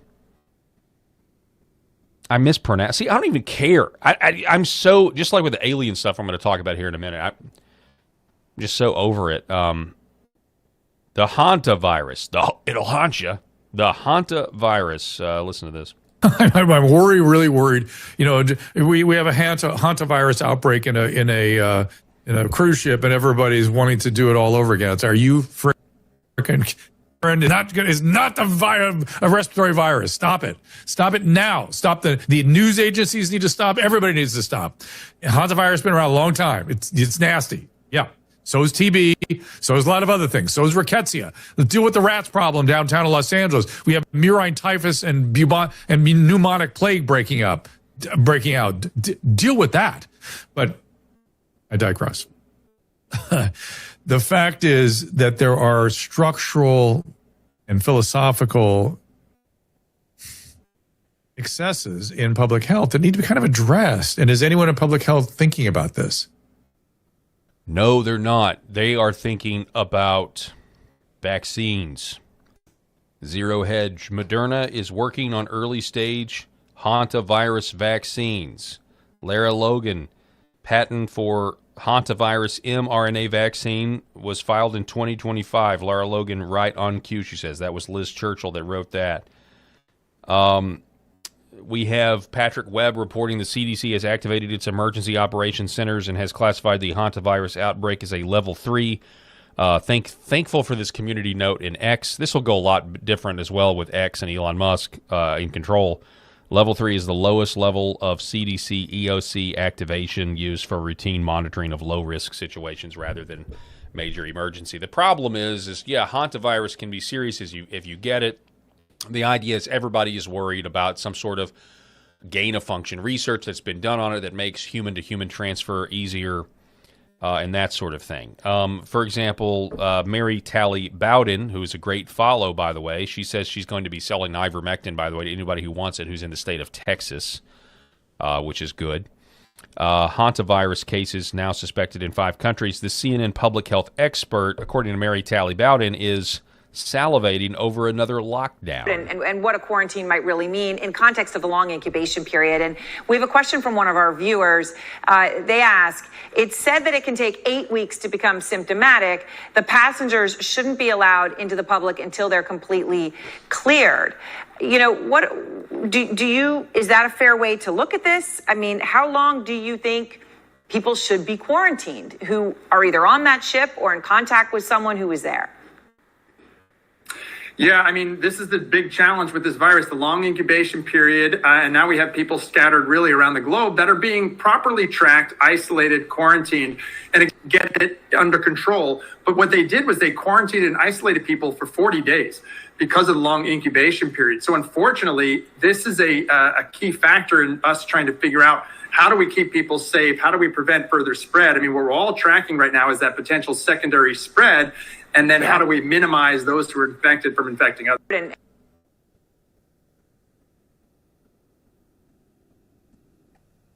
going to go ahead and say just kind of preemptively, like, I reject whatever the next vaccine is that they want. People have already looked into the coded numbers here. People aren't buying it. They don't like it. I'm right there with them. I'm not one of these guys that rejects the conspiracy theories and the numerology that people put out there and the significance of 33. Wall Street Journal, the 33-day Atlantic odyssey that turned into a hantavirus nightmare. I see stuff like this and I think, okay, yeah, to me, I think signals are real. Signals like this and signals like 8647. The Patriot Voice want to know what's absolutely bat excrement insane. Hantavirus is listed as a reported possible adverse event after getting the Pfizer COVID jab. No, that is insane if that's true. Hantavirus pulmonary infection. That's nuts, dude. That is crazy. Also, people have looked into this. Apparently, in 2024, 323 vials containing the deadly virus. Some of them, including hantavirus. 323 vials containing deadly viruses. Some of that was Hanta. I want to stress that there have been no public health incidents linked to these materials. So we have no evidence so far of any event occurring as a result of the loss or the destruction of these materials. The department is taking all necessary steps to ensure that it does have the appropriate regulatory matters in place. Yeah. I actually think if this were to kick off again, people would just ignore everything. Certainly red states would. That brought me to this clip because honestly, the only reason I have this tweet is because it's a segue into talking about the UFO disclosures that came out today from the government. Lizzie on X, I stole this pic from the top secret meeting I was invited to for church leaders to prepare everyone for Bible-changing revelations of aliens from the Mormon star planet Kolob. It's all totally real, so everyone please freak out. Nobody stay calm. They are real, and they have come to help. Bill Gates, hantavirus vaccine, Anthony Fauci. Should have had some data centers in there as well. I'm now getting to the point where I think these data centers that we all have to build are somehow contingent on alien disclosure and technology. I mean, at a bare minimum, I think the data centers are technology we're putting all across the country to more easily enslave humanity. But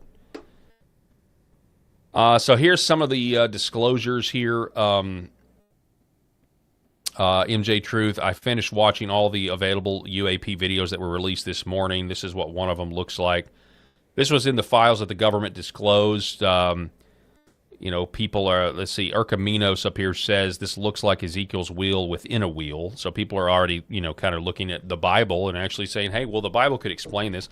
I don't know how the Bible, I'm not going to say how the Bible would, but I don't know of anything otherworldly, interdimensional, spiritual that would also leave a contrail. It does appear to be leaving some sort of contrail in the back as well. So I don't know, guys, but this was it. It was weird because everybody was talking about, hey, the UFO files are coming, and all these politicians, it's interdimensional beings. Which, by the way, I think we're going to be able to categorize whatever it is with biblical categories. The Bible has categories for what the Lord created. But I just think it's interesting. I literally get on my X this morning, and everybody's showing me the moon landing. It was turned into see, we really did land on the moon, and everybody was trying to take victory laps, and I'm like, wait a second. Come on now. I mean, but anyway, there was this, and there's more to come apparently. But you can go watch the show we did on the hysteria surrounding this and the secret pastors meeting and everything else, and then the mainstream media saying that the revelations were going to change the Bible. No, how's it going to change the Bible? No, it's not going to change the Bible, ladies and gentlemen. That's not going to happen. So Jay Dyer reposted something that he posted back in 2016 from Arthur C. Clarke and NASA and the Brookings Institute, admitting, he says, that the alien psyop is put out there to destroy Christianity.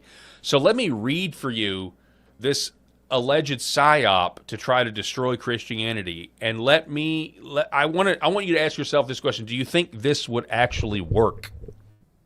So it's from a book, and it says fundamentalist Christians, he pointed out, did the same thing when they automatically attributed all UFO phenomenon to demonic activity.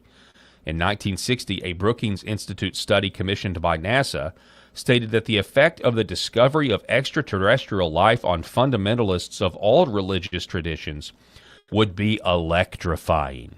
It would have potential far-reaching consequences, especially in societies where fundamentalists were a powerful social force. Science fiction writer Arthur C. Clarke felt that the doctrine of the incarnation, Jesus' birth, in particular, was a ticking time bomb for all of Christianity. As one psychologist in the UFO community observed, perhaps in some ways the long battle against the UFO cover-up was not really about the public's right to know as much as it was about the public's right not to know. Not only would the idea of the incarnation itself have to come under review, as one investigator pointed out, the whole Christian idea of God's plan of salvation would be severely problematized. The Christian religion would be particularly compromised by the discovery of extraterrestrial life, since it makes so much of the incarnation as a historical event of knowledge of the good news of Jesus Christ, passion, ascension, and atonement as the basis of salvation. It would either have to maintain that the incarnation and crucifixion of the Son of God has occurred in innumerable worlds, or embark on a vigorous missionary campaign of broadcasting the good news throughout the universe. The latter would be a vain effort, for the distant galaxies are receding from us faster than the speed of light and could never be contacted, so their inhabitants presumably would be eternally damned, a fact surely irreconcilable with any idea of divine providence. So, I read that a couple of days ago and thought they think an alien disclosure, whether you call it extraterrestrial men on Mars or interdimensional, which the interdimensional is like a gift. It's like, oh, okay, so you're talking about spiritual entities that are acting on our dimension. But even if they are corporeal on other planets, we can still categorize it as spiritual. I mean, there's biblical accounts, depending on what your interpretation of Genesis chapter 6 is. There's an app for that. We've got an answer for that. So, I mean, it's crazy to me. It really showed you, to me, honestly, it's really sad. It showed you how little these people who think they've studied Christianity and rejected it, it shows you how little they actually know about what it is they're rejecting. It's like they only have knowledge of Christians in some sort of abstract, like they don't actually know anything about what it is we believe and how they just think, well, like what Obama think. Well, they just got their guns and their Bibles. They don't actually think that. No, actually, Christians are studious, and they've read their Bibles, and they think through tough questions, and they pursue the mysteries of God and how He reveals Himself to us through His Holy Spirit, through the Scriptures, through His Word. But we can say that, and I guess they don't. Well, there's actually Scripture to explain that. But I actually wrote, reading this, I'm struck by how illiterate Clarke is to Christianity. It's as if they only know about Christianity in the abstract. And I think they do, and it really shows you the arrogance that they actually even haven't fully investigated what it is they've rejected. But then Joyless Fox writes, "For the word of the cross is foolishness to those who are perishing, but to us who are being saved, it is the power of God." So there you go. If you're blind in your sin, or I would say what Scripture says, you're dead in your sin, how are you going to notice the holy unless somebody first makes you alive? So yeah, there's that. We've got, I don't know, where am I going to go next? I think now I'm going to start it. I think I'm going to start it now. So anyway, on the alien thing, let me wrap a bow around the alien thing. As I said the other day, we're all going to be fine. These revelations are going to continue to come out. There's even talk that they actually have bodies, that photos of bodies, more craft. How much of the craft is our technological advancements and that sort of thing. But I'll just say this: Well, somebody answer me a couple of questions. Let me go James T. Kirk, Star Trek V. What does God need with Starship? Let me just start there. If we have all this advanced technology, how is there a conflict in the Middle East that's making our lives more difficult? That's my first question. Now, the answer to that could be we don't really have it in any sort of mass production, or all these other countries have this technology too, and, there's some sort of advanced technological mutually assured destruction that's already out there, or there's, governing bodies. There's already a global government and we don't even know it. I mean, there's all kinds of places you can go. But that'd be my first question. If we have all this amazing technology, how come the Strait of Hormuz is making me pay $4 a gallon of gas in Arkansas? Okay. But number two, in terms of the government disclosures, I'll reiterate my other question. Why are we living in a world where the government is suddenly disclosing to us knowledge of aliens or interdimensional beings? Which is, by the way, the conspiracy theory to rule all conspiracy theories. It's kind of like the very first one. But we're also being told by the same government that there's nobody else to arrest or investigate when it comes to who Jeffrey Epstein trafficked kids to. The government doesn't want to tell us about that conspiracy because it might implicate too many powerful people. But they're going to tell us about aliens, which I don't even think it's an arguable point, would implicate, well, maybe some of the same people in a Venn diagram. Maybe all the child molesters are actually aliens, which would mean that they're demons. Wouldn't be a shocker there. But you see, those are my two questions. Anyway, so take that with a grain of salt. Take it all with a grain of salt, folks, on this Friday. So the other day, I happened upon a tweet that I thought was a pretty interesting tweet. So we're going to have a little fun here today. Oh, I'm sorry. Look what I've been doing this whole thing without. So the other day, I happened upon a tweet, and it was a post by a guy by the name of David Green, a.k.a. if you follow him over on X, at GreenMan6, and it was a fascinating post to me. He showed 4 scenes from classic Hollywood films, and then he made this observation, and I'll show it to you right here. He made this observation, quote, "I just realized that almost all of the most iconic moments of early Hollywood are just men telling women no." You see the you may not recognize some of them. Obviously, you've got to recognize Gone with the Wind, Casablanca, Citizen Kane is bottom left, and then the Maltese Falcon is the bottom right image there. Isn't that fascinating? That old Hollywood films told women no. Again, almost all of the most iconic moments of early Hollywood are just men telling women no. So I saw that, and honestly, the second I read it, I knew it was true, because once you really think about it, old Hollywood emphasized what? What did old Hollywood emphasize? Male headship and masculinity. That's what they emphasized. And they weren't afraid to tell stories that reflect a baseline reality of life. And you know what that is? It's the self-evident truth that men, good men, know how to exercise restraint, duty, sacrifice, self-control, moral limits. Back in the day, the hero wasn't usually the person chasing fulfillment like it is today. The hero back in the day was often the person denying himself something he desperately wanted. He would say, "No, I can't have it. I've got to do what's right." And that's radically different, ladies and gentlemen, from modern storytelling.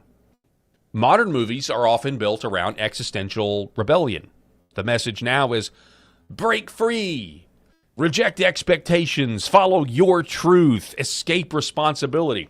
And you know what? If you really want to know Like what most like captures that like modern movies in the last, I don't know how old Frozen is, 15 years, but it's Frozen.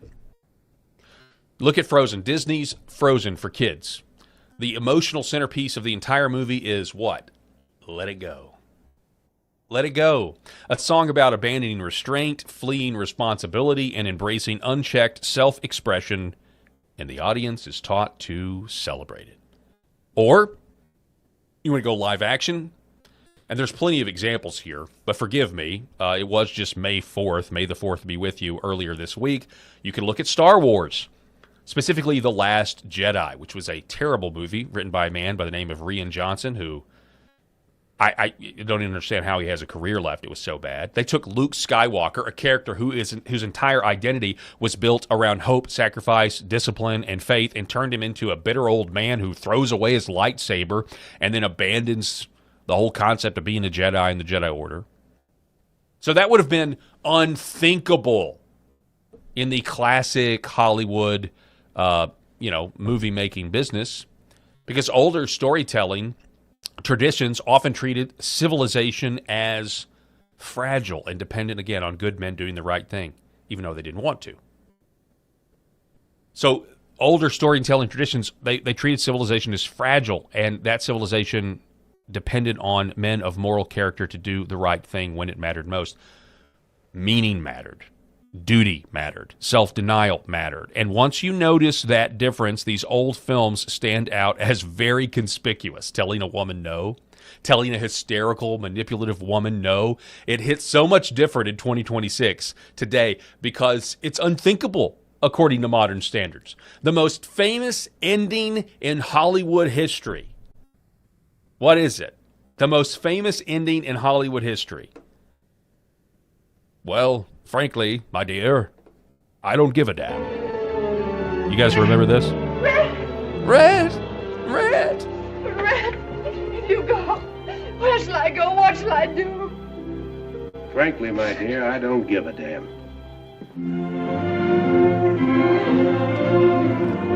Like a boss.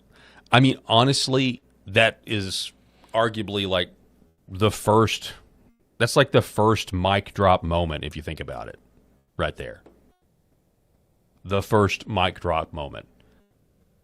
Frankly, I don't give a damn. That's the most famous, arguably one of the most famous lines in Hollywood history.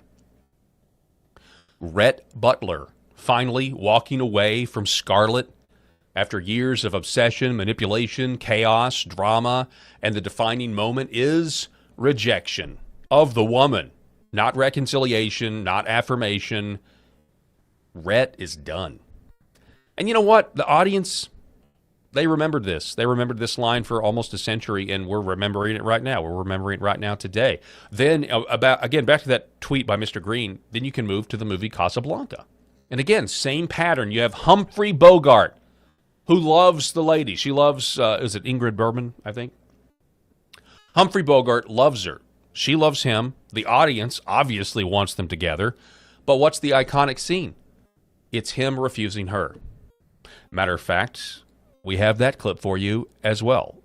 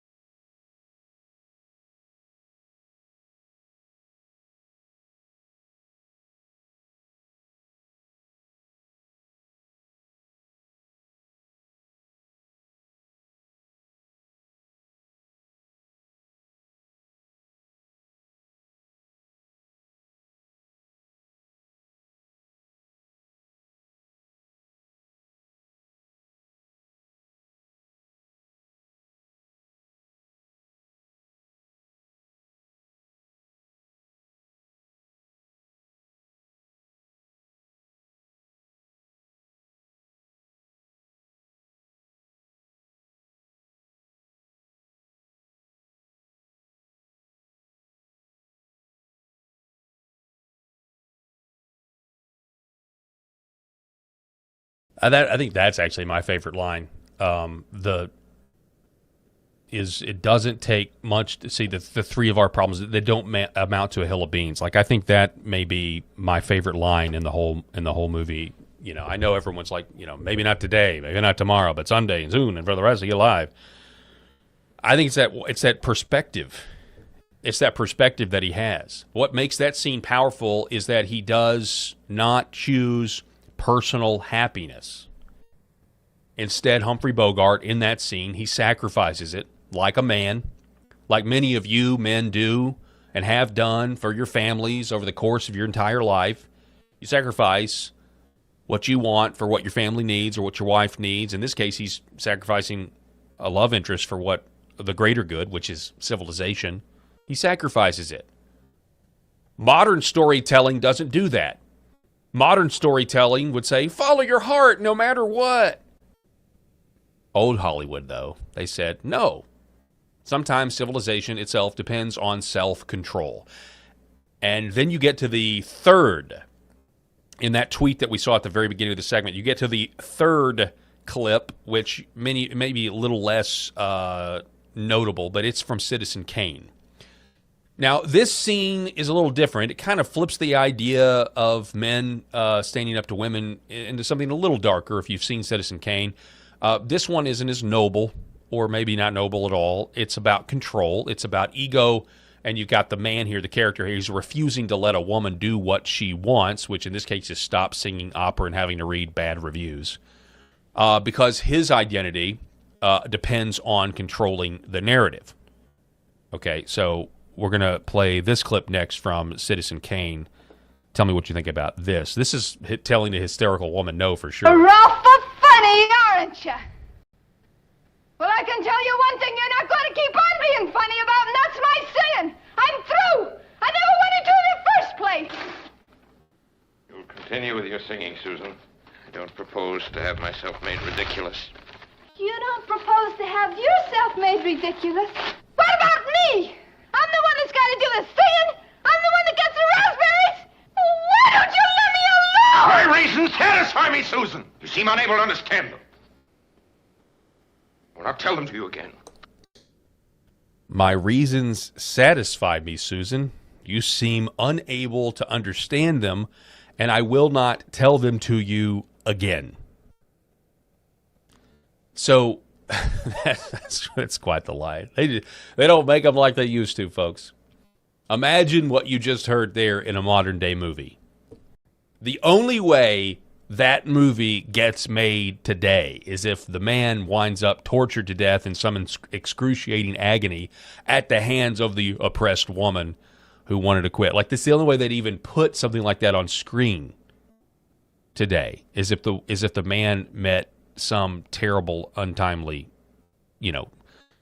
imprison the guy in an attic and don't let him starve to death or something. The scene is fascinating, though, because Kane isn't sacrificing himself. He's sacrificing her. He can't admit failure. He can't accept reality. And the audience is supposed to understand that back in the day. An obsession with control destroys both of the characters. This is what filmmaking used to be. Not anymore. Then you get to the Maltese Falcon, the dark crime dramas of the 1940s. The Maltese Falcon or Maltese Falcon.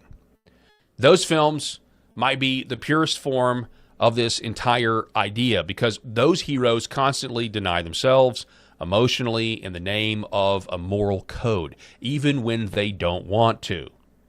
So here is the last clip from the tweet from the Maltese Falcon.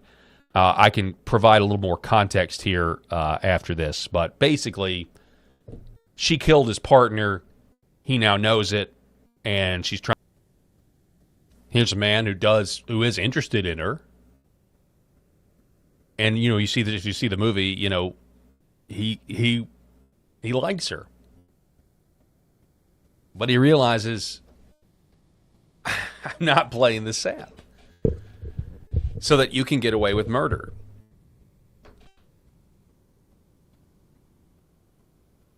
I don't really make movies like that anymore either, do they? Pretty fascinating. Maybe we all need to go back and watch Gone with the Wind, Citizen Kane, Maltese Falcon, and Casablanca. Got a guy here. Seems like he loves her. Loved her at one point in the movie, but at the end he turns her in. Now, why did he do that? Why did the main character in Maltese Falcon turn him in? Why? Because there's something bigger than desire, something bigger than passion, something bigger than what feels good right now. That lady killed his partner, and whether people realize it or not, old Hollywood repeated this theme over and over and over again.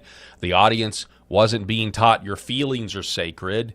They were being taught your feelings are dangerous, actually. That if your feelings are going to rule over you, then that's actually dangerous. You don't want that. You don't want to be led by your emotions. And that's throughout a lot of these old Hollywood movies. That is not the case at all anymore. That's why scenes like this, the ones we just saw, in this little tour down memory lane, that's why they lasted. That's why they still hit, in my opinion. And they do. Because every one of the men is paying, every one of these men is paying a price that you just saw. Every one of these men paying a price in some way, shape, or form for saying no. Maybe you could say Rhett's not, because he's just, Rhett and Scarlett, he's like, I am out, whatever. But he certainly paid the price, basically meaning he failed. Men everywhere know that sometimes you do pay a price if you tell a woman no, especially an unsubmissive one, and especially in this day and age. But classic Hollywood storytelling understood that civilization itself is often built on the ability to deny yourself. Compare that to modern feminism, which is infused in all of our movies and all of our governments, and there simply isn't any room for that. There is no room for self-sacrifice when it comes to feminism. It's take, and overtake the patriarchy. And I think that's because the whole concept of self-denial, I think the whole concept of self-sacrifice is rooted, not that women can't do it, but it is rooted in masculinity. And we got rid of masculinity. And now most of the men in power today are slaves to feminism and lack the ability to deny their emotions. It's kind of like it's contagious. Instead, we are ruled by our emotions more than we would like to admit. I think it's time. Isn't Gone with the Wind like 4 hours long? But I think it's time. I think it's time that we need to go back. We need to watch Gone with the Wind. I haven't seen it since I was real small. And I honestly probably never actually watched all 4 hours. I mean, I know there's an intermission, but I remember my older sister got really into Gone with the Wind. It was one of those things like, oh, I don't want to watch this, but you watch it, you kind of figure out what's going on. But yeah, well, frankly, my dear, I don't give a damn. It's just these iconic moments. David Green is onto something here. I saw this and I immediately knew I had to do a segment on it, breaking it down. Almost all of the most iconic moments of early Hollywood are just men telling women no. You could write a book about this. You could write an entire book about this phenomenon and what it symbolizes and what the lack of that, the lack of what we see in movies. Again, if you do have a strong male character telling women no in today's movies, they're going to die, they're going to be punished, they're going to be embarrassed, they're going to be emasculated. But old Hollywood reflected what they knew to be evidently true, that the average man was more like Humphrey Bogart and Rhett Butler, that it was true that the average men, they saw themselves like that. They didn't just see themselves that way. They might not have been, aristocratic or, had a lot of money or whatever, but this is what a man does when he leads his family. They take on some level of self-sacrifice. And I know this just dawned on me. I'm giving this critique on Mother's Day weekend. I'm giving this critique on Mother's Day weekend. I apologize to all the moms out there. I love my mom. I love my wife, the mother of my children. So I get that. Sorry. Sorry, not sorry, I guess. But but it is what it is, man. Like there is that common like evangelifish trope where you go to church on Mother's Day and the sermon ends up, it depends on what kind of church. If you're going to a church that is going to let the world's holidays dictate what you preach about. I don't go to a church that does that, but if you do, again, Mother's Day, you're going to get some ooey gooey speech about, or some ooey gooey sermon, about moms or whatever. But you go to church on Father's Day and you get a hard sermon about how men are not carrying their weight and they're not doing what's right and blah blah blah. And somebody said the other day that so much of the problem with the American church today is it's a lot easier to feminize the men than it is to tell women no. It's easier to get the women to get the men to become more feminized than it is to get the. And I think it fundamentally, and I'm trying to remember what this tweet said and who said it, but men are naturally going to be are going to pursue conflict when it's necessary. Now you can be too quarrelsome. That's absolutely true. But men are naturally going to be confrontational when it's necessary. And the fact of the matter is women don't like confrontations. They don't like confrontations. And so it's easier to tell the men to sit on their hands and be quiet in our society now where, you can't tell a woman that they can't murder their baby. And so, I don't know. I think that's a valid critique that goes along with kind of the feminization. It makes perfect sense. I don't see how you can deny it. You can't deny that our culture has been feminized, so weak churches are also going to adopt the feminization. They're going to be affected by the feminization of the culture. I just think that's like cause and effect 101, man. Cause and effect 101. General Motors. Let's see here. A few more stories as we come. Well, actually, this is kind of more like it's kind of a cheap shot, but I will say this. This is from the Los Angeles District Attorney's Office, May the 8th. General Motors has agreed to pay $12.75 million to settle California consumer protection law alleging data privacy violations. The company allegedly sold California OnStar subscribers' personal information to data brokers without proper disclosure or consent. So General Motors, this giant company, is going to pay $12.75 million, which is just a cost of doing business. This is chump change. This kind of corporate, it's just mind-bogglingly ridiculous. GM's going to pay $12.75 million. You think they're going to quit selling your data? No. This is the type of stuff that just leaves consumers out to dry. Also, this came across my desk yesterday. Headline from Family USA. New analysis shows big health systems charge triple the Medicare rates for the exact same care and are driving the healthcare affordability crisis. System-owned hospitals bring in nearly $28 million per year per hospital in profits on average, 10 times more than rural independent hospitals. Last week, the House Ways and Means Committee members questioned some of the biggest healthcare system CEOs about their profit margins. The CEOs offered no accountability. Yeah, that's not surprising there at all. According to a new analysis from Families USA released today, the biggest hospital systems in the country charge 3 times more than the Medicare rates for the same care. They collect tens of millions in annual profits per hospital. This report adds to decades of evidence showing a clear and disturbing trend. The more hospital chains consolidate, the higher prices Americans pay in their premiums and their out-of-pocket costs. Can you say the word monopoly with me? Monopoly. We have got to put this word back in our vocabulary. We've got to do it fast. It's already happening. You saw it with the Ticketmaster. What was that other company? Anyway, the jury trial that found that those 2 ticket companies were conspiring together. But then you also look at what the Department of Justice said, and Brooke Rollins, the Ag Secretary, said the other day about the 4 big meat packing plants. Monopoly. You look at the story that we covered with Amazon and what they're doing to prices on their website, where Amazon calls Hanes and they say, "Hey, your underwear is too low on Walmart. And if you don't get Walmart to raise the price to our price, then we're going to bury your search results. It's insane. And Hanes does. Hanes calls Walmart or Levi or any of these companies, and they get Walmart to raise the prices back up at the request of Amazon. Or they'll bury your search results. Can you say monopoly? Can you say unfair trade practices that are hurting the American consumer? So not only do we have inflation that we're still recovering from, do we have higher gas prices? We're going to have higher food because of the higher gas prices. We have all this coming down the pike, but then we also have non-Christian CEOs who are consumed with greed, and they don't actually care about the people that are buying their products.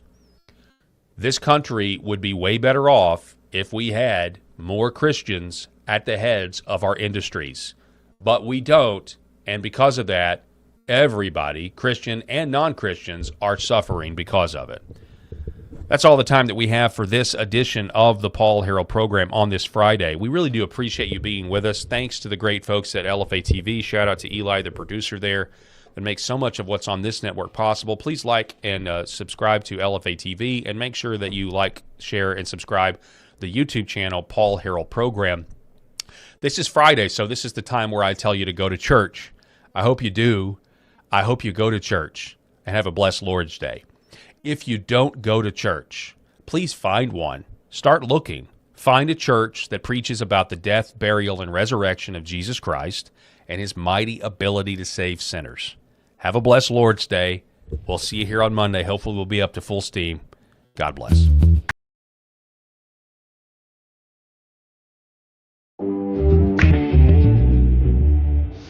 The Paul Herrell Program.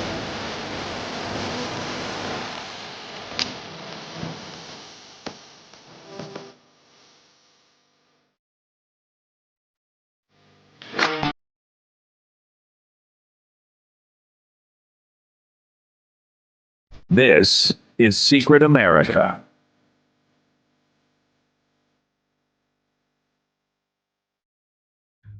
Welcome, everybody. I am Jack Danger along with Jay Gatling, and today is Disclosure Day, UFO Disclosure Day. And I want to say right off the bat, before we even get into this, Jay, people are saying, "Hey, Jack, you said the astronauts never went to the moon. Why do you believe it?" Because aliens, first of all, if there are aliens, they're not astronauts. They probably have better technology than we do. Okay, if they're able to make it here, that means they have better technology than we do. Let's be real here. First, second of all, I never said I believe this stuff. I'm just reporting this stuff. That's what people don't seem to understand. They see you post about it, and they're like, "Oh, he believes this. He must believe that." But he said astronauts never went into space. What the hell do astronauts and aliens have to do with each other? Okay, they have nothing to do with each other. They're completely different species, supposedly. And if aliens are coming here, they're most likely coming here from another planet, which means they have much better technology than we do. So let's just get that out of the way right now. I personally don't believe astronauts have ever broken the Van Allen belt barrier. I personally believe they can't get past it. We don't have that type of technology. We're still in the Stone Age in terms of technology. We still have to use jet propulsion. I mean, if they can use stuff that actually hovers, maybe uses the magnetic field and gravity, they have way more technology than we do. Let's just put it that way. I do want to say, though, Jay, I want to show everybody our thumbnail, because Eli made an amazing thumbnail. I gave him an idea that I wanted him to put together, and he made an amazing thumbnail. Check this out, everybody.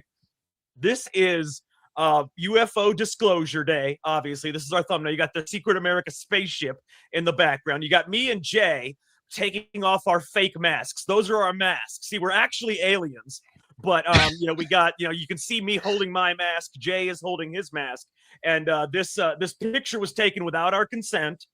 But we're going to deny it if you ask us about it. We are not aliens. This was a fake picture taken without our consent, and we are in the process of suing Eli. Listen, I thought that I removed my own head for a second. I thought they ripped my head off. Your mask. That's your mask. All right.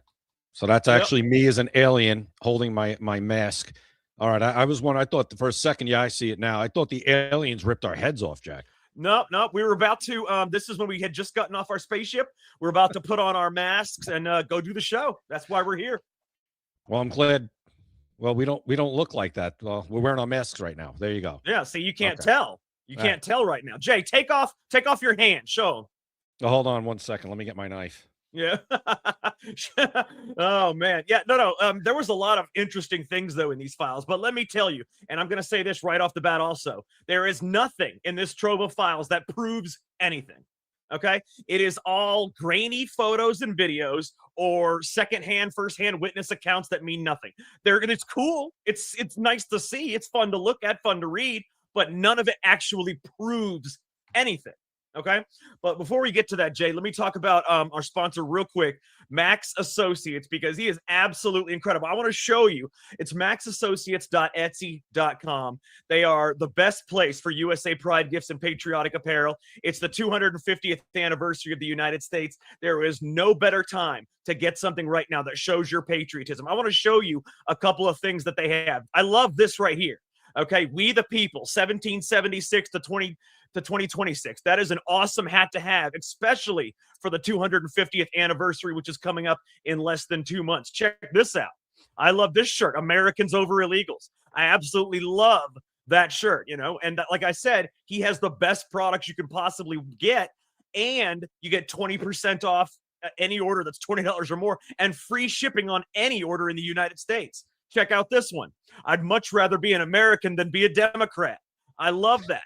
That is an excellent shirt right there. And then I'm going to show you my favorite mug. Look at this right here. America 250. That is beautiful. Look at that. It's got the spread out eagle, 1776 to 2026. That is beautiful. And it even says semi-quintencennial. That's a long word. But yeah, there you go. I mean, it's really cool. It's a great shop.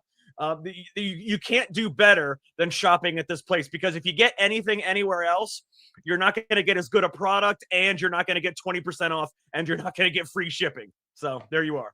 Also, great Father's Day gifts.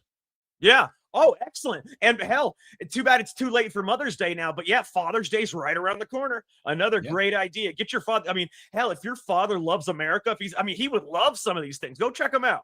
maxassociates.etsy.com. Okay, Jay. The first story that I want to show everybody is this right here. If I still have it, take a look at this, everybody. Okay, this is the FBI. In the files, there was an FBI memorandum where there were actual sightings, they said in these memos, of alien beings. Okay, they were 3.5 to 4 feet tall, wearing what appeared to be spacesuits and helmets, emerging from a landed metallic craft capable of fantastic speeds and silent hovering that was interfering with electromagnetic equipment.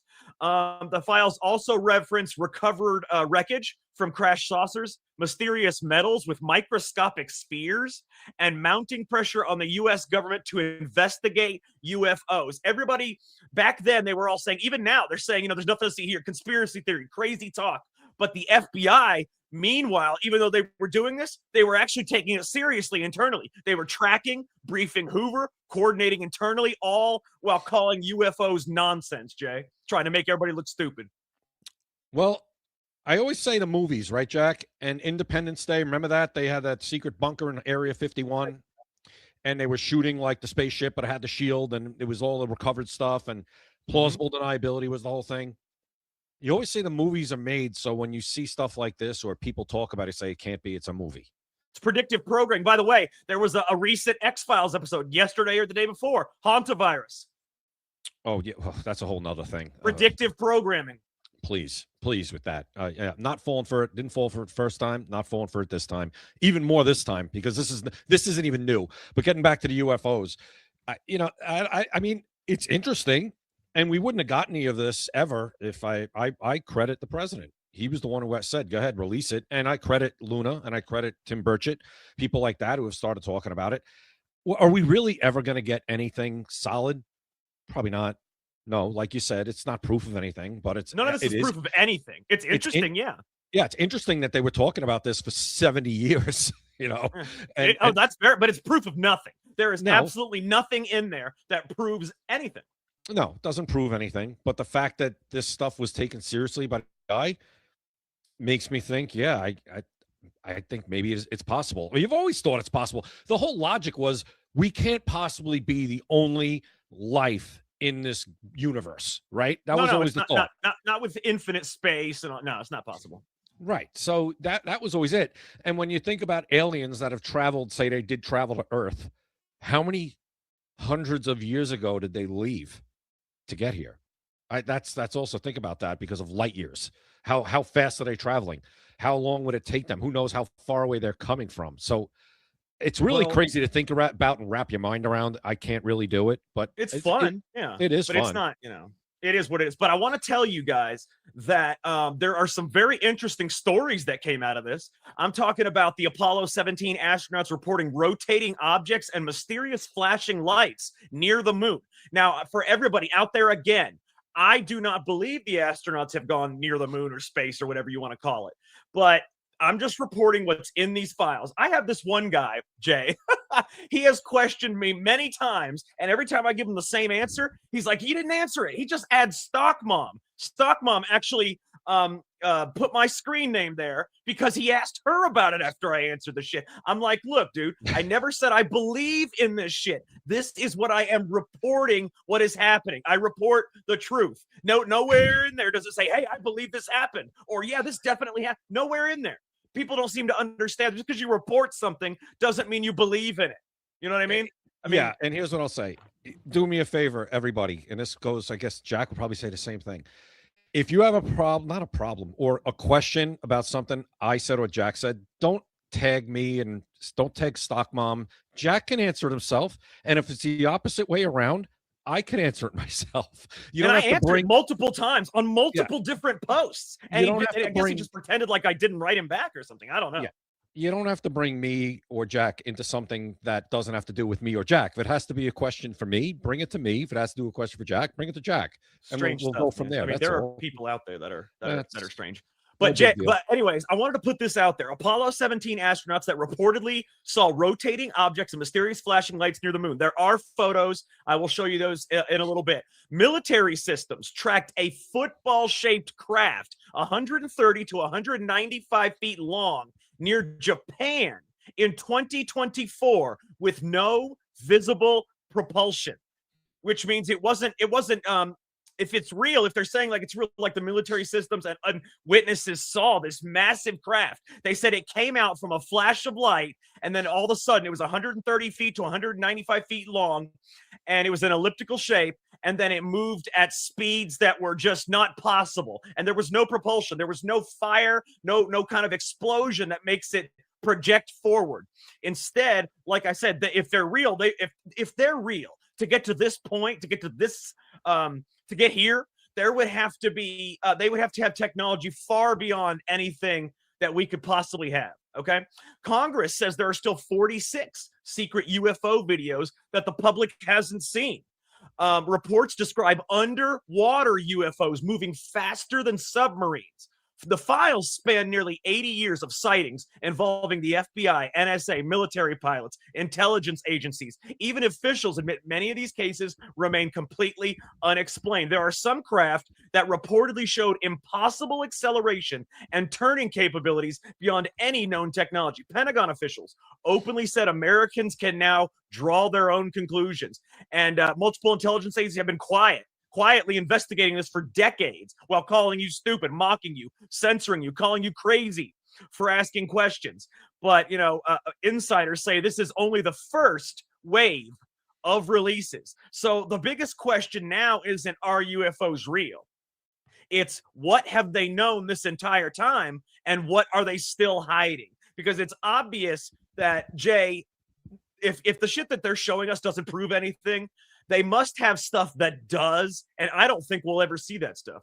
Yeah, that's what I said, right? I don't know that we're ever going to see anything that'll say, "Oh my God, it's proven." Here we go. Here's the video of the ship moving like that at ridiculous speeds without any propulsion. I don't think we ever see that. If we do, I'll be shocked, happily surprised. But I just don't. I don't think so. That would be wonderful. Yeah, it would be. I mean, I'm glad we're getting what we're getting. That's great. But I'm not gonna. It's kind of like all the files we've gotten. If you want to go to JFK, if you want to go to Epstein, if you want to go to RFK, Martin Luther King, I don't believe we've ever gotten the full amount because, first of all, if they're still there, they're not going to release them. I think, quite honestly, Jack, a lot of the ones that would prove anything are gone, to be honest with you. Oh, yeah. No, definitely. I mean, they would definitely be gone by now. But you know, like I said, there's still some interesting stuff. In 2013, a military infrared sensor captured a glowing object shaped like an eight-pointed star moving across the sky. I mean, there's actually a picture of that in here. I'm going to pull up some of the pictures in a minute. I talked about the bronze ellipsoid that was a cigar-shaped thing in 2024 right by Japan.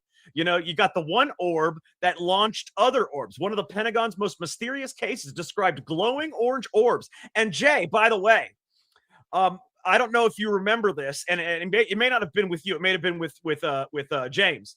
But I actually talked about my own particular experience, because in order to believe anything like this, what you're told, you're not going to believe it. You're going to have to experience yourself. There's some things that you can only experience it yourself to be able to believe. Okay.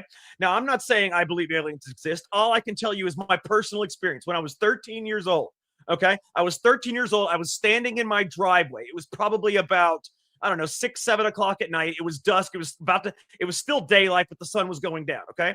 I see a glowing orange, I want to say like an elliptical kind of thing, not oval, because it had like the points at the end. It's like elliptical kind of thing. A glowing orange elliptical orb going across the sky, you know, and it was going slow enough to where I ran inside because I wanted to get a picture. I had never seen anything like this in my life. I ran inside to get the camera, came back out. This was before cell phones and all that. 5 seconds it took me to go in there and get it. Came back out, it was gone. Never saw it again. Haven't seen it since. Never saw it before. And it was moving. There were no clouds. It was moving across the sky where I would have probably had another 5 minutes if I wanted to. But as soon as I went in there, came back out, gone. And that's the only thing. That's the only experience I've ever had. But I can tell you that experience shaped my thought process when I say that there are things out there that are unexplainable. Yeah, I mean, yeah, and you were young, so you weren't on any drugs or anything like that. You weren't drinking alcohol. You got to have your own experiences with this kind of stuff, or you'll never believe it. There are people that say, listen, there are people that say they were abducted. I mean, that's far-fetched for me. I'm sorry. I'm sorry. Well, that's what I'm saying. That's movie stuff. Independence Day, he's abducted and he came back, and that's the reason I said that, though, Jay. The reason I told that story is because listen to this. One of the Pentagon's most mysterious cases describes glowing orange orbs separating into multiple smaller objects during a nighttime military flight operation. Okay. And what they're saying, the glowing orange orbs, that's why I wanted to tell my story, because I actually saw that. I saw that one time, that one elliptical glowing orange orb. And the thing is, Jay, it glows so bright that you can't see what it actually is. All you see is the glowing orange light. That's it. You can see the shape, but you cannot see what the object is. So do you think on the whole that this file release is better than the other ones, at least? What better than like the Epstein file release? Yeah, the Epstein, the JFK, do you think the Martin Luther King, all that? Do you think that this file release is better? No, you don't think it's as No, because with the Epstein file release, you and I were able to prove that Epstein was not the one that died in that cell. We were able to prove that was not him on the gurney, that was not him in the ambulance, that was not him that was taken to the morgue. We were able to prove that based on those files and the photos that came out of the dead body. But so far with the UFO thing, all I've got stories, you know. Yeah, we'll see. Listen, I hope they release more. It is fun. Like, people are having a good time with it. Like I said, when people see stuff like this, if it ever did happen, Jack, it would be like the movies. People would run towards it when they probably shouldn't, and they should probably just wait and see what the hell is actually going on, whether these things that are coming here are actually friendly and want to have peace with us, or they want to take us over. Who knows? But it is fun to think about. It is fun to thinking about space has always been fascinating. It's fascinating for everybody.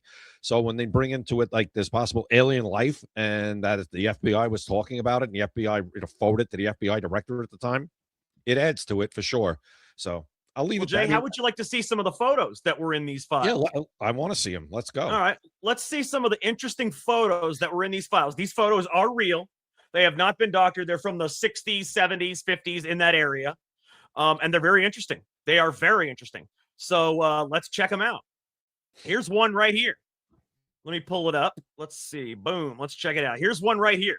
Very interesting stuff right here, Jay. Look at that. This is caught from a military plane. You can see that it's clearly an object. It's not some random bullshit. You know, it's above the clouds, and it's in the saucer type shape. You know, it's in a saucer type shape. Take a look at the second photo. This is a more closer photo, if you will. You know, that's an interesting object right there. But let me show you some other stuff. Take a look at this. These are the objects that were hovering above and in the water, Jay. Actually above and in the water. These are real photos. Back then, this was no Photoshop. This was not AI. What's the years on those photos right there? Let's see here. 1960, July 22nd, 1960, and May 23rd, 1960. Wow. At Wright-Patterson Air Force Base in Ohio, around that area. Listen, looks like a spaceship to me. I'm saying, and remember how we're talking about now, they're moving through the water? Even Tim Burchett said that. Yeah. And these are the ones. These are the type of ones that are moving through the water. Let me show you something else. This is a real photo. That's a real photo right there. Look at that. What does that look like to you? That's a UFO. That's a real photo. Take a look at this one. Look at this. That's a bunch of the objects. Look, there's a tree right there. You can see they're above the tree, hovering above the tree. Yeah, that looks like spacecraft. Yeah, and take a look at these, okay? This, you can see the objects in the sky. It's kind of hard to see right there, but you can see these are supposedly, look, these are Federal Bureau of Investigation files and photos. Look at that. Do you see that? Yeah. That is a real Federal Bureau of Investigations file that they have right there, that photo in there. And that's not like a model or anything? It's somebody built or a prototype? As far as I know, let's see. Could that be a prototype or something? I'm not 100% sure. Give me one sec. Let me look and see, actually. I might be able to, it might tell me what it is. It's an Air Force investigation photo is what it was. It says the attached UFO report is submitted in accordance with yada, yada, yada from the commander back in 1965. No, those are real photos. Those were not models made. Those are from 1965 photos. Look at this. This is modern. The glowing triangles. The UFO reports from 2022. Look at this. These are the cigar-shaped orbs that were the same kind of thing that was around Japan. Look, that thing is flying in the air. Yeah. Incredible stuff. Listen, this stuff is incredible.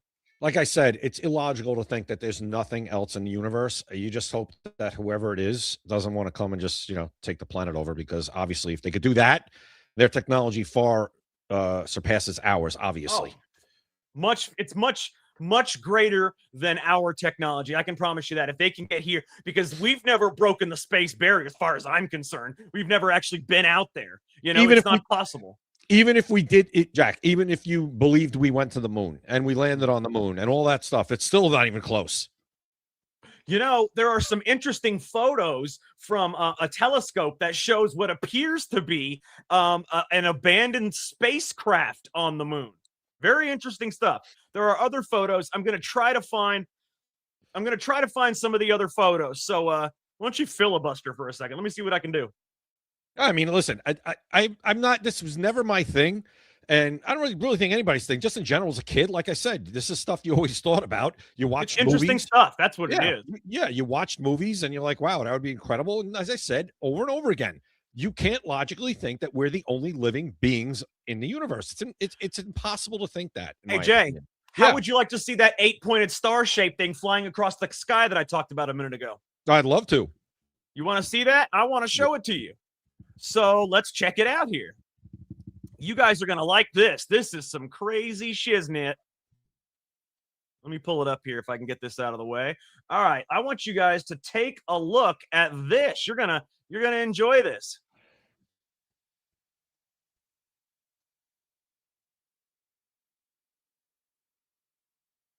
Look at that. You can see smoke or something coming out from behind. You see it? Yeah. The smoke or whatever it is trailing that thing. Look, you see it? Could be a vapor trail. Yeah, that's what I'm saying. Vapor trail, whatever it is. What the hell is that? It's chemtrails. That's what the Jack. Those are dissipating. You can see they're dissipating. But what is that object? Look at that thing. How is it moving like that? It looks like it looks like the star on a Christmas tree. Yeah, how is it moving like that? I don't know. Where is it? And you can see vapor coming out from behind it. It's not, I don't know. It's not propulsion, because real propulsion cannot move in these ways. Look at how it moves. It doesn't just go up and down and side to side. It goes diagonally. It goes in a circle. It's weird. When was Wow. this supposedly from? Wow. That is When was from that? the FBI files that were released. That is from the UFO files that were released. And what year did you get a year on that one? No, I don't have the year on that one at the moment, but Okay. it's from one of the ones that was released. And in fact, I just talked about it a moment ago. If you guys want to rewind it, you'll hear the year about it. But yeah, I just talked about it a moment ago. How would you like to see? I want to see, is this 100% real? Hold on one second. Hold on. I've got to see if this is real. If this is real, it's going to blow your fucking mind. Okay? I'm going to see if this is, because this is what I talked about a moment ago. I'm going to see, is this a real photo? Is this a real photo? I want to make sure it's not been tampered with, because this will blow your fucking mind, dude. This right here is, I talked about, okay, yeah, never mind. It looks like it's a composite image or something. Yeah, no, never mind. But anyways, that's why you always got to verify everything. You don't just want to show shit. You want to make sure you want to make sure it's real before you just start showing shit. But there's some other videos that I wanted to show people of some, I mean, it's just really interesting stuff, Jay. I'm going to try to find some of the other videos. Yeah, listen, it's too bad we couldn't get on the program today, because this would have been great, but it is what it is. But yeah, supposed to, but never happened. Yeah, but what is there any timeline on when they're going to release the next ones, or they're just saying they might release them? Yeah, it's just whenever, it's Okay. whenever. But take a look at this object right here. This is from Fox News. Take a look at this object that the radar is locked on. Look at this thing. Look at the clouds below. Look how fast it's moving. What the fuck is that? I don't know. Wow. That thing is moving very fast. Look at that thing. Wow. You can see the light around it. That means it's glowing. So it's probably one of those glowing orange orbs that I was talking about. But you can see the light around it. Wow. That's incredible. Look at the clouds. You can tell how fast it's going. Now it's coming at you. Look at that. Wow. Incredible stuff. Incredible stuff. And that was a radar. Yeah. Incredible Because stuff. we can't chase one of those things. Can't keep up. No. We would have never been able to keep it in sight. Right. Can't keep up. Crazy. What is this stuff? Man, I tell you, there is some crazy shiznit around here. I want to see, because there are some, like I said, some really good videos out there. But some people are putting out fake photographs. That's why you guys got to be careful about stuff like that, because people are going to try to, get you with fake photographs and shit. X should do what they did with the war, and say anybody posting any AI images of of the UFO files, you should be subject to suspension, because you're going to put this stuff out. It's complete crap. You shouldn't be doing it. Yeah, I mean, what's the point of that? I don't understand. I mean, you're going to get engagement on one post, and then you're not going to have any credibility for the rest of your life. Yeah, I don't know. Please don't even get into that discussion. Oh, you got to see this new video that I just found. It's amazing, Jay. I think it proves the existence of aliens, if you want the truth.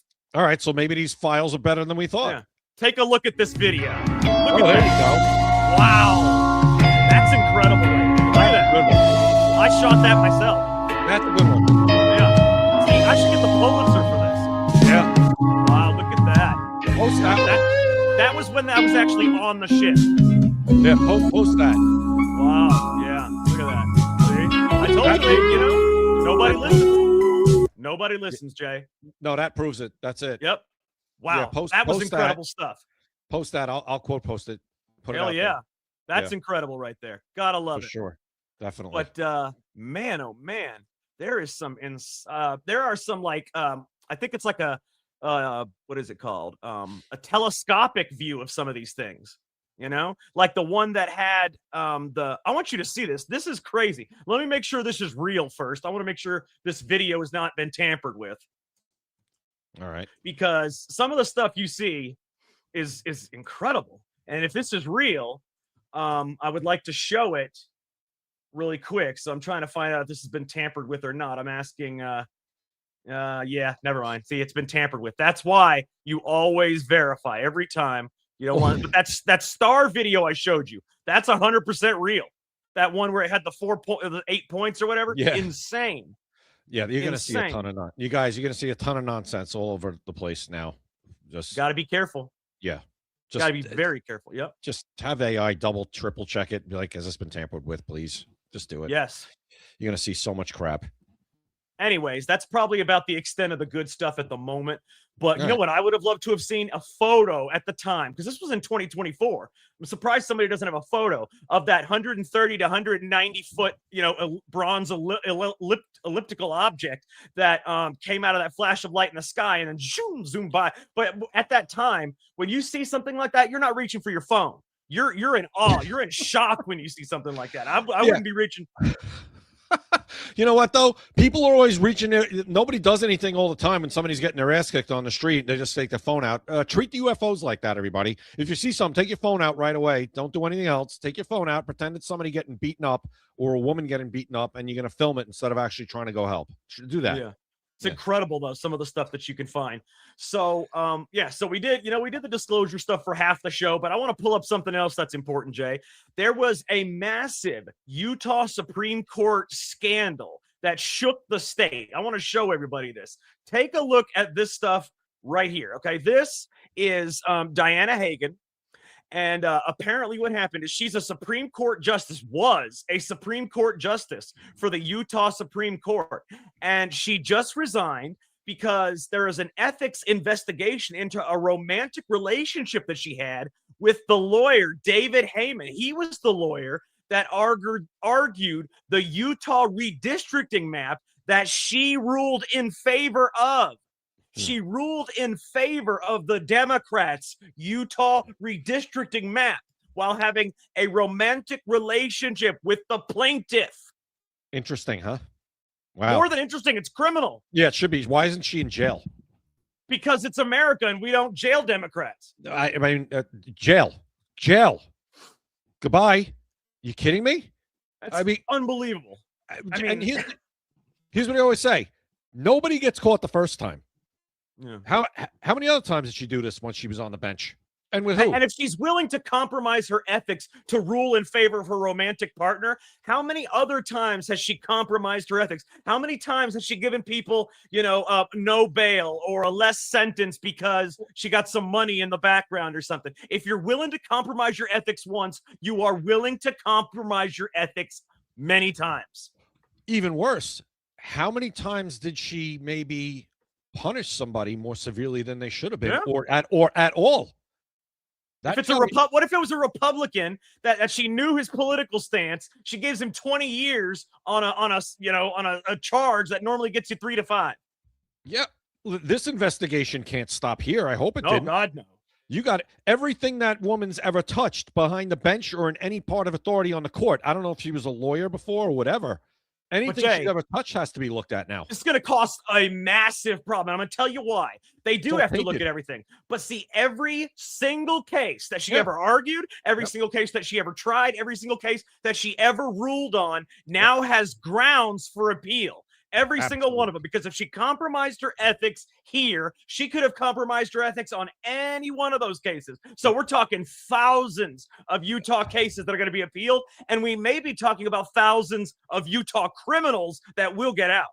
It taints everything she's ever been a part of in any capacity at this point. And if I'm the lawyer, if I'm somebody's lawyer and I know that that person was involved in any way, shape, or form with my client's trial or anything, I'm looking to have everything dismissed if they got put away. Absolutely. Oh yeah, I would file it immediately. The appeal immediately. And the lawsuit is going to be how many zeros do you want on that check, sir? Man, it's going to be bad. It's bad and this is, if you want the God's honest truth, this is why they cover up this shit most of the time. Even if they didn't have anything to do with it, they try to cover it up because they don't want to have to deal with the shitstorm they're about to get. They're about to get a massive shitstorm. Crazy. Absolutely crazy. And here's another one. Who else may have known about it? Yeah. And didn't say anything like you just said, to make sure, for maybe to say, oh my God, it's going to blow up the entire system. In How many precedent-setting cases did the Utah Supreme Court rule on that she was the deciding vote? Great question. All has to be looked at. All has to be looked at. It's like when a cop gets caught, planting evidence or lying on everybody that was ever involved, or a cop that everybody who was ever arrested by that cop goes, hey, I want a new trial. But see, this is even worse because she's not a district court judge. She's not a federal court judge. The Utah Supreme Court is the highest court in the state. It is going to cause a massive shitstorm beyond anything that state has ever felt before. This is going to shake the whole state, maybe even reverberate around the country based on the precedents that the Utah Supreme Court set while she was on it. I'm asking right now, what other capacities did she serve in? I'd like to know how many cases she's ruled on in her entire trial judge life. I'm going to ask, did she serve in? And you want to know how many trials? How many cases, put in her entire career as a judge, how many cases did she preside over? How many cases did she preside? I'm going to look. I want to know. That's crazy. Over in her career. Man, it's going to cause a... Glad I don't live in Utah. No offense, Casey. I know you live in Utah, but man, that's going to be rough for the judicial system. Yeah. I'm waiting for an answer. Let's see. It says served in several professional capacities before and during her judicial career, primarily in the appellate and prosecutorial roles. Ooh, appellate. Oh man, that's so she was a pre-judicial. She was a law clerk for U.S. District Court Judge Tina Campbell. No, that's not really going to do anything. What about the cases? The amount of cases? Private practice attorney, assistant U.S. attorney, 2001 to 2017 in the U.S. Attorney's Office for the District of Utah. She rose to appellate chief for nearly 10 years, and then first assistant U.S. attorney. She handled hundreds of criminal appeals and high-profile trials, including the Elizabeth Smart kidnapping case and the murder of Millard County Sheriff's Deputy Josie Greathouse Fox, adjunct professor at the University of she was Jackson. That's perfect. She was indoctrinating people at law school too. Okay. Wait. Is Utah the only state that she's been a judge in? I'll look at that in a minute. I'll look at that after. Then it's going to have to look at other states. Let's see. President of Women's Lawyers of Utah. Well, if it's all Utah, then it's Utah's going to have a huge problem extensively anyway. At the Girl Scout judicial career. Okay, Utah Court of Appeals judge 2017 to 2022, appointed by Governor Gary Herbert, served nearly 5 years. Participated in appellate reviews and authored opinions. Utah Supreme Court Justice, May 2022 to today. Today. Appointed by Spencer Cox, resigned amid controversy. She authored notable opinions, redistricting related matters, and chaired the Judicial Branch Education Committee while serving as a liaison to the Office of Legal Services. No public source provides an exact total for the number of cases she presided over or participated in across her full career. Appellate court judges like Hagan typically sit on panels reviewing dozens to hundreds of cases per year, rather than presiding over trials the lower court. Listen to this, Jay.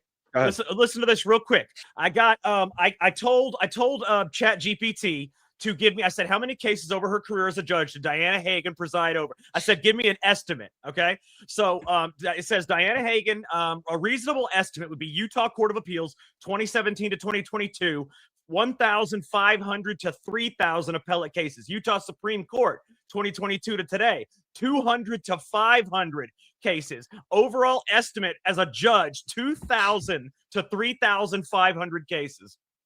Insane. My God. Well, I'm asking, is everything tainted? It says not automatically. Not automatically. Well, I mean, everything's going to be looked at. It's not necessarily tainted. Yeah, but they got to look at. If I have like I said, this is going to cost. Forget the lawsuits. I'm talking about just the man hours to look through all these cases. I don't know. I don't know if they're going to. I'm looking now. They actually legally have to, because I mean, there's going to be. Now, let me tell you, Jay, I take that back. They don't legally have to unless there's an appeal, and there will be many appeals. I would think so. It says here I would appeal every case that she's. I mean, if I'm whoever I am, I'm appealing my court. Even if I know I'm guilty, I'm appealing my case if she was the judge. Absolutely, if I can now, yeah, absolutely. It's going to open at least open the door, I think, to maybe have a shot. And it says a lesser here sentence. Even if I'm guilty, I want a lesser. She over sentenced me. You know, she was having sex with my lawyer. And my lawyer hated me, so she over-sentenced me. They can't prove that she didn't. Well, here's the thing, too. It says critics, particularly Republicans, upset about the redistricting outcome that shifted a congressional seat.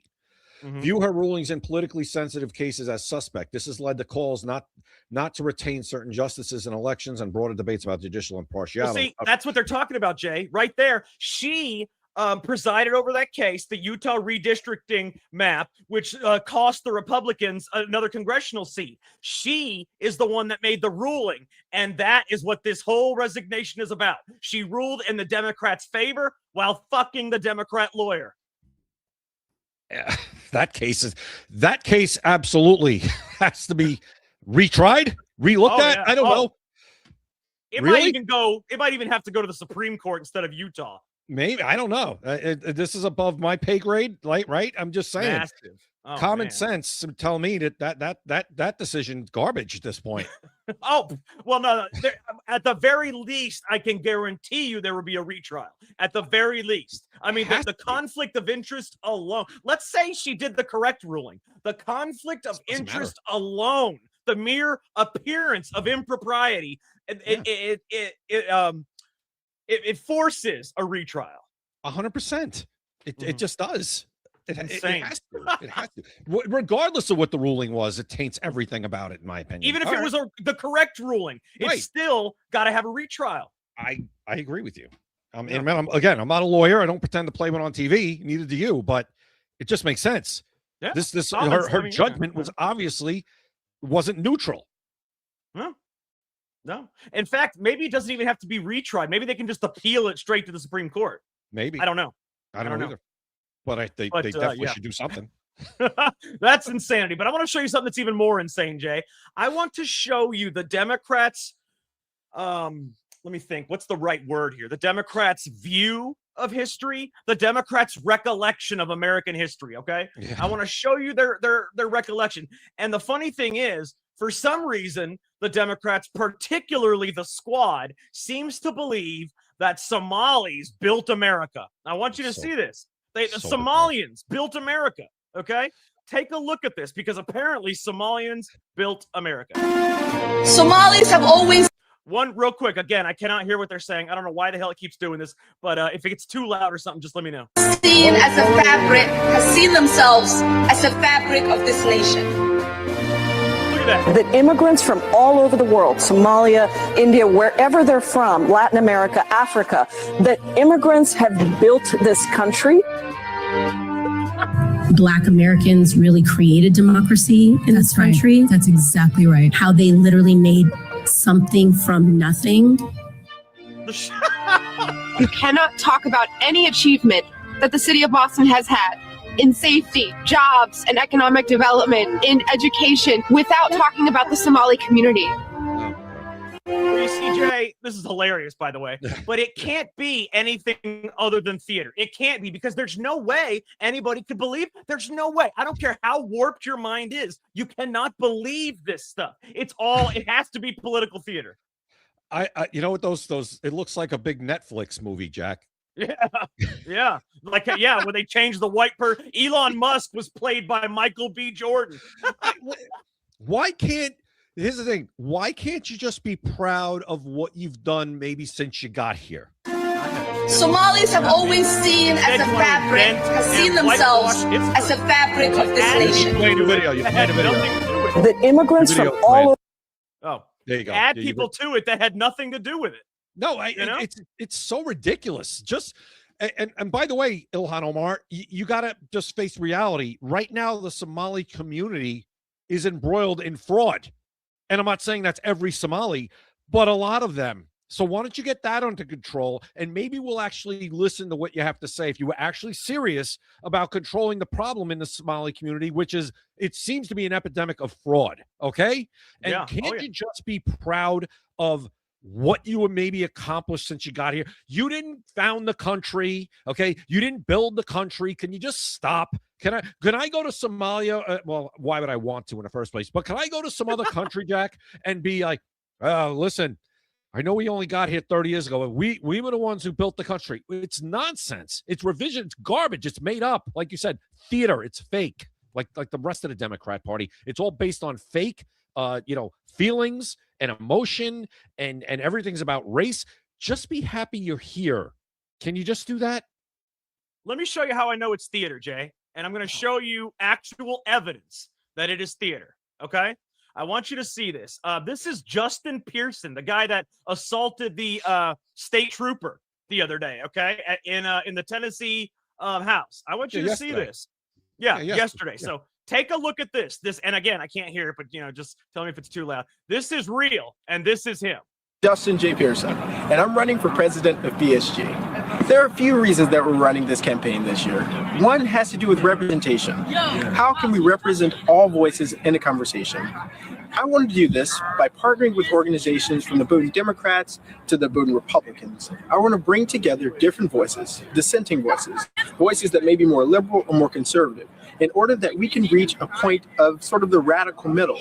Here, you've had 3 strikes laws, mass incarceration, denied us of who we are, and we are still here. And today, you'll take the only majority black district from us. But I want you to know, and I want my nephew, sons, and the future to know, no matter what you do, no matter how much you try and break us and make us bend and make us quit, we will still be here. The man goes from Barack Obama to Malcolm X. You know what I mean? And there's no need for it is the case. That's why it's political theater. It's the male Jasmine Crockett. That's what that is. It's the male version of Jasmine Crockett. And when are people going to say, can you stop insulting my intelligence with your freaking act? Stop. He's wearing the whole, he's got the whole African thing right here. He's got these growing out his afro because he suddenly is in touch with the motherland. He's in touch with the motherland. Before he was Barack Obama. Now he's Huey Newton. It's crazy. It's absolutely crazy. But what has to happen is, though, the people that he represents have to say, can you just stop? And maybe say, first of all, I liked the first guy a lot better. How about say that? How the hell is he winning in Tennessee? That's my point. By the way, Jay, the Tennessee has every single one of their seats now are Republicans. So how in the hell is he winning a state seat in Tennessee? Well, I don't know. I don't know how that happens. But here's what I'll say. Here's what I do know. What I do know is the people that he's representing, you realize you're being played. That's not who this person is. He's playing a role. And he could care less about you. He's playing the role to advance his own career. That is 90% of politicians, by the way. Barack Obama was a community organizer in Chicago. Okay? How's the community that Barack Obama organized doing right now? How many people get shot every weekend in the community that Barack Obama organized? You know who's doing well? Barack Obama. It's not doing so well? The community that he left, and he'll never walk into again. He'll walk into it to build his library that looks like something out of the Death Star in Star Wars. Sell tickets. Who's going to buy tickets to a presidential library of Obama? It's infuriating. But you know what, though? It's not my problem, and it's not your problem. The people that live there, and I'm not saying it has to be black people. Whoever lives there, you need to put a stop to it. Stop voting for these people. I don't get it. Yeah, I don't get it either. But I got to say, Democrats, especially, I would say 97% or so of Democrats are political theater and criminals, actual criminals. I'm going to show you what I'm talking about, Jay. Here is another Democrat that was recently arrested. Okay, take a look at this. This right here is Alice Wallace, okay? She is the mayor, or was the mayor, of Winsboro, Louisiana. She's a Democrat. She was arrested on April 21st on 6 counts of Medicaid fraud for receiving $75,000 in ineligible Medicaid benefits while earning a mayoral salary. She was getting your Medicaid taxpayer benefits while being the mayor of your city. Jack, are we just going to ignore this picture? What the hell is that? Looks like Michelle Obama. That looks like that's a man. Yeah. No, I'm asking a serious question. Is that actually a guy? I don't, we can look and see. We can ask if Alice Wallace, let me ask Gruck if was Alice Wallace a man before it? Was Alice Wallace Serious question. Man. Serious question. Yeah, serious question. I'm not trying to be funny. Man? Well, they're searching. Nope, she's a woman. She's just an ugly woman. She's the first female mayor of Winsboro, and the first female mayor stole taxpayer benefits while getting a mayoral salary. Again, what? Just the picture alone tells me something's wrong, something's off, like right away, I'm out. And I'm sorry. I'm not trying to be judgmental of somebody's looks, but that's not the person I want being the mayor. Okay. You want to do that in your personal life and you want to go be an actor or actress or just whatever you want to do. But I don't want you being my mayor. My mother always told me, people will judge you whether you like it or not, whether it's right or wrong. They will judge you on how you present yourself. So if somebody present themselves like that to me, I'm not voting for that person. I don't want to hear anything you have to say, to be honest with you. I don't know how she got as mayor is the thing. It's funny though. The first female mayor in the history of this city immediately steals taxpayer Medicaid benefits while being the mayor of the city. Oh my goodness. Right, but then it's everybody else's fault that they say, no, we don't want women being a mayor. And I'm not saying that myself. But people, if somebody said that, well, you're just giving them ammunition to say it. Well, if you want the truth, it's not women. And this is going to hurt people, but it's the truth. It's not women. It's Black Democrat candidates. I'm sorry, but most of them are insane. Let's go through. Republican Party has good black females. I'm not talking about just black females, just Black Democrats is what I'm talking about. I'm talking about a Barack Obama. I'm talking about a Justin Pearson. I'm talking about Alice Wallace. I'm talking about Stacey Abrams. I'm talking about Letitia James. I'm talking about all these people, Crockett. Black Democrats. Yeah, Jasmine Crockett, another one. Yeah, they're all fraud. Do you know of a Black Democrat politician that is not fucked up in the head? I'm trying to think. Go to Karen Bass. It's another one. I don't know off the top. Is there of a single one that's not fucked up in there? I'm just being honest here. I'm just being honest. Is there not a single one that Black Democrat, not Republican, but a Black Democrat and I'm not saying black people. I'm talking about Black Democrat politicians. Is there not a single one that is not fucked up in the head? Well, listen, Jack. You know what? Quite honestly, can you name me a single white female Democrat that's not completely effed in the head either at this point? Because I can't. White female Democrat. Which one? Which white female the Democrat? Thing is, I don't know that many Democrats off the top of my head. I'm thinking of the ones, and I can't think of any. Maxine Waters, there's another good one. Thank you, Barney. Out of her mind. The one who represents the Virgin Islands, Stacey Plaskett. Is that her name?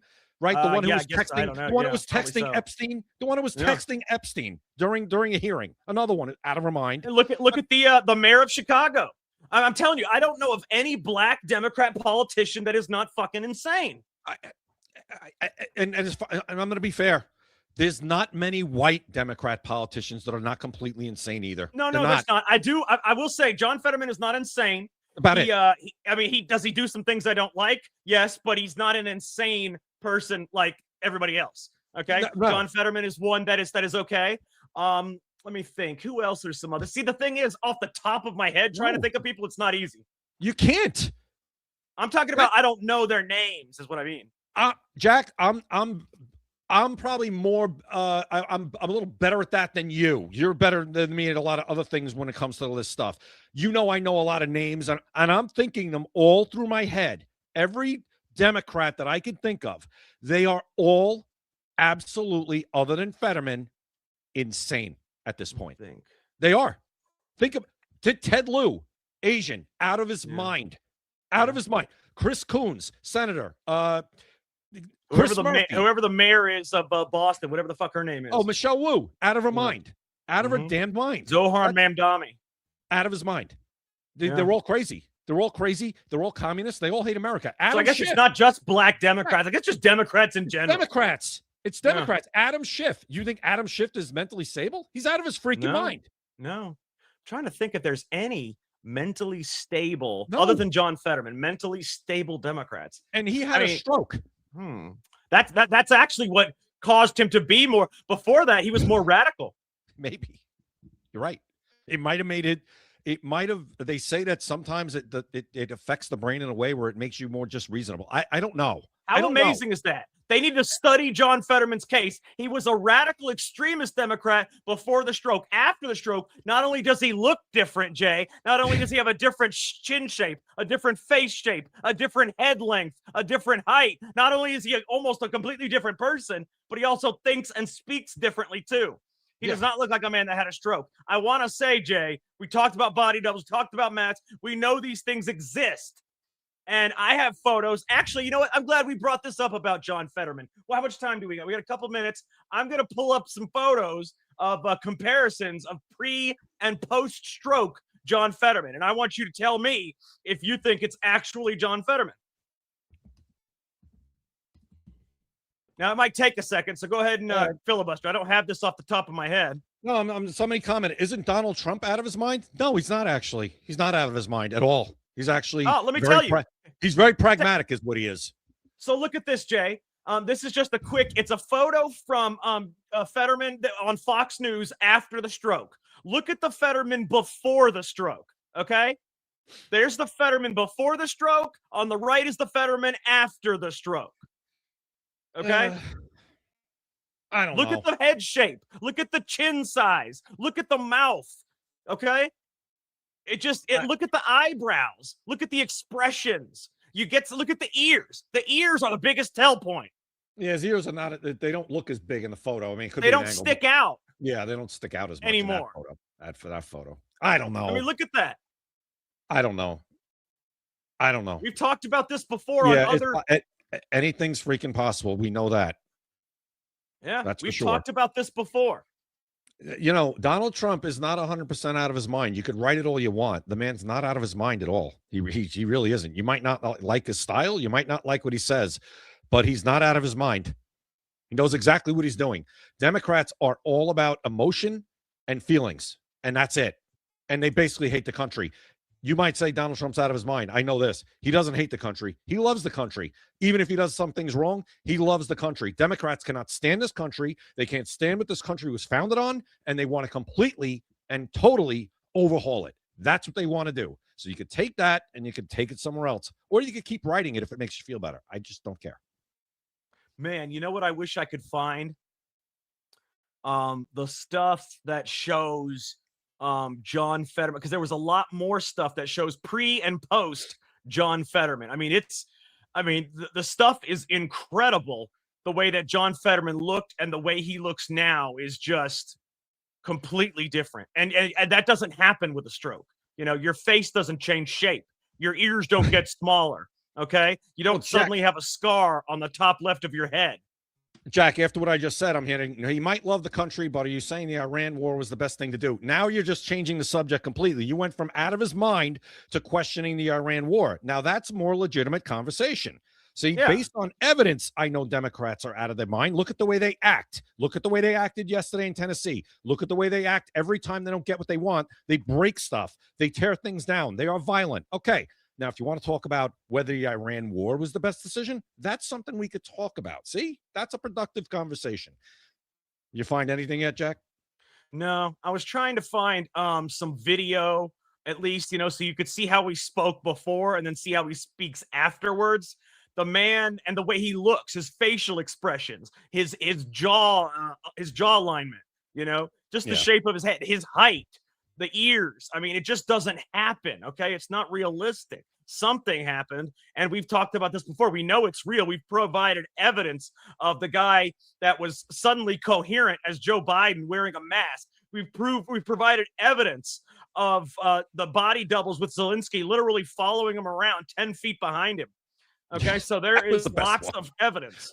That was the best one. And he says, was he out of his mind to start it? No, what he's doing is he's finishing a war that started 47 years ago, but I'll stop talking about it right now. Jack, the Zelensky body double, that was the best one because it was literally the guy standing in the same room. That was incredible. Was hysterical. And that was real, 100% real. I even had video of it on Fox News, that guy in the background that nobody noticed. That was great. That was literally like Jay, a movie set with a stunt double. That was great. It absolutely was. It was incredible. All right, guys, make sure you visit maxassociates.etsy.com. Like we said, there's not much time left. There's less than 2 months left until the 250th anniversary of the United States. You're going to want to get stuff like this, like the We the People hat. That is awesome. Okay, you're going to want to get stuff like the mug, America 250, or excellent shirts even. I'd much rather be an American than be a Democrat. My favorite one, Americans over illegals.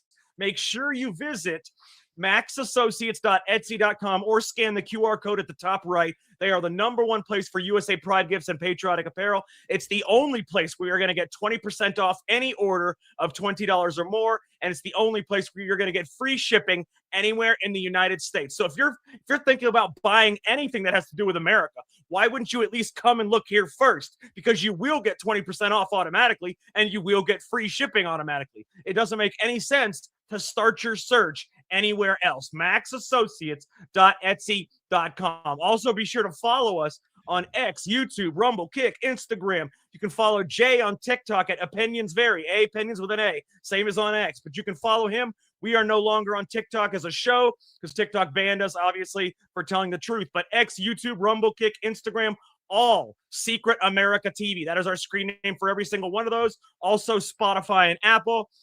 And we are live Monday through Friday at 7 p.m. Eastern every single weeknight. We are live. It is Friday right now, so we will be back, Jay, better than ever on Monday. For everybody that wants to know, we will be back on Monday. And, I hope everybody has a great weekend. Jay, I hope you have a great weekend as well. We're going to enjoy our time off, and we will be back on Monday. For Jay Gatling, I am Jack Danger. Thank you for watching Secret America. You've been listening to Secret America.